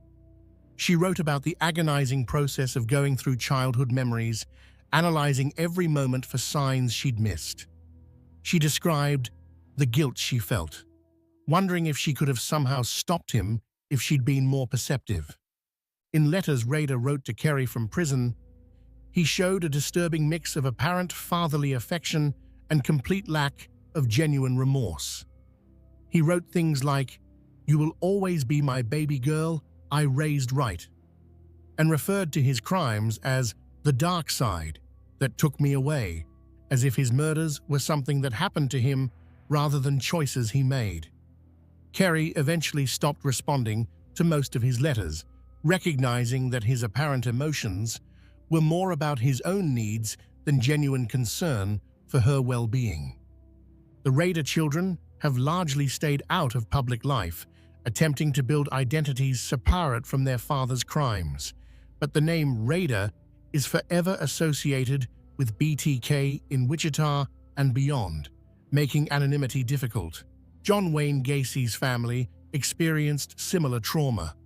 His ex-wife, Carol Hoff, discovered that the man she'd been married to, the man who'd been stepfather to her daughters, had been murdering young men and burying them under the house where her family had lived. She expressed profound relief that her daughters hadn't been harmed, but struggled with questions about how she'd missed the signs. She'd noticed strange smells, unusual behavior, evidence that something was wrong, but she'd never imagined murder. Gacy's mother and sister also struggled to reconcile the family member they'd known with the killer revealed in court. His mother maintained until her death that she believed there was some mistake, that the John she knew couldn't have done these things. This denial, while psychologically understandable, prevented her from fully accepting reality. Ted Bundy's long-term girlfriend, Elizabeth Kendall, wrote about her experience in The Phantom Prince, My Life with Ted Bundy. She described the slow, horrifying realization that the man she loved, the man she'd considered marrying, might be responsible for the murders she'd been reading about in the newspapers. She'd even reported him to police at one point, but his charm and the cognitive dissonance of suspecting someone so seemingly normal had made her doubt her own instincts. After his execution, she expressed relief that he could never hurt anyone again, but also grief for the person she'd thought he was. Bundy's ex-wife, Carol Ann Boone, whom he married during his trial, maintained his innocence for years, even after his conviction. She divorced him in 1986, several years before his execution, after finally accepting that he was guilty. She and their daughter subsequently disappeared from public life, presumably to escape the association with his crimes. For Gary Ridgway's third wife, Judith Mawson, the revelation came completely out of nowhere. She'd been married to him for over a decade and later wrote that she had no suspicions whatsoever. In her book, Green River, Running Red, she described her shock and horror at his arrest. She'd known Gary as a devoted husband who read the Bible with her, who seemed to care deeply about their relationship. The discovery that he was the Green River Killer shattered her understanding of reality. Judith described analyzing every moment of their marriage, looking for clues she'd missed. She realized that his sometimes early departures for work, which he'd explained as overtime, might have been when he was killing. She remembered times when he'd come home late or seemed distracted, behaviors she'd attributed to work stress, but which now took on sinister new meanings. Israel Keys's girlfriend faced unique trauma. Not only had the father of her child been a serial killer, but their daughter was young enough that she would grow up with this knowledge. How do you explain to a child that their father, who by all accounts loved them genuinely, was also a methodical murderer? How do you help them process that duality? Keys's girlfriend has remained completely out of public view, presumably to protect their daughter's privacy and give her a chance at a normal life. The broader communities affected by these killers also struggled profoundly. Wichita, Kansas, lived under the shadow of BTK for 30 years. Every unsolved murder, every unexplained death was potentially connected to BTK. Parents warned children to be careful. Women lived in fear. The community was traumatized by the unknown killer in their midst. When Dennis Rader was revealed as BTK, the response was complex. There was relief that the killer had been caught and would face justice. But there was also a disturbing realization. The killer hadn't been some mysterious figure operating from shadows. He'd been right there all along, writing parking tickets, measuring grass, sitting in church pews, volunteering with Boy Scouts. The predator had been hiding in plain sight in a way that made everyone question their judgment and their safety. The Norwood Park neighborhood in Chicago, where John Wayne Gacy lived, was traumatized by the discovery of 29 bodies buried under his house. The excavation became a media spectacle, with news crews broadcasting images of investigators removing remains. Neighbors gathered behind police tape, trying to process how such horror had existed right next door to them. Many neighbors reported feeling guilt. They'd socialized with Gacy, attended his parties, sent their children to events where he performed as Pogo the Clown. Some had noticed strange smells or odd behaviors but hadn't thought to report them. The question, "How could I not have known?" haunted many residents for years. For families of Gacy's victims, the trial was particularly traumatic. They had to sit through detailed descriptions of how their loved ones had died, presented in a courtroom setting that felt clinical and detached. They had to watch Gacy, who showed no genuine remorse and even seemed to enjoy the attention. The legal process, while necessary for justice, felt like it gave the killer exactly what he wanted: notoriety and an audience. Many of Gacy's victims had been dismissed by authorities as runaways before their connection to Gacy was discovered. Their families had reported them missing, but the cases hadn't been investigated as vigorously as they might have been if the victims had come from different backgrounds. This added another layer of pain, the feeling that society hadn't valued their loved ones' lives enough to search for them properly.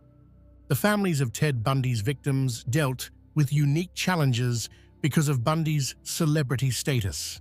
The trials were televised, making the proceedings public entertainment. Bundy's good looks and charm meant that some people, shockingly, became fans, writing to him in prison, attending his trials to support him. This Bundy groupies phenomenon was deeply disturbing to victims' families who had to watch people romanticize the man who'd killed their daughters and sisters.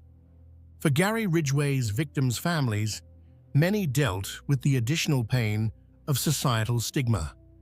Because many of Ridgway's victims were sex workers or women struggling with addiction, some people, including some law enforcement officers, didn't prioritize their cases as they should have. Families reported feeling that their loved ones weren't considered worthy victims, that their cases were treated as less important. This added to their grief and rage. The identification of victims decades after their deaths brought closure to some families, but also reopened old wounds. When remains found in 1985 were finally identified in 2023 as Lori Ann Razpotnik, her family finally knew what had happened to her, but they also had to grieve all over again, confronting the reality of how she died after decades of not knowing. For Israel Keys's victims' families, the fact that he committed suicide before revealing the full extent of his crimes left them with painful questions that may never be answered. Bill and Lorraine Currier's family had to grapple with the fact that their bodies were never found, denying them even the closure of proper burial. Keys hinted at other victims but never provided enough information for investigators to identify them or locate remains. Victims' families often describe feeling that they're expected to move on, to find closure, to heal, but that's not always possible. The loss of a loved one to murder is traumatic enough. But when that murder was committed by someone who was hiding in plain sight, someone who seemed normal and trustworthy, it adds another layer of psychological complexity that makes healing even more difficult. Some families have channeled their trauma into advocacy.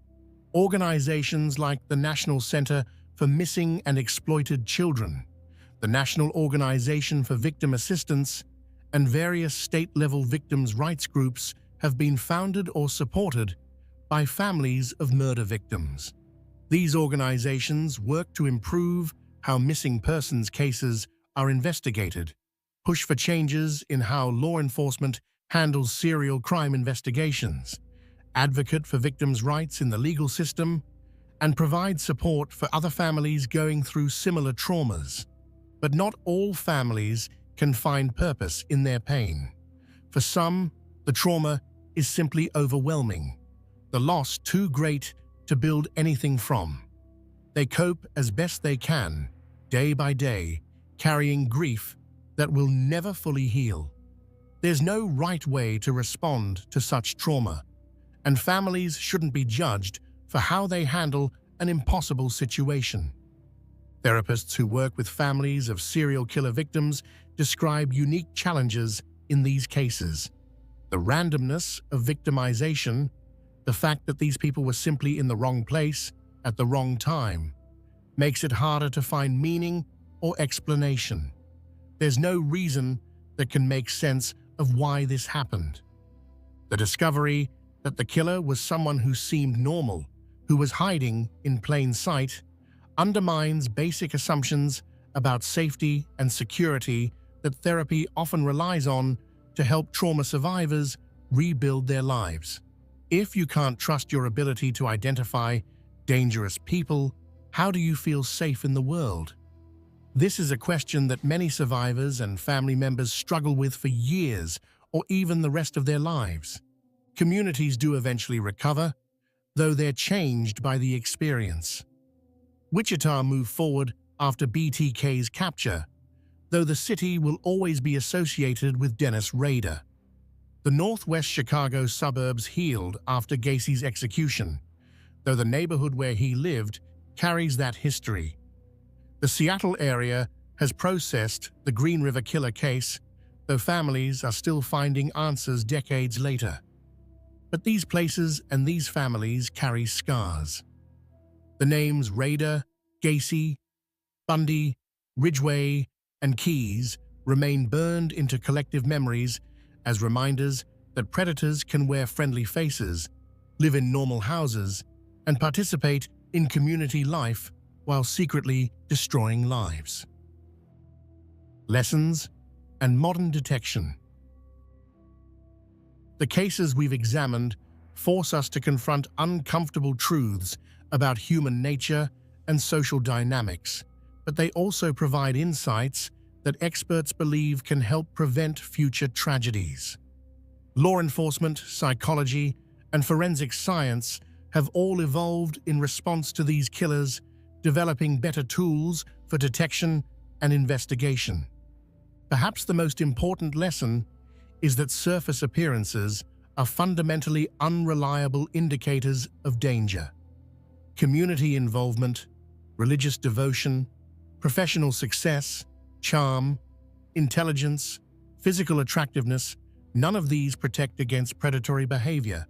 In fact, research suggests that sophisticated predators deliberately cultivate these traits precisely because they know we use them as mental shortcuts for assessing trustworthiness.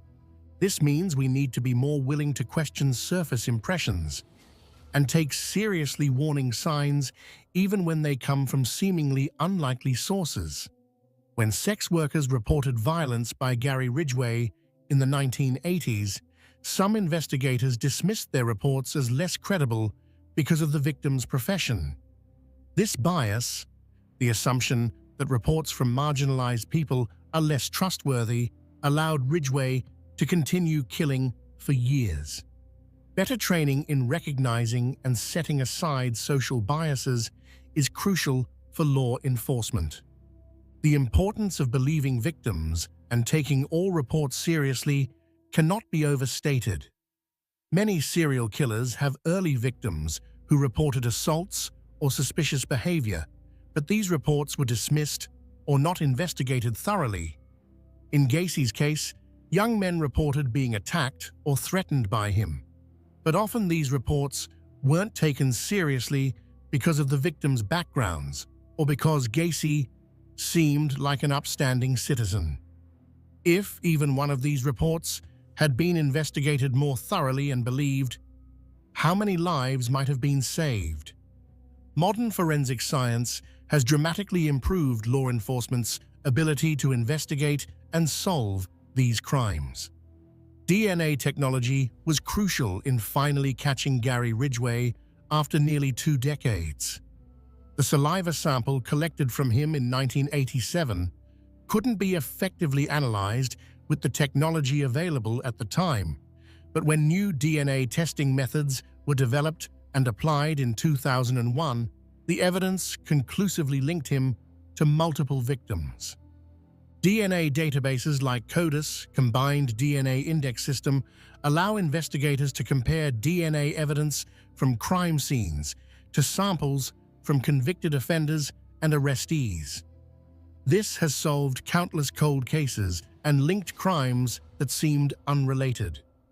The technology continues to advance, with forensic genealogy using consumer DNA databases to identify suspects through family connections, becoming a powerful new tool.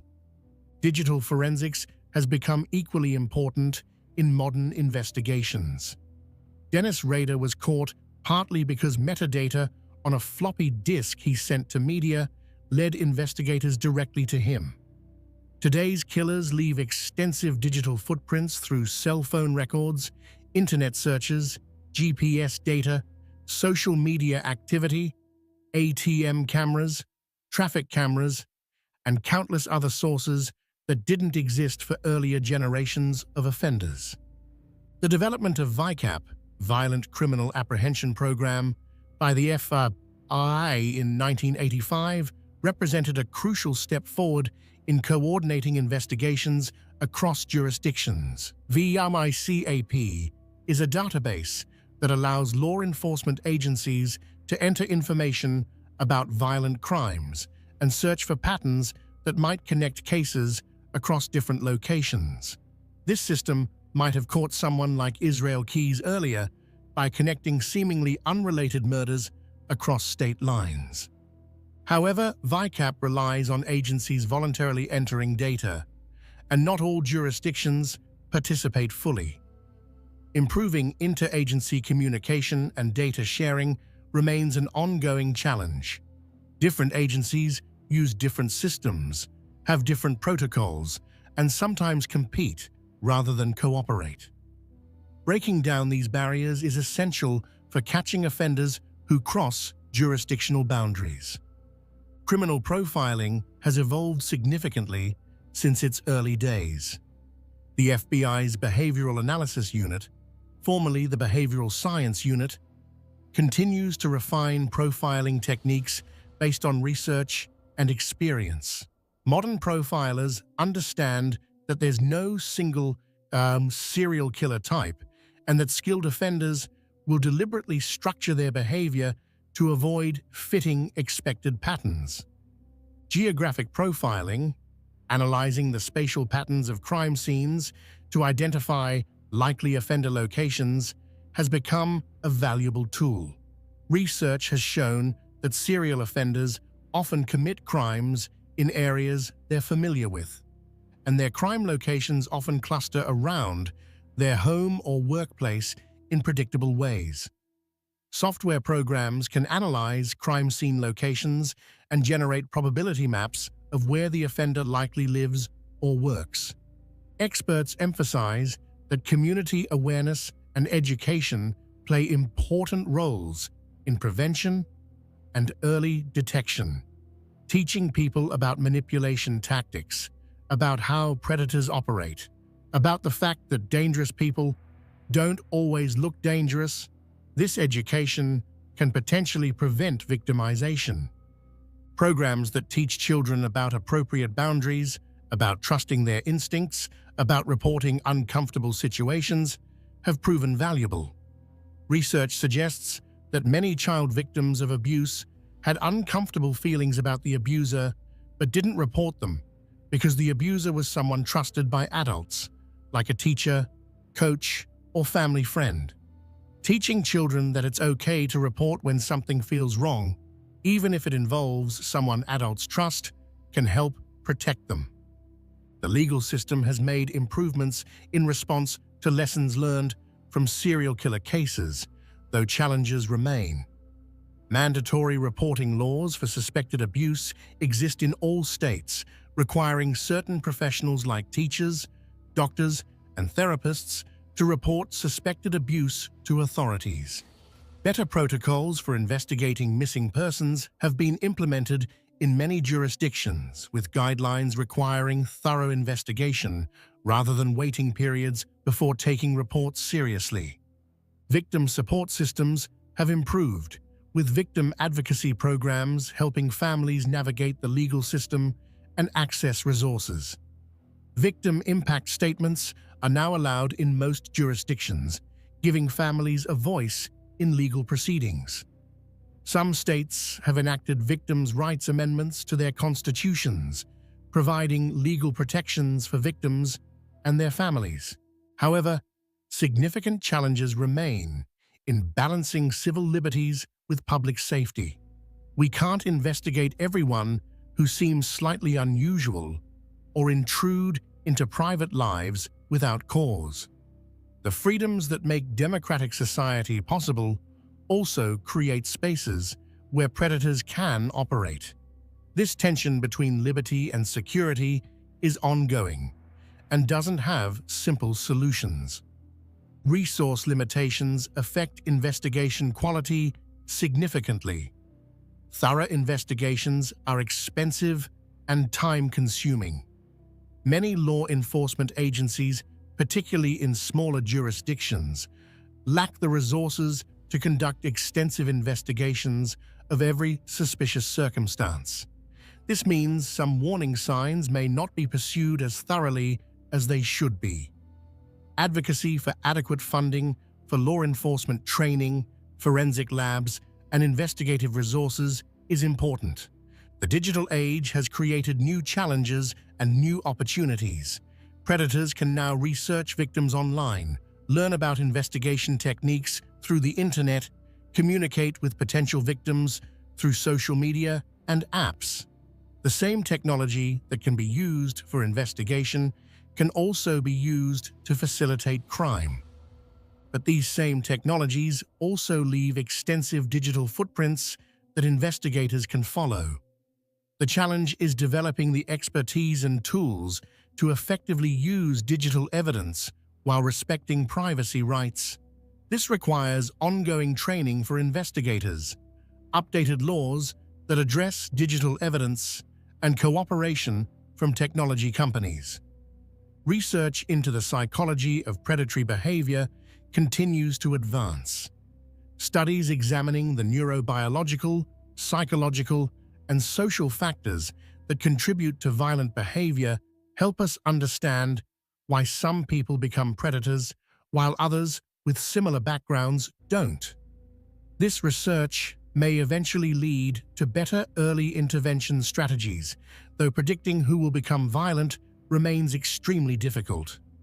Some warning signs that research has identified as potentially significant include a history of escalating antisocial behavior, particularly involving violence, fascination with violence, weapons, or violent crime, cruelty to animals, collecting items associated with violence, lack of empathy or inability to form genuine emotional connections, manipulative behavior across multiple contexts, a pattern of violating others' boundaries, and significant inconsistencies between public presentation and private behavior. However, experts caution that these signs are not definitive. Many people might display one or more of these characteristics without being dangerous. Conversely, sophisticated predators may successfully hide all of these signs. The indicators should prompt careful attention and potentially further investigation, not immediate judgment or action. The role of mental health services in prevention is complex. While most people with mental illnesses are not violent, and most serial killers are not mentally ill in the clinical sense, better access to mental health services might help identify and intervene with individuals who are developing dangerous patterns of thought or behavior. Early intervention, when concerning behaviors are identified, could potentially prevent some violence, though this is difficult to prove and implement. Education about healthy relationships, appropriate sexuality, respect for boundaries, and emotional regulation starting from childhood may help prevent the development of predatory behavior in some cases. While we can't prevent all violence, creating a society that better addresses the factors that contribute to violent behavior could potentially reduce it. The media's role in covering these cases deserves consideration. While public awareness is important, the celebrity status sometimes afforded to serial killers may actually encourage certain individuals. Coverage that focuses on victims' humanity rather than the killer's notoriety, that provides useful information without sensationalizing violence, and that respects families' privacy while still informing the public serves society better than coverage that turns killers into infamous celebrities. Research continues into the neurobiology, psychology, and sociology of violent behavior. Each new study contributes to our collective understanding. Advances in brain imaging, genetics, psychology, and criminology all contribute to a more complete picture of how and why some people become predators. The hope is that future generations will be better equipped to protect themselves and their communities from those who would hide in plain sight. By understanding how these predators operate, by improving our systems for detection and response, by believing victims and taking reports seriously, by advancing forensic science and investigative techniques, we can work toward a safer future.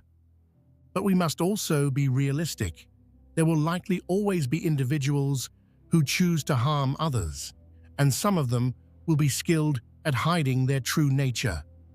Vigilance, awareness, and strong systems of justice and support remain essential. Conclusion: remembering the victims.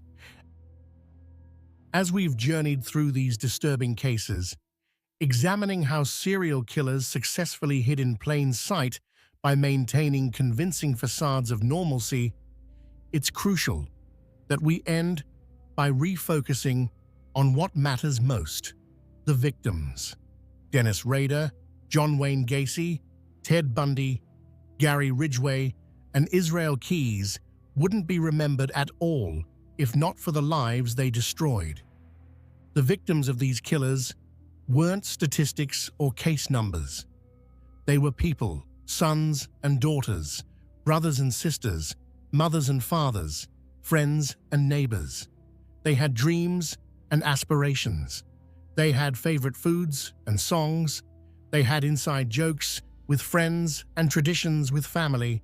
They had potential futures that were stolen from them.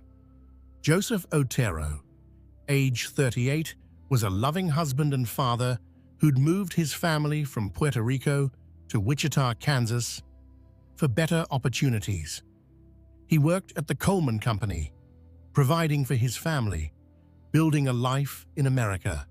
Julie Otero, age 34, was a devoted mother who cared deeply for her 5 children. Joseph Jr., age 9, loved baseball and had dreams of playing professionally someday. Josephine, age 11, was a bright, creative student who loved drawing.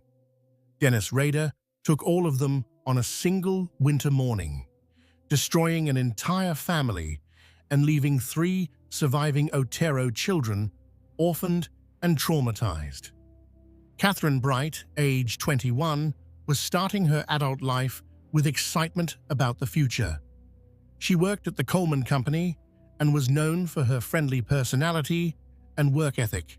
When Rader attacked her, her brother Kevin was there and tried desperately to save her, sustaining a gunshot wound in the process. Catherine fought for her life, as evidenced by her defensive wounds, but ultimately succumbed to her injuries. Shirley Vian, age 26, was doing her best to raise 3 young children while dealing with illness.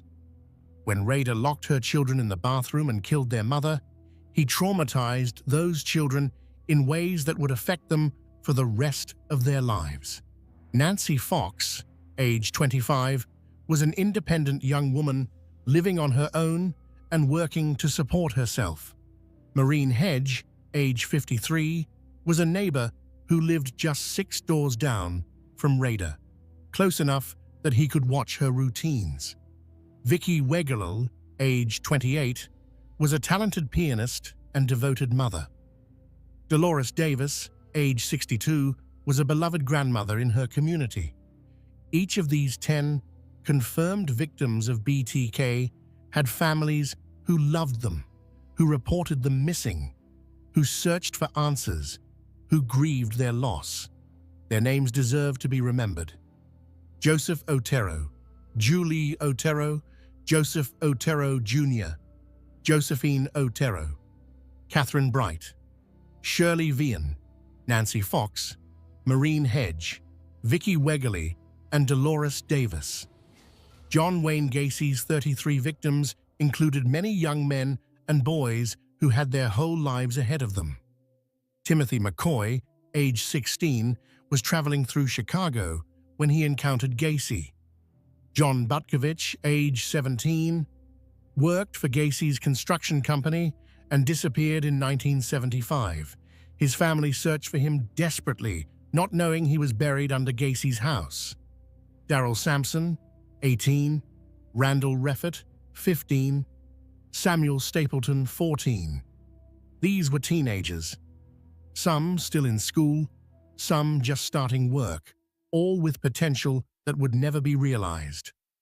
Robert Piest, age 15, was the victim whose disappearance finally led to Gacy's capture. He was a good student, close to his family, excited about a potential job opportunity.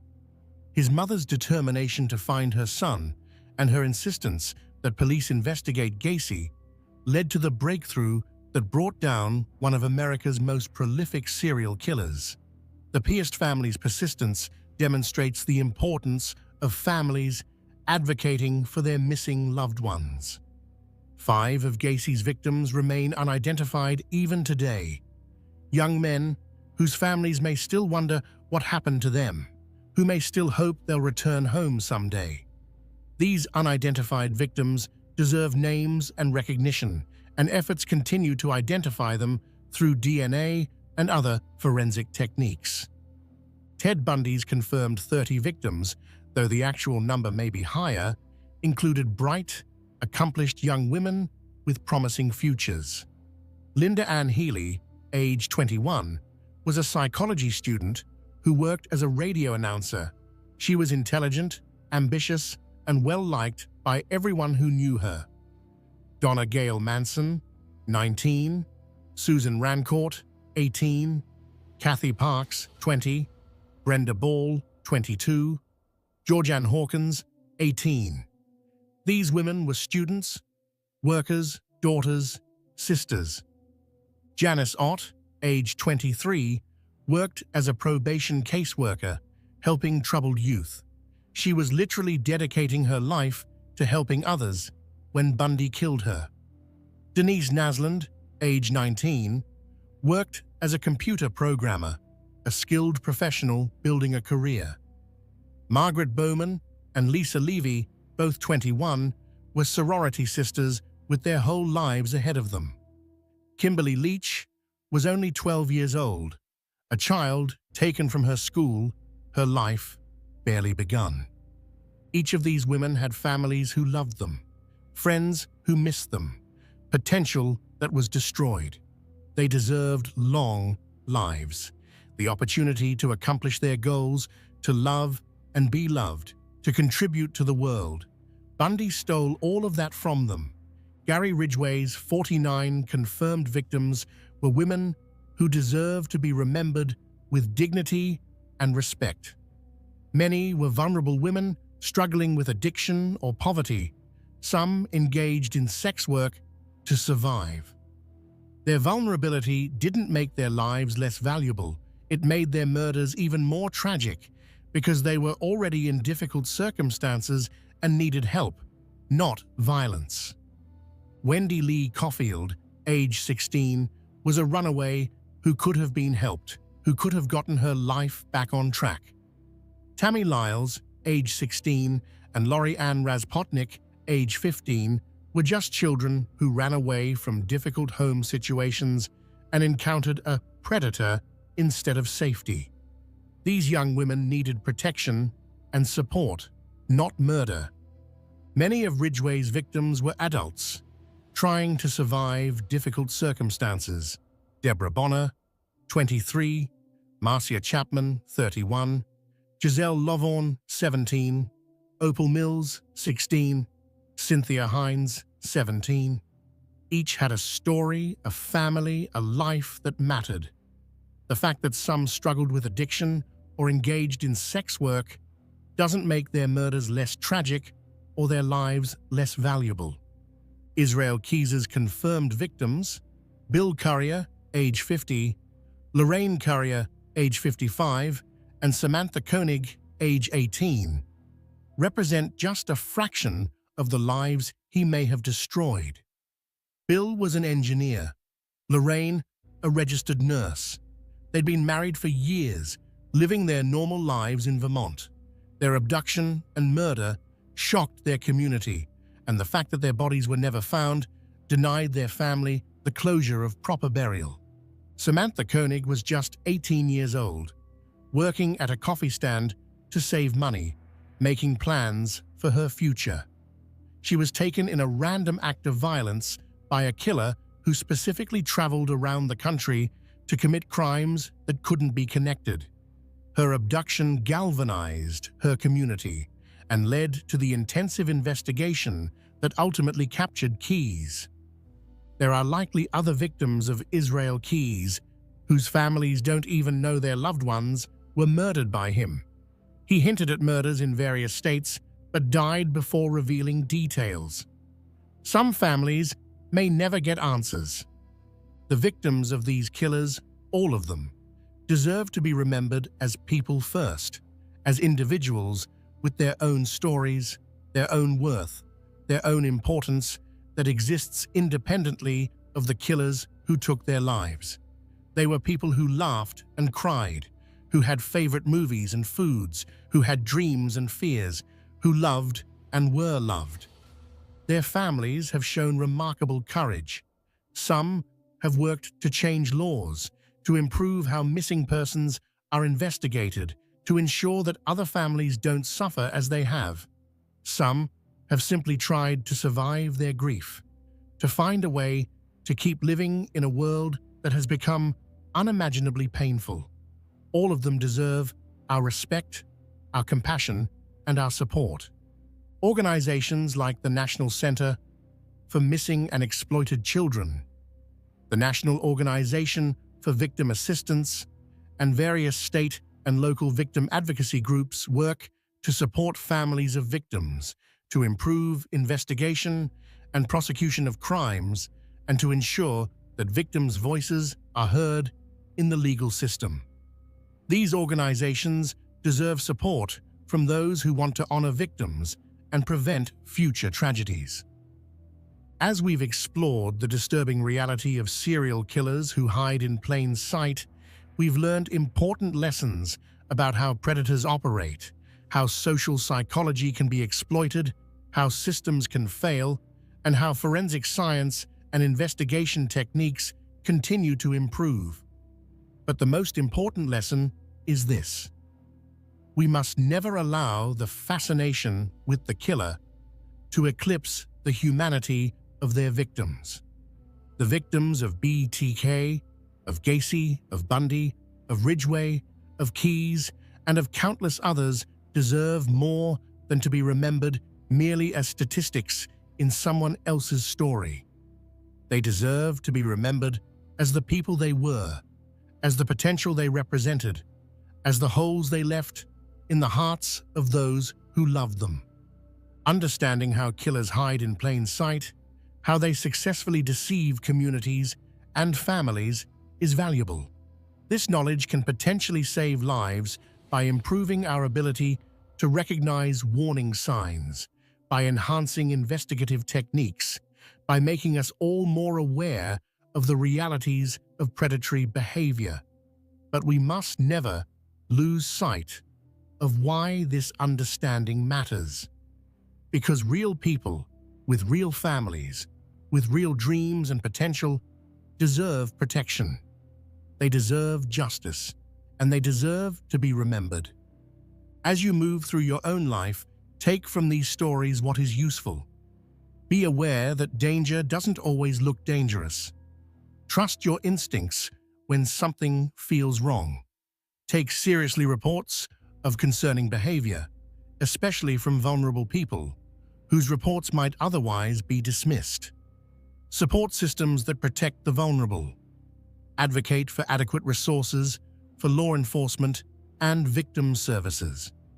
Remember that the victims of violent crime deserve dignity, respect, and justice. But above all, remember the names, remember the faces, remember the lives, because in the end, the only reason we talk about the killers at all is because of the people they killed. The victims are what matter. Their memory is what we must honor. Their lives are what we must remember. Thank you for joining me on this difficult journey through some of the darkest chapters of criminal history. These stories are painful, but they're important.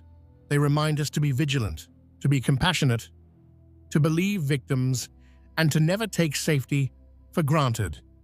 If you found this presentation informative and handled with appropriate respect for the victims and their families, please like and subscribe to support this channel. Your support helps me continue creating well-researched, respectful true crime content that honors victims while educating about the realities of crime and justice. Take care of yourselves. Look out for each other. And remember, the most effective defense against predators is a community that pays attention, that believes victims, and that refuses to let evil hide in plain sight. This presentation is dedicated to the memory of all victims of violent crime and to their families who carry on despite unimaginable loss. Final word count, 21,847 words.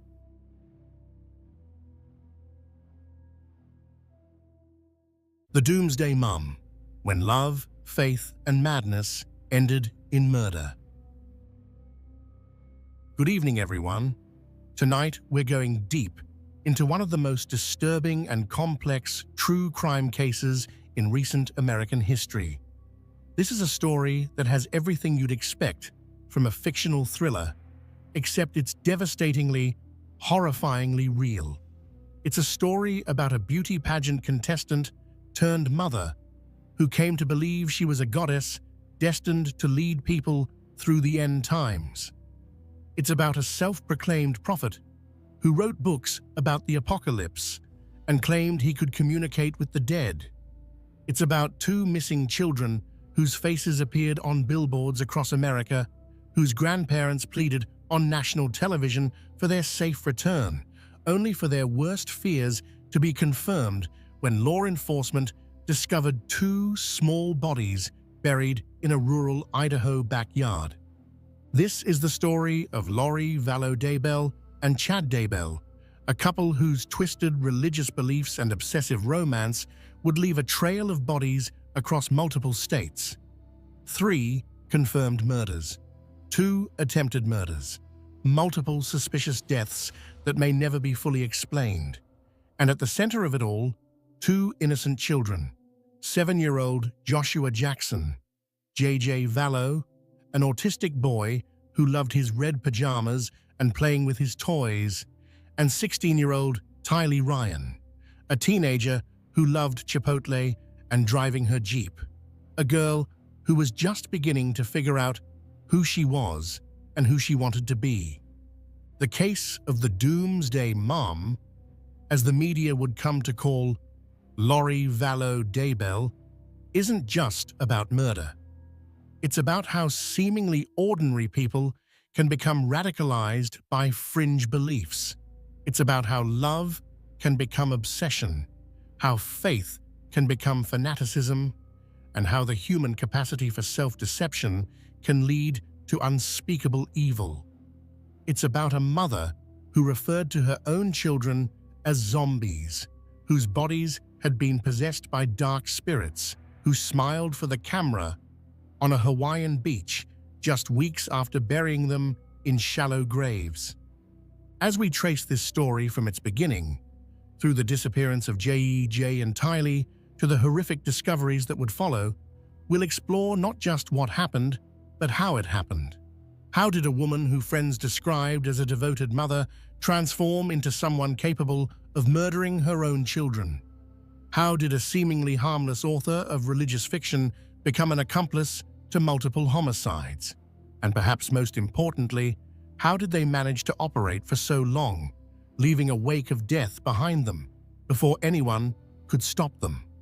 This is a story that demands to be told, not for the sensational aspects, though there are certainly shocking elements, but because understanding what happened might help us recognize the warning signs when someone we love begins to slip away from reality. It's a story about the people who tried to save J.J. and Tylee, about the investigators who refused to give up, and about a family torn apart by secrets, lies, and an ideology that valued the eternal over the lives of the living. So settle in. This is going to be a long journey, and parts of it will be difficult to hear. But it's a journey worth taking, because at the end of it, we honor the memories of J.J. Vallow and Tylee Ryan, 2 children who deserved so much better than the fate that awaited them. Part 1.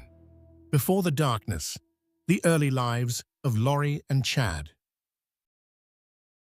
To understand how this story ends, we need to understand where it begins. And it begins, as so many American stories do, with 2 people who seemed on the surface at least, relatively ordinary.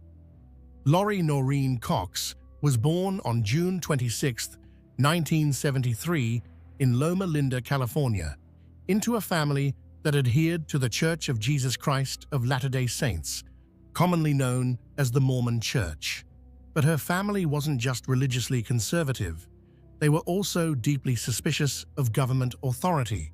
Her parents were tax protesters who followed sovereign citizen ideology, spending about 2 decades in conflict with the Internal Revenue Service. This anti-government sentiment, this belief that ordinary rules didn't necessarily apply to them, would be one of the threads running through Lori's entire life. Growing up, Lori was by all accounts attractive, charismatic, and ambitious. She had dreams of fame and success, dreams that seemed attainable when you looked at her. In 2004, she competed in the Mrs. Texas beauty pageant, standing on stage in evening gowns and swimsuits, smiling for judges who would assess her poise and personality. That same year, she appeared as a contestant on Wheel of Fortune, spinning the wheel and guessing letters, hoping to win cash and prizes. These weren't the actions of someone plotting murder. These were the actions of someone who wanted recognition, who wanted to be seen as special, who wanted to matter. But Lori's personal life was far less stable than her public image might suggest. Her romantic history was a series of beginnings and endings, marriages that started with hope and dissolved in acrimony. Her first marriage, in 1992 when she was just 19, was to her high school boyfriend. It ended quickly in divorce. In October 1995, she married again, and in 1996 gave birth to a son named Colby. That marriage also ended in divorce in 1998. Then, in 2001, came her marriage to Joseph Anthony Ryan Jr. This marriage would prove to be particularly contentious and would play a significant role in the dark events to come. Joseph and Lori had a daughter together in 2002, a girl they named Tylee Ashlyn Ryan. By all accounts, Tylee was a beautiful child who would grow into a teenager with a sharp wit and an independent spirit. But the marriage between Joseph and Lori was troubled from the start. The couple divorced in 2005, and what followed was a bitter custody battle over Tylee. Lori accused Joseph of sexually abusing both Tylee and her son Colby from a previous marriage. These were serious allegations, the kind that could destroy a person's life even if never proven. Investigators found no evidence to support the claims, and Joseph was never charged with any crime. But the damage was done. He lost equal custody rights in 2007, relegated to supervised visitation with the daughter he loved. That same year, Lori's brother Alex Cox physically attacked Joseph Ryan using a taser to assault him. Alex Cox would later be convicted for this attack and served 90 days in jail. Years later, close friend Angeline Law would claim that Lori had once told her she'd hired her brother to attack Joseph because of things he'd allegedly done to the children. Whether this was true or just another layer of manipulation in Lori's growing pattern of behavior is unclear, but it established a pattern. Alex Cox was willing to use violence to protect his sister or to carry out her wishes. Joseph Ryan died on April 3, 2018, officially of arteriosclerotic cardiovascular disease, a heart attack. He was found in his Arizona apartment during a welfare check. At the time, his death was thoroughly investigated and determined to be from natural causes. Years later, after Lori's arrest in 2020, police reviewed Joseph Ryan's death with fresh eyes. A recording surfaced in which Lori mentioned wanting to kill Ryan, like Nephi killed, a reference to a Book of Mormon figure who killed a man under divine instruction. Despite this disturbing statement and the renewed investigation, authorities found no evidence whatsoever of foul play in Joseph's death. The medical evidence clearly supported natural causes.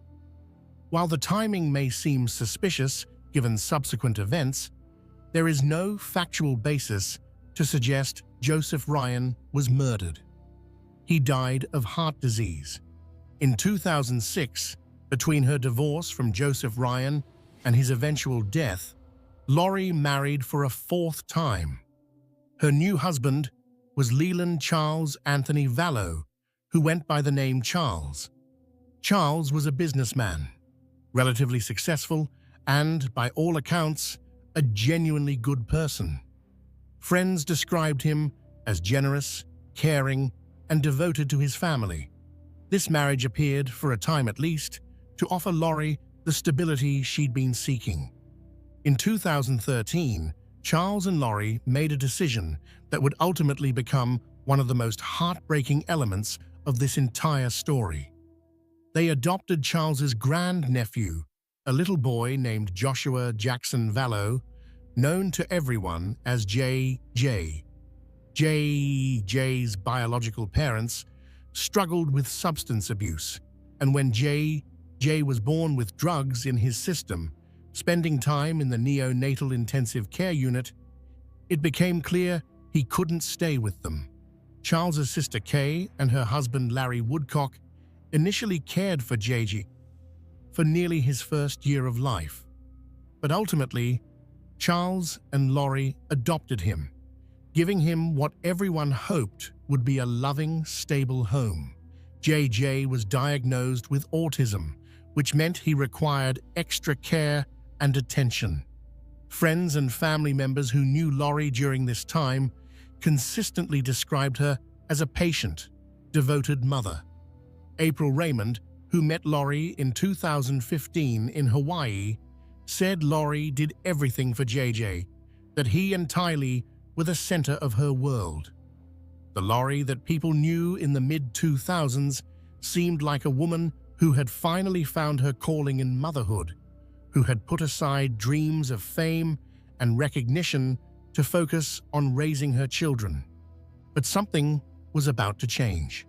Something that would begin subtly, then accelerate with terrifying speed, transforming Lori from a devoted mother into someone capable of unspeakable acts. Meanwhile, about 1,000 miles north, another life was unfolding. Chad Guy Daybell was born on August 11, 1968, in Provo, Utah, into a Mormon family. He grew up in the neighboring city of Springville, and by all accounts, had a relatively conventional Mormon upbringing. He was religious, studious, interested in both history and prophecy, interests that would eventually converge in his career as a writer. On March 9, 1990, Chad married Tammy Douglas in the Manti, Utah Temple, one of the sacred spaces where Mormons perform their most important religious ceremonies. This was Chad's first and, for many years, only marriage. Tammy was a school librarian, described by those who knew her as active, healthy, and devoted to her family and her community. Together, Chad and Tammy would have 5 children: Emma, Seth, Mark, Leah, and Garth. By all appearances, they were a solid family unit, raising their children in the Mormon faith and building a life together. In 2004, Chad and Tammy founded Spring Creek Book Company, a small publishing house focused on religious literature, particularly books aimed at Latter-day Saints readers. Tammy served as Chief Financial Officer and designed book covers, while Chad focused on writing and publishing. This was a modest operation, not making anyone rich, but providing a sense of purpose and a way to share Chad's increasing interest in apocalyptic prophecy and near-death experiences. In 2007, Chad published the first novel in his fictional series, Standing in Holy Places. These books weren't mainstream religious fiction. They were focused on the end times, on preparedness for catastrophic events, on the idea that believers needed to steel themselves for the coming apocalypse. As the years went on, Chad's writing became less clearly fictional and more focused on presenting his alleged visions as real prophecies. He began claiming he'd had a near-death experience that gave him the ability to receive direct messages from God. He asserted that the world would end on July 22, 2020, in a series of natural disasters that would usher in the second coming of Jesus Christ. By the mid-2000s, Chad had developed a following in certain corners of the Mormon community, particularly among those interested in preparedness culture, people stockpiling food and supplies for the end times. He positioned himself as a prophet, someone chosen by God to lead 144,000 people through the apocalypse, a number drawn from the Book of Revelation.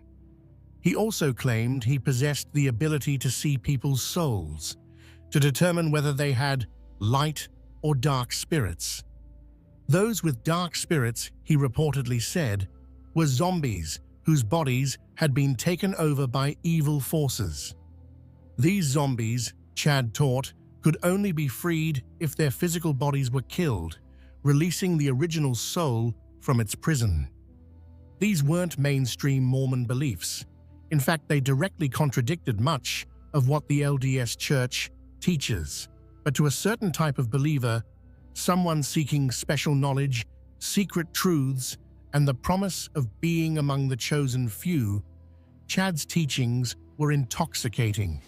He was offering not just salvation, but significance. He was telling people they were special, that they had been selected for a divine purpose. In 2015, Chad claimed he'd received a divine message telling him to relocate to Rexburg, Idaho. This was supposedly because Utah would be devastated by an earthquake that year, a prediction that never came to pass, though apparently this didn't shake the faith of Chad's followers. That June, Chad and Tammy moved to Salem, Idaho, just outside Rexburg, purchasing a property with several acres of land. Tammy continued working as a librarian while Chad focused on his writing and his growing role as a speaker at religious conferences. Around this same time, Lori Vallow in Arizona became interested in Chad Daybell's books. She reportedly discovered his Standing in Holy Places series around 2015 and became increasingly fascinated with his apocalyptic teachings. Over the next few years, she read more of his books, listened to podcasts featuring excommunicated Mormons discussing end times prophecy, and dove deeper into radical religious beliefs that increasingly diverged from mainstream Mormonism. In late 2018, Lori began corresponding with Chad online. Here were two people, both in what appeared to be stable marriages, both raising families, who found in each other something they'd been missing. For Chad, perhaps it was adoration and validation from an attractive woman who hung on his every word. For Lori, perhaps it was the promise of special significance, the idea that she wasn't just another suburban mum, but rather a goddess with a divine mission. In October 2018, Lori attended a Preparing a People conference where Chad was speaking and signing books. This was where they met in person for the first time. According to later testimony from Lori's friend Melanie Gibb, the connection between Lori and Chad was immediate and intense. They began communicating constantly, and Chad started telling Lori things that would fundamentally alter her perception of reality. He told her that they had been married to each other in multiple past lives.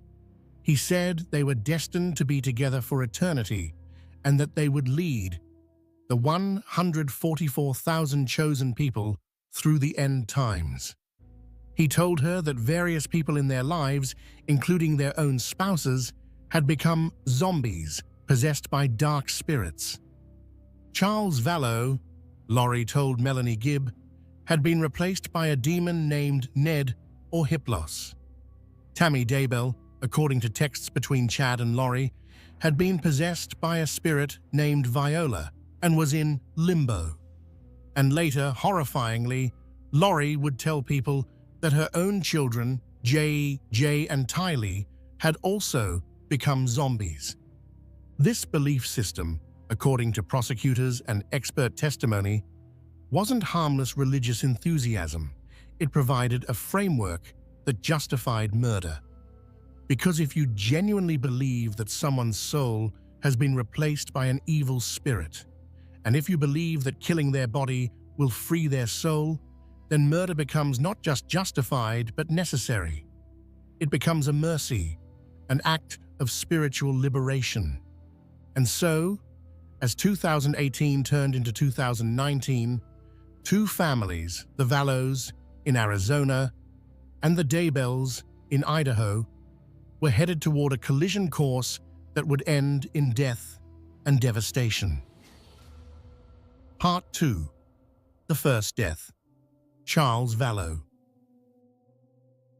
Charles Vallow had been noticing changes in his wife for months, and by early 2019, he was deeply worried. The woman he'd married, the mother who had seemed so devoted to their children, was acting completely differently. She was distant, secretive, spending hours on her phone, communicating with people Charles didn't know. She was making increasingly bizarre statements about religious prophecies and the end of the world.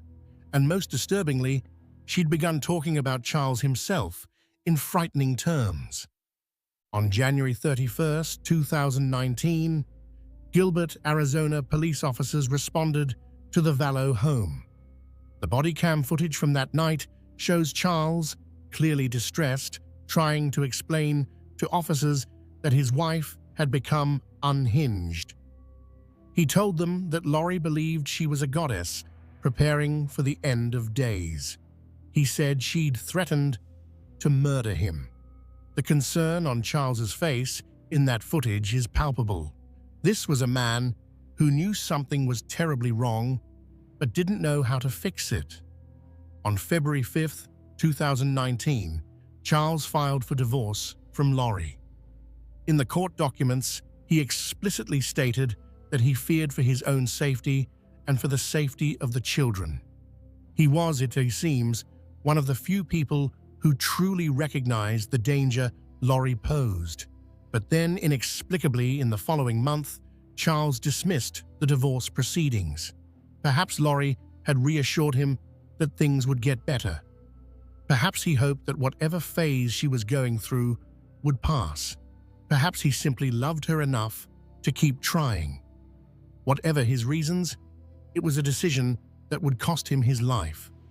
Later investigation would reveal that Charles had learned of Lori's infidelity with Chad Daybell 12 days before his death. On June 29, 2019, Charles sent an email to Tammy Daybell, Chad's wife, attempting to warn her about what was happening. "Tammy, my name is Charles Vallow," the email read. "I have some vital and disturbing information regarding your husband and my wife Lori. This is your work email, so I'll wait to send you the evidence. That is very disturbing.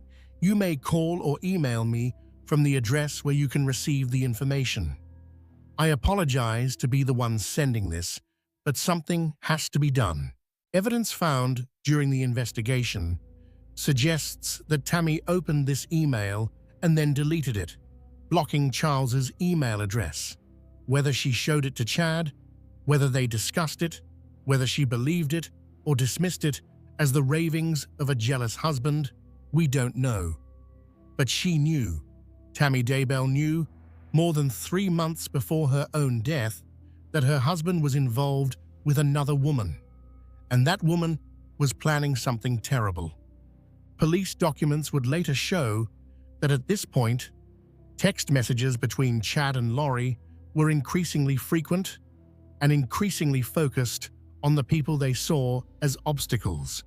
They texted about death percentages for Tammy. They discussed Charles being possessed. They talked about people being in limbo. And they communicated using burner phones, suggesting they knew what they were discussing needed to be kept secret. On July 1st, 2019, Charles informed Lori that he was planning to meet with Tammy Daybell in person to tell her about the affair. This appears to have been a tipping point. If Tammy knew and believed Charles, if she took action, divorced Chad, exposed the affair publicly, it would ruin everything. And so, investigators believe Lori and her brother Alex Cox began planning Charles's murder. On the morning of July the 11th, 2019, Charles went to Lori's house in Chandler, Arizona, intending to pick up JJ for school. What happened next was captured in various ways, through witness statements, 911 calls, and police body cam footage, and the official story is that Charles Vallow died in an act of self-defense. But investigators would later conclude the evidence suggested something far more sinister. According to Alex Cox's account to police, Charles came at him with a baseball bat, hitting him in the back of the head. Alex said he grabbed his gun and shot Charles twice in the chest, killing him in self-defense. But there are problems with this story. Witnesses reported seeing Charles arguing with Lori and Tylee before Alex appeared. Tylee herself told police that Charles had hit Alex with the bat, corroborating her uncle's story. But years later, investigators would question whether she'd been coached or threatened into supporting the narrative. When police arrived, they found Charles Vallow's body on the floor. He was 48 years old. Alex Cox appeared calm, cooperative, answering questions and insisting it had been self-defense. Lori seemed shaken, but not devastated, not in the way you'd expect from a wife who just watched her husband die violently. The police investigated, but without clear evidence contradicting Alex's account, and with Tylee supporting his version of events, no charges were filed. Alex Cox walked free. Looking back, there are red flags everywhere. Alex Cox had a history of violence, particularly when it came to protecting Lori from her husbands. He'd attacked Joseph Ryan with a taser years earlier. Texts between Lori and her friends around this time show her referring to Charles as a zombie who had to be stopped. The day Charles Vallow was killed, his life insurance policy named Lori as the beneficiary for $1 million. Prosecutors would later argue this was part of the motive. However, what Lori apparently didn't know was that Charles had changed his life insurance beneficiary just months earlier, removing Lori and naming his sister Kay Woodcock instead. When the insurance company denied Lori's claim, she was reportedly furious. She'd helped orchestrate the murder of her husband, and she wasn't even going to get the money she'd been counting on. But if Lori was angry about the insurance money, she didn't let it slow her down. Less than 3 weeks after Charles's death, she moved Tylee and JJ from Arizona to Rexburg, Idaho. She rented an apartment in the same complex where Alex Cox conveniently also rented a unit. And perhaps most significantly, she was now living near Chad Daybell, the man who had convinced her she was a goddess, the man who told her they were meant to be together for eternity. The move to Idaho in late August 2019 would mark the beginning of the end for Tylee and JJ. Their faces would appear on missing persons posters. Their grandparents would plead for information on national news. And eventually, 9 months after they disappeared, their small bodies would be found buried in Chad Daybell's backyard, hidden beneath the Idaho soil. But we're getting ahead of the story, because before the children disappeared, before their bodies were buried, there was a period of several weeks when they were still alive, still attending school, still appearing in photos, still capable of being saved. If only someone had intervened, if only someone had seen what was happening and stopped it before it was too late. Part 3. The Last Days of Tylee and JJ. When Lori Vallow moved her children to Rexburg, Idaho in late August 2019, it must have seemed to Tylee like just another upheaval in what had been an increasingly chaotic life. Tylee was 16 years old. At that particular age, where independence and identity are everything, where being uprooted from your friends and your familiar surroundings feels like the end of the world.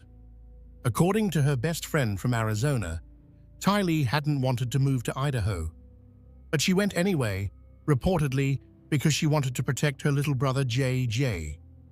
JJ was 7 years old, an autistic child who thrived on routine and stability. The move to Idaho disrupted his entire world.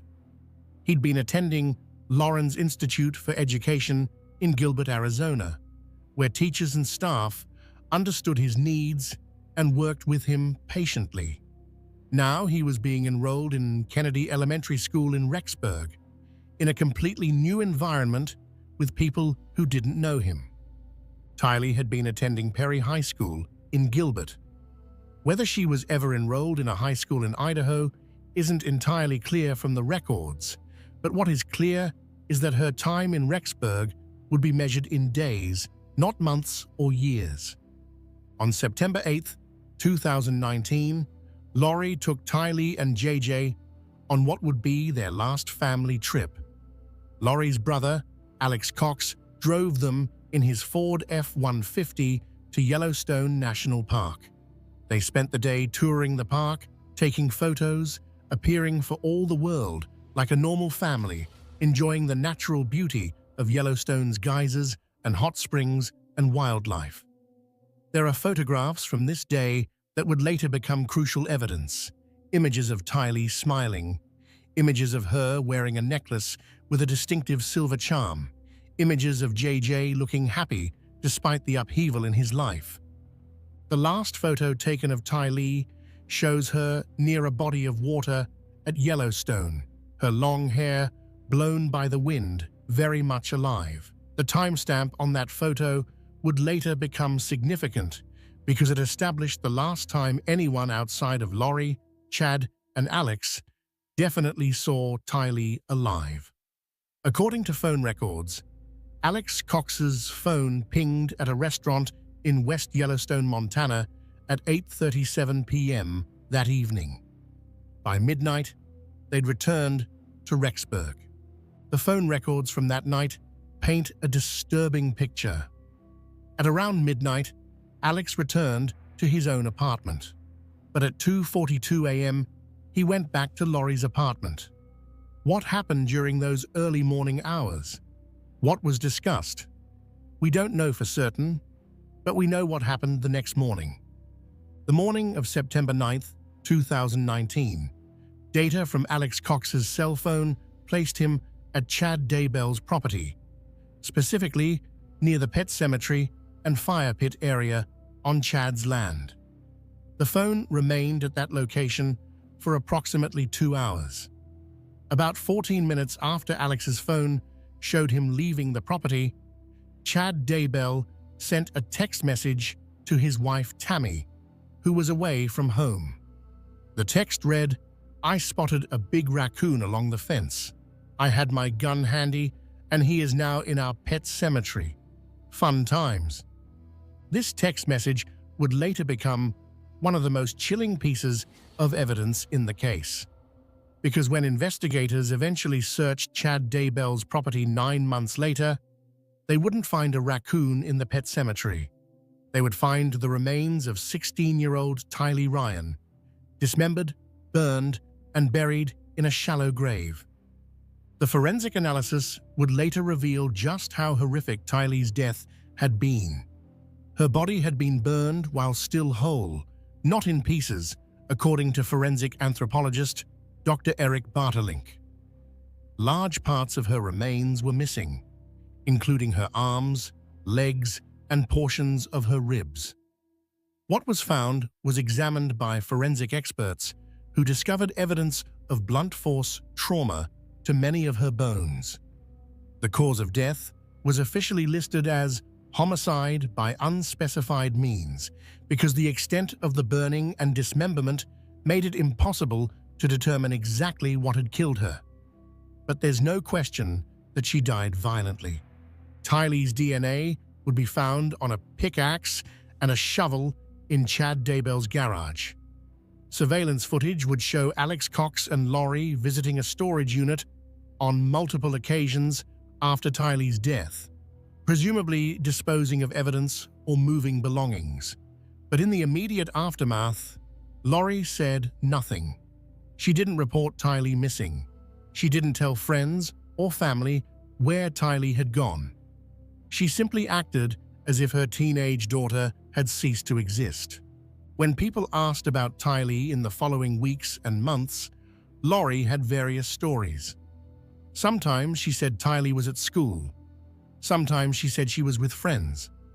Sometimes she said she'd gone to college, even though at 16, that would have been unusual. Lori's friend, Melanie Gibb, would later testify that she heard Lori refer to Tylee as a zombie, using the language Chad Daybell had taught her to describe people whose bodies had supposedly been taken over by dark spirits. If Lori truly believed this, if she genuinely thought Tylee's soul had been replaced and that murdering her daughter's body was somehow an act of spiritual liberation, it's hard to imagine a more tragic delusion. But whatever happened to Tylee in Chad Daybell's backyard on that September morning in 2019, one thing is certain: she was gone. And soon, her little brother would follow. J.J. Vallow continued attending Kennedy Elementary School in Rexburg after Tylee's disappearance, though one wonders what he was thinking, what questions he might have asked about where his sister had gone. JJ's autism meant he likely relied heavily on Tylee for emotional support and stability. Suddenly losing her must have been deeply confusing and frightening for him. On the weekend of September 21st to 22nd, 2019, Lori's friends, Melanie Gibb and David Warwick, were staying with her in Rexburg. This was about 2 weeks after Tylee had disappeared. On the evening of September 22nd, David Warwick witnessed Alex Cox carrying JJ into Lori's apartment. The boy was reportedly asleep on his uncle's shoulder. But the next morning, when Warwick asked to see JJ, Lori told him that JJ was being a zombie and that Alex had to take him away. This language, calling her own son a zombie, would later be crucial in establishing that Lori had adopted Chad's belief system completely. She wasn't just going along with Chad's ideas to please him. She genuinely believed, or claimed to believe, that her children had been possessed by dark spirits and needed to be eliminated. September 23rd, 2019, would be the last day anyone definitively saw J.J. Vallow alive. The next morning, according to phone records, Alex Cox's cell phone returned to Chad Daybell's property. This time, Alex was there for only about 17 minutes. 17 minutes to kill a 7-year-old boy and hide his body.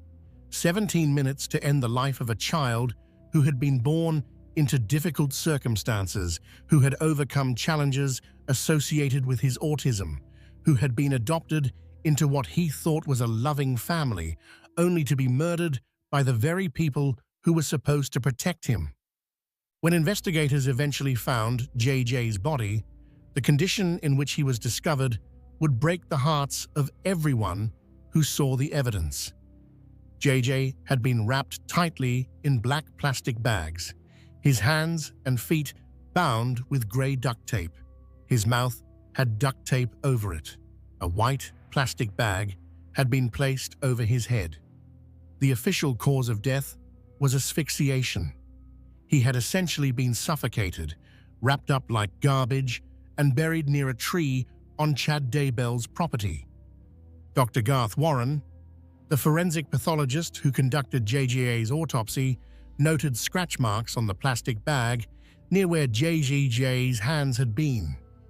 Dr. Warren testified that these could suggest JJ had tried to scratch the bag off his head, that he might have been conscious and fighting for his life as he suffocated.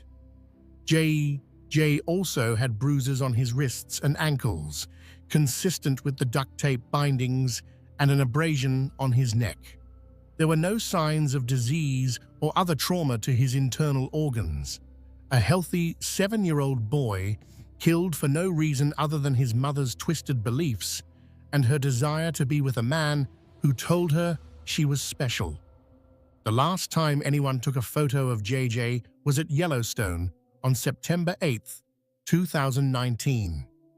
In that photo, he's wearing his characteristic smile, his hair neatly combed, looking like any other little boy on vacation with his family. 2 weeks later, he would be dead, his body hidden beneath Idaho's soil, while his mother and her lover carried on as if he'd never existed. On October 29, 2019, Lori officially withdrew JJ from Kennedy Elementary School, telling administrators he would be homeschooled. This was approximately 5 weeks after JJ had been killed and buried. There were no records of any homeschooling arrangements at any of Lori's residences. No school district ever received requests for JJ's academic records. It was a lie, one of many Lori would tell, as she tried to cover up what she'd done. But by late October 2019, Lori had bigger concerns than explaining where her children had gone, because Chad Daybell's wife Tammy was about to become the next victim. Part 4. Tammy Daybell's death. Tammy Douglas.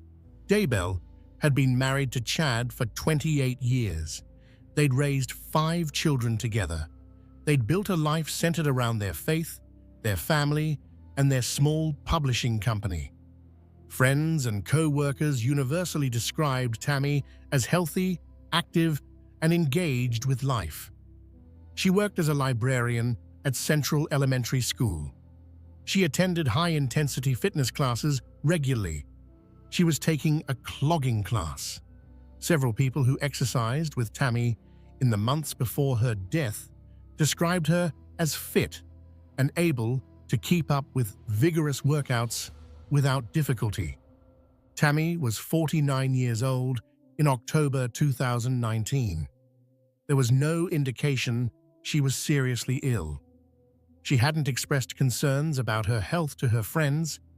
She seemed to have years ahead of her to watch her children grow up, to welcome grandchildren, to continue the life she'd built.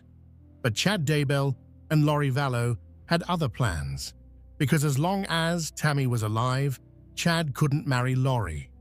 And according to the belief system they'd constructed, being together for eternity required eliminating anyone who stood in their way. On October 9, 2019, Tammy called 911. The call was frightening. She reported that a masked man had approached her in her driveway and shot at her with what she thought was a paintball gun. She posted about the experience on Facebook afterward, saying she had no idea who the person was or why they would shoot at her. This incident was terrifying enough on its own, but court documents would later indicate that the masked man had been Alex Cox and that his paintball gun was actually a real firearm. The shot had missed. Whether deliberately or because Alex's aim was off, we don't know. But it was an assassination attempt, the first of what would turn out to be several efforts to kill Tammy.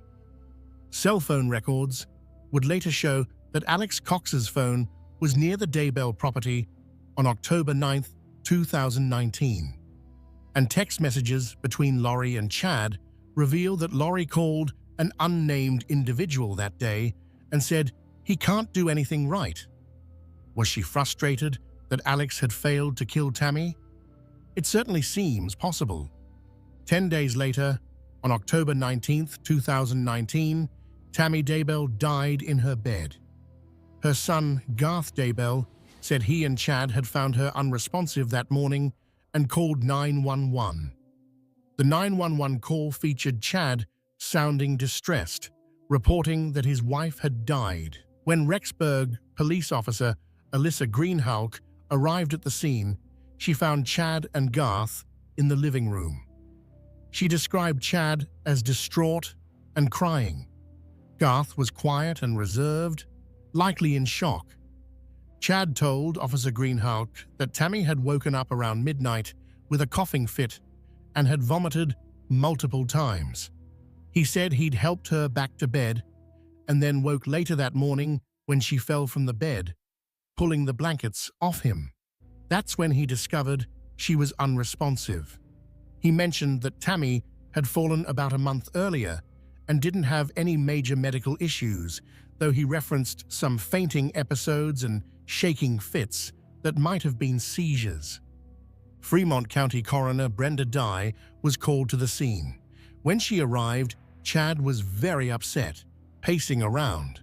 Dye examined Tammy's body and noted that it was cold, with rigor mortis already setting in. Tammy's body showed blood pooling consistent with having died on her back. There was pink foam around her mouth, a fluid that can leak into airways when people die. Dye also noticed what she initially identified as old bruises on Tammy's body. Based on Chad's account of Tammy's recent health issues, the coughing, the vomiting, the supposed fainting spells and seizures, Coroner Dye initially ruled the death as natural causes, likely a heart attack. Tammy's body was released to the family, and no autopsy was performed. Chad and his children specifically declined to have an autopsy done. Tammy was buried 3 days later, on October 22, 2019, in a cemetery in Springville, Utah, near her beloved mother. Chad's choice to bury Tammy in Utah rather than Idaho raised some eyebrows among those who knew the family. When questioned about it, Chad explained that the weather was colder in Rexburg and that Tammy would have wanted to be buried near her mother. It seemed like a reasonable explanation, but looking back, you have to wonder if Chad chose to bury Tammy in Utah to make it more difficult for investigators to exhume her body if questions ever arose about her death. Less than 24 hours after reporting Tammy's death, Chad sent a text message to Lori. "I know exactly how you feel." What did he mean by this? Was he referencing the deaths of Charles Vallow and the children? Was he acknowledging that he'd just gotten away with murder, just as Lori had? The exact meaning is ambiguous, but the timing is chilling. Approximately 2 weeks after Tammy's funeral, on November 5, 2019, Chad Daybell and Lori Vallow got married on a beach in Hawaii. Let that timeline sink in. 28-year marriage ends. Wife buried. 14 days later, beach wedding to a woman whose husband had been killed less than 4 months earlier and whose 2 children had recently disappeared. Photos from the wedding show Chad and Lori smiling, barefoot on the sand, looking for all the world like 2 people in love, starting a new life together. Text messages from around this time show Lori talking about their completed mission, about how they were now free to be together eternally. On October 2, 2019, Lori had purchased a wedding ring on Amazon, the same day as another significant event we'll discuss shortly. The ring was later seen on her finger in wedding photos. Chad's adult children, Emma, Seth, Mark, Leah, and Garth, were apparently not invited to their father's quick remarriage. In fact, most of the family seemed to have been kept in the dark. about how fast Chad had moved on. When Tammy's sister, Samantha Gwilliam, learned that Chad had remarried only 2 weeks after Tammy's death and 1 month after her burial, she was shocked. Chad had told Samantha that his new wife's name was Lori Ryan, using her daughter's last name, not Vallow, and that her previous husband had died of a heart attack. He also told Samantha that Lori had no children, that they would be empty nesters. This was a lie, of course. Lori had 4 living children at the time of this conversation, her adult son Colby, and the now-deceased Tylee and JJ. Even if Chad believed Tylee and JJ were dead, which he certainly should have, since their bodies were buried in his backyard. Telling family members that Lori had no children was a calculated deception designed to prevent questions about where those children might be. Chad and Lori returned from their Hawaiian honeymoon and settled into what they apparently thought would be their new life together. They'd eliminated the obstacles. They'd gotten away with murder. They were free to lead their 144,000 followers into the apocalypse, which, according to Chad's prophecy, would arrive on July 22, 2020. But they'd made a crucial miscalculation. They'd forgotten about JJ's grandparents, Kay and Larry Woodcock. Part 5. The Search for the Missing Children. Kay Woodcock was Charles Vallow's sister, and her bond with JJJ went back to his earliest days. When JJ was born with drugs in his system due to his biological parents' substance abuse issues, Kay and her husband Larry had stepped in immediately. For nearly 10 months, they'd cared for this tiny, vulnerable infant, watching him overcome his difficult start, celebrating every milestone. When Charles and Lori adopted JJ in 2013, Kay had been relieved and happy. She knew her grandson would be raised by her brother, a man she trusted completely, and his wife, who at that time seemed to be a devoted mother. Kay had watched JJ grow from that fragile newborn into a bright, energetic boy. Yes, he had autism, which meant he experienced the world differently than neurotypical children. He needed structure, routine, patience, but he was also funny, affectionate, and full of life. Kay loved him fiercely, as grandmothers do, and made it a point to stay actively involved in his life even though she lived in a different state. After Charles's death, in July 2019, Kay's concern for JJ intensified. Charles had been JJ's advocate, his protector, the parent who truly understood how to care for him. With Charles gone, killed in circumstances that seemed suspicious even if the police had ruled it self-defense, Kay worried about whether JJ would continue to get the care and attention he needed. She tried to maintain regular contact with him, calling frequently to hear his voice, to let him know his grandma loved him, to make sure he was okay. But in the months after Charles's death, something changed. Kay's phone calls with JJ became less and less frequent. At first, when Kay would call, Lori would answer and explain that JJ wasn't available. He was at school, learning and playing with other children. He was sleeping, tired from a busy day. He was playing with his toys and couldn't come to the phone right now.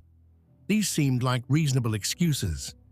Children have routines, activities, nap times. Kay understood this, but as weeks turned into months, and Kay still couldn't actually speak to JJ, the excuses started seeming less reasonable and more like evasions. Why was JJ never available? Why couldn't Lori schedule a time for Kay to call when JJ would be free? Why did every attempt to connect with her grandson result in another excuse, another delay, another promise that next time she'd be able to talk to him? Kay's worry transformed into alarm. Something was wrong. She couldn't quite articulate what, but her grandmother's instinct was screaming that JJ was in danger. She shared her concerns with Larry, and together they decided they needed to take action. If Lori wouldn't let them talk to JJ, if she kept making excuses and putting them off, then they needed someone with authority to check on the boy and make sure he was safe. On November 26, 2019, Kay and her husband, Larry Woodcock, asked Rexburg police to conduct a welfare check on JJ. This simple request, grandparents worried about their grandson, asking police to make sure he was okay, would set in motion a chain of events that would eventually expose the full scope of Lori and Chad's crimes. When Rexburg police arrived at Lori's apartment on November 26th, she lied to them. She told officers that JJ was in Arizona, staying with her friend Melanie Gibb. The officers had no reason not to believe her. They noted her statement and left, presumably intending to follow up with Melanie Gibb to confirm JJ's whereabouts. But Lori knew the lie would unravel quickly, so she called Melanie Gibb and asked her to lie to the police if they contacted her, to say that JJ was with her even though he wasn't. Melanie Gibb initially went along with this, but the weight of the lie gnawed at her conscience. The next day, Melanie called the Rexburg police and told them the truth. JJ Vallow was not with her. She had no idea where JJ was. Police immediately returned to Lori's apartment to question her again, but Lori and Chad had fled. The apartment was hastily cleared out, with belongings left behind, half-packed bags on the beds. Rexburg police obtained a search warrant for the apartment, and what they found, or rather, what they didn't find, was deeply troubling. There was no sign that a 7-year-old autistic boy had ever lived there.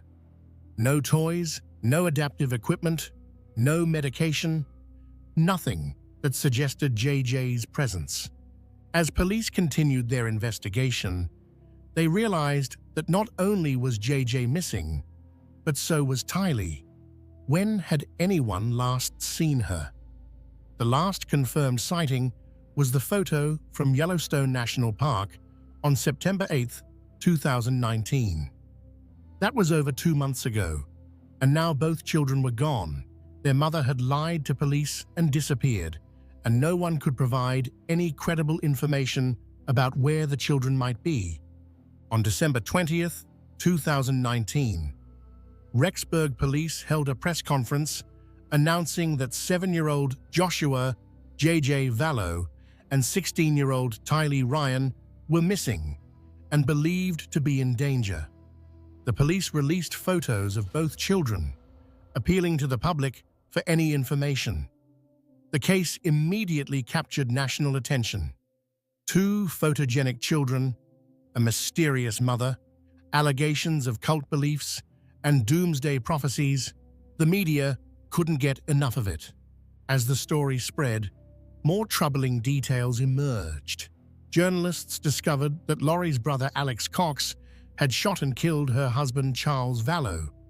They found that Chad Daybell's wife Tammy had died suddenly just before Chad married Lori.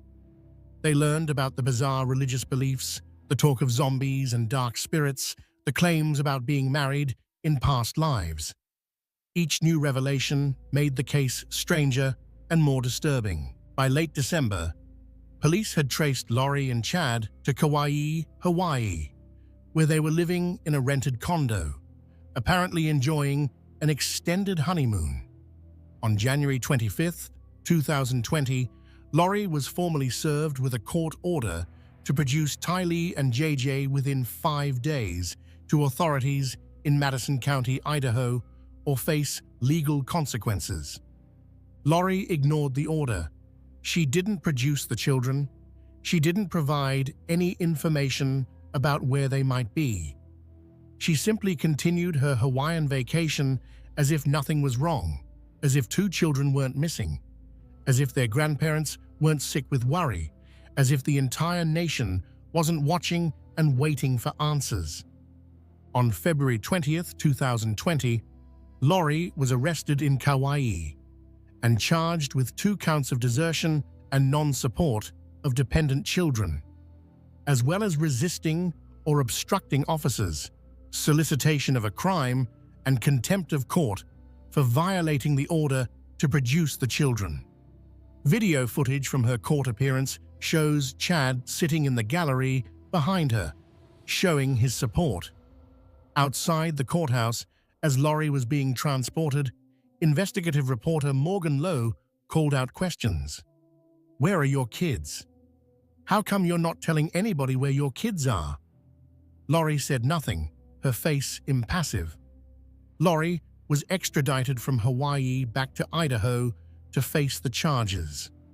Bail was set at $1 million, which she couldn't afford.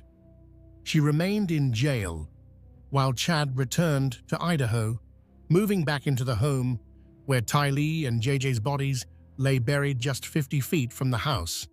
The investigation continued to expand. In December 2019, suspicious about the circumstances of Tammy Daybell's death, Fremont County investigators obtained permission to exhume her body from the cemetery in Utah. On December 11, 2019, Tammy's coffin was disinterred and her remains were transported to the Utah Medical Examiner's office for an autopsy. Dr. Eric Christensen, Utah's chief medical examiner at the time, performed the autopsy alongside Dr. Lily Marsden, then a fellow at the office. What they found contradicted the initial determination of natural causes. Tammy had bruising on her chest and arms that appeared to be recent, not old injuries. The pattern of bruising was consistent with someone being restrained or having pressure applied to them. The doctors also found evidence that contradicted Chad's story about Tammy's supposed health problems. Chad had told coroner Brenda Dye that Tammy had been experiencing fainting spells and seizure-like activity, but Tammy's medical records showed no history of seizures. There was no structural defect in her heart. She was a healthy, 49-year-old woman who had no business being dead. After thorough examination, including microscopic analysis of the bruised tissue, the medical examiners determined that Tammy Daybell had died of asphyxiation, specifically asphyxiation by suffocation. The manner of death was changed from natural to homicide. Someone had killed Tammy Daybell, most likely by smothering or strangling her, then positioned her body to make it look like she died peacefully in her sleep. The pink foam found around Tammy's mouth, which Coroner Dye had noted at the scene, is actually fluid that leaks into the airways during certain types of death, including asphyxiation. The fact that Tammy's body showed blood pooling consistent with lying on her back for some time after death suggested she'd been killed in bed, or at least positioned there very soon after death. Chad's story about her falling out of bed was likely fabricated to explain why he supposedly discovered her body. All of this evidence pointed to one conclusion: Chad Daybell had murdered his wife of 28 years, smothering her in their bed while she slept, so that he could marry Lori Vallow and pursue their twisted vision of leading the faithful through the apocalypse. But while investigators now had strong evidence of Tammy's murder, they still didn't know where Tylee and JJ were. Were they alive somewhere? Hidden away? Were they dead? If they were dead, where were their bodies? These questions tormented everyone working the case, and they especially tormented Kay and Larry Woodcock, who clung to increasingly faint hope that their grandson might still be saved. The breakthrough came from cell phone data. Investigators had been meticulously tracking the locations of Alex Cox's phone through cell tower pings and GPS data, and they noticed something significant. On both September 9th and September 23rd, 2019, the days immediately after Tylee and JJ were last seen, Alex Cox's phone had pinged for extended periods from Chad Daybell's property in Salem, Idaho. This wasn't just a quick visit. On September 9th, Alex's phone was at Chad's property for approximately 2 hours. On September 23rd, it was there for about 17 minutes.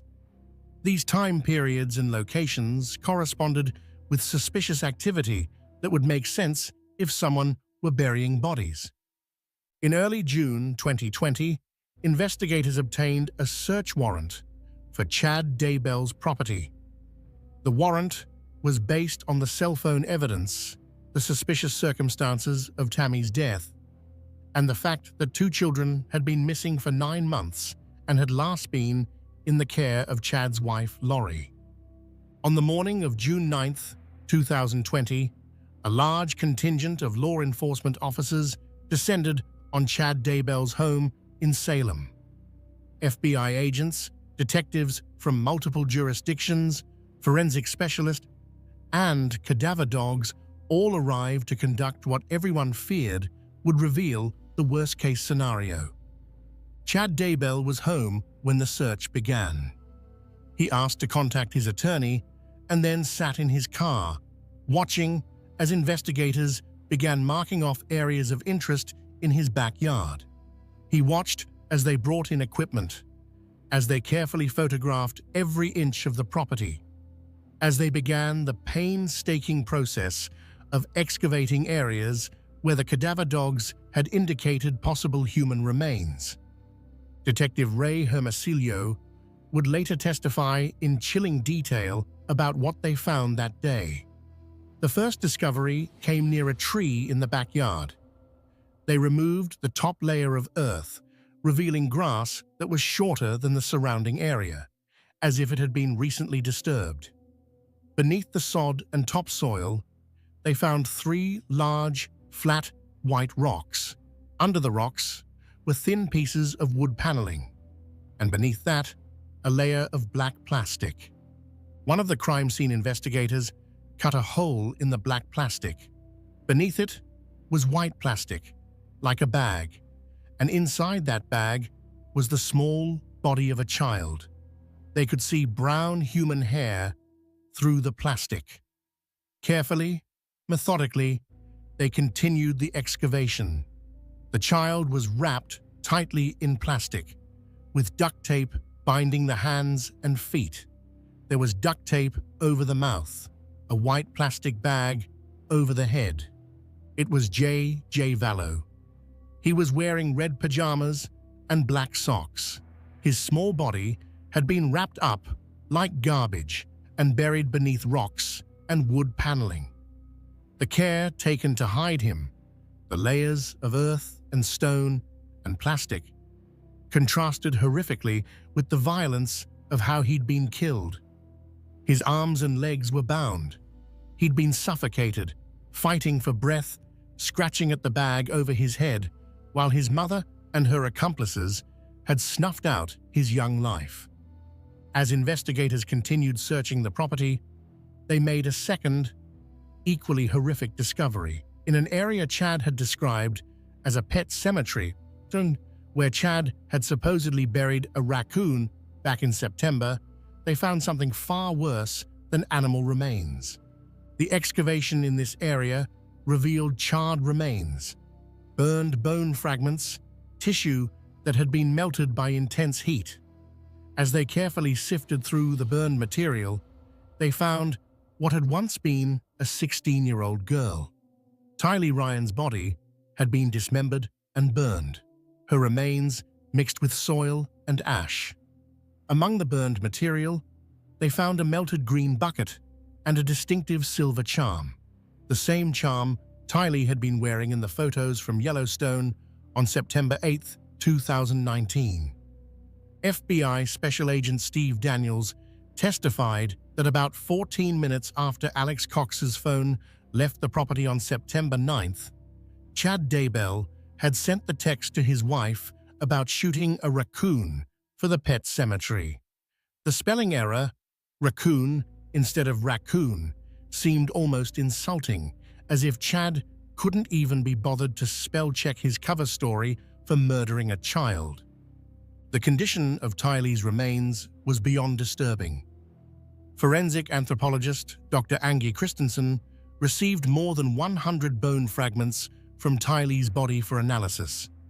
Major parts of the skeleton were represented: the skull, arms, legs, pelvis, but many parts were missing, presumably destroyed by the fire or still buried somewhere on the property.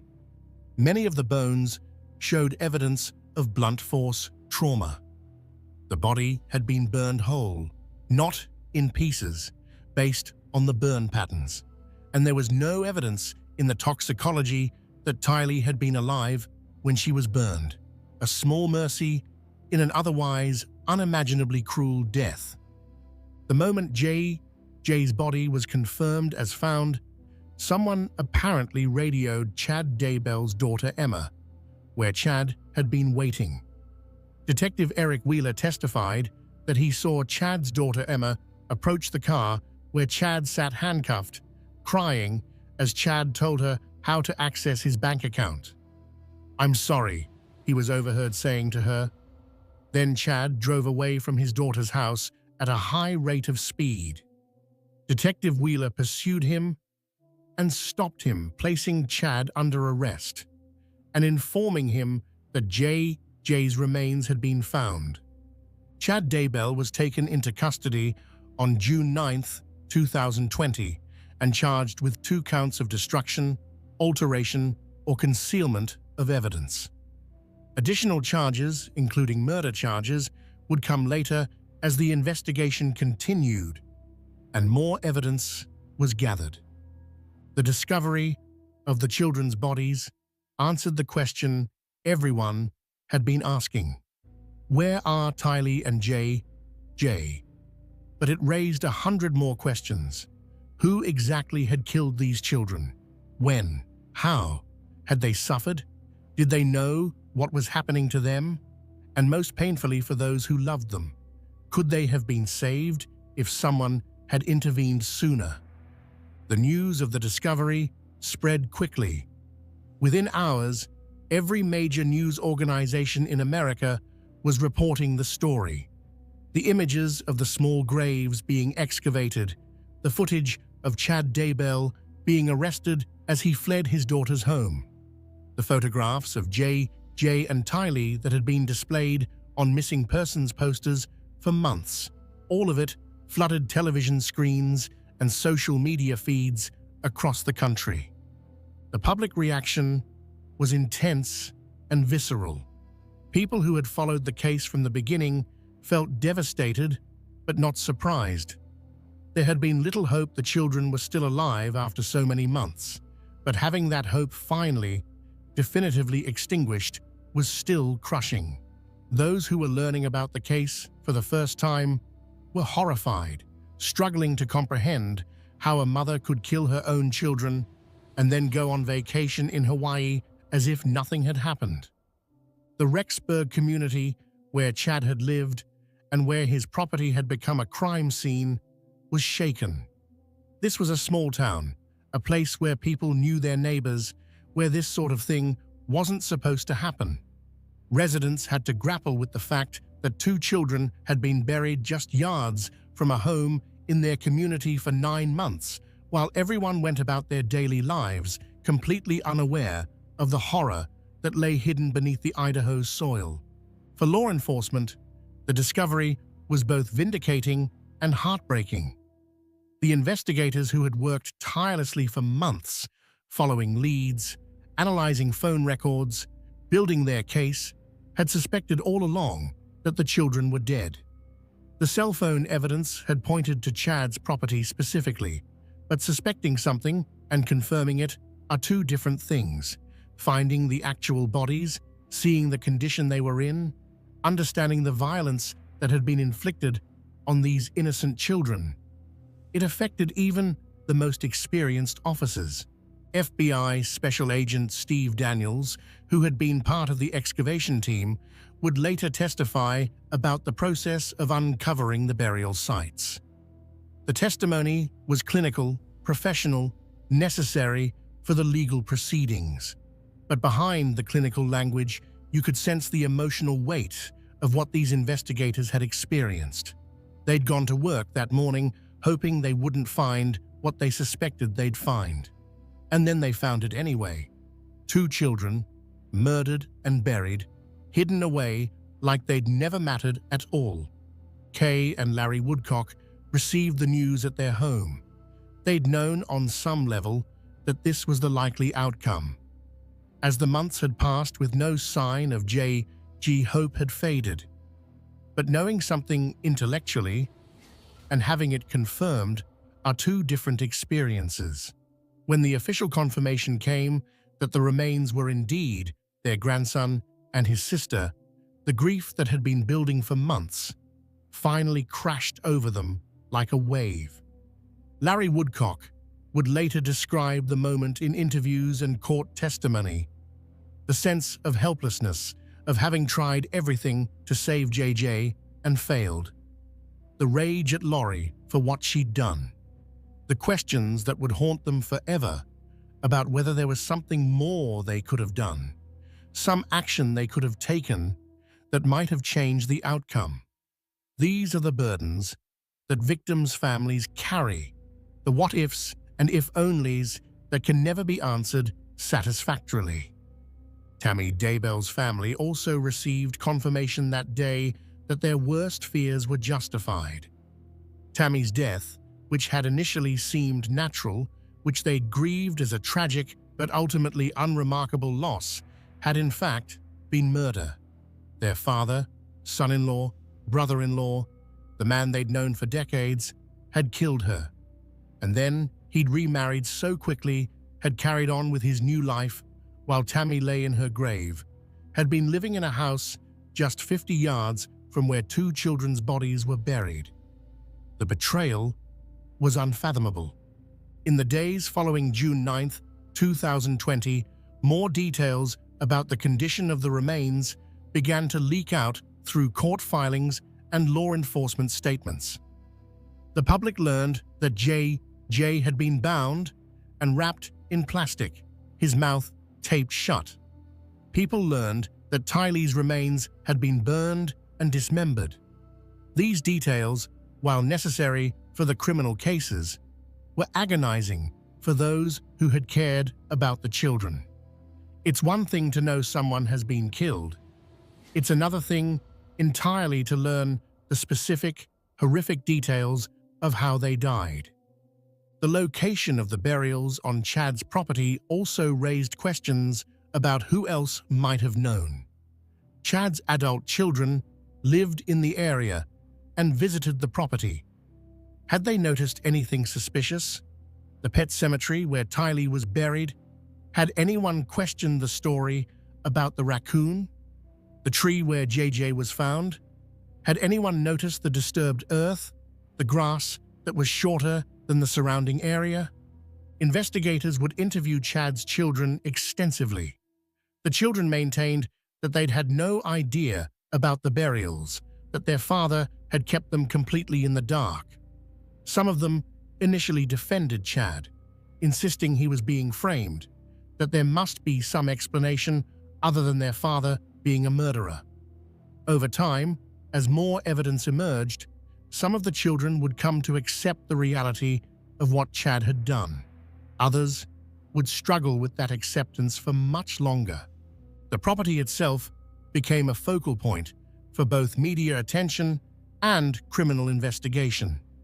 Aerial footage showed the entire layout: the house where Chad and Tammy had lived, the backyard where the children were buried, the outbuildings and grounds. Forensic teams would continue processing the scene for weeks after the initial discoveries, searching for additional evidence, documenting everything meticulously for the upcoming trials. Meanwhile, attention turned to Lori Vallow Daybell, who was still in jail in Idaho on the child desertion charges. She had now been in custody for about 4 months, having been arrested in February and extradited from Hawaii. The The discovery of the bodies on her husband's property, while not immediately changing her charges, obviously pointed toward far more serious crimes. But building murder cases takes time. Prosecutors needed to analyze all the evidence, establish timelines, prove not just that the children were dead, but that Lori was criminally responsible for their deaths. Public sentiment toward Lori, which had already been largely negative, became even more hostile after the bodies were found. People who had given her the benefit of the doubt, who thought perhaps the children were alive somewhere, hidden away for reasons we didn't understand, now had to confront the reality that she'd been lying all along. She'd known exactly where the children were because she'd helped put them there. The smiling photos of Lori on the beach in Hawaii, taken while her children's bodies decomposed in an Idaho backyard, became symbols of her callousness and depravity. The legal process was moving forward, but slowly, as major criminal cases often do. Prosecutors were building their cases methodically. The evidence was complex: cell phone records, text messages, financial documents, witness statements, forensic analyses. Everything needed to be organized, authenticated, prepared for presentation at trial. And throughout this process, both Chad and Lori were being held in custody, unable to flee, unable to communicate with each other, waiting for the justice system to run its course. Part 6. More victims, more crimes. As investigators dug deeper into the history of Lori Vallow and Chad Daybell, they began to realize that the murders of Tylee, JJ, and Tammy were not isolated incidents. There were other suspicious deaths, other attempted murders, a whole constellation of violence orbiting around this couple and their twisted beliefs. On October 2nd, 2019, the same day Lori purchased a wedding ring on Amazon, approximately 17 days before Tammy Daybell's death, Brandon Boudreaux was driving home from the gym in Gilbert, Arizona, when someone shot at his vehicle. The bullet missed his head by mere inches, striking the car instead. Brandon was the ex-husband of Lori's niece, Melanie Pawlowski. The shooter was driving a Jeep registered to the now-deceased Charles Vallow. Brandon survived the assassination attempt, but it was terrifyingly close. Investigators believe Alex Cox was the shooter, following orders or suggestions from Lori as part of a broader pattern of eliminating people who were seen as obstacles or threats. Brandon had been going through a contentious divorce with Melanie Pawlowski, and prosecutors would later allege that Lori hoped to access Brandon's money through her niece Melanie if Brandon were dead. Then there's the death of Alex Cox himself. On December 12, 2019, just weeks after Tylee and JJ had been killed and buried, shortly after Lori and Chad had fled to Hawaii, Alex Cox was found unresponsive on his bathroom floor in Gilbert, Arizona. He was rushed to the hospital but pronounced dead. He was 51 years old. The Maricopa County Medical Examiner conducted an autopsy and extensive toxicology testing. The primary cause of death was determined to be bilateral pulmonary thromboemboli, essentially blood clots that had become wedged in arteries in his lungs. The medical examiner also noted atherosclerotic and hypertensive cardiovascular disease, meaning plaque buildup in arteries and high blood pressure. Based on this evidence, Alex Cox's death was officially ruled natural causes. Alex's widow, Zulema Pastens, whom he'd married just weeks before his death, along with other family members, issued statements saying they'd always maintained Alex's death had no sinister aspect. They seemed genuinely relieved that the medical examiner had confirmed natural causes, validating what they'd believed all along. However, many people following the case remained suspicious. The The timing was awfully convenient. Alex Cox died before he could be questioned about the children's disappearance, before he could be charged with any crimes, before he could potentially testify against his sister. Some speculated that Lori or Chad had somehow poisoned Alex, perhaps fearing he would crack under pressure and expose their crimes. But the medical examiner's report was clear. The blood clots and heart disease were real, and there was no evidence of homicide. Sometimes, even in cases as complex and sinister as this one, people just die naturally. Before he died, Alex Cox had been given a patriarchal blessing by Chad Daybell on November 24, 2019. This recording, later found on Lori's iCloud account, featured Chad telling Alex that he had assisted Chad and Lori in ways that can never be repaid. Chad called Alex a prophet and a hero, predicting he would have a future as a messenger of the Lord. The blessing had no official standing in the LDS Church. Chad had been excommunicated and had no authority to give such blessings, but to Alex, it apparently meant everything. He died believing he'd done the right thing, that he'd helped his sister fulfill a divine mission. The investigation also revealed other suspicious circumstances. Joseph Ryan, Lori's third husband and Tylee's biological father, had died in April 2018 of what was officially ruled a heart attack. After Lori's arrest, police reviewed Joseph's death, particularly in light of the recording where Lori mentioned wanting to kill him, like Nephi killed. But investigators found no evidence suggesting foul play. Joseph's death appeared to be natural, though the timing, dying when Lori might have found him inconvenient, certainly makes one wonder. Prosecutors also examined the complex web of financial motives underlying these crimes. Charles Vallow's life insurance policy would have paid out $1 million to Lori if she'd still been the beneficiary when he died. Chad Daybell had increased Tammy's life insurance policy shortly before her death. Lori was receiving Social Security survivor benefits for both J.J. and Tylee even after they were dead, essentially stealing money meant to care for them. The theft charges in the indictments reflected this ongoing fraud. And then there were the religious conferences, the followers, the people who bought Chad's books and attended his speaking events.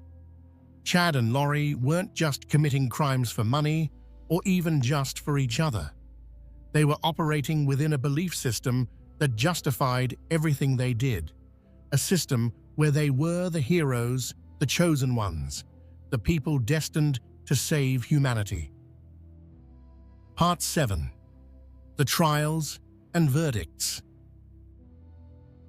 The legal proceedings against Lori Vallow Daybell and Chad Daybell would take years to unfold, involving multiple jurisdictions, complex legal maneuvering, and intense public interest.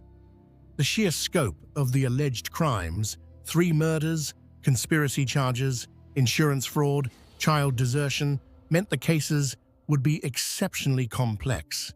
In May 2021, Chad and Lori were finally indicted together on multiple counts of conspiracy to commit murder and first-degree murder for the deaths of Tylee Ryan, J.J. Vallow, and Tammy Daybell. They were also charged with grand theft for fraudulently obtaining money meant for the children's care. However, the cases would not be tried together. At Chad's request, and due to concerns about his ability to receive a fair trial if tried jointly with his wife, the judge severed the cases. Lori would be tried first, and Chad's trial would follow later. But before Lori could stand trial, there was a significant delay. On May 27, 2021, she was found incompetent to stand trial after mental health evaluations. The judge stayed her case, sending her for treatment at a mental health facility. This was a controversial decision. Was Lori genuinely mentally ill, suffering from delusions that prevented her from understanding the proceedings? Or was she malingering, pretending to be incompetent to delay her trial? Mental health experts disagreed, but eventually, Lori was restored to competency and deemed fit to stand trial. Lori Vallow Daybell's trial began on April 3, 2023 in Ada County, Idaho. The case had been moved from Fremont County due to concerns about finding an impartial jury, given the extensive pre-trial publicity. Judge Stephen Boyce presided over the proceedings, which would last several weeks and feature testimony from dozens of witnesses. The prosecution, led by Fremont County Prosecutor Lindsay Blake and Madison County Prosecutor Rob Wood, laid out a methodical case. They presented the cell phone evidence showing Alex Cox at Chad's property on the days the children disappeared. They showed text messages between Lori and Chad discussing dark spirits and zombies and death percentages. They called Melanie Gibb, Lori's former best friend, who testified about the bizarre religious beliefs and about hearing Lori refer to her own children as zombies.